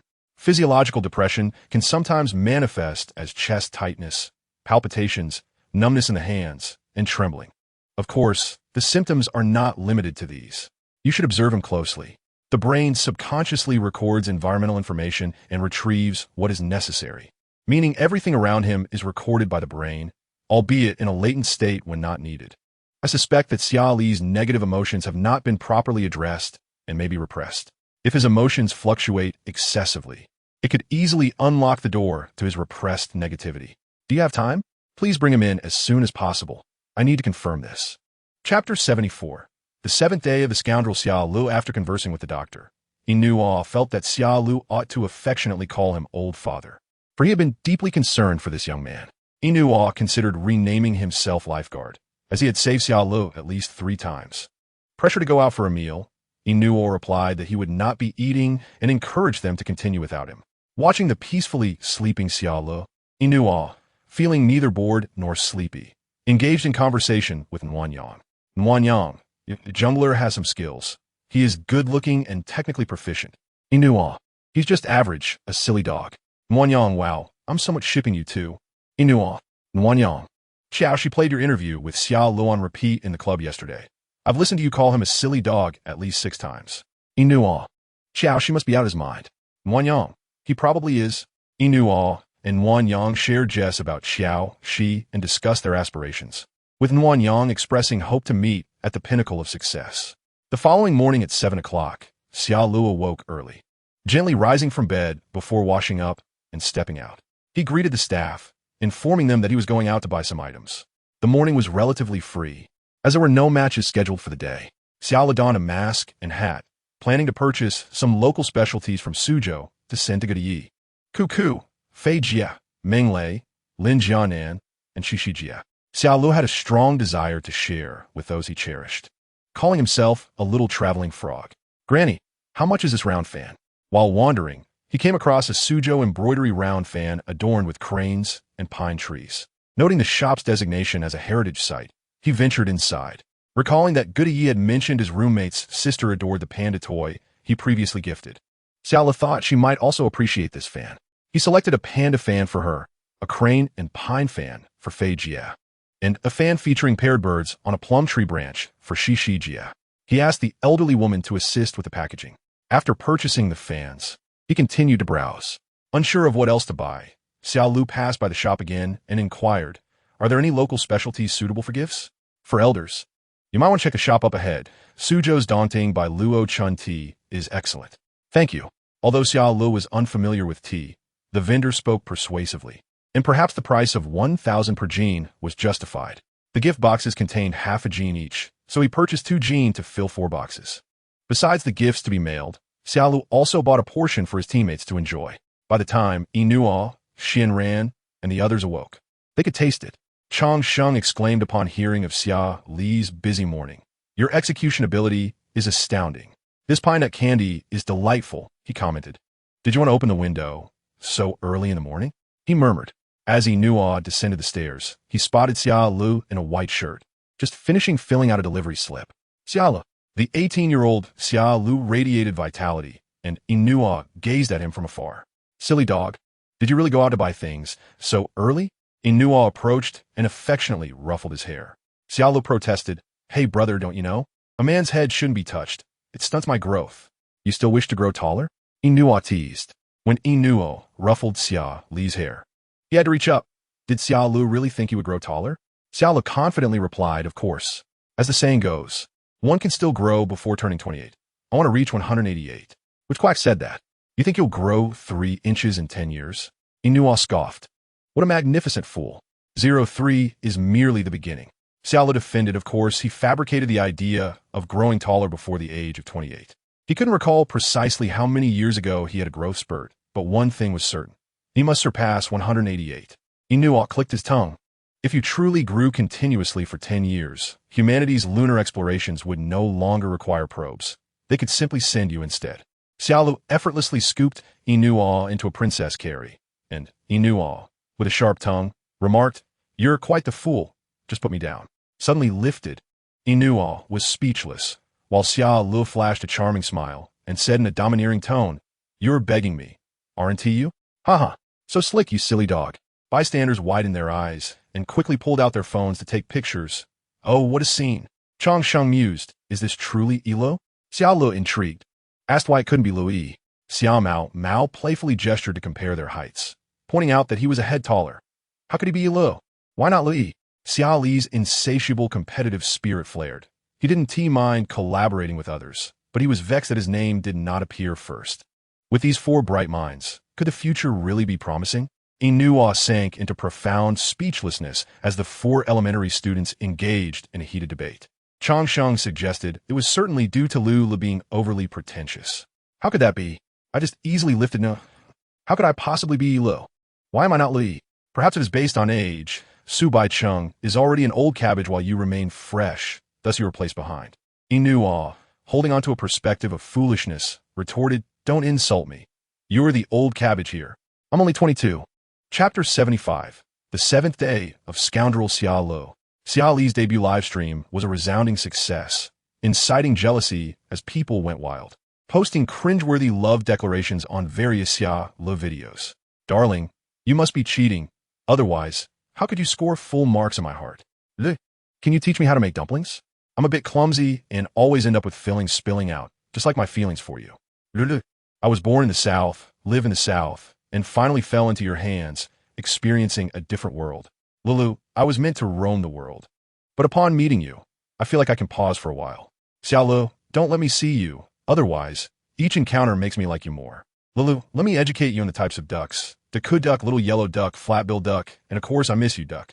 Netizens critiqued not only the clown, but also labeled him the Oil King of Xi'an. Ridiculously, Xiaolu's surge in popularity was indeed co-opted by them, albeit leaving a greasy mess in its wake. Their operational spirit was not in a good place. They had already suggested probing Xiaolu for hidden truths, but the club declined. Now, seeing the immense fortune they missed out on, while others feasted, they found themselves left with mere bones. They could hardly imagine how much more extravagant their operations would have been had Xiaolu been present. However, it wasn't all bad. They also gained some traction, being dubbed when Chu, a complete hodgepodge. That night, they released 3 videos. The first showcased Xiaolu thanking viewers for gifts during his livestream, captioned, "We missed the vast wealth, we are the clowns." The comments section overflowed with mockery, with netizens noting their clear self-awareness. "Get lost, clown, don't associate with us." Fans vehemently oppose. "You knew to buy stocks when prices rose. You knew to swerve when cars crashed. You knew to wipe your nose when it dribbled, clown. Where were you all this time?" The operations team felt despondent. Traffic, we missed the vast wealth." The third video was a compilation of utterly ludicrous love declarations. The absurdity of these lines left netizens in stitches. "Lulu, potatoes can turn into mashed potatoes. Corn can become corn puree, and I can turn into your love mush. Xiaolu, I want to arrest you for the crime of stealing my heart. Lulu, look, this is beef, this is pork, and you are my heart's delicacy. Lulu, I want to buy a piece of land from you, a place where you can be wholeheartedly mine. Lulu, had I known, I would have given you candy. You're causing chaos in my heart. Lu Bao, have you gained weight again? Why does your weight in my heart keep increasing? Lu, I imagine you must be very busy, so just read the first 3 words." In the contestants group, Yao Dao chuckled, directly sharing the video. "Yao Dao, the newly crowned Oil King of Xi'an. Are you all out of your minds?" Ching was taken aback. Xiao Yi exclaimed, "That is so corny." Xiao Yao remarked, "I've sent it to Xiaolu. Jiuzhe found it incredibly corny. Xiaolu told me to take the video and roll far away. He said had he known the Daqing oil field would deplete, he would have let them fill instead." Jiuzhe noted, "This kid is quite the talker. Is he new in love?" Jiuzhe scoffed, "Love my foot. He is not from Nantong." Jiuku Chun exclaimed, "Ah." Jiuzhe said he wants to sever ties with you. "Chun?" Xiao Yi asked, "Do you all love to get close and personal?" Wu Wei insisted on being close and personal. "You mean he has conceded?" "Conceded." Jiuku realized that Lulu wasn't T in this group. "Didn't T anyone add him?" "Oh, I forgot." Chongqing admitted, "I forgot too." Xian Ran noted, "I forgot to add him." Inua invited Xiaolu to join the group chat. Inua laughed. "I didn't T forget." Peng Peng asked, "Don't you feel guilty saying that?" Wu Wei teased Su Bai Cheng. "You understand memory well." Wan Yang. Xiaolu greeted everyone. "I'm Qingdu S. Chaoan Club Xiaolu. Everyone please take care of me, salute." Xiao Shi said, "Lulu, hello. I'm her half-brother Xiao Shi. Long time no see." Yao Dao interjected, "Get lost. I'm Xiaolu's half-brother." Yao Dao assured, "Lulu, wait a moment. I'll quickly package Xiao Pang for sale and marry you tomorrow." Xiao Pang. Disguised welcome to Lulu. Everyone in the contestants group was quite amusing. Xiaolu bantered for a while before receiving a WeChat message from Jiuku. Jiuku asked, "Lulu, I just saw a delivery notification. Is it from Suzhou?" Xiaolu confirmed, "Yes, a specialty for my wife." Xiaolu added, "I was planning to surprise you."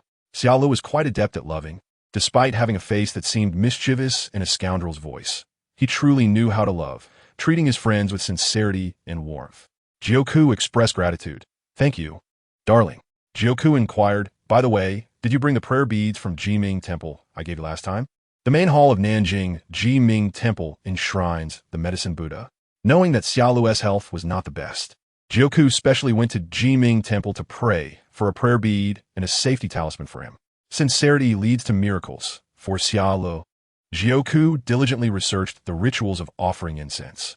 He knelt sincerely on the mat, hands clasped raised above his head, lowering them to his mouth, pausing. He made a wish for the Buddha to bless Xiaolu with health and safety.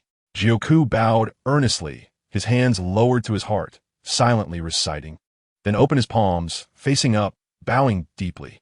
Xiaolu mentioned, "I have the safety talisman with me, but I didn't bring the prayer beads. They're inconvenient for gaming." Xiaolu exclaimed.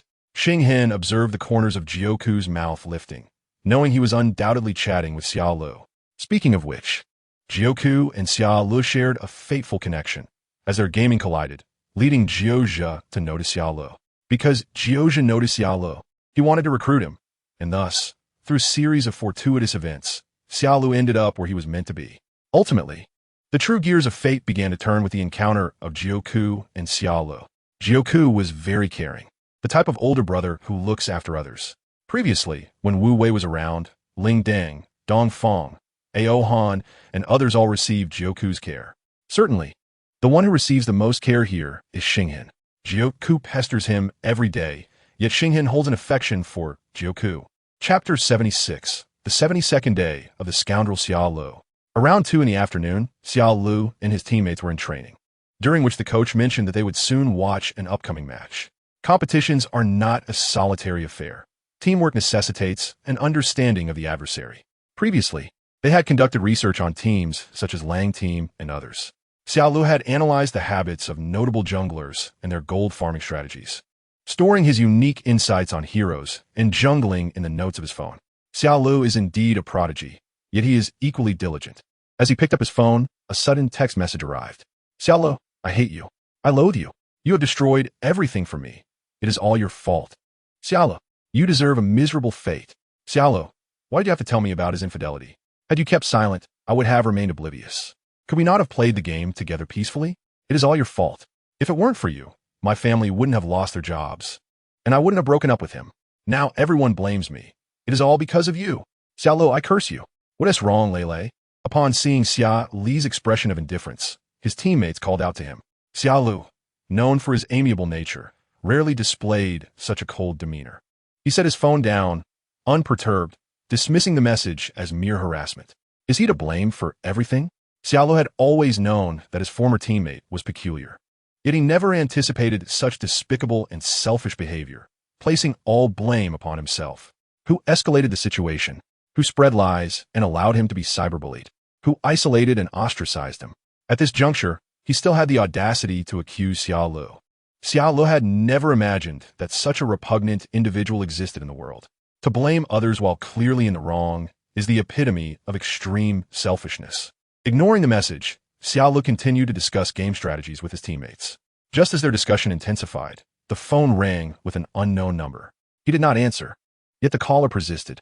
The coach suggested he pick up just in case it was urgent. As he answered, a frantic voice erupted from the other end. Xia Lu, I want to end my life. Your fans are bullying me. It is all your fault. The phone's volume was not high, but the caller screamed loudly, plunging the room into silence. Xia Lu silently activated the recording function, exasperated by the absurdity of the accusations hurled at him. If you hang up on me, I will take my life. I will tell everyone that Xia Lu drove me to this. The voice on the line was hysterical, claiming to suffer from depression, all because of Xia Li's actions. Inuan knew Xia Li's former teammate lacked shame, but was taken aback by the extent of their audacity. Those who commit injustices often meet their own downfall. Why blame Xia Lu? Gamers are known for their sharp tongues, and Inua, Changsheng, Zhongyi, and Xinyan, each one adept at verbal sparring, were ready to unleash their wit. Xia Lu hesitated briefly before quietly saying, I recorded it. Upon hearing this, they adopted a mocking tone, knowing that gamers seldom possess a gentle temperament. I never name names when I criticize. If you feel guilty, perhaps it applies to you. Those who play poorly should know their own shortcomings. Did you hide during the evolution of humanity? From which treasure trove were you unearthed? So valorous, yet devoid of family values? I'm not as noble as you. You present as human while behaving like a ghost behind their back. It is evident this is your first time being human. You lack experience. Depression? My Lele is no psychiatrist. He cannot cure your ailment. With your own flaws, do not label others as monsters. Accusing others? Do not wrongfully implicate me. Did you hear me insult your family? I never curse. It seems I do not even address humans. The room was filled with masters of mockery. Why provoke them? The other side could not counter effectively, inciting their ire. Xia Lu pondered why the caller exhibited the audacity to remain on the line for half an hour. He gained new insight into his teammates. He had assumed that Xinyan and Changsheng were rather quiet, yet it turned out they were all formidable in their own right. Feeling protected by his teammates was truly heartening. Amidst baseless accusations, having someone stand up for him felt wonderful. In his previous experiences, he had fought alone, but now he was surrounded by supporters. Xia Lu picked up his phone, saying, If you are unwell, seek treatment. Your problems are not my concern. I have ceased pursuing the matter regarding Jia. Do not think I am unaware of the collusion to cyberbully me. Besides him, you are also involved. He uncovered records of previous transactions with higher trolls and was astonished to find that not only the marksman, but even the support player wished him harm. When asked if he wanted to take legal action against them, Xiaolu contemplated the current penalties imposed by the officials and shook his head. Let be. I do not wish to drive anyone to their last resort. One should show mercy where it is due. I do not desire to make matters worse. If they cannot compete, they may never again grace the arena they love, and I believe that is punishment enough. Xiaolu spoke calmly. Wang Xia, does your conscience not ache? Do you not know why I fell to such depths? He certainly understood the reasons. How could he not perceive the infidelity around him?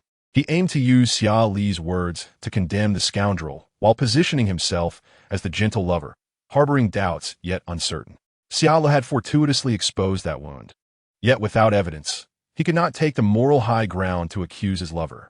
As the saying goes, those who wrong you often understand your plight better than you do.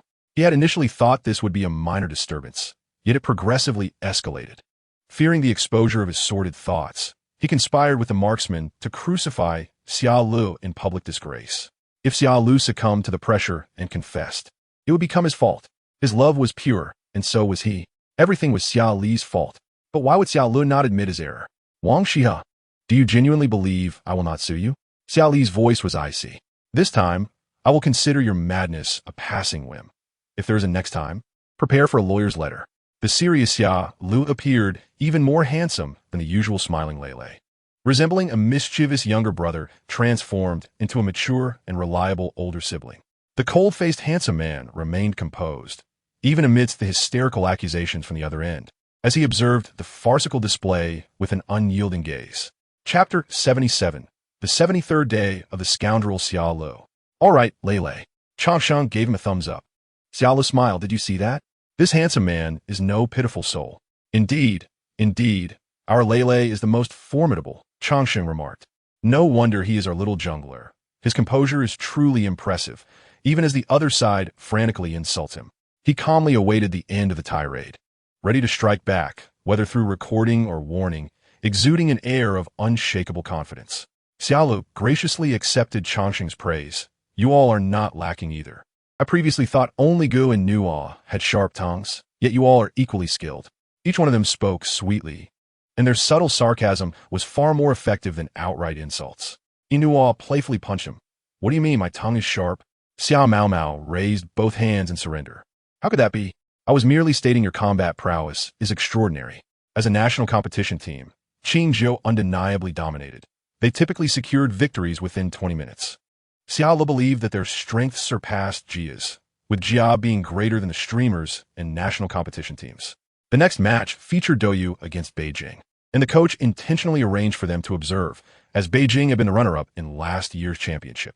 Although Douyu faced Beijing with ease, they would still take the official match seriously, providing an opportunity to assess their strategies and operational methods. Although they were pressured to perform during the training matches, the coaches in the league are cunning, akin to the intricacies of lotus roots. It is not impossible for the training matches to be staged. When Zhang Kai was leading, he was often deceived by other clubs in these matches. Zhang Kai once remarked that training matches should merely be a reference and not taken too seriously. Teams will not reveal their true trump cards. They harbor secrets. They are not naive, but their opponents tend to overact during the training matches. Xiaolu sometimes wonders if their performances are excessively theatrical. Several teams appear to be overdoing it. Inuo cautions against getting carried away, suggesting that such behavior could lead to disaster. Some clubs deliberately mislead newcomers into believing they are invincible, only to teach them a harsh lesson on the battlefield. This can shatter the mindset of newcomers, and even seasoned veterans can succumb to such treatment. A typical example of this is from last year, where chaotic training matches led to a stark contrast in the intensity of the official matches, leaving players bewildered. One cannot simply accuse the opposing team of underhanded tactics, as this can be considered a strategy in itself. If one believes wholeheartedly in their deception, one is rather naive. Reflecting on the training matches, Xiaolu mused that perhaps they are merely playing the role of novices. Will they truly engage with me? Perhaps during the official matches. Until then, no one will showcase their genuine abilities. He remarked that while they may currently praise you, do they understand the concept of flattering to deceive? Xiaolu maintains a steady mindset. Regardless of whether they are truly engaging or merely feigning, he is determined to play the game earnestly. Previously, There were concerns about him being overwhelmed by flattery, but it became apparent that Xia Lu possesses a stable mentality. Every day, he diligently takes notes and collaborates with his team, approaching every step with seriousness. Reflecting on past events, Xiao Mao sincerely inquired if they would engage in earnest gameplay. If Chang Sheng were to play, it should be a comfortable 20-point victory, right? Is that so? However, I find their current state rather perplexing. Xiao Lu commented that their performances during training matches fluctuate significantly. Upon hearing the coach's remarks about theatrics, Xiao Lu began to suspect that they might indeed be acting. Xian Ran and the others can sometimes be quite confusing in their gameplay, yet they are, after all, last year's championship finalists and should easily manage against a streamer team. Inua is currently enjoying the Suzhou 8 Cena cakes that Xiao Lu purchased as the second day of the Challenger Cup's second major match commences. Greetings, I'm a commentator Zilin. Hello, I'm the commentator Lao Wang for this match. Today, the second major match features Douyu facing off against Beijing. This will also trigger a blessing for challengers, which serves as an enhancement. The coach's blessing for challengers imposes certain limitations on stronger teams, effectively granting advantages to weaker teams. There is, after all, a degree of disparity in strength among the teams, and the challenger blessing can provide some teams with a chance to secure victory. Hence the presence of such blessings for the teams in the upcoming matches. Xiao Lu succinctly summarized this as a brawl between high school and middle school students, where restrictions are placed on the high schoolers to give the middle schoolers a fighting chance, correct? Inua affirmed, bingo, Lulu is truly astute. This commentary is quite beneficial, providing a cushion for the narrative. Losing to them is not disgraceful, as they are a formidable team. Xiao Lu had previously watched matches directly and rarely listened to commentary, finding that watching the matches allowed him to focus better on the gameplay and analyze the battles. Commentary ought to be neutral, otherwise it could be quite off-putting. In a match between Douyu and Weibo would undoubtedly come out on top, and it is prudent to set the stage in advance to avoid an embarrassing defeat. The arena magnifies every aspect. Inua has faced considerable criticism, arguably receiving the most backlash. Those who admire him do so fervently, while those who detest him would eagerly see his downfall. Perhaps it is true that fame brings its share of controversy. Whenever Inua fails on the battlefield, the naysayers are quick to voice their disdain, yet when others falter, there is little to no reaction. Inua understands that in this world, it is impossible to garner universal admiration or approval. Even something as ubiquitous as currency cannot please everyone. After all, not everyone is fond of Jack Ma. There will always be individuals who inexplicably harbor disdain for you, regardless of your actions. Thus, one ought to disregard the opinions of others, focus on self-improvement, and listen to all advice while maintaining one's own judgment. If you're to lose sleep over detractors and become anxious, constantly altering himself to please others, what meaning would life hold? Inua possesses a resilient heart. Let them criticize, for the naysayers cannot deter him from his goal of excelling in the matches. Xiao Lu is currently experiencing significant popularity, transcending various spheres. While netizens have yet to uncover any flaws, there are still numerous critics who accuse Xiao Lu of playing the victim, suggesting that there must be some grand conspiracy behind his actions, labeling him as scheming and manipulative. Lulu, even if you continue to win, there will always be those who criticize you. However, persist in your victories until you reach heights beyond their reach. Then, the true jesters will be themselves. Chapter 78. The scoundrel Xia Li's 74th day Zhong Yi, seated nearby, stood up and placed his hand on Xia Li's shoulder, responding, "Of course, I have received complaints, but they cannot extinguish me." Xiao Lu, with a knowing glance, replied, "I understand. You little rascal, what do you comprehend? Pay close attention to the match," the coach chided, gently ruffling his hair. "You are doing well as you are. Do not let them lead you astray." Xiao Lu grumbled, "Do not mess with my hair. I won't grow tall otherwise, and the match has yet to begin." Douyu is a product of rigorous selection. The streamers are all skilled individuals. Yet they are up against formidable opponents, leading everyone to anticipate a complete shutout. The commentary shifts to the starting lineups of both teams. Beijing starters are the top laners EMO, jungler Wanyang Lin Hong, mid laner Lu Lang, marksman Xiao Shi, and support Xingyu. Intrigued, Xiao Lu asked Inua, "Is there a significant disparity between the Asian Games version and the current version?" Inua pondered for a moment before responding. There is indeed a difference. The intensity of the teams they train against and their combat strategies differ substantially. To be precise, their skill levels fluctuate between Xingyao and Wang Zhe. I recall that the mid laner in the previous 5-man team was Hua Wan. Xiaolu had watched the matches during their peak era, noting their impressive coordination. The coach nodded, explaining that Nguyen Yang had gone to the Asian Games, prompting their team to rotate players to adjust the jungler's compatibility. This is not exclusive to them. Other teams have done the same. Douyu's starting lineup consists of the top laner Wu Huan, jungler Li Jian, mid laner Xiao Wei, marksman Lu Xiaoming, and support Xiao Han. The commentary notes that every player on Douyu is exceptionally strong, yet it remains uncertain how they will perform against the formidable Beijing team. The global environment for the Streamer League is relatively favorable. Xia Ling comments on the Challenger Blessing, which has been selected for Sun Bin and Guya. The camera pans over the players and the audience, capturing many fans cheering for Li Jian, with a close-up on him. Xiaolu remarked that the jungler is quite handsome, and he has many fans. Thank you. Had you not mentioned it, I might have forgotten, Xiaolu replied. His quirky fans had previously caused a stir, leading to many acquaintances teasing him. Look at Xiaolu, the scoundrel. A person who stirs trouble is unafraid of it. Xiao Li's recent live debut not only astonished the esports community, but also made waves in the entertainment industry. Xiao Jia, eager for gossip, approached Inua, asking if their jungler had truly received gifts nonstop for over an hour. Did you buy him some bots? Xiao Jia questioned incredulously. Inua affirmed yes. His fans are quite exaggerated. They often berate him as a scoundrel, yet their actions betray their words. Xiao Jia shared images and videos of Xiaolu with Inua, earnestly inquiring if he really looks like that. In person, he is slightly more attractive and slimmer. Inua remarked, who shares a bed with Xiaolu every day. Can he sing and dance? Xiao Jia teased. Did he mistakenly enter the wrong circle? The persona of being attractive, strong, and tragic is merely a character arc. For him, it is life itself. With his good looks, melodious voice, and highly engaged fanbase willing to spend money on him, if he were to enter the entertainment industry, he would undoubtedly become a rising star. Xiao Jia has already mapped out Xia Li's career path, suggesting he should debut with their company, Lahua. Inua contemplated, realizing that Xiaolu, being somewhat naive, is best off focusing on his goal of winning the championship, as he does not quite fit into the entertainment world. Xia Li's depression is like a hidden thunderstorm.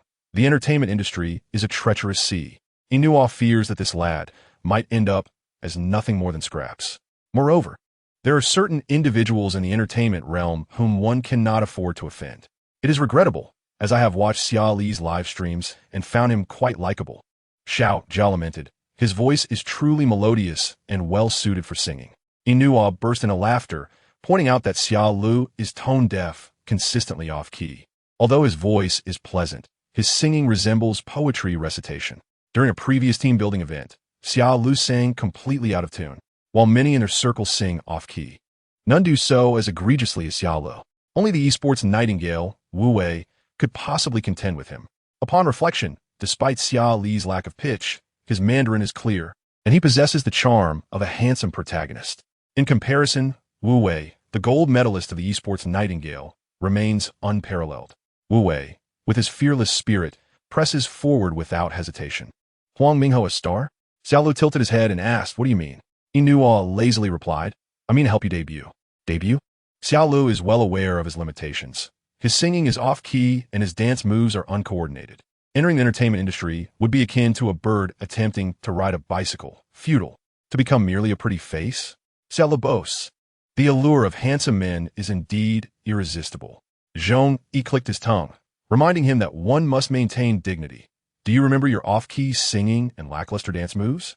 If one could enter the entertainment industry solely based on looks, you would merely be a pretty boy. A scoundrel and a pretty boy Lele. If you enter the entertainment world, do not evade taxes or indulge carelessly, or else a special segment on the legal channel may be dedicated to you. With a sharp tongue, he teased Xiao Mao Mao. Xiao Mao Mao, I haven't even gone yet. How can you already reserve a spot in prison for me? Xiaolu exclaimed. If I'm going in, I'll drag you along too. Law online, you can't escape. Chapter 79. The Scoundrel Xia Li's 75th Day. The matches are officially about to commence, with the camera focusing on both coaches. Beijing coach is Hua Lu, and Douyu coach is Xiaoming. In the first match of the BO3, the blue side is Beijing, and the red side is Douyu. Beijing picks Ji Xiaoman, a powerful hero in the current version. Douyu selects the Xiao, a support rarely let loose. Hua Lu's second pick is Pei Qinhu, a fast early-game jungler. Douyu's second is Lu Bandashur. Many claim supports are useless, but in high-level matches, Most positions rely heavily on supports. Are supports mere freeloaders? No, they are crucial in higher tiers. If supports were insignificant, Jiuzhe wouldn't have transitioned to playing support. Why are supports so vital? Generally, they serve as the team's commander, with a macro perspective and team awareness that often surpass individual skill. After the match, teasing Xia Ling, you've now established your worth. As long as you maintain stable performance, 1,200 is within reach. A jungler who can lead, and Xia Ling is not only handsome, but also commercially viable. During the transfer period, once he is listed, a team will undoubtedly purchase him for 1,200. Xia Ling is the kind of person who reciprocates kindness. If you treat him well, he will return it tenfold. As long as he is not abandoned, Xia Ling will not leave. Beijing selects Xia Hodan, while Douyu opts for Wang, Zhao Jun, and Kai. Next, they select Quang Tai and Ganjiang Mo Xia. And it appears Xia Ling and Douyu are set to secure Sunbin. Xia Jiao, what do you think? Chang Sheng inquired. Coach Xia replied, thoughtfully, intuition. In the next moment, Douyu picked Gong Sun Li, eliciting laughter from the crowd. Xia Jiao, I bet on Jiao Luo. The crowd bantered. Xiao Mao Mao, without a doubt. Douyu's third pick is Jiao Luo, aimed at restricting the opposing marksman, as her long-range capabilities suit their lineup perfectly. Similarly, Douyu has yet to select an opponent, prompting Beijing to select Guan Yu. For the fourth pick, Sun Shangxiang and Xiao Shi's options have diminished. The four selections could be Chao Chao or Yulian. Teaching Lele's dog head. How do you see it, Xia Jiao? Xia Jiao nodded in agreement. Yulian is slightly better. In the next moment, Beijing selected Chao Chao, prompting Inua to advise Lele to play less with him. I can't believe Su Beaching. Your words are truly absurd. Douyu secured Nyo Mo as a support, subsequently locking in Di Renjia and Zhang Fei.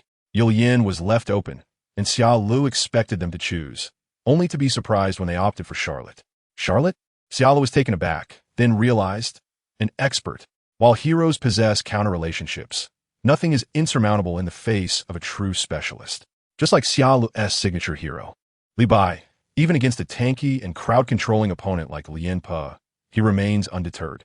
He dares to engage and is confident in producing results. As for why Li Bai is a specialty, Xia Ling can only say that being handsome is a lifelong endeavor. Jiuzhe remarked that even though Xia Ling appears mature, he is merely 18. Xia Ling's phone case features Shi Yangyang and Hui Tailang. He adored watching the show during childhood and remains a devoted fan. He still enjoys it, though he occasionally wonders why the animation fluctuates in quality. Nevertheless, Xia Ling finds it quite enjoyable. Shi Yangyang, forever supreme. Inua, observing the lineup, hatched a mischievous idea. Lele, shall we place a bet? The loser treats the winner to dinner. Do you accept? I 1T bet. This is clearly an easy match. I favor Beijing.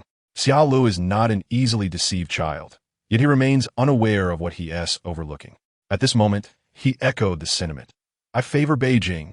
This match is undoubtedly favorable. Beijing has had enough. Don't stack up anymore.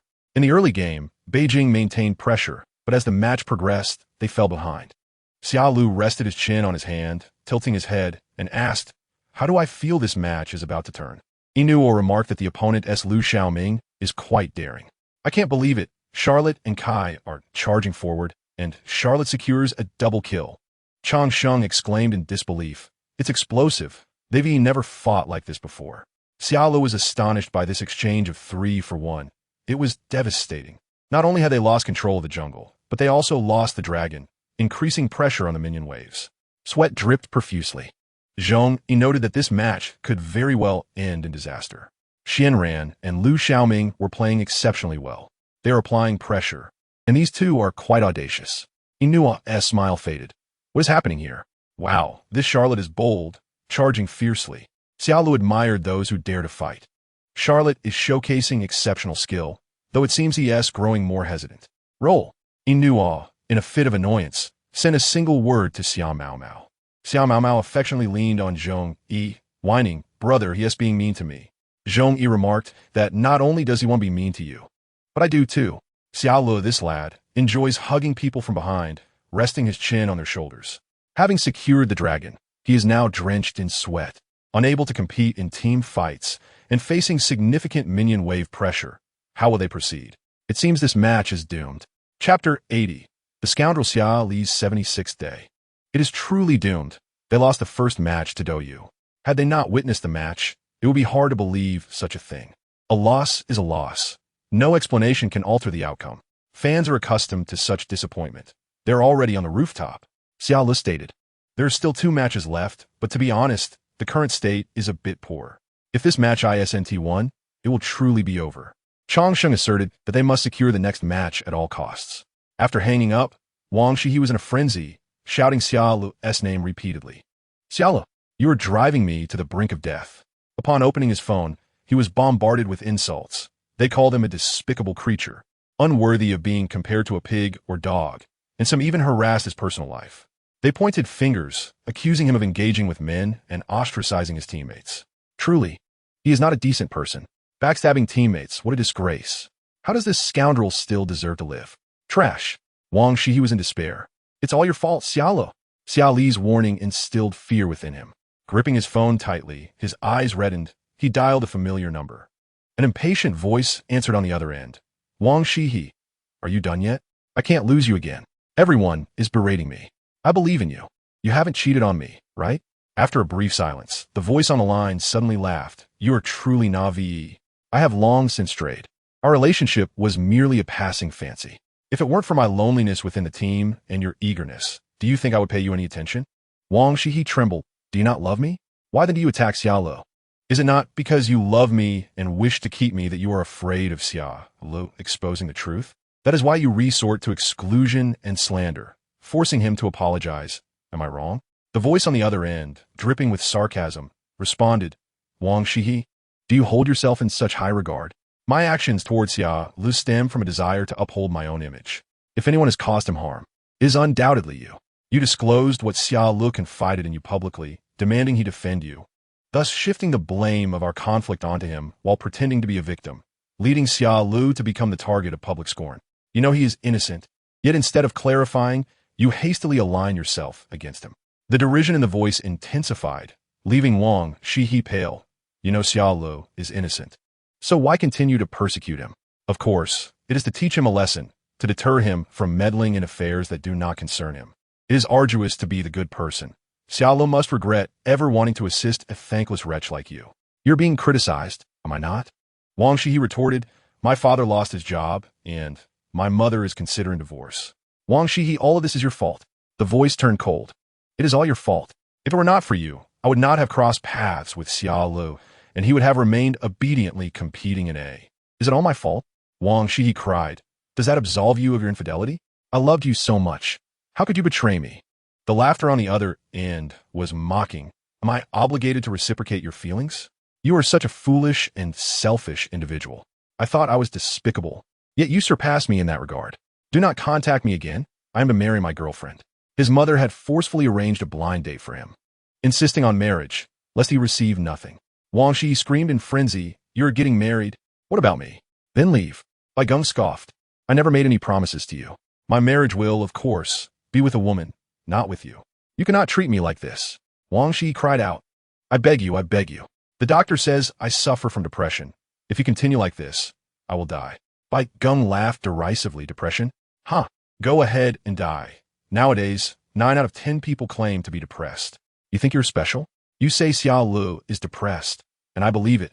But your claims? Not a chance. You are so self-centered that you cannot even fathom the reasons behind the scorn directed at you. You will undoubtedly blame others. Bai Gong's sarcasm dripped. You will be the first to blame Xia Ling for stirring up trouble. You will blame the mid laner and the top laner for not standing up during Xia Ling's ostracism. You will even blame the club for facilitating Xia Ling's transfer. Wang Shihe, stop pretending to be innocent. I dare to admit my faults. Can you? They know nothing of you, but do I not know? Are there not those who criticize me as well? I have even been forced to change my name and relocate. Do not contact me again. Xia Ling's misfortune was meeting us, an unfortunate encounter with a scoundrel. Bai Gong casually followed a beautiful woman. Let us part ways and pursue our own paths. As your ex-boyfriend, I advise you to cease bothering Xia Ling. You are now beyond his reach. Wang Shihe's words were left unspoken as the call ended. When he attempted to call back, he found himself blocked. Wang Shihe, what are you doing? A weary woman pushed open the door. This household has suffered enough because of you. Do not create more trouble. Mom, he doesn't want me anymore. He calls me selfish, yet I love him. A resounding slap echoed as the middle-aged woman struck her son's face. tears streaming down as she cried. To what extent will you be willfully selfish? Your uncle has lost his job because of you. Can you not think of us? The middle-aged woman pointed to herself. Because of you, I lost my job as well. Can you not show some maturity? Wang Shi clutched his reddened face, disbelief filling his eyes. Mom, you actually hit me? Having lost his father at a young age due to a car accident, and with the compensation received, his mother had doted on him excessively. Everyone around him had indulged him. How could you strike me? He stormed out, wounded by both his lover and mother. He was engulfed in anguish, seeking to escape it all. Chapter 81. The seventh day of the scoundrel Xia Ling. To everyone's astonishment, Beijing indeed lost to Douyu, and the atmosphere grew tense. While the first match had been met with jest, the subsequent matches intensified their anxiety. They could not afford to falter. They needed to train diligently. The coach's expression was grave, as many teams had recently stumbled. After observing for a while, they proceeded to their training, and once the last team finished, the assistant coach called them to watch the draw ceremony. As it stood, the one-win group featured 8 strong contenders. Champion, Wolf Team Champion, Jiuzhe National Championship Champion, Douyu Streamer Championship Champion, and Miaoyu A Group's top 4, with a group champion. In the one-loss group were the champion, runner-up, and third place of the national championship, and the Little Chef Streamer Championship. The annotations in parentheses denoted the team's best performances. The first round concluded, and the draw for the second round proceeded swiftly. The Swiss round's second round draw rules were as follows. Teams with equal points were placed in the same draw pool. This round featured 2 pools. Pool 1 for the 8 teams with 0 wins and 1 loss, and Pool 2 for the 8 teams with 1 win and 0 losses. The draw balls contained the teams, which would form matchups in the order they were drawn until all matchups of the Swiss round's second round were established. Xia Ling was currently drawing for the first group. The second group, the third group, Zhenjiang. Observing the draw, Xia Ling commented that this individual had drawn 3 groups without their team. Thus, the remaining teams could rest easy. Their opponents would likely be non-team members. Inua shook his head. Not necessarily. There's still the fourth group. What if a team is the unfortunate one to face internal strife? Just as Inua finished speaking, a voice echoed from the screen. Fourth group. Suzhou. Longsheng. How amusing. The unfortunate one has arrived. It was they who had personally sent them to the one-loss group. Ichu added Xia Ling on WeChat, and they played a few games together. Ichu felt elated. Although Xia Ling had been so tough on him in the arena, he still recommended many delightful Suzhou delicacies without holding grudges. Who could resist when he calls me brother in voice messages? Xia Ling, Ichu, brother. Ichu, happy to the point of blooming. Aze teased him, saying that those who had not been called brother by Xia Ling would never understand this feeling. Such a melodious voice calling you brother is truly life-saving. The draw continued on stage, with matches against Foshan, Beijing, Zhenjiang against Huya Little Chef, and Suzhou against Wuhan. Another unfortunate one appeared, Wuhan. Prepare for elimination. The odds are against them. Perspiration streamed down as 2 unfortunate teams were drawn. Xia Ling remarked, however, the earlier draws have been relatively favorable for the teams. The draw for the first round of the competition has commenced, with the first group being Changsha, the second group Qiujiao, the third group Chengdu Chaoan, and the fourth group Douyu. Inkai expresses gratitude to Xia Ling and invites Lao Wang to proceed with the draw. The atmosphere is quite lively, with everyone guessing who will face whom. Oh no, will we be up against the wolves? Changsheng worries, as they do not wish to encounter them too early. Xia Jiao meticulously analyzes the matchup, noting that as long as Qiujiao draws either Wolf Team or Chengdu Chaoan, there is hope for their team to avoid them. Just as Xia Jiao finishes speaking, Lao Wang announces that Miaoyu will face Qiujiao.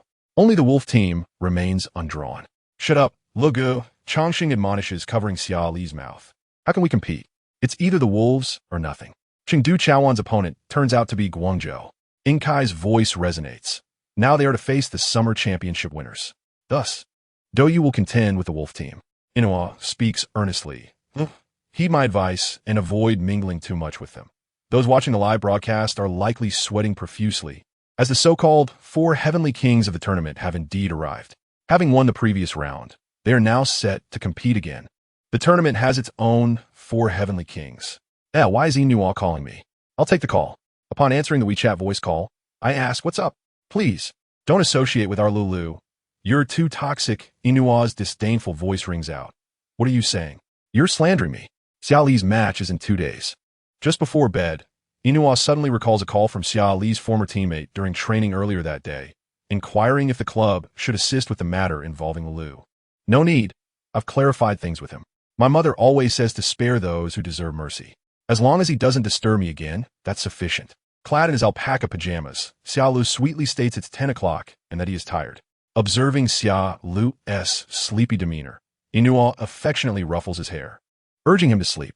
I beg you, if you accompany me to Suzhou, I won't bother you anymore. On the train to Suzhou, a man in a poor mental state repeatedly dials. If you don't agree, I'll keep calling, switching numbers until you can't escape. Suzhou, 8 o'clock at the Suzhou Hotel. Let us meet, please. Bai Geng, thoroughly annoyed, finally relents, saying, all right, you said it. Tomorrow, we meet, and you won't pester me anymore. Wonderful, you've agreed. See you tomorrow, the man nervously exclaims, causing nearby passengers to distance themselves, sensing his unstable demeanor. A young lady nearby remarks to her friend, I'm off to watch Lulu compete.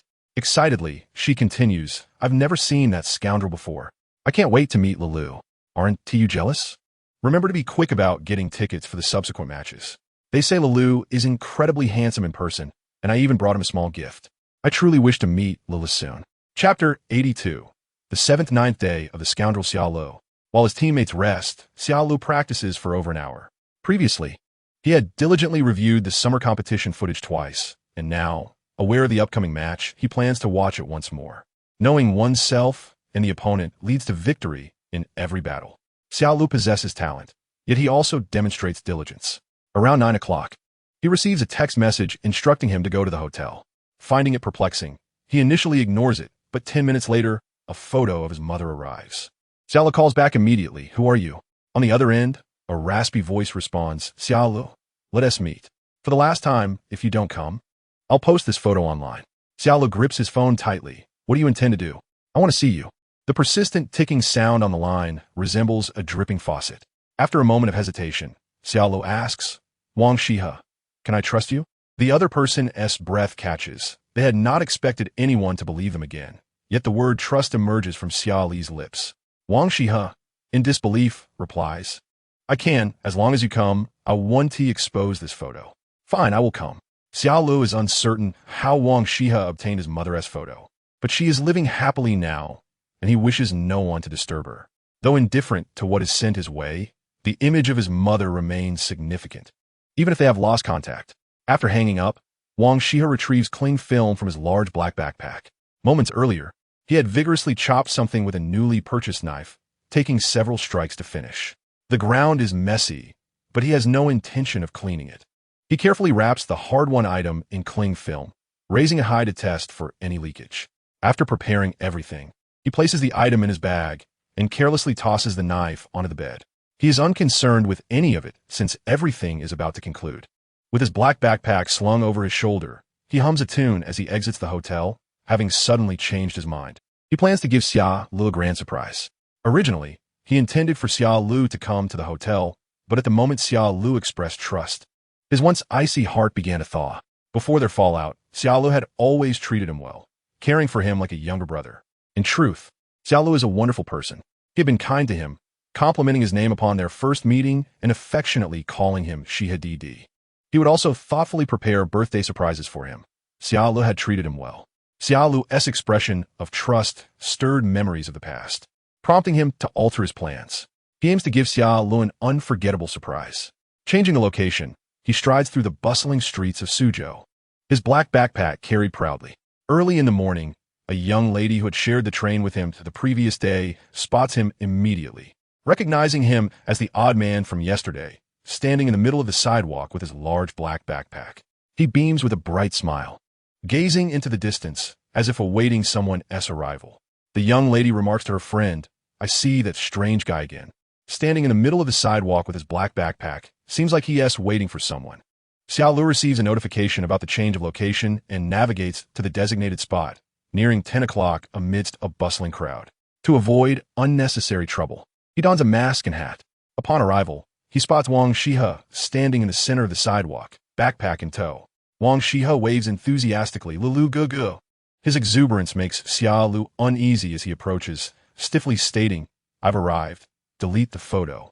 Lulu gugu, you're still so thin, Wang Shihe remarks.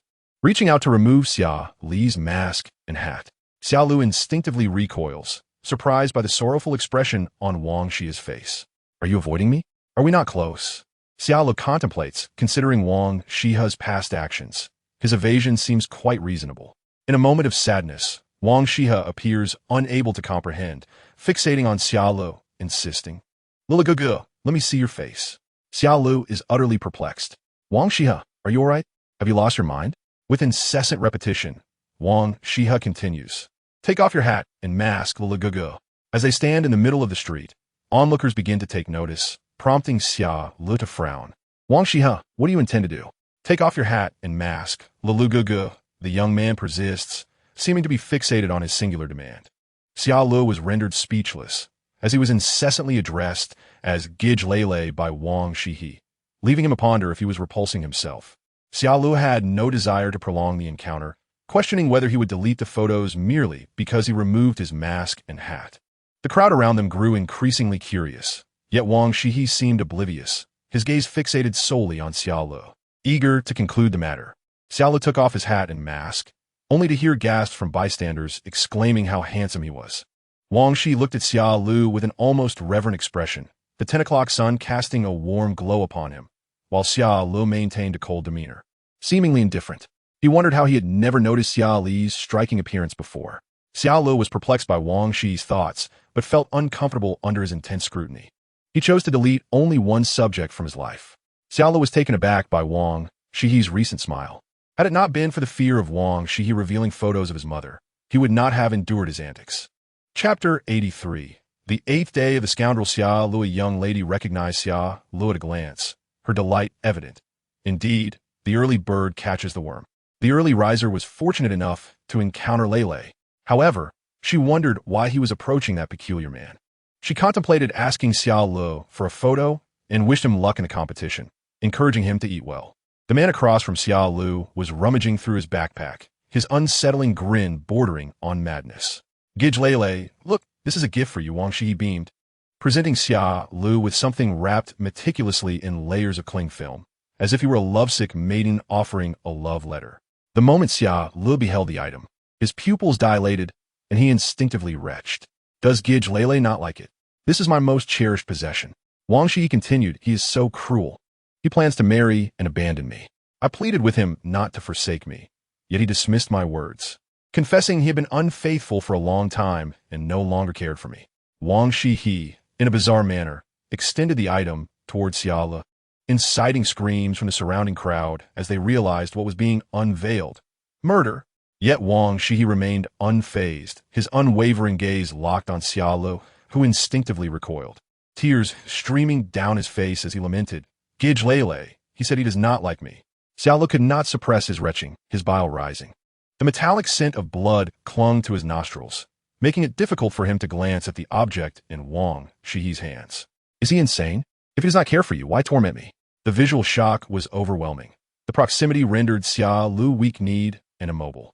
Wang Xia approached with the item, and Xia Ling was oblivious to why he could not move, his gaze locking with Bai Geng's eyes.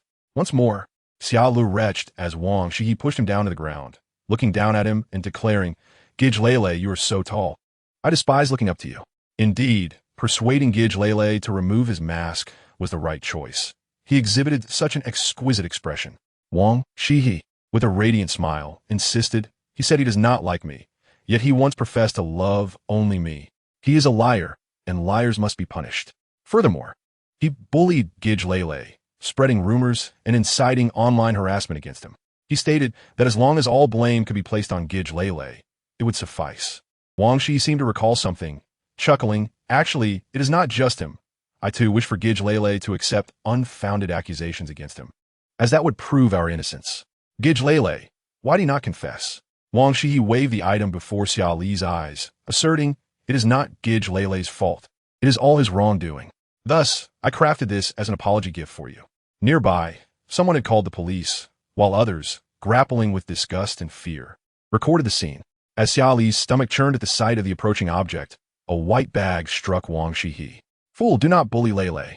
A girl with tightly shut eyes screamed, having caught a glimpse from afar and feeling terrified. The close proximity to Lele was even more daunting.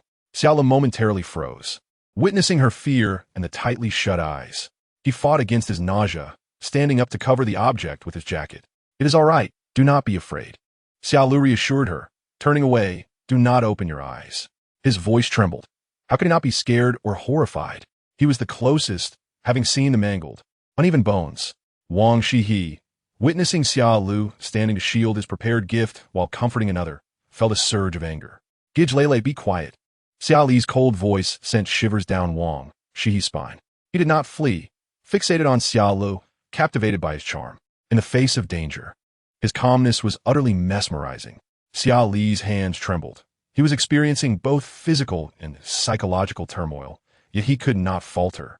He needed to keep an eye on Wang Shihe until the police arrived.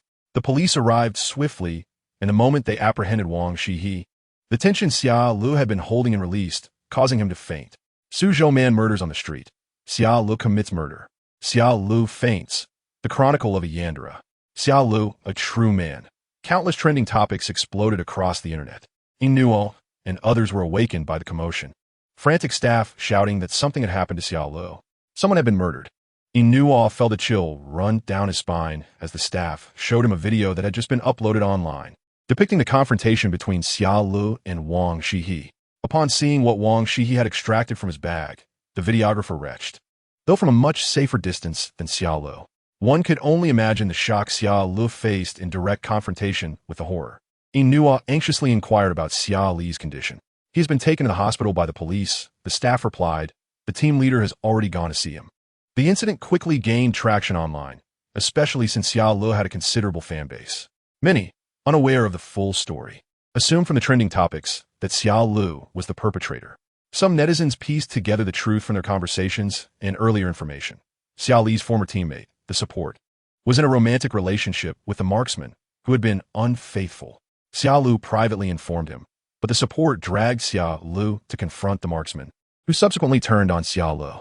Following this, the team ostracized Xia Lu, harassing him online, attempting to force him to admit fault, but Xia Lu refused. During this period, they spread rumors and leveraged various connections to suppress Xia Lu, sullying his reputation. After Xia Lu transferred, their actions were exposed, leading to public backlash against them, culminating in the couple's breakup. The support, harboring resentment towards Xia Lu, was furious to learn that his unfaithful lover was getting married, and in a fit of rage, he killed him, intending to kill Xia Lu as well, though for reasons unknown, he changed his mind. Instead, he chose to present Xia Lu with the severed head of his deceased lover on the street.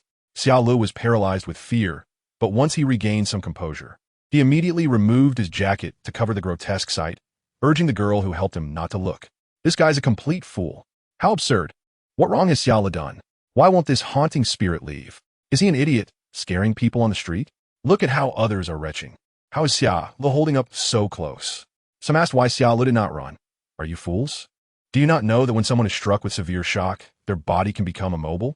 Xia Lu is so unfortunate. What has he done wrong?" I watched that video and instantly retched. It was utterly disgusting. Not only disgusting but terrifying. My heart skipped a beat. Is Xia Lu all right? I heard someone say he was taken to the hospital. Chapter 84. The 81st day of the scoundrel Xia Lu when Wang Shihe was taken away by the police. He was still smiling. He honestly recounted the entire process of his crime, detailing how he procured the tools and executed his plan. His explanations were so meticulous that the interrogating officers were left feeling nauseated. The lifeless body of Baigong was discovered in the hotel where Wang Shihe was residing. The room stained with red liquid, and a knife lay upon the bed. Wang Shihe had not bothered to clean up the crime scene. An unused ether was found in his room. According to his confession, he initially intended to eliminate Xia Lu as well.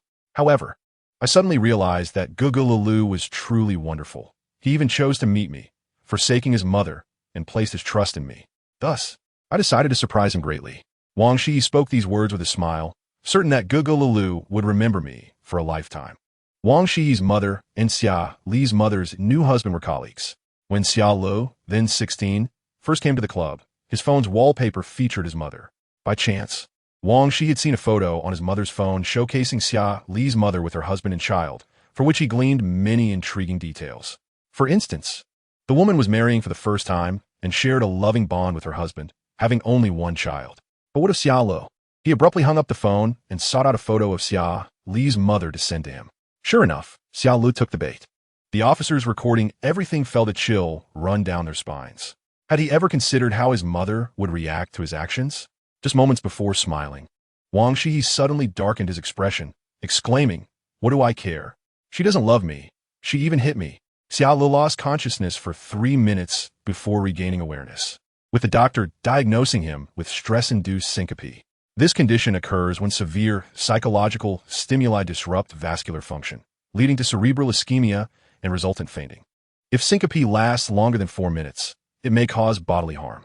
The police intended to take Xia Li's statement, but his pallor and trembling prompted the doctor to suggest administering fluids first, while someone provided psychological support.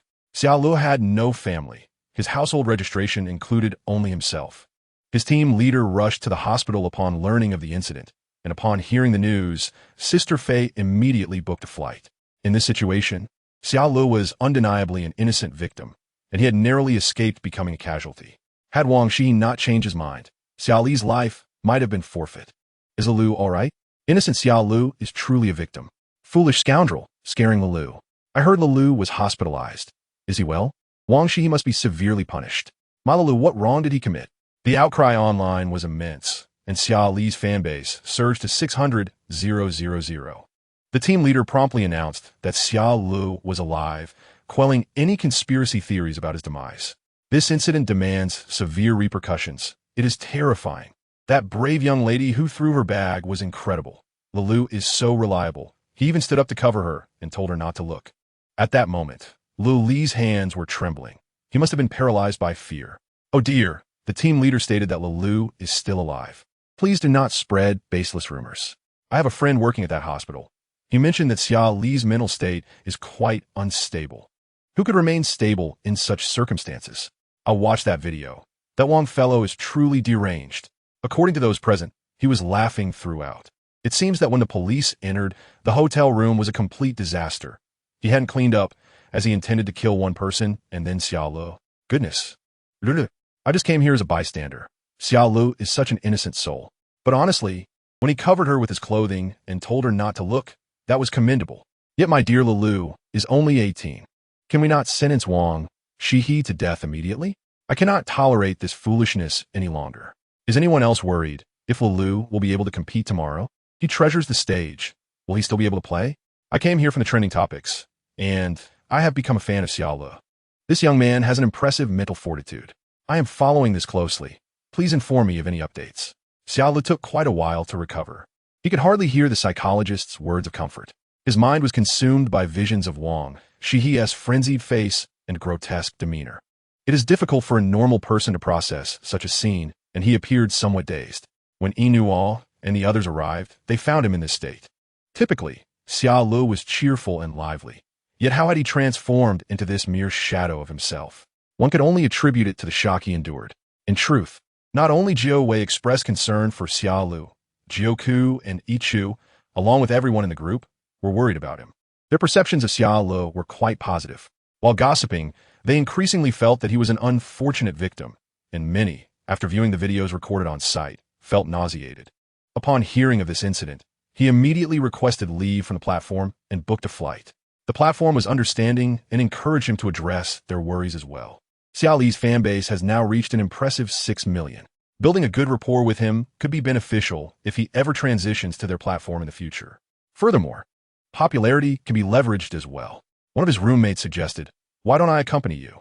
She genuinely liked Xia Lu, seeing him as a sincere and cheerful individual. Xia Lu would share new experiences with her and always refer to her as sister in videos, treating her as if she were his own mother. "You need not worry. I will go alone. Stay at home and don't be afraid. I will call my sister to keep you company. I will message you once I arrive." Chapter 85. The 82nd day of the scoundrel Xia Lu. As Xia Lu provided his statement, he remained in a daze, the morning's events replaying relentlessly in his mind. After the officers finished recording, they gently patted his back. This child was entirely an unwitting victim. "Xia Lu?" Inuo called out his name. As Xia Lu stepped out of the police station, he stared blankly at Inuo, who approached him and embraced him. "Jiukulu, how are you? Are you all right? Ichu Xia Lu, are you okay? Wu Wei, are you unscathed? Xinghen, how are you? Ling Dang Xia Lu, are you well? Lulu, do not fear. I am here. Aohan, how are you? Jiuzhe Xia Lu, are you all right? Xiaolo took a deep breath, glancing at his phone. Suddenly, he realized something and grasped Inua's hand tightly. Brother, we have a competition tomorrow. The competition. They indeed had a competition on the morrow. Brother, we still have a match tomorrow. He said hoarsely, I am sorry for causing you all so much trouble. His predicament had delayed the team's training schedule. Sister Fei hurriedly arrived, her heart aching as she looked at the pale Xiaolo. She embraced him, saying, It is not your fault. Do not shoulder the blame for others' mistakes. Sister Fei's embrace was warm like a mother's, gently patting Xia Li's back, assuring him that it would be all right. Only those who err need to apologize. You have done nothing wrong, so there is no need for an apology. Sister Fei's voice was soothing, but Xiaolo could not suppress his trembling. Inua and the others internally cursed Xia Li's deranged former teammate, thinking he could have gone mad alone without dragging Xiaolu into this. The sight of a teammate's head on the street in this lawful society is a truly horrifying affair. Jioku Inua, how is Ila doing? Inua is not in good spirits. He appears somewhat dazed. Sometimes he cannot help but dry heave and trembles. Jioku feels heartbroken. Jioku, that scoundrel, does Ila owe him anything? Inua discussed with me the necessity of dealing with that fool. Lele has been unwell. Just as he was beginning to recover, they intensified their provocations. Jioku inquired, Inua, you mentioned Lele has an illness. What is it? Inua replied, It's nothing serious, just a minor ailment. Jioku, perceptive as ever, called, and Inua took the phone to a vacant room. Upon hearing Jioku's heartfelt expressions, Inua recounted the incident when Xia Lu was rushed to the hospital following a sudden training match, as well as Xia Li's moments of unconscious self-destruction during that live broadcast. Although Lele had seemed a bit off, he managed to regain his composure and appeared fine afterward. I had contacted Sister Fei to ensure he received proper care. However, I never anticipated such an event would transpire today. Just last night, he had been cheerful, joking about training hard and reclaiming glory. But upon waking this morning, everything had changed. I viewed a video recorded at the scene. It was truly grotesque. Lele is only 18. Did he perhaps disturb the grave of that madman in a past life? He finally emerged from his struggles, only to have them come after him again. Inua's voice trembled with emotion. He genuinely felt sorrow for Xiaolu, despite having worked so hard to live. Xiaolu took his training seriously, having watched the summer match videos twice and analyzed the live streams of the starting players extensively. When he asked why he was doing all this, the young man had smiled and said, Know your enemy and know yourself, and you will never lose a battle. We will eventually face them. They're the summer champions, but we will be the cup champions. Previous generations have taught us that burying our heads in our work is unwise. Understanding them is crucial to defeating them. Xiaolu has never been a player who relied solely on talent. He has worked diligently. If he had not put in such effort, how could he hold his own after 3 years of being sidelined? Inua understood the hardships he had endured, which is why he loathed that madman more than anyone else. Lele had no intention of engaging with that person, but they threatened him with a photo of Lele's mother. If only we had awakened earlier, I would have never let him go out. That fool initially intended to harm Lele. Inua shuddered at the thought. On the other end of the line, Jioku wiped away tears, empathizing deeply, for this was not a stranger. Xiaolu was like a younger brother to him. That damn scoundrel! Jioku exclaimed in fury. What wrong has Xiaolu done? Xiaolu himself could not comprehend his misdeeds. He feared closing his eyes. For doing so would conjure images of Wang, Shihi's deranged smile, and Bai Geng's grotesque visage. Regarding tomorrow's match, Sister Fei softly reassured him that he need not worry about the competition. Given Xia Li's current state, he certainly could not take the field. The official tickets had already been sold, and the match schedule was unchangeable. Communication with the event organizers revealed their sympathy for Xia Li's situation, and the jungler for tomorrow's match would be Zhongyi. Concerns extended beyond Xia Li's mental state. Public opinion online was overwhelming. Flies do not alight on seamless eggs. Xiaolu must have some issues. Are you foolish? Is your brain merely for blowing bubbles? Go check the information online and the lawyer's letter. Lele is utterly innocent. I stand here. Let's see who dares to insult Lele. Why must there always be foolish conspiracy theories? Xiaolu does not need to resort to this incident for publicity. Perhaps your brain should be donated. Publicity? Xia Li's popularity does not require such antics. I watched that video, and it made me nauseous. When Lele was cyberbullied at 17. I wasn't around, but now, whoever dares to malign him, I will curse you to death. Lele, can you still compete tomorrow? It seems not. I heard they have made a change. Sister Fei must have flown over upon hearing the news. Sister Fei is wonderful. Goody mentioned that tonight's live broadcast has been cancelled. He seems to have gone to see Xia Lu. Chapter 86. The 8th day of the scoundrel Xia Lu. Since Xia Li's arrival, the Team-S leadership has primarily rested on his shoulders, lightening the burden considerably. Patting Xia Lu on the shoulder, I reassured him that we would have many more matches ahead. Brother, you all go for it, Xia Lu said softly, his face pale. I'm sorry. I scolded his dog head. Apologies are meaningless. Truly adjust yourself. We are counting on you to lead us. Time was of the essence, and the coach hurried them into training. Xia Lu conversed with Sister Fei, who was concerned as he had not eaten all day. Food made him nauseous. Sister Fei, worried for him, stayed by his side to prevent him from spiraling into despair. This was the first time I had seen Xia Lu in person. The boy was excessively thin. Embracing him, I reassured him that everything would be all right. Goody, Xia Lu too, was meeting him for the first time, and he expressed concern over his frail appearance, urging him to eat properly. We must deal with that scoundrel. Meng Lei was genuinely furious. He had not expected anyone could stoop so low. Xia Lu was still a child, delivering a head on the street, especially that of a former teammate, must have left a significant psychological scar. Lin Jia Nan concurred that such behavior could not go unpunished. When did you all arrive? Ku Go exclaimed in surprise. As Wu Wei, Ling Dang, Ao Han, and Xing Hen collectively raised their hands, indicating a possibility that they had always been present. Jiuzhe stepped out of the room and glanced at the door number, realizing he had entered the wrong room. He had been in a hurry while on the phone with Inua, and in his haste, he had chosen the nearest room to speak, unknowingly entering their training area. Why are all four of you here? Wu Wei joked that whoever arrived last would treat the meal. Jiuzhe seemed unaware of the group chat. When he entered, they had been eager to speak, but Jiuzhe and Inua had been conversing too rapidly for them to interject. All four had swollen eyes like walnuts. Ao Han could not hold back, and the five exchanged glances without saying a word. Let us not say anything. When the coach arrived, he successfully observed 5 pairs of swollen eyes. Ming Fenghua, what happened to you 5? Who did this to your eyes? Xia Lu responded, but his mind was elsewhere. He had glimpsed that video on the way here, witnessing the blur version. The surrounding screams and the sound of the recorder retching were overwhelmingly shocking. In the players group, someone had released the unedited version, which was too horrifying to bear. Lin Jia Nan had already commented in the group that it was terrifying. Even a single Jia Hui could frighten them into vulnerability. This was beyond anything. Qing, where did you find that video? It's too frightening. Ice Chun, if you're timid, don't watch. It will be distressing. Jiuzhe saw what they posted. I saved it. Pretender, you are indeed surfing steadily. Is there anyone from Baisho? How is Xia Lu? Peng Peng thanked Ice Chun. I've already seen it. I vomited my lunch and am currently in the restroom. I don't even want to eat dinner. Wan Yang, that former teammate of Xia Lu, is too insane. Even the bullhead who watched the video is in the restroom retching. Hua Wan is too deranged. Everyone in our club, except for Wan Shou, has vomited. Ling Dang, Jiuzhe said if you look down on him, you can scold him in person. Hitting him is fine too, but don't scare him. Xiao Lu and Xiao, he had initially planned to fry steak for dinner, but he changed his mind, saying he doesn't want to see steak for a month. Eats you. Fortunately, my teammates are all relatively normal. Ling Dang, I agree.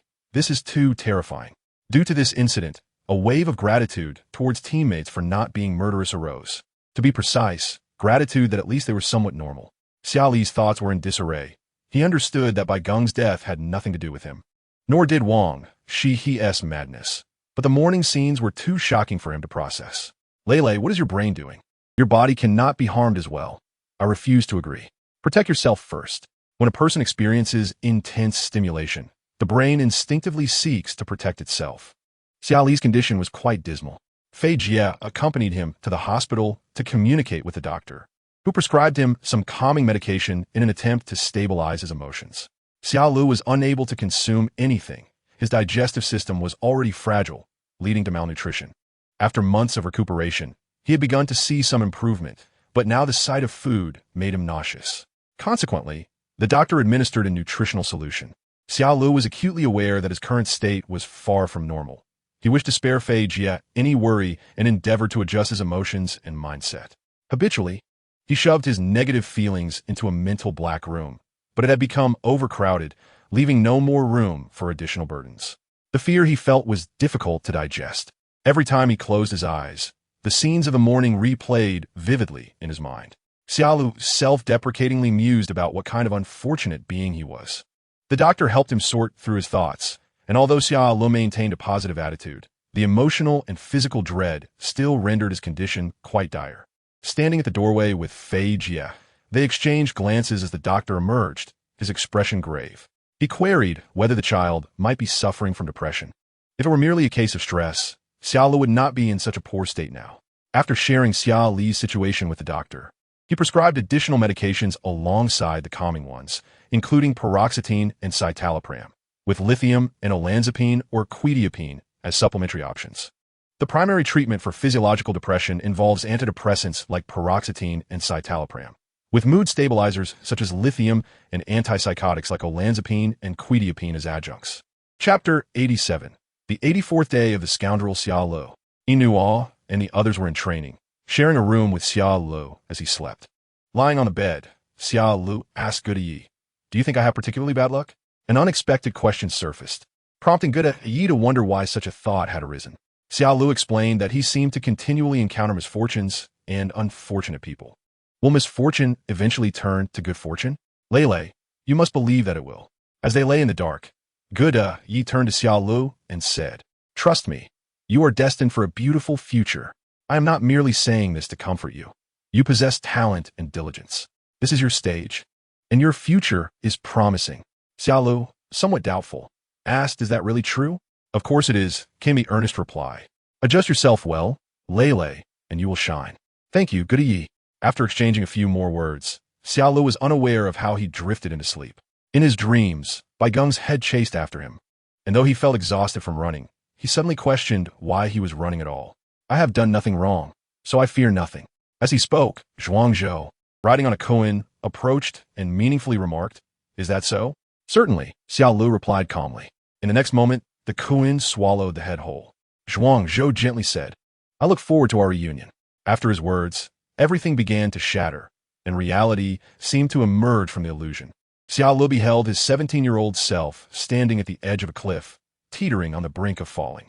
The younger Xia Lu stepped back, inexplicably filled with fear and aversion towards Zhuangzhou. "I do not wish to see you again." The following morning, Xia Lu awoke at his usual time, around 7. He noticed his companions sleeping soundly, so he quietly washed up and placed a cup of cool boiled water on the bedside table. Standing by the bed, he gazed at the sunlight illuminating the earth, the warm rays brightening the entire world. How wonderful it is to be alive. Life is akin to a journey, and I am but a traveler. I shall not squander time nor waste the years, but approach each endeavor with fervor and leave no regrets. Xia Lu, cool brother. I'm fine now. I was a bit frightened yesterday, but today I have adjusted. This handsome guy still loves the world, and I appreciate your concern. Xia Lu, thank you, Ichugo, for your care. I am well. I am fine. Feeling warmed by the concern from Jiuzhe, he responded. Xia Lu, I'm all right. Thank you for your concern, Jiuzhe go. Jiuzhe, are you okay? Shall we play games? At 7 in the morning, Jiuzhe invited him to play games. Xia Lu, eating. Xia Lu go. You didn't stay up all night again, did you? Indeed. Jiuzhe had stayed up all night, feeling inexplicably guilty. Jiuzhe, staying up late is standard for players. You don't stay up? Xia Lu, staying up is one thing, but you pulled an all-nighter. Staying up is harmful to the body, and an all-nighter is even worse. Brother, you should hurry and get some sleep. Concerned for him, Xia Lu reciprocated his concern for Jiuzhe. He genuinely believed that excessive late nights were detrimental to health. Although he had previously been unaware, he had caught Jiuzhe doing so twice. Xia Lu, hurry and get some sleep, brother. We can play games together another day. Jiuzhe huffed, irritated that he was already looking out for himself. He had initially worried about Xia Lu's condition and wanted to help him vent his frustrations through gaming, but from his chatting demeanor, it seems Xia Lu had adjusted well. Truly a resilient player, Jiuzhe recognized Xia Li's concern for him. Little Fox awkwardly replied, "If you don't want to play, then don't. I'm not waiting for you. I'm not even tired." Jiuzhe, enough already. I'm going to sleep. Jiuzhe, if you want to chat or talk nonsense, I don't mind being your background music while you game. Jiuzhe provided Xia Lu with his phone number, and Xia Lu, resting his chin in his hand while observing the chat, found Jiuzhe a bit awkward, but genuinely kind. Xing Hen, don't overexert yourself. Take good care of yourself. Xia Lu was somewhat taken aback. He and Xinghen were not particularly close, with his closest friend being Jiuzhe. Although he had other friends, none were as intimate as Jiuzhe. Xinghen felt that Xia Ling had endured too much hardship. Jiuzhe often remarked that Xia Ling was a little brat who loved to show off. To Xinghen, it was hard to believe anyone could adjust so quickly after facing such a significant shock the previous day. Though he knew all, and the others did not believe it. Xia Ling had indeed been taking good care of himself. After responding to everyone's messages, Xia Ling logged onto Weibo, only to be taken aback by a flood of private messages. The back end was practically exploding. He glanced at the online discourse, which included both supporters and skeptics, along with those questioning whether he was still alive. Xia Ling found it both amusing and exasperating. His fans had launched an all-out assault on his Weibo, subsequently posting photos to prove he was indeed alive. The staff noticed that Xia Ling had awakened. Although his complexion remained somewhat pale, he appeared much improved, which brought them joy. Xia Ling maintained control of his Weibo account, just like he knew all and the others. As Fei Jie and the others were still asleep, Xia Ling inquired of the staff, "May I post on Weibo to let them know I'm safe? Will it interfere with your work?" Normally, he would have posted without hesitation. However, given the heightened online chatter, Xia Ling feared his actions might cause further trouble. The staff felt warmth in their hearts, appreciating his consideration for them. Chapter 88. The 85th day of the scoundrel Xia Ling. Previously, they had refrained from allowing Xia Ling to post on Weibo out of concern for his mental state, fearing that exposure to more negative information online would worsen his condition. However, they had not anticipated his swift adjustment. Xia Ling had a considerable fan base, and they were all quite concerned for him. "I'll post a video to prove I'm still alive. Please don't spread rumors. Rest assured, I was just a bit startled yesterday. Who wouldn't be frightened in that situation? But don't worry, I've already adjusted." Once Xia Ling's video was released, the online community erupted. "Wow, even at 8 in the morning, you're still maintaining such a healthy routine. Seeing you able to speak brings me relief. Scoundrel, your complexion looks a bit off. Please, Xiao Hong, ensure he eats more. Bro, your mindset is truly impressive. Your emotions are remarkably stable. You adjusted overnight? Only I think Lele is incredibly handsome. Although he appears somewhat pitiful, he remains undeniably charming. His voice is also melodious.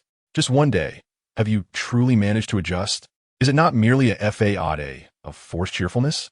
Xia Zhanan, do you know that I was so frightened yesterday that I could not sleep, fearing you might take a turn for the worse? At least you have a modicum of conscience, recognizing the need to send us a video. Lele, my dear son, my husband is genuinely handsome. How can there be a hint of fragility reminiscent of Lin Daiyu in such a scoundrel? Indeed, Lele exudes a feeling akin to sunlight falling on snowflakes, warm yet delicate. Just one day, can you truly regain your composure? In my neighborhood, someone committed suicide recently. I merely glanced and was haunted by nightmares for 2 to 3 months. Lele is so handsome. For the first time, I'm enamored by the protagonist in the news. Does he possess such looks even while gaming? What do you think? The scoundrel's looks would certainly make waves in the neighboring entertainment industry. Will Lele participate in the competition today? I have finally managed to acquire a ticket. Sister Fei mentioned that Lele would not be performing. Today should be Zhongyi's turn. After posting on Weibo, Xia Ling commenced his training, summarizing and analyzing. Although there was no competition today, he contemplated that he would eventually face even stronger opponents. "Lele, you're up so early?" Chang Sheng yawned as he approached and noticed Xia Ling practicing last hitting. "Must you be so diligent, Lele?" Xia Ling did not look up, engrossed in his operation, casually asking, "Why are you awake so early?" Chang Sheng thought to himself, "I can't admit that my curiosity about that uncensored video led to nightmares. Can I? The actual protagonist is right here training calmly, while I, a mere online bystander, am terrified? How embarrassing." He would not confess that. "I woke up because I needed to use the restroom," Chang Sheng replied, retreating to the bathroom. After a while, Xian Ran also came down, expressing surprise. "Lele, why are you awake so early?" "It's my biological clock," Xiao Mao casually remarked, causing Xian Ran to stiffen. How could Xian Ran confess to Xia Ling that he had nightmares last night? In his dream, he was chased by Wang Shihe, and the protagonist was replaced by himself, running all night. To maintain his dignity, Xian Ran stated, "I just got up to use the restroom." After saying that, he quickly left. Xiao Mao found it strange that both of them had the same excuse. After a while, Zhongyi arrived, equally astonished. "Leg, you're training so early?" "Not at all, brother. Why are you so calm? They say your emotions are stable. Are you overly so?" Yesterday, you were the protagonist. Zhong Yi could not resist his curiosity and watched the uncensored version. He also had nightmares last night and woke up frightened in the morning. A normal person would need at least 10 days or half a month to recover from such an event, yet Zhong Yi observed Xia Li's composed expression, incredulous. Brother, you're truly stable. They say you have a big heart, and indeed you do. I just needed to use the restroom. The actual protagonist is unfazed. While he had a save face, concocting an excuse to retreat. Xia Mao Mao, left with a doubtful look, wondered if their training yesterday involved excessive hydration. Soon, Inuo and the others woke up, and upon seeing Xia Lu, their eyes widened in shock.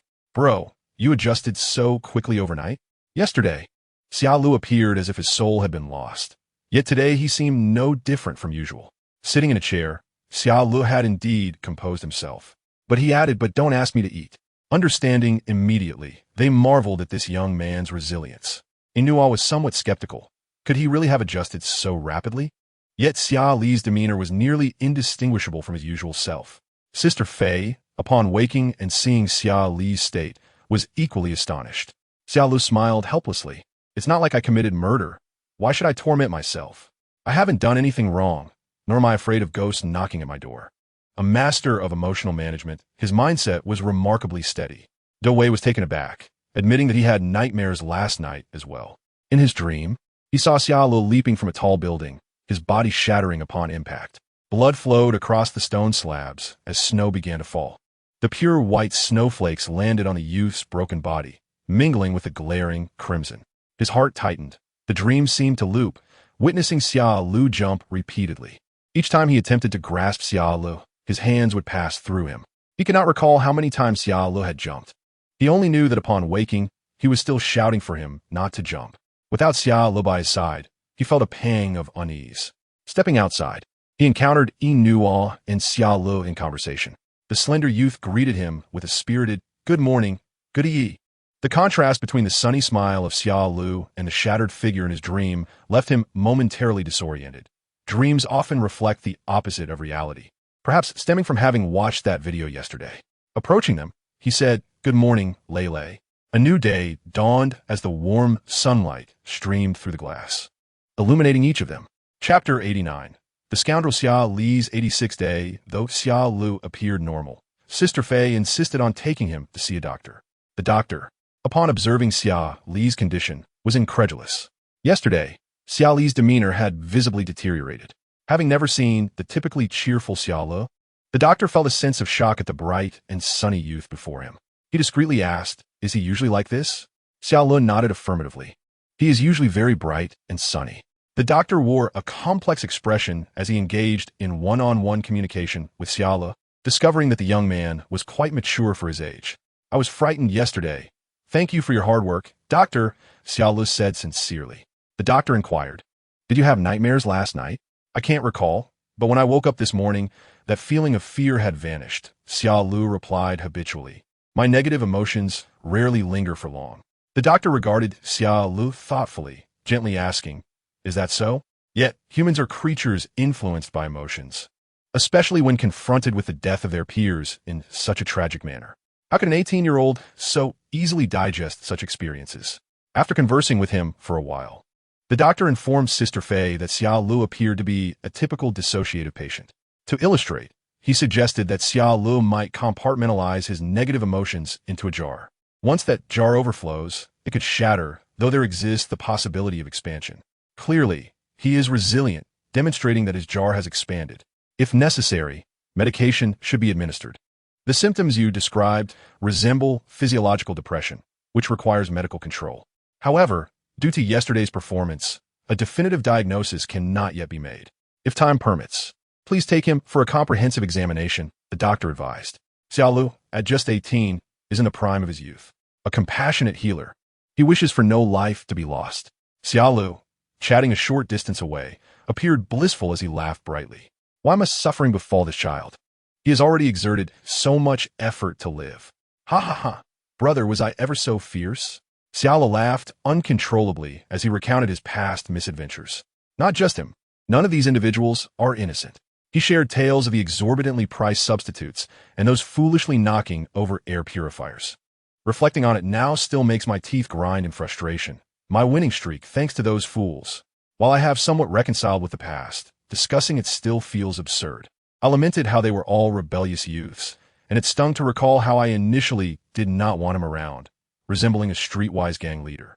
Those individuals back then were indeed rebellious. But at such a young age, isn't rebellion a normal part of growing up? Looking at Xia Ling, I suddenly said, Lele, being young allows for some caprice and mistakes. Xiel smiled, and I understood. I gently patted his dog-like head. You may not know, but in the days of yore, WWI, GWI, and Y knew. Despite facing criticism during their rookie days, they were wildly exuberant, brimming with the true recklessness of youth. Xiel's radiance is not blinding. It is a tender restraint, a gentleness born of rational understanding. Sister F, I expressed her concern, sighing that this stubborn boy was too eager to prove himself. The night's jungle rotation was set, with Xi'an taking the stage and Xiel as a substitute, theoretically entitled to occupy the bench. Sister F, I urged Xiel to rest well and refrain from attending the live event, but Xiel insisted. I do not wish to miss a single match. I am fine. I will cheer for them. Is that permissible? His earnestness was compelling. And Sister F, I found it hard to remain unmoved by the sincerity in his eyes. I have truly adjusted. I am fine, as the doctor confirmed, he declared, his youthful gaze filled with longing and authenticity. Sister F, I refrained from discussing his illness, as the doctor had indeed mentioned his emotional state had improved. Yet, this young man had aspired to stand on the competition stage since the age of 16, dedicating 3 years to this dream. Even as a substitute, he yearned to be closer to the arena. Is that all right? Sister F, I sighed, yes. As soon as she spoke, Xiel's eyes sparkled like starlight, illuminating the room. No wonder his fans claimed that stars resided within his eyes. Sister Fi, you are the best, Xiel exclaimed joyously, showering her with compliments that left her in amused disbelief. When you all reach the finals, I will surely come, he said, embracing Xiel. His flight was already booked, and though their meeting was brief, he believed that by the next encounter, Xiel would have improved even further. Xiel nodded earnestly, then it's settled. See you at the finals, GDE. No matter the challenges ahead, Xiel would overcome them. Before the afternoon match, Xiel encountered many competitors who visited the lounge to check on him. While waiting, Yingdu's rushed over, exclaiming, Xiel, finally meeting you. My good brother from different parents. You look so handsome, just as I do. As he pulled them apart, another voice chimed in. What level are you at?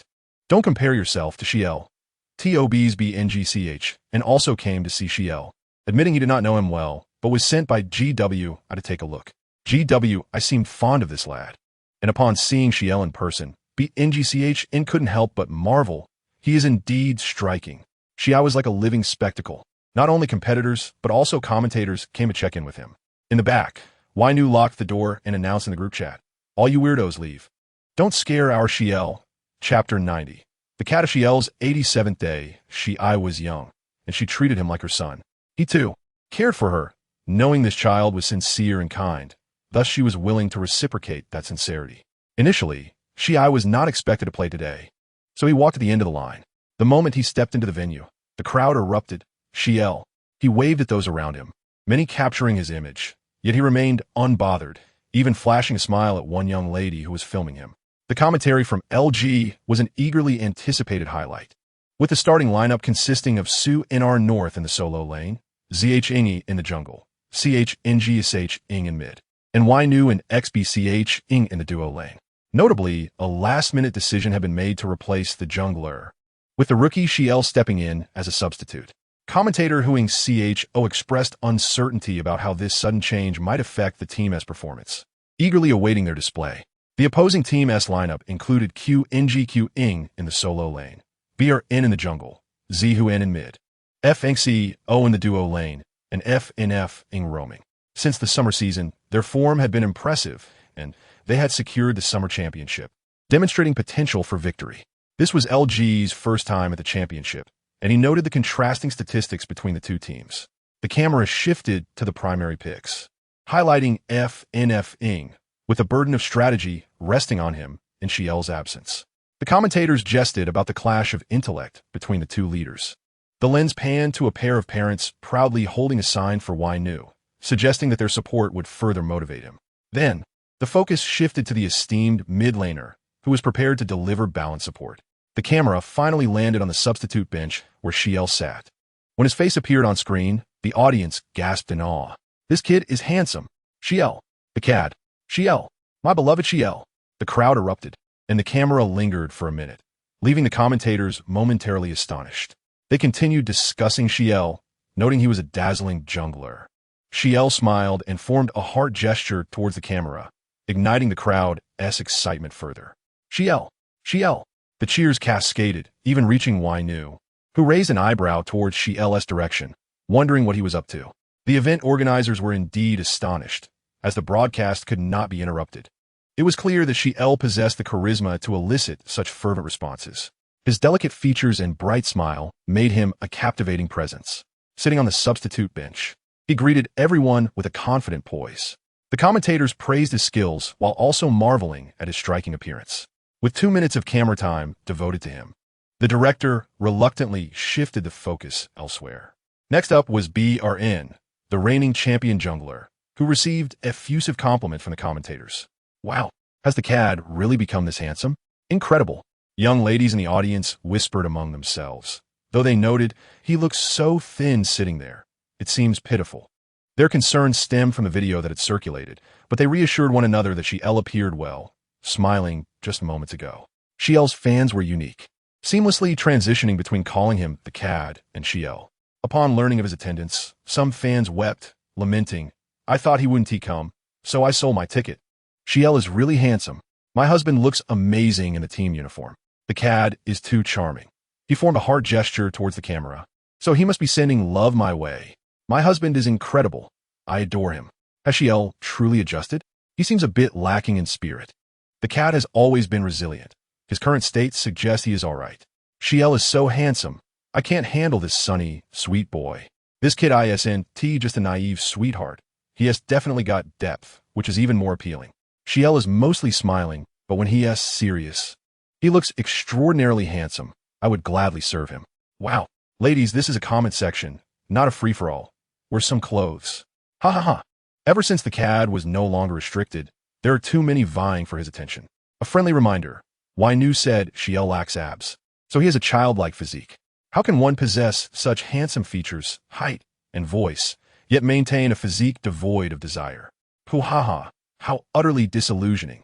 Yet I am curious to see the form of Xia Li's physique that has elicited such fervent admiration for Nuo Zai.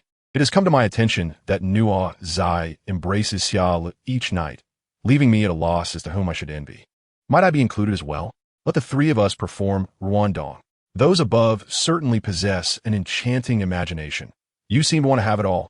Xi'an sat on the bench, casting his gaze towards his teammates on the playing field, silently cheering them on. At that moment, he had not contemplated the possibility of stepping onto the field himself today. In Chapter 91, the 88th day of the scoundrel Xi'an, he struggled to consume anything throughout the day. Despite having moved past the initial shock, the sight of food still made him feel nauseous. It was suggested that he try hydroponics, a soilless cultivation method. Xihu, thank you. You're truly kind-hearted.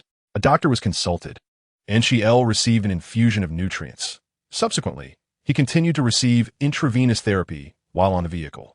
Wu Wei and the others frantically took pictures, as it was their first time witnessing someone receiving an infusion in a car. I suspect this is not the vehicle headed to the match. Laughing at the beginning, Wu Wei is all too familiar with the idea of inadvertently harming a teammate. Concerned for Xi'an's health, a doctor accompanied the entire entourage. Although Xi'an insisted it was too cumbersome and unnecessary, Sister F, I remained unconvinced. Even if the sky were to fall, this young man's words would hold firm. The event organizers even inquired about Xi'an's health condition and whether he required special arrangements. He replied that there was no need for any special treatment, as he was not disabled. Wu Wei swiftly slapped him on the head, exclaiming, "What nonsense are you talking about? Xiao Lu is unlike the others. While they merely engage in idle chatter, this lad is distinctly different. Not only is he physically fragile, but he is also remarkably unfortunate. Ever since his arrival, he has rolled the dice, never scoring above 3. Chang Sheng remarked that he is the quintessential victim of fate, were it not for the cleanliness of the streets nowadays. He would suspect that Xiao Lu might step in dog excrement upon venturing outside. Today, Each position Li Jiu occupies represents a powerful clash, serving as the most effective means of testing their abilities. The anticipated performance unfolds. Huang Chao remarked that today the original coach was feeling unwell. Hence Feng Jun stepped in as a substitute. Indeed, his discomfort is a temporary setback. However, it does not significantly impact the team, as the entire training group shares a common understanding. The match is yet to officially commence, with commentators discussing each player. Shortly, the competition will begin, featuring the blue team, Chengdu Chaoan, against the red team, Guangzhou, in the first game of a best-of-3 series.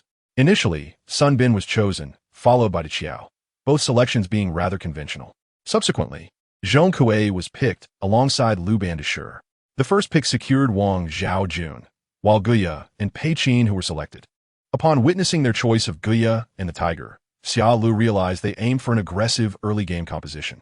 The second and third picks secured Zhao Huaizhen and Ji Xiaoman. The third round concluded with Yi Xing being chosen, followed by Jia Luo, and then Quang Tai, with Li Yuanfang drafted to counter Yi Nuo. The fourth pick saw Su Lai selected, causing Xia Lu to furrow his brow, sensing that this match would be challenging. The opposing team as fourth pick was Tai Yi Zhanran. If they intended to secure both Tai Yi and Sun Shangxiang, their strategy would be thwarted. Consequently, the fourth and fifth picks also included Sun, Shangxiang, and Zhang Fei. This lineup necessitates an emphasis on frontal engagement, culminating in the selection of Yi Lian in the final round. Evaluating the composition, this match appears winnable. The early to mid-game promises to be vigorous, filled with speed-enhancing heroes, which may prove arduous. Xia Lu, concerned, observed his team, realizing that to emerge victorious, they would need to prolong the match into the late game. Yet the chosen heroes would not facilitate such an outcome. The commentary announced the commencement of the first game, with the teams aiming for match point. Anticipation builds for the confrontation ahead and for the performance of the newly crowned champions. The venue resounded with cheers, exuding a spirit of glory and determination to forge ahead.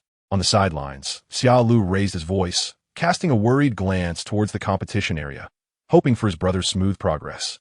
Riding the waves and sailing against the wind, they aimed for the pinnacle of you.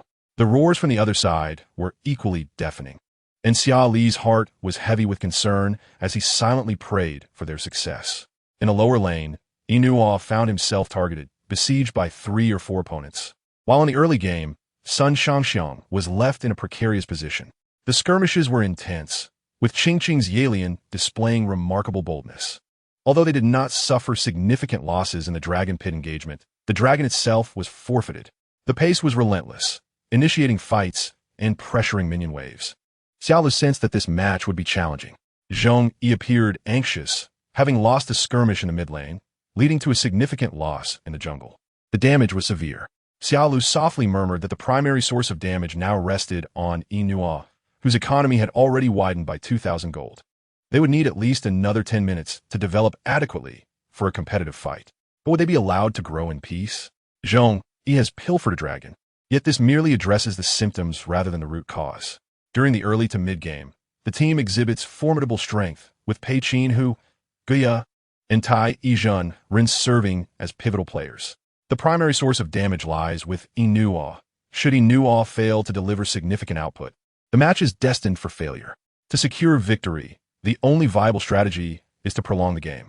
With the dual dragons in play and the loss of 2 key players, what course of action remains? It was a challenging endeavor. Xia Lu anxiously observed the match. When the opposing team advanced towards the crystal, they executed a commendable team fight and successfully defended.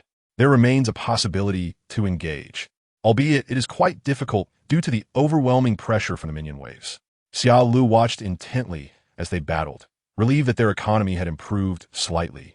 For with a stronger economy, they could indeed contest effectively. The destruction of the 3 high ground towers had inflicted a significant disadvantage upon them.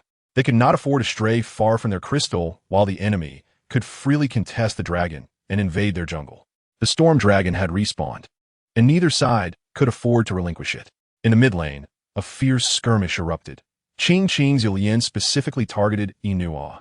Following Yi Nuo's demise, the rest of the team fell one after another, allowing the opposing side to push forward. The commentator, at 21 minutes and 25 seconds, exclaimed, Let's extend our congratulations to Guangzhou. 5 individuals set aside their mobile devices and rose, their expressions far from cheerful. Below the stage, 6 others were engaged in a brief debriefing. It was evident that Changsheng and Xianyan were both unaccustomed to the situation. The commander had to balance protecting his teammates while seizing the opportunity to initiate team fights, placing immense pressure on him, thus preventing him from addressing every concern. The opposing team displayed formidable strength, and aside from Inua, there were no other sources of damage on their side. When Xia Lu was present, he not only commanded, but also proactively initiated team fights. His individual prowess in jungling was exceptional, forming a synergistic duo with Inua, and his steadiness prevented him from becoming overly impulsive, demonstrating decisive command and skill. In Chapter 92, on the 89th day of the Cad's reign, the match unfolded with them being dominated throughout. Every game in the Swiss round held significant importance, as securing just 1 point would lead to a match point situation. If they faltered in the next game, that point would be irrevocably lost. Engaged in an intense debrief, Xia Lu listened attentively before stepping forward to declare, "Coach, I'll take the next match." All eyes turned towards Xia Lu. The upcoming game was crucial, and a poor performance could lead to severe repercussions. Xia Lu rationally assessed. Having trained extensively with the team and being on the main roster, he suggested a rotation, stating, "Let me play in the next match." The coach recognized that Xia Lu was a pivotal player. His participation would significantly enhance their chances of victory. Despite his frail physicality, he was undeniably formidable within the game. However, there lingered some hesitation regarding Xia Lu's current state, as he had recently endured a severe setback and had not eaten, relying solely on nutritional supplements. Although he appeared to have regained his composure, the haunting image of his despondency from the previous day lingered in their minds. Inua observed Xia Lu. Indeed, there was no fault in him not taking the stage, as any potential shutout would only bring reproach upon the 5 of them. Now, with the match point looming, Xia Lu felt compelled to participate, especially given his high popularity online. A poor performance could easily lead to severe backlash. Xia Lu was an astute individual, fully aware of these dynamics. The coach hesitated, glancing at Sister Fei, while Xia Lu half-squatted beside her, pleading, "Sister Fei, please let me play in the next match. I have developed a strong rapport with the team. A sudden substitution may disrupt their rhythm. Allow me to take the stage. I am truly fine." His earnest pleas reflected his desire for the team to succeed. He understood that his teammates, the coach, and Sister Fei were all looking out for him. Yet it was precisely this concern that fueled his determination to win, to seize the championship. Sister Fei was moved by his gaze. She gently tousled his hair and instructed the coach and staff to rotate the jungler. "Thank you, Sister Fei." Xia Lu joyfully embraced Sister Fei, expressing his happiness. The crowd that gathered for Xia Li's performance inexplicably exhaled in relief. Ever since Xia Li's arrival, they felt a sense of security whenever he took the stage. Xia Lu would always remain the most dependable presence. It was peculiar how the youngest, Xia Lu, could instill such comfort in them. Embracing his shoulder, he praised, "You, my boy, are quite impressive." Meanwhile, Zhong exhaled in relief. The next round was the match point, and he felt immense pressure. A poor performance could affect the team, but Xia Li's proactive entry eased his burdens significantly. Zhong smiled and encouraged, "Come on, look. The event organizers were astonished by their rotation. Xia Lu was a substitute, and his inclusion in the main lineup posed no issues. The commentators recognized the resilience and strategy, though the evident tactics proved to be more effective. As the live broadcast unfolded, the commentators noted the disarray in their formation. They aimed to rescue Xi'an We, resulting in chaos. Contrary to the expected panic, Xia Lu engaged with his teammates in discussions about tactics and potential focal points for the forthcoming match. The slender youth's eyes sparkled with excitement as he spoke, radiating a certain brilliance in that moment. In the next round, they selected the blue side, while the red side remained unchanged. "Wait, the jungle rotation introduced Xia Lu?" The commentators observed that in the second match, a member rotation swapped Zhong for Xia Lu. Upon seeing Xia Lu, it became evident that he had volunteered for this role. Had it not been a live broadcast, they would have scolded him for stepping up in a match point situation. He truly desired to shoulder the blame, especially being the champion of the summer tournament. Moreover, he had been handed a gift of a head yesterday. Though he seemed adjusted today, the match was imminent. Was he reckless? The first pick was given to Zhong Wei and the second to the Qiao. The second match featured Zhao Huaizhen, followed by Liu Bandashur. The first pick was Sun Bin, and the first and second picks were Shi and Xiahou Dun. Shi against Sun Bin. Lele. I'll choose Kai for you. Xiao Le responded with confidence. The second and third picks were Kai and Guya, opting for direct confrontation without any hesitation. The third pick was Li Yuan Fong, and Xiao Lu chuckled, suggesting they aimed to bait Shi while Li Yuan Fong was the target. Xiao Lu relished ambushing the middle and bottom lanes. Upon observing the opposing roster, he already formulated strategy. Meanwhile, the opposing Zi Huan and Feng Xiao inexplicably sneezed, prompting Fan to humorously suggest that someone was thinking of them. The third pick went to Yi Xing, followed by the selection of Xiaoman. The final pick was Hai Yu, who chose Guan Yu. The fourth pick was Su Lai in a support role, opting for a hero with considerable durability. The last two selections included Ganjiang and Quang Tai, while the jungle was taken by Jing. Observing this composition, one might argue that choosing Ganjiang was less advantageous than selecting Wan Er. This lineup seemed unlikely to secure victory. Despite supporting Xiao Lu, the composition appeared relatively stable. The commentators noted a lack of initiation points, with only Sun Bin and Guya providing soft initiation options. Asai escaped as they lamented the missed opportunity of selecting Wan Er. As the blue and red sides commenced the second match, excitement filled the arena, with fans chanting, "With glory in our hearts, we forge ahead." Wow, Xiao Lu is on the field. Wasn't this guy just hospitalized and threatened yesterday? Incredible. Xiaogu, stepping up in a match point. I respect you for your bravery. Amazing. But can Xiao Lu handle it? If not, he shouldn't embarrass himself in this crucial match. What achievements does Xiao Lu have? You all praise him so highly. He has only played one match. Can he perform? Don't overhype it. He is part of the Summer Championship team. Chapter 93. The ninth day of the Scoundrel Xia Lu, both sides initiated the match normally, with the mid-support facing off against each other. Yet Xia Lu ventured into the enemy jungle. Anticipating that Jing would start blue, he stealthily snatched the red buff. He also targeted the side lane, eliminating Qing Kai, having secured first blood and developed comfortably in his jungle. Notice the opposition attempting to pressure Inua. Without hesitation, Xia Lu commanded, "Bottom lane, I'll flank from behind. Guya, watch your position." Xiao Lu quickly devised a plan, stealthily approaching to engage Jing. Otherwise, his bewildered teammate might wonder why he was targeting him instead of the marksman. At that moment, Inua emerged from under the turret to collaborate with Xiao Lu in dealing damage. Having watched numerous matches, Xiao Lu was well-versed in jungle tactics, leading to an exceedingly comical scene. Kai anticipated all of Jing's skills, executing a flawless combo to take her down. He then pursued Li Yuan Fong, leaving Feng Xiao utterly bewildered. What on earth was Xiao Lu doing? Inua and Xia Li's marksman and support duo seemed to pursue them with reckless abandon, resulting in Li Yuan Fong being eliminated by Inua's Guya, while Fan's Su Lai barely escaped. In a bold move, Xiao Lu invaded the enemy's blue jungle, teaming up with Ganjiang to ambush Zi Huan Shi. Shi fell prey to Xia Li's Kai under the tower, and Kai's economy surged, surpassing his counterpart by 1,100 gold. Zi Huan, was Xia Lu a hound? Even under the tower, he aimed to eliminate her, treating her as merely a mage, yet still granting her minion waves. What value was there in killing her? Feng Xiao remarked that Xia Lu was relentless. Xia Li's Kai swept from the top lane to the bottom, also taking down Zi Huan in the mid lane. If not for Su Lai's substantial health, he too would have been eliminated. Be cautious of Kai, Fan warned. He was indeed cunning. For Xia Lu to dispatch a mage like Zi Huan, who had been so resilient, spoke volumes about his prowess. Qing attempted to venture into the red jungle, but was pursued and beaten by 3 opponents. The most absurd part was that Xia Lu had suddenly leveled up 2 ranks above him. What the heck? How did this Kai's economy soar so high? Zi Huan remarked in disbelief, having consumed the enemy jungle. Xiahou Dun had never been so relentlessly pursued, with the mid and top lanes engaged. The jungler attacked from behind the first tower, resulting in a relentless 3-on-1 assault.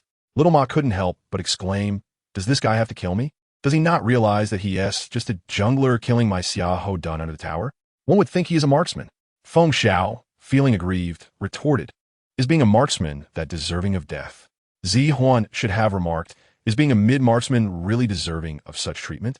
Because Xiao Lu genuinely delighted in targeting mages and marksmen. In past encounters, Zi Huan merely needed to let the economy flow and act as a tool. Generally, no one would pay such attention to him as a mere tool, But today he encountered a peculiar adversary. Xia Lu had an unusual affinity for mages and marksmen. A beefy Kai, lurking from various angles, ensured that he, as a mage, was treated with utmost care.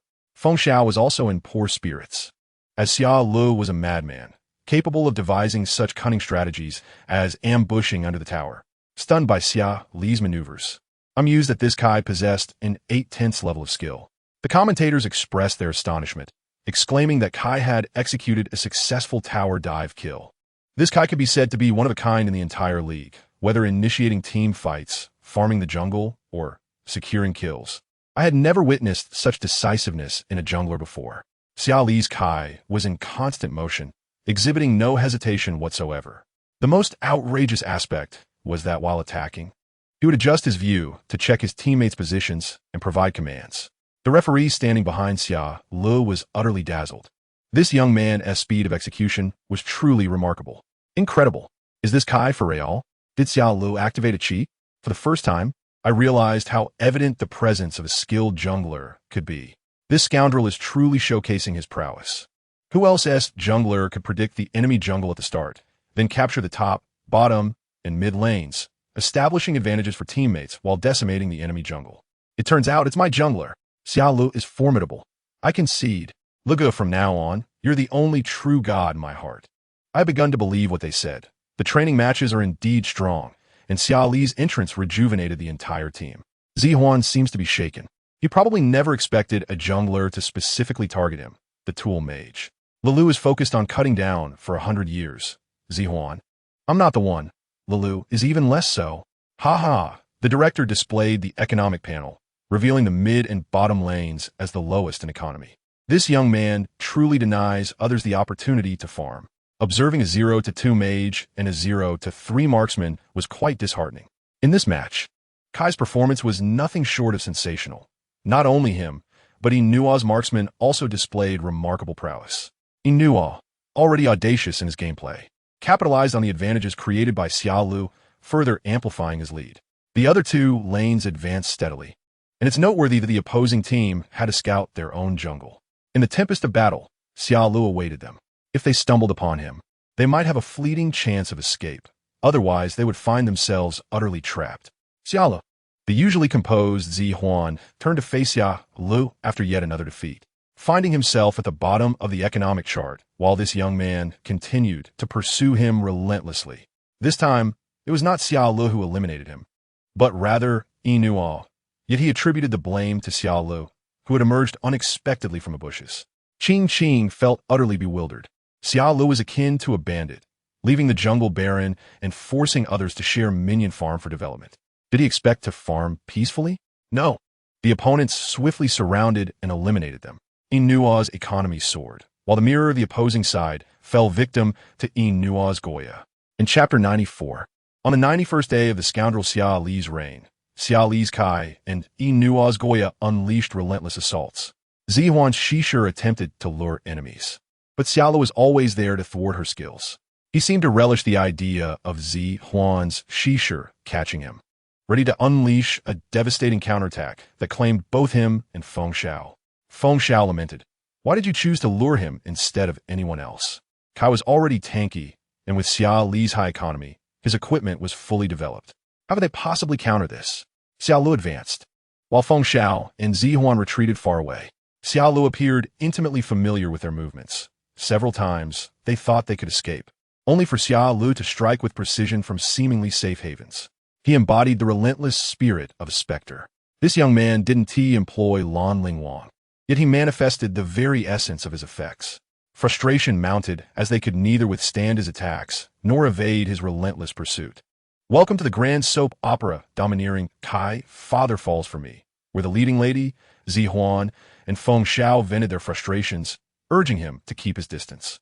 Qing Xiahou Dun was eager to find an opportunity to ambush Inua, but Xia Lu seemed to have placed a tracking device on him. Whenever he approached Inua, the entire team would converge to eliminate him without hesitation. Commentators jested that Xia Lu was Inua's loyal guardian. To engage with Goya, one must first get past Kai. It must be said that Xia Lu's jungle play provided immense security for his teammates, while the opponents experienced none of the game's enjoyment. especially the mid-marksmen, who found themselves unable to kill him as he pressed closely against them. Shadow Dog. The brothers shared a bond, yet Xia Lu toyed with their minds.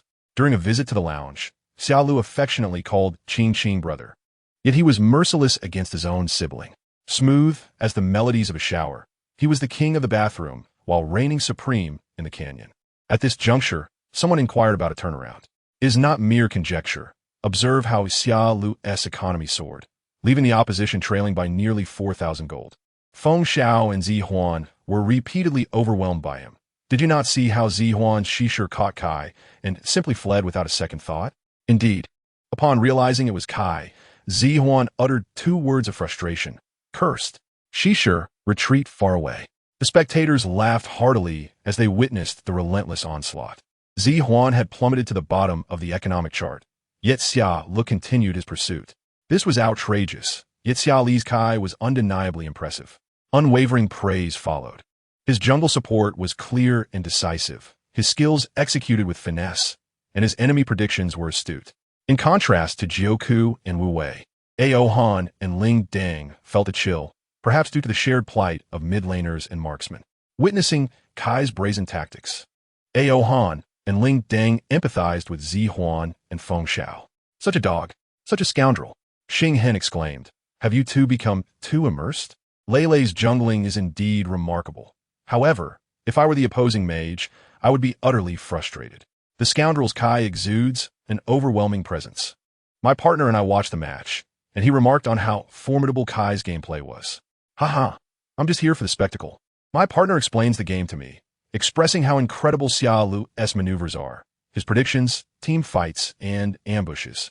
He is now more engrossed in this match than I am. Leilei's male fanbase is expanding. Xia Li's male admirers report in. This dude is impressively stable, showcasing both flair and steadiness throughout the match, never once faltering while his teammates struggled. Leilei is so handsome. My darling is too charming. Xia Lu, darling, a kiss. Xia Lu is amazing.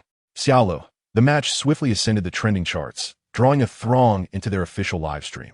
Is this the Xia Lu with 6 million fans? Yet, Xia Lu did not disappoint. This match culminated in a spectacular performance. Throughout, Xia Lu remained committed to his original intentions, focusing on the mid laner, striking decisively and without mercy. Feng Xiao and Zi Huan fumed, wishing they could confront Xia Lu offline. The mid laner and marksman suffered, benefiting the entire team. Sun Bin's economy surpassed that of the opposing mid laner Shishir, and he could even chase them down to dodge skills. This illustrates how many times Xia Lu encountered Shishir in this match, and, after those encounters, how mercilessly he eliminated him. The opposing jungler struggled to earn gold. The mirror was utterly ineffective, as he dealt a blow to Kai only to be swiftly countered and taken down. Did the mirror's flashy maneuvers yield any results? None at all. Xia Lu, his team communication was abundant, and Qing was quite vexed as he could not reach Inua as marksman. Whenever he thought Xia Lu was out hunting, he was actually lurking near Inua, leaving him in a state of uncertainty, unable to engage. Now 2 threats loomed. One was Inua's Goya, whom he could not approach, and the other was Xia Li's Kai, who was nearly impossible to kill and could easily turn the tables. Damn it, why is this Kai everywhere? Feng Xiao was exasperated as Xia Lu targeted his fragile Li Yuanfang, dropping him to critical health and deliberately allowing his support to claim the kill instead of him. Watching the livestream, Yichu and Xiao Jiu sympathized with the mid laner's plight. That day, this scoundrel relentlessly pursued them. After witnessing Zi Huan's Shishir use flash only to be slain by Kai, Yichu mused that the number of Xia Li's victims was on the rise. Zi Huan's frustration rivaled that of a vengeful sword immortal. Xia Lu, this scoundrel, had turned him into a mere pawn, yet he continued to mercilessly assault him. Typically calm and composed, Zi Huan felt an unusual urge to retaliate against Kai, who constantly sought to bait him. Zi Huan declared, "Stay far away from me. Do not encroach upon my space." In Chapter 95, on the 92nd day of the scoundrel Xia Li's reign, in a certain sense, he had indeed reinvented himself. Xia Li's commanding presence was akin to a maestro. Previously, he had been criticized for his seemingly thoughtless gameplay. If they were a network of 4, Xia Lu was a network of 6, smoother and fast in 5. While directing the game, Xia Lu occasionally shifted his teammates' perspectives to coordinate everything. His teammates recognized how extraordinary he was. Zhong, he had previously observed Xia Lu during matches, standing closely behind him. As Xia Lu rapidly switched perspectives to command while also farming, supporting, ambushing, and scouting for team fight opportunities. Chang Sheng mused that Lele's speed was a testament to his 18 years of singlehood. Xia Lu rolled his eyes at a detractor and retorted, "Get lost." He sought to ambush Inua's Goya, but Xia Li's Kai proved to be an unyielding specter. Whenever Xia Lu aimed for Inua, the question arose, are we targeting Goya? Kai's a no-go. Retreat. Lao Kushuejia could hardly suppress his amused smile as he observed the jungler diligently protecting his marksman. Anyone daring to challenge Inua's Go, you should first inquire whether Kai's blade permits it. The laughter echoed, affirming that following Guda Yi was indeed the right choice. Li's prowess was undeniable. The synergy between a genius jungler and a top-tier marksman was perfectly balanced. Although I stand by Yang, I cannot oppose Lu, for he truly safeguards Nua's Zai, ensuring his safety even when the enemies attempt to target the marksman, with Kai relentlessly pursuing them. The unfortunate truth is that the jungle was in disarray, leaving them unable to contend effectively.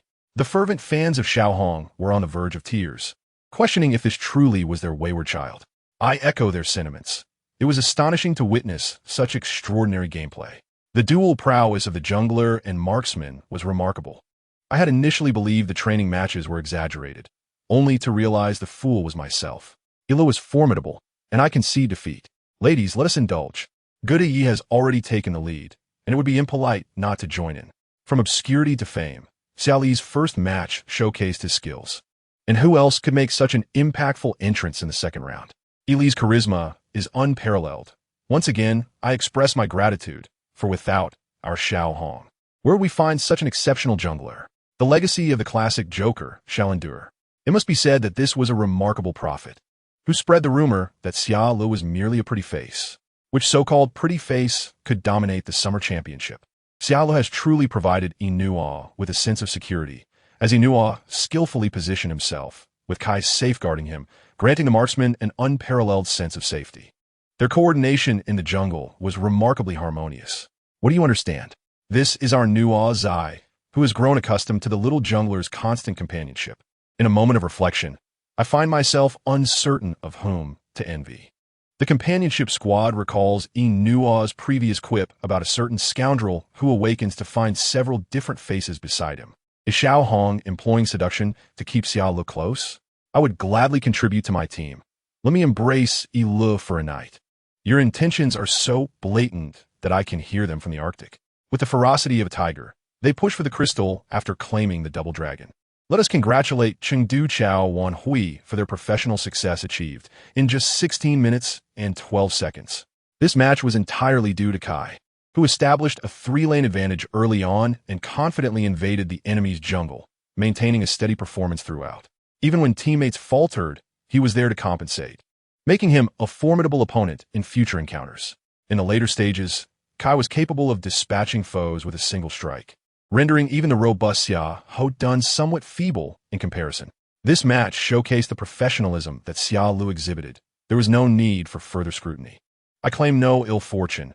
I genuinely did not foresee anyone capable of mastering Kai to such an extent. This Kai possesses only the level of skill of Guo Laoshi, which is sufficient to dominate, while a score of 9 would obliterate the competition entirely. The commentary on the recent match was nothing short of exhilarating, as both teams reached a stalemate at 1 victory apiece, leading to a decisive final round. At the moment the crystal shattered, Xia Lu was swiftly lifted and kissed. The smile was uncontrollable, and the referee, taken aback, witnessed Xia Li's astonished expression. The atmosphere of the team lightened considerably after securing a victory, yet the referee hesitated, pondering the appropriate protocol for the next match, especially in light of such an unexpected display of affection towards a teammate. Should a yellow card be issued? A wave of jealousy swept over the spectators, questioning the propriety of the situation, especially with the cameras still rolling. What are you doing? He kissed him. I wish to inhabit Li's face. The scoundrel's ears turned crimson, revealing his bashfulness. To be honest, I also wish to kiss him. I stand corrected. I have become enamored. Those who indulge in frivolous distractions shall only lead themselves astray. My affection lies solely with Ilu, who is the true gem. Enough of this. Allow me to take the stage for a couple of matches. Did Inua and the others genuinely find humor in such a display? They're all males. A kiss is not such a significant matter, except perhaps for Inua, who secretly yearns for a more passionate embrace. They were victorious in a pivotal match, yet the neighboring team was engulfed in a cloud of despair, primarily due to the previous match's psychological toll. The earlier incident where Xiao Jiuzhe and Yichu were frightened into simultaneous flash escapes remains a topic of amusement among their group. They had previously used that moment as a source of humor, but now found themselves empathizing with Xiao Jiuzhe and Yichu. Xiaolu is indeed a scoundrel. One cannot truly empathize with the feelings of another. What nonsense! Here comes Zi Huan Feng Xiao. The next match's marksman and mage must exercise caution. The coach emphasized the importance of vigilance. Though it was unnecessary, they were already aware of the threat posed by Xia Li's aggressive playstyle. The plight of their little darling shattered, and they felt no sympathy for Xiaolu, only concern for themselves. Xia Li's online presence had exploded, attracting significant attention and elevating his status to a new level. Dear Xiaolu, may I also steal a kiss? The overwhelming affection prompted the event organizers and platforms to take notice, delaying the final match as they allowed the excitement to simmer. The players' group chat erupted with notifications, revealing a flurry of messages. Yao Dao, is he really that impressive? My brother is genuinely incredible. Who is your brother? Yao Dao Lu, my half-brother. Where's Ziyang? The chubby one? He is offline, single killing in the knife game. To be honest, Xiao Li's Kai is truly remarkable. He must be in a state of self-reflection. Jiu, my dear friend, is exceptionally skilled in the jungling role. Huan, are you calling me? No, it is Lele. Lele excels in jungling. Ao Han, in your opinion, who possesses superior jungling skills, Wu Wei or Xiaolu? Jiu, Xiao Shi is impressive. No wonder Ao Han is fierce enough to turn against his own team. Jiu, your perspective broadens. Both are formidable. Ling Deng, TSK eat. By show, does anyone remember that this fellow was threatened yesterday? I listened to the post-match commentary. His speech was clear, commands decisive, as steady as a veteran. Is yesterday's news fabricated? Nguyen Yang truly, yesterday. Inua and the others went to the police station to pick him up. He even went to the hospital.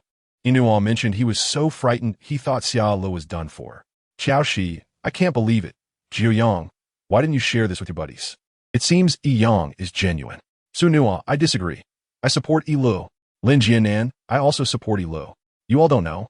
Inua sleeps with Xiaolu every day. Inua used to skip breakfast, but ever since Xiaolu came, he takes him out for breakfast daily. Jiu, it seems true. Yi Lu is genuine.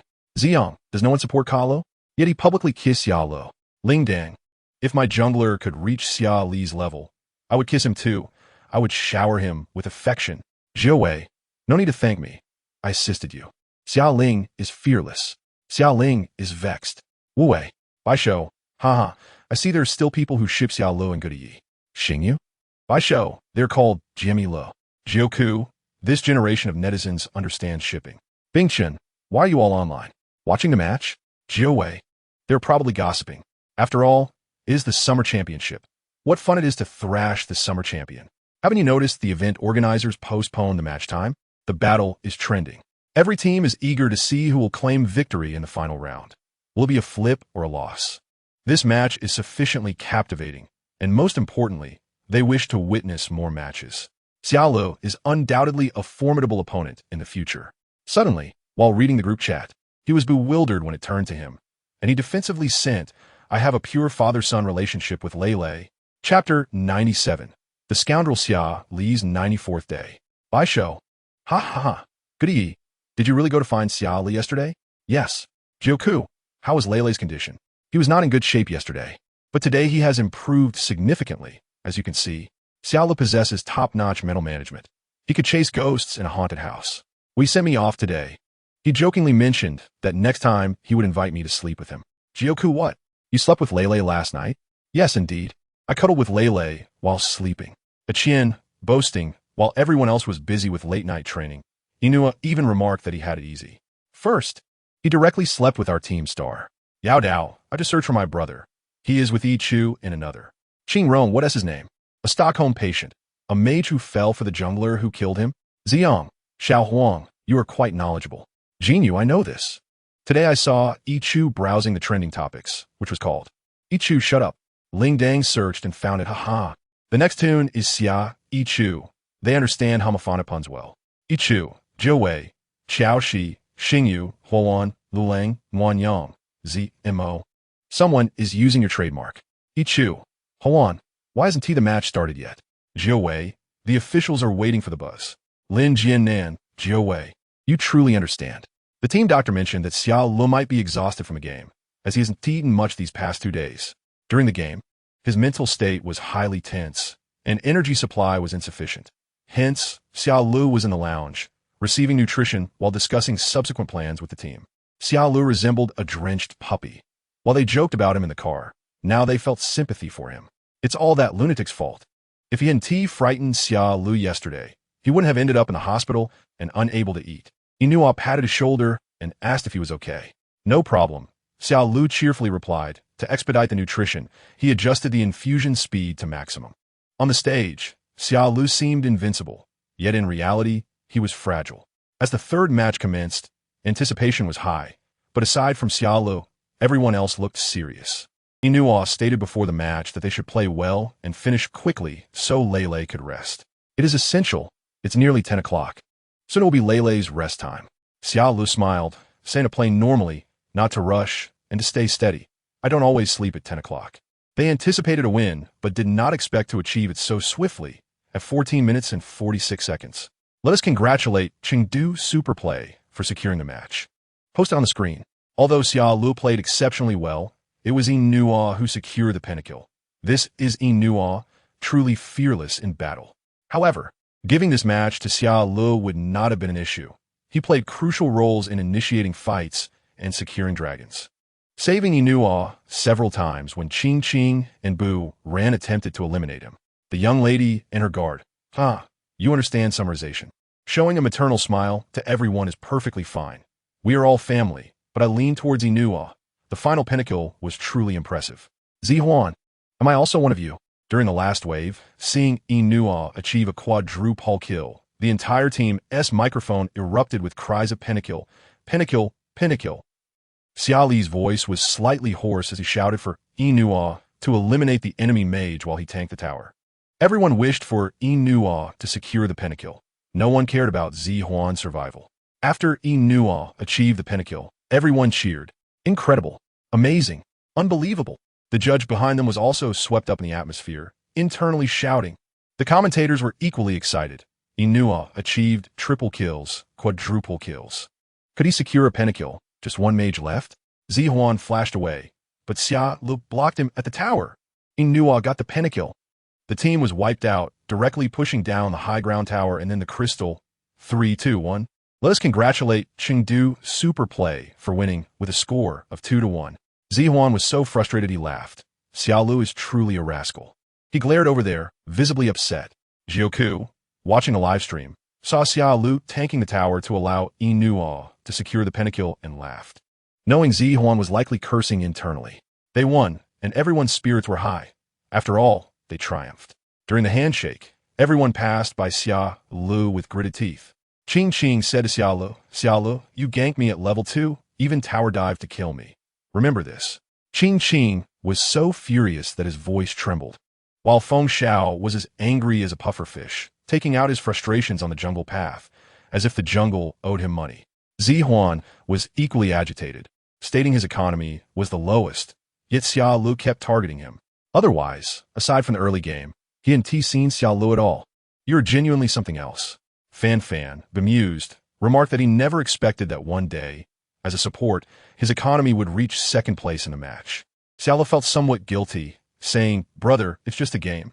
If you're strong, I must target you a bit. What utter nonsense.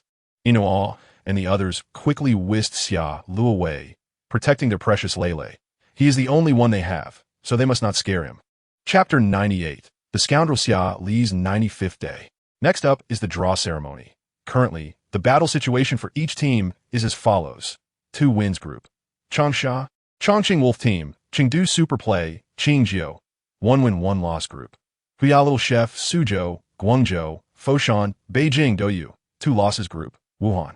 With a smile. One remarked that the groups with 2 victories and 2 defeats were rather uninteresting. The key lies in observing the team with 1 victory and 1 defeat. particularly to see which two teams collide. It is intriguing to witness whether they can be drawn together. At this moment, the results of the selection reveal, indeed. It is Xi'an. In this match, Xi'an achieved a remarkable pentakill as a marksman. The once mediocre male lead has transformed into a voice of discord. The commentary reflects, how come this match feels exceptionally quick? They have accelerated the pace. Ha ha ha, look at Xi'an's fright. All members are fierce. Ha ha ha. Is it really so dire for the mage and the marksman? Are the fans doing well?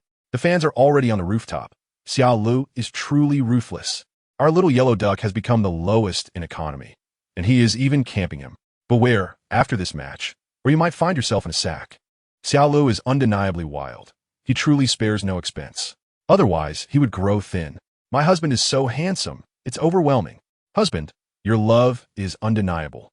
Let me join in, and the three of us can perform a fiery winter together. I am genuinely moved. You risked your life to hold the tower and block Xi'an, solely to enable Xi'an's pentakill. This is quite the revelation. Yi and Lu are indeed a match. Is there no one to speak for me? Xi'an? I declare Yi and Lu are a true pair. Xi'an is our witness. Is the little yellow duck the dowry? Ha ha. And Lu. Yet the wild support is also delightful. Ka Lu. In the handshake, I sense the murderous intent. Ha ha ha. Despite their unfavorable condition, they're the only team in the third group, which makes for an easier match. Although their performance was lacking, their previous battles were internal. Now, let us listen to the post-match interview. Tianyun greeted everyone, introducing herself as Tianyun. And today they have the honor of interviewing Xi'an Su Bai Chung from Chengdu Superplay Club. Please say a few words to everyone. Xi'an responded, hello everyone. I am Xi'an Su Bai Chung from Chengdu Superplay Club. Tianyun inquired about the comeback against the odds, turning the tables to win 2 consecutive matches. She asked Xi'an for his thoughts upon winning the final match. Xi'an replied, I have no particular thoughts. It's just a sigh of relief. With a sudden smile, Xi'an continued, our jungler is a young lad, who must sleep by 10 every night. Tianyun caught off guard, expected a tactical response, but was instead met with such an innocent reason. Ah, it seems Xia Lu has a healthy routine. Tianyun remarked, speaking of Xia Lu, he is a newcomer. As a senior, what do you think of him? Xi'an responded earnestly, the future is promising. Tianyun offered high praise, indicating that their synergy is commendable. On the battlefield, there's a strong rapport. May I ask, during the last wave of pentakills, what were you all thinking? It appears the entire team hoped for your pentakill. Tianyun noted, it seems your team has a harmonious relationship. I have heard of your tradition, that obtaining a pentakill on the battlefield necessitates. Xi'an almost forgot this aspect, deciding to brush it off for now. Let us not rush. We'll talk about it after winning the championship. Xi'an whimsically commented, if we win, let Lu wear a maid outfit. Wow, I really want to see that. Thank you, Xia Lu. Xi'an, clarify whether it's the audience who wants to see it, or if it's you who wishes to see Lu in a maid outfit. The Yi and Lu fans are thrilled. Xi'an, you're suggesting that the 188 Xia Lu wear a maid outfit? You're asking the main attacker to wear a maid outfit? Ha ha, Xi'an, you're truly mischievous, dragging Xia Lu into this. I'm losing my mind. Who will save me? Tianyun asked how the idea of having Xia Lu join came about. The last kill was delivered to me by Lu himself. We must share both hardship and joy. Observing Xi'an's interview, Xia Lu commented, you are truly ungrateful. The others laughed at Xia Lu. Ha. Thankfully Xi'an didn't drag me into this. The maid outfit upon winning. Xia Lu, in a mock serious tone, wrapped his arms around them ominously, saying, bro, you must wear it. There's no escape for you. A sincere heart for a sincere heart. Meanwhile, the onlookers stoked the flames. Chong Sheng, with a hint of sarcasm, said, Lu, your desperate defense to earn that pentakill. Who would have thought? Su Ran echoed. It seems a genuine heart was misdirected. Xi'an exclaimed, these few are truly backstabbing. Xia Lu teasingly lifted Xi'an's chin. Come on, let us hear your excuse. You've grown bold, daring to challenge him. Xi'an retorted, pulling away. What excuse? This is sharing both hardship and joy. Don't you want to share with me, Lu? Xia Lu declined. Ha ha ha ha ha. Laughing heartily, they embraced Xia Lu. Now it's our Ka Lu's world. What is this? Xia Lu, confused, asked. Chongsheng raised a hand. What's your name? When did this start? Xia Lu inquired, astonished. Just now, as soon as I stepped off stage. I grabbed my phone and surfed the net. The speed was astonishing when the second match concluded. I kissed you. Chapter 99. The ninth day of the Scoundrel Xia Lu welcome to the live draw ceremony for the Challenger Cup in Guangzhou Rongyao, Swiss round third round. I am your host, Tianyan. According to the rules, 3 victories lead to advancement, while 3 defeats result in elimination. As of now, the first 2 rounds of matches have concluded. This means that the next round will determine the teams advancing, while some will depart from the stage of this Challenger Cup forever. Tonight's draw is a pivotal moment concerning fate. Before the formal draw, let me introduce the rules. The Swiss round third draw consists of 3 pools. Pool 1 with 11 teams, Pool 2 with 0-2 teams, and Pool 3 with 20 teams. The draw will proceed sequentially through Pools 1, 2, and 3, with team representatives drawing letters, resulting in matchups accordingly. Just draw and it will be done. After watching for so long, you still don't know the rules? Not to worry, just draw and you'll find out. The primary interest lies in which 2 unfortunate teams will collide. Now, the drawing ceremony officially commences, starting with Pool 1. The first team to draw is Guangzhou, who drew. They matched up with Douyu drew, Huya Zaidangjia drew, Suzhou drew, and Miaofish drew against Beijing. After Miaofish's draw, it was settled they will compete against Xiaolu, Yanning, felt a bit unlucky. Tianyun then proceeded to Pool 2. Wuhan drew, purely unfortunate. The next 2 teams are on their own. Xiaolu, drowsy, remarked Zhenjiang will compete against. His biological clock is remarkably accurate, reminding him to sleep around 10. Inua advised him to sleep early, promising to inform him of the results later. Xiaolu declined, wanting to see who they would face before sleeping. Tianyun continued with Pool 3. The coach of Chongqing Wolf team, Li Luo, came up to draw. Tianyun asked for his thoughts, to which he replied that he did not wish to face a team with blessings. He finds teams like Qing Jiuzhe strong enough, and the added pressure from challengers' blessings is bothersome. The stress is substantial, and losing would invite scorn. The Wolf team drew, then came Qing Jiu. Tianyun inquired if there was a team he wished to face. The Wolf team, Xiaolu, yawning and rubbing his eyes, appeared rather drowsy. Did they unknowingly form a fateful bond? With only 3 draws left, one couldn't predict if their wishes would be granted. In the next moment, Qing Jiu drew, indicating a matchup against the Wolf team. The rest need not draw. They LL faced Taobua. Changsheng quipped, Lu, words are law. Tousled his hair. You're too toxic. Xiaolu, in a daze, protested, no, I want to see the match schedule. You should sleep. Go to bed. He was promptly tucked into bed, with Xiaolu's last defiance being to wash up and change into sleepwear. In truth, facing Taobua is preferable. If they had to confront the Wolf team directly, the pressure would be immense. The humor surrounding their luck truly seems a bit poor. Fight Taobua. They're all formidable teams. Netizens commented that they are the true challengers. Laughter resounds as I strike. It is fortunate not to have faced the Wolf team. Let's charge forth with fervor. I posted on Weibo, and I feel that my rebellious child is about to face dire consequences. What is there to worry about? The most pressing concern is whether the fans are doing well. It is quite amusing to note that currently, the fans of Xiaohong have the least to worry about. Nevertheless, Xiaohong faces her own challenges. Our new jungler is rather fragile. Someone has captured photographs of Xiaolu in his resting area, as well as in his vehicle, adorned with nutritional fluids. Fragile? I find a jungler from your team to be truly remarkable, setting aside the fact that he has endured 3 years of being marginalized and bullied online. Just yesterday, he received a gift of deaths, landing himself in the hospital. Yet today, he has recuperated and returned to compete. I can only say that his mental fortitude is exceptional. Initially indifferent towards Xiaolu, I now hold a deep admiration for him. He is indeed very dependable. During the first match, I feared we might not prevail. With a rallying cry to add 1 and pursue 2, he dramatically reversed the tide.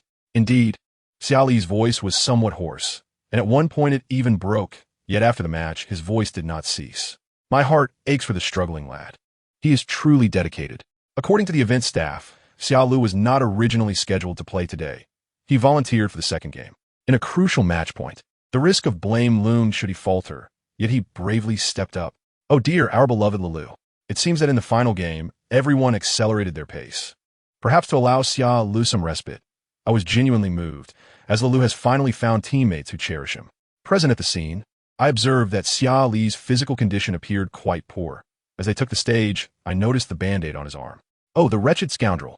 If it were not for him, Lulu could have happily participated in the match today. Lulu seems so frail. I heard them say he cannot eat and feels nauseous at the thought of food. The situation was exceedingly distressing. My home is in Suzhou, and I heard that when the police arrived that day, they were retching. He wielded a kitchen knife and struck many blows, rendering the scene quite gruesome. My heart aches for Lulu. What a foolish affair. The most outrageous aspect is that the fool seems to claim he is mentally ill in an attempt to reduce his sentence. Sisters, please elaborate. My relatives operate a law firm, and that fool seems to have hired a defense attorney in hopes of reducing his sentence. Today, due to exhaustion, Xia Ling fell into a deep slumber. However, in his dreams, he was beset by soreness and fatigue in his limbs, a throbbing headache, and a pervasive chill throughout his body. He woke up from the pain, glanced at the clock, and noted it was 2:30. He knew all, and the others were still fast asleep. Quietly, Xia Ling lifted the covers and tiptoed out to pour himself a cup of hot water, nearly burning himself in the process due to momentary dizziness. After sipping the water, he felt significantly better. He touched his forehead, but could not ascertain anything conclusive. Fortunately, the accommodation was equipped with a medical kit. Upon checking his temperature, Xia Ling muttered to himself that he might have a slight fever. Chapter 100. The unworthy man. Xia Ling's 97 days. Xia Ling found some fever-reducing medication and swallowed it while everyone else remained asleep. He was determined not to disturb anyone's rest, as he disliked being a bother. The match against Taba was set for the day after tomorrow at 4:30 in the afternoon. As Xia Ling drifted in and out of consciousness, the following morning at 9, he knew all, and the others awoke, but Xia Ling was still in slumber. They teased that Lila must have been utterly exhausted, as it was the first time they had seen him sleep in. Chang Sheng came over to take a picture, exclaiming how soundly brother Lu was sleeping. Zhong Yi sensed something was amiss. He felt Xia Ling's forehead and, with a laugh, remarked that he seemed to have fever. Everyone's expressions changed instantly, and they swiftly picked up Xia Ling. Inua grabbed a jacket and hurried to inform the coach, Sister Fei, and the manager. Having been in Suzhou for only a few days, Xia Ling found himself in the hospital for the second time. The doctor, observing Xia Ling's dazed state due to the fever, inquired in surprise how long he had been unwell. I am uncertain. Upon awakening this morning, I discovered the situation. Inua Fei Jia. Xia Ling is running a fever, and we took him to the hospital immediately.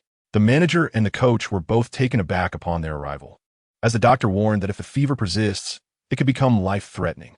Is it truly that grave? The manager was astounded, while the doctor furrowed his brow.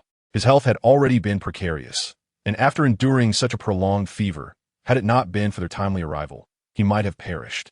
The incident involving Inua accompanying Xia Ling to the hospital was captured and disseminated online, sparking widespread uproar.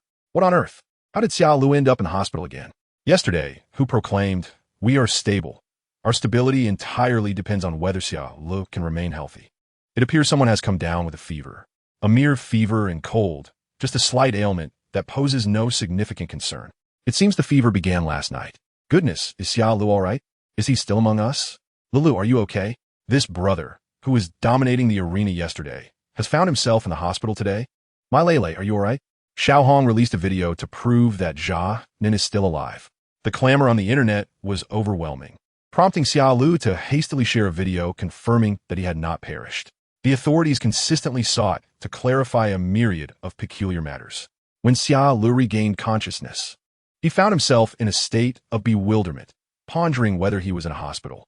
Inua delivered a resounding slap to his face, questioning, "Are you a fool? Even in the throes of fever, you chose not to inform us." The front desk mentioned that at around 2 in the morning, Xia Ling requested a medical kit. Fully aware of their condition, yet failing to communicate it to us, instead resorting to self-medication. How could you not reach out to us in your time of need? Have you not regarded us as brothers? Feeling rather downcast, this fellow nearly brought himself to ruin. The atmosphere was thick with despondency.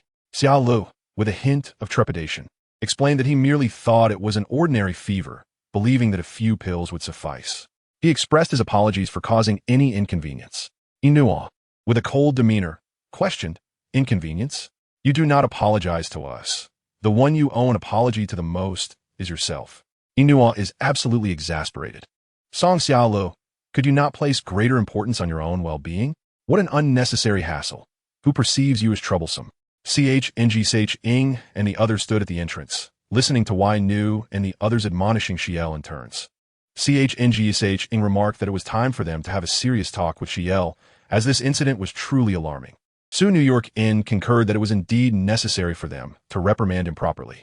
Xi'an, resembling a chastised puppy, appeared dejected, fully aware that Wei Nu and the others were genuinely concerned for his well-being. "Brother, please calm down. There won't be a next time," Xi'an assured them. "If I feel unwell again, I will definitely inform you." Ing observed Xi'an being firmly handled by the two inside and couldn't help but comment that Xi'an resembled a man who, despite having multiple wives, was once afraid of his own spouse.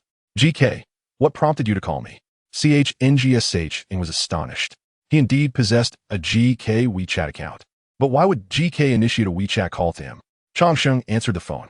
Juku called Xia Lu, Inuo, and the others, but none responded. Observing his anxiety, Wu Wei attempted to soothe him. "Juku, do not be anxious. Perhaps you could reach out to the other members of their team."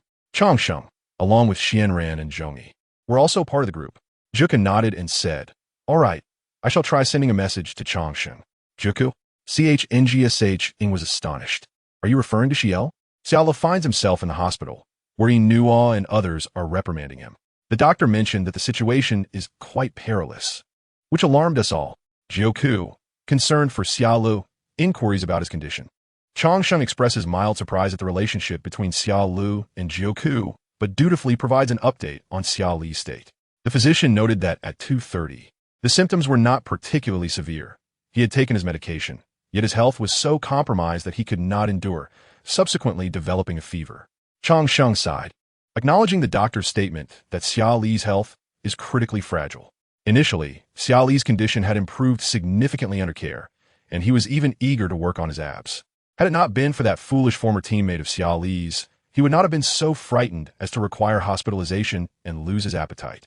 Unbeknownst to Xiaolu, Changsheng had heard from the coach and others that Wang Shi had sought a defense attorney, seemingly aiming for a reduced sentence.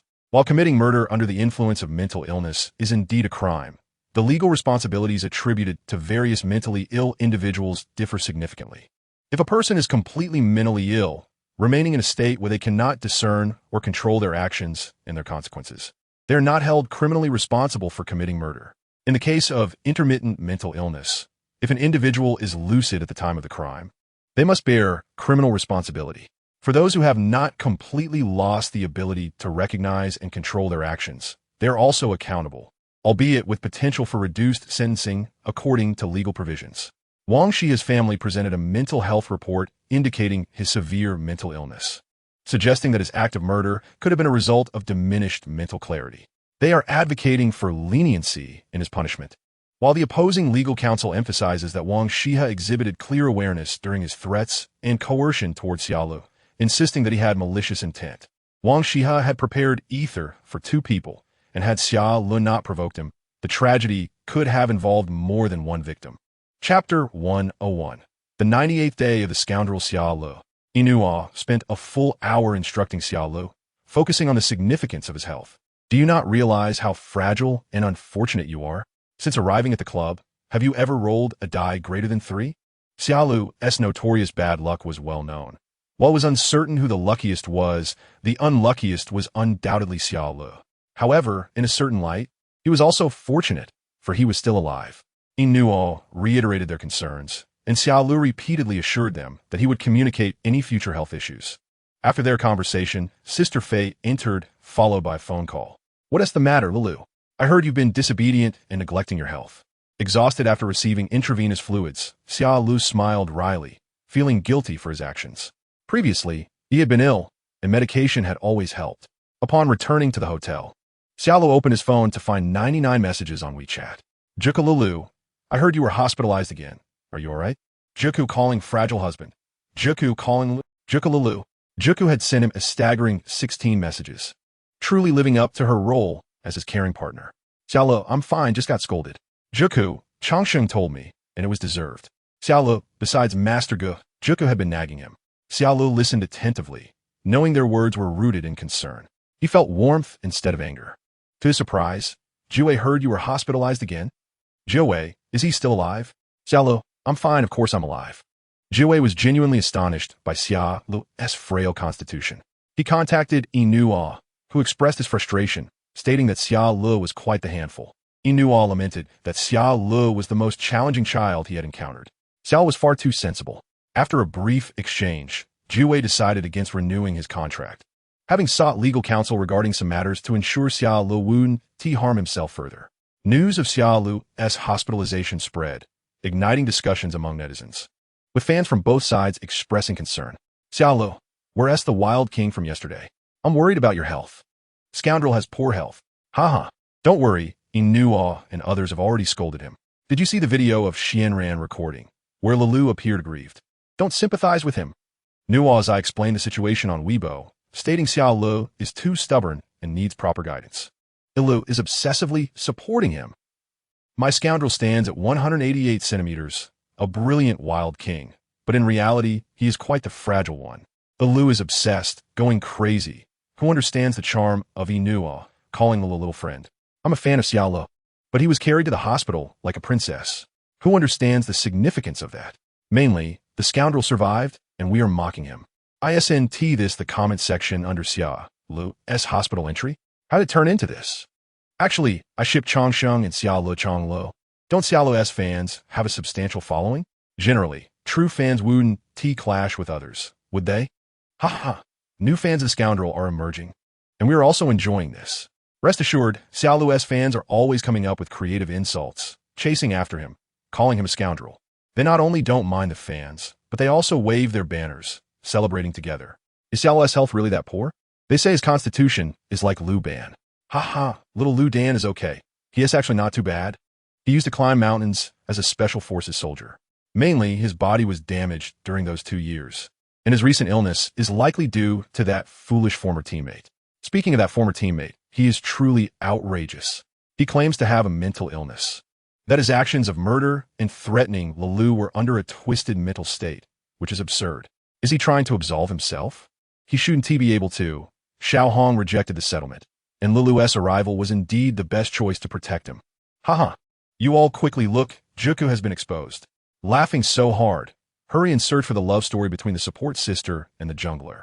Haha. Sisters keeping up with current events. Who would have thought Juku and Xia Lu would be connected? I thought they had a poor relationship. Their relationship is surprisingly good. You should check it out, the aloof wild king and his sweet support. It's hilarious. I declare that we are the true fans of Kulumi. Juku and Xia Lu as alternate accounts are marked as level 5 couples. Who understands the significance of that? They discovered a familiar avatar in Juku's alternate account, resembling a well-known figure.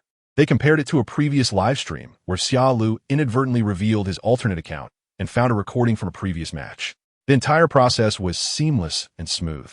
While surfing the internet at an average speed of 32, Inuo laughed for nearly an hour upon discovering the video, mocking Xia Lu, the aloof wild king, and Juku, the sweet support.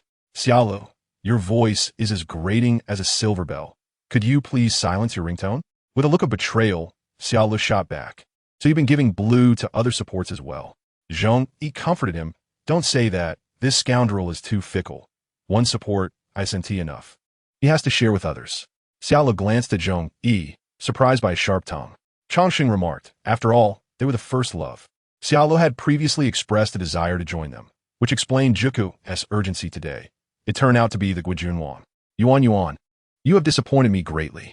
Pretending to be heartbroken, he glanced at the heartless Xia Lu, Xia Jinwan. Do any of you care about my recent hospital discharge? Chapter 102. The 99th day of the scoundrel Xia Lu. I'm confused, the aloof wild king and the sweet soft support, Xia Lu. You truly know how to charm the ladies, giving blue to the support, making them head over heels. You are indeed a scoundrel. Haha, this is hilarious. I thought Lilu was only familiar with Goody Yi and the others, but it turns out he's south also close with Juku. Fan comments. Xia Lu almost joined us. That was only almost, haha. They say Xia Lu is Zhen Huan, and Juku is Guijunwang. Ha ha ha. Who is the hefty orange? It is Inuo, as he is particularly numerous, with multiple partners, much like the hefty orange. It is amusing. They say that Nuanyang is the pure Yuan. Ha ha ha. We, the Eong fans, are still alive. And what about my Kala? They say is Wen Shichu. Ha ha ha. This is because he is as audacious as Wen Shichu, publicly expressing affection for Lilu and even taking her to the hospital. I am amused. Have you ever considered our Tao Ku fans while you were obsessed with Jioku and Xiaolu? Regardless, Your Tao Ku is avoiding suspicion. So let us indulge in Ku Lumi for a while. Ku Lumi, Ku Luomi, you understand the homophonic pun. Tao Ku fans are weeping, unafraid to rise in the middle of the night and shout, Huan Bai is actually me. No, no, no. Wu Wei is Meng Jingxian, and Huan Bai is Xia Ling. You are truly silly. What about our Xiao? He is gone Lu Si, the temporary resting place of our Xia Huan Huan.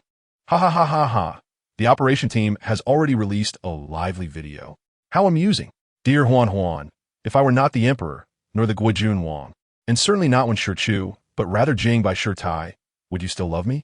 You are professionals in creating lively interactions. Ha ha ha. I thought they would involve Gone Lu Si, but unexpectedly, they substituted Jing by Shi Tai. The speed at which netizens play along is astonishing, centered around Xia Le. They have created their own version of Zhen Huan Zhuan. Everyone has an average internet speed of 800. They have all seen it. And Jiuzhe mocks them in the group. Jiuzhe, unfazed, disregards your Guojun Wang. This red apricot is bound to break loose. Wu Wei cannot manage it, alas. So many years have been misallocated. Jiuku, Ao Han Xing Hen, come now. They no longer want you. Come with me. Xing Hen, you fool. Ling Dang. Ha ha ha ha. Ao Han, the clown. Ao Han Ling Dang, get lost. Ling Dang Ao Han, you coward. Xing Hen scolded you. Why are you scolding me? Did Dong Fong see it? We have our own version of Zhen Huan Zhuan. Bite the Mumin. Why did netizens label me as when Shi Chu? Yao Dao is envious. My brother and I have none. Yet you possess it. Guiqi Xiao Pang tells you to roll far away. Dao Zi. Xiaoxin Wanyang, Pure Yuan. What is your view on this matter? Wanyang. Pure Yuan does not know. Do not include me. Inua is all my beloved concubines. Xiaolo, my goodness, you are quite the flirt. Inua is online. Is this not the aloof wild king of sweetheart assistance? Xiaolo, you have repeated this phrase 5 times. You rascal, bound to Jioku, yet do not inform me. Had I known earlier, I would have indulged in Ku Lumi Xia, Le Ku Luomi. What is that? Huan Xia, Lu has so much. I just saw someone editing a video of Nuan Yang, Xia Lu, and Inua in a pairing. Hua Wan shared a video. The video features a montage of the 3. Xia Lu gazes coldly at Inua, asking, is everything I have obtained due to the pure Yuan Empress? The figure of Nuan Yang flashes by, intersecting with Xia Lu and Inua. For mere Wan Wan, what do I truly amount to? The original lines from Zhen Huan are matched with Xia Li's worried expression while sitting on the substitute bench. The scene transitions, and Inua appears from an elevated position, with background music reminiscent of Wan Wan, which could be considered your good fortune. The next moment features Xia Li's previous live broadcast, where he beautifully sheds tears, questioning whether these past years have been misallocated. Wan Wan, in the Emperor's eyes, I am merely a substitute for the pure Yuan Empress. At the end of the video, black background and white text emerge. Inua, when you look at Xia Lu, are you thinking of Nuan Yang? Wu Wei, Fan, I'm going. The substitute trope. Inua, who do you wish to cuddle with at night? Xia Lu or Nuan Yang? Has the group developed so rapidly while I pretended not to see it? Jiuzhe Inua. Through Xia Lu, whom are you observing? Ao Han has assisted you. Is it not Nuan Yang? Xiao Yi. Ha ha ha ha. Some are still obsessed with Nuan Yang and Xia Lu. They say the white moonlight and the substitute are equally captivating. Nuan Yang, come on, I'm into the 3 of us. Xiao Shi, you truly are you warm hands. You choose to have it all. Kalu is the real deal, staunchly supporting Kalu. Orange, go play elsewhere. This is not your turn yet. Jinyu. Ha ha ha. I'm into a song, Xia Ichu, signing in daily for him, and Xia Lu's super topic. Zay's latest report. Jinyu is single-handedly defeated by Ichu offline. Ichu, you're talking nonsense. Jioku. Ha ha ha ha. Jiuwei, what are you laughing at? In this moment of laughter, are you laughing because of Xia Lu or because of Wu Wei? Jioku, I will knock. Lan is into Ilu. He says Ku Lumi and Ka Lu are both cults. My roommate is also into Ilu. Meng Lei, Shi is into Inua, Nuan Yang, and Xia Li's love triangle. She claims that the white moonlight substitute literature is the most impressive. Xia Lu, does no one care about my existence? Lu Yi Luka. Lukumi, is that not acceptable? Xia Lu, I am 188, handsome indeed. Pretending to be Lulu, do not struggle. Your fragile physique, who can you suppress? Xia Lu, Chapter 103. The first 100 days of the scoundrel Xia Lu. Speaking of which, Xia Lu's illness came swiftly and departed just as quickly. On the day of the broadcast, Xia Lu appeared vigorous, showing no signs of the sickness from the previous days. The commentary notes that his recent condition has improved significantly. Since the arrival of the new talent Xia Lu, the entire team has become more cohesive. They have successively defeated Suzhou and Guangzhou, anticipating their performance today. Let us examine the starting lineups. Chengdu Super plays top lane is Xian Ran, jungler Xia Lu, mid lane Changsheng, and the bot lane Inua, roaming. The commentary remarks that Xia Lu is indeed impressive in appearance, belonging to a different league than others. Previously, Zhou Qiyu even asked me if Xia Lu was considering debuting. After all, Xia Lu trends every few days, gaining 600 followers without purchasing marketing or bots, which is quite shocking within their entertainment circle. Ha ha ha ha. Rest assured, the last time I asked Lu, he stated he would not leave. He wishes to ride the waves in the esports realm. In truth, what Xia Lu meant was that he aspires to win championships, to secure numerous victories. The youthful fervor has bestowed Xia Lu with a sense of belonging, thus driving his desire for triumph. The top lane in Changsha is Su Imo, jungler Guxing. Mid lane Yao Yuan, bot lane Lon Eucalyptus, and roaming Bingchun. Xia Lu knows Bingchun because he previously watched Qian Jiu's peak matches. In Changsha, Xia Lu is also acquainted with Su Imo as he once came across Qing Rong's beautified appearance, where Qing Rong's beauty filter transformed her into Su Imo, while Inua's filter turned her into a monster. During their live broadcast, Xia Lu accidentally passed by, and in the camera, he directly became the snake's spirit face. Inua teased him, "Oh, Xia Lu, ha ha ha ha, is it your snake spirit face? Xia Lu, are you happy being an alien?" Changshen quipped, "Don't call me the second brother. The world is a dark place. Only Inua's alien beauty is labeled as the snake's spirit face of Xia Lu. Wait." In his live broadcast, he can still be seen, but upon entering, Xia Lu directly became the snake's spirit face. Does that mean the commentary on Changsha's performance has also been commendable? The camera pans over both team supports, including Bingchun, and then a full view of the entire team. Inua is chattering away, seemingly engaged in a conversation with Xia Lu, who smiles radiantly, his expression one of delight. The young man in the team uniform beams with a smile, his eyes sparkling like stars, and the director deliberately zooms in on him. The audience erupts in cheers. Xia Li's face is indeed the epitome of a scoundrel. I am amazed. How handsome. I'm still watching, and suddenly, Xia Li's beauty strikes me with a blow. Do not speak. Leilei's visage is truly captivating, yet I am consumed with curiosity as to what elicits such a vibrant smile from him. His laughter has rendered my heart utterly enraptured. Leilei is indeed enchanting. The scoundrel possesses a certain charm. My husband is so handsome. Oh, this wretched scoundrel must cease radiating such allure. It leaves me utterly enamored. He is astonishingly handsome. Dear brother, you are my soul brother. Ah, husband, please present yourself to me. This scoundrel, mother forbids you from smiling so brilliantly. I long to understand what incites their laughter. Aside from Xia Lu and Inua, they too are in fits of laughter. My desire to uncover the truth is overwhelming. Last night, Xia Lu, Inua, Changsheng, Xian Ran, and Zhong Yi sat upon the bed, engaged in a game of cards. Amidst the game, Xia Lu, in a playful manner, lunged at Inua, exclaiming, "Brother, you are all too wicked. I already bear 10 slips of paper on my face. Ha ha ha. Could it be that your luck is simply too poor, Lu?" Changshen quipped, only to be tackled by Xia Lu, pulling Xian Ran and Zhong Yi into the fray. The 6 of them engaged in a playful scuffle on the bed, and in their revelry, the bed collapsed. Bang! The hotel bed, unable to withstand the weight, gave way, and the 6 emerged from the wreckage. The commotion attracted the attention of the staff, who arrived to apprehend the 6 culprits on the scene. "How did you manage to break the bed?" The collapsed bed 6 protested. "It was a misunderstanding. A coincidence. An accident. This bed was simply too flimsy. Hey, it's all your fault for being too heavy." "Nonsense. I've been sleeping soundly for several days."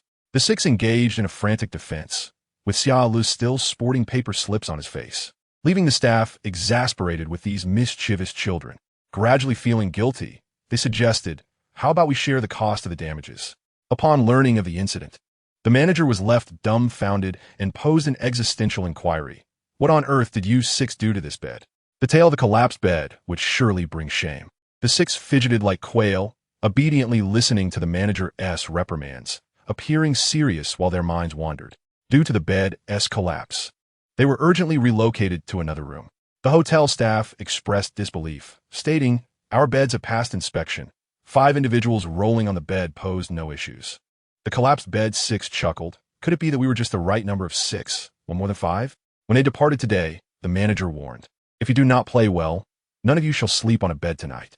Xiao Lu, from behind, wrapped an arm around Nua's waist, resting his chin on his shoulder, laughing as his hair swayed. "Did you hear? If we do not perform well, we shall be sleeping on the streets. Get away, you wretched scoundrel."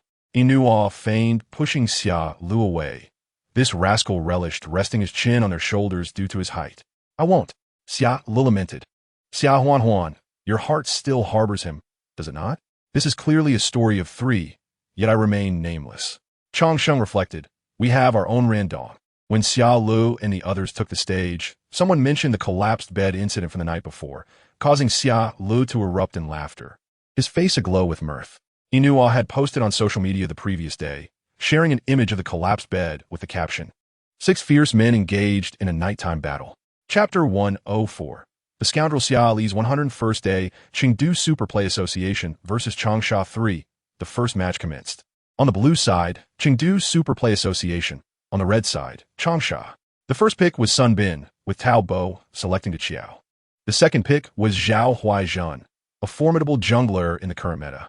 Tao Bo's second pick was Liu Bandashur, an essential support alongside Qiao. The marksman had yet to be chosen, thus Tao Bo opted for Jiao Luo. With the mid lane still unselected, he chose Shishur. Tao Bo's fourth pick was Huang Zhong, as he did not wish to let a potent marksman slip away. The fourth pick went to Wang Zhaojun. Tao Bo's final choice was Yi Xing, followed by the selection of Ho Yi and Shun Mengxi. Tao Bo concluded with Zhang Fei as support. The team compositions were finalized. Inua, wielding Ho Yi, proclaimed, "Who says I am not the best in the nation? I'm indeed the best. Inua might be ranked second, yet I still have faith in Chengdu Superplay Association. Gratitude to the generous patrons. Ilu is indeed real. Kulumi is the true beauty. Only Kalu is the most impressive and scoundrel with 18 encounters." Upon reflection, a sense of unease washed over him. He gasped, "My dear friends, reason. Lele is still but an 18-year-old child. What a high schooler, truly deserving of my husband. Ha! Are the fans so affluent? Speaking of which, I am quite fond of Jaimol. By the way, is there no one fond of the Great Triangle? My Yonglo." The live chat was filled with fans of various attributes, each vying for the title of Xia Li's best. The gift leaderboard saw fierce competition among several patrons. Ilu, Kulumi, Kalu, and Yonglu. Notably, Yonglu was rather peculiar. Despite Warm Sun and Xia Lu never having met, Warm Sun, Hinua, and Xia Li's Great Triangle firmly secured the 4th position on Xia Lu's leaderboard. Warm Sun had even teased Inua about having both of his rumored boyfriends present. The resolve of the Golden Archer's spirit remains unyielding. Hoi, with a heavy heart, one remarked, "Fear not, Hoi cannot hold his ground against Guya. I have played enough matches to know this." At this moment, one crucial detail was overlooked. Xiaolo has a penchant for ambushing mid-lane marksmen. It mattered little that he could not hold his own in lane. Xiaolo would make his move. As the match commenced, both supports diligently assisted their respective lanes, while Xiaolu reveled in clearing the jungle, taking his time before offering assistance as he sought to finish clearing his jungle. In the mid lane, near the bush on the left, he caught sight of Bing Chun as Zhang Fei, and with a swift combination, Chang Sheng secured first blood. Xiaolu feigned a false perspective, planning to ambush the opposing Yixing. The opposing Yixing, unprepared, did not anticipate an ambush while their outer turret still stood. Xiaolu exhibited remarkable patience. Yixing, sensing no one was around, ventured out of the tower, intending to assist the top lane, only to be swiftly dispatched by Xiaolu. Yixing, Pei Qin Hu, through storm and rain, Xiaolu awaits you. The top lane's Ji Xiao man had intended to coordinate with Yixing to ambush Cao Cao, but Xia Li's sudden appearance thwarted their plans. While stealing from the enemy's jungle, Xia Lu encountered Xia Hodun. "Hey brother, I'm still here. Are you attempting to invade my jungle?" Xia Lu, confident in his lead in both kills and economy, faced Xia Hodun without trepidation. After claiming Xia Hodun's jungle, Xia Lu departed with a flourish. Xia Hodun summoned Yixing for assistance in capturing Xia Lu, and Xia Lu, eager for action, was thrilled to see Yixing. "What? Can this guy actually kill me?" Yixing was left speechless as Xia Lu accurately pinpointed his location, wasting no skills and swiftly eliminating him. Xia Lu secured 2 kills, both against mages. This rascal, Jiuzhe Man, rushed to provide support, but at that moment, Shunming Shi and Cao Cao arrived to assist as well, resulting in Xia Ho Dun and Jiuzhe Man being overwhelmed. Xia Ho Dun valiantly managed to slay the weakened Cao Cao, but Xia Lu claimed the kill, while Jiuzhe Man fell to Shunming Shi's explosive attack. A 1-for-3 trade left Xia Lu in a favorable position. Indeed, it is Xia Lu. He excels at ambushing mid lane. Changxing noted, Yixing has already fallen to him twice. Yixing had been aware of Xia Li's penchant for targeting mid-lane marksmen, but did not anticipate his early aggression. Xia Lu, a perfectly capable mage reduced to the lowest economic tier within the team, with their support, Bing Chun, surpassing him by 200 gold. Meanwhile, Lan Yang remained oblivious to the impending danger. As Xia the scoundrel was known for distributing his attention evenly, he would not overlook a marksman in favor of a mage. Xia Lu, having claimed 3 kills, invaded the enemy jungle and was stealthily maneuvering, his gaze fixated on Tao Bo's Guya. Alongside Yi Nuo and Changsheng, they swiftly devised a strategy, a 4-on-2 approach. Xia Lu would flank Guya, while Yi Nuo and Changsheng provided side damage, coordinating with Xia Lu to immobilize Zhang Fei. In this decisive play, Yi Nuo secured a double kill. Just moments ago, he had been dismissed as a fool. In the next instant, Ho Yi also achieved a double kill. The laughter erupted. What a rapid face slap. Does Good Yi feel the sting? One moment, Ho Yi is a fool, and the next, he secures a double kill. With Jester. Chapter 105. A day of unrestrained operations. I am the head of the operations department. Once, I was a king, reigning supreme and undeniably the leader. Now, however, I find myself as the king of clowns. The tale begins with our team acquiring a handsome player at an incredible bargain. For 20,000 yuan, they secured a strikingly handsome young man, whose mere appearance hinted at his extraordinary talent. Xia Lu, an 18-year-old jungler, stands at 188 centimeters, possesses a delightful personality, and most importantly, is extraordinarily handsome. What a splendid asset for our operations team. Upon discovering they had snagged such a deal for just $2, the operations department was elated. They had already brainstormed promotional material, but unexpectedly, the higher-ups prohibited any marketing efforts due to Xia Li's alleged controversies. They feared that if these issues were revealed, it might tarnish the club's reputation, urging a cautious approach. What a pity. Such a striking figure. A perfect subject for promotion. The turning point in the story occurred when Xia Lu collided with another player. No one anticipated that this young man would not only elevate the team, but also forge friendships. Suddenly, fortune smiled upon them, and the operations team, eager to create compelling content, began to compile clips from Xia Li's live streams, becoming enamored with the king of the jungle. Most notably, his voice was truly captivating. The male protagonist's charm was irresistible, leading to female editors working on Xia Li's videos to succumb to infatuation. Although they were merely doing their jobs, the allure of a handsome man is undeniable. The operations team was poised to showcase their prowess. Yet the higher-ups instructed them to refrain from capitalizing on this wave of popularity. Ward, are you serious? The air was thick with the sound of broken hearts within the operations team, who repeatedly expressed their concerns over Xia Li's controversies. Those who had edited Xia Li's videos wondered if there were hidden secrets. This young man single-handedly propelled their team into the upper echelons of competition. The operations team felt disheartened, as the management remained indifferent to their opinions, claiming they were unaware of the situation and that they had special channels of information. Later, they discovered that these special channels referred to the management team of Xia Li's squad. The operations team could only respond with a resigned chuckle. Eventually, when Xia Lu departed, everyone believed this matter was behind them until his official announcement. Thus commenced their jester-like existence.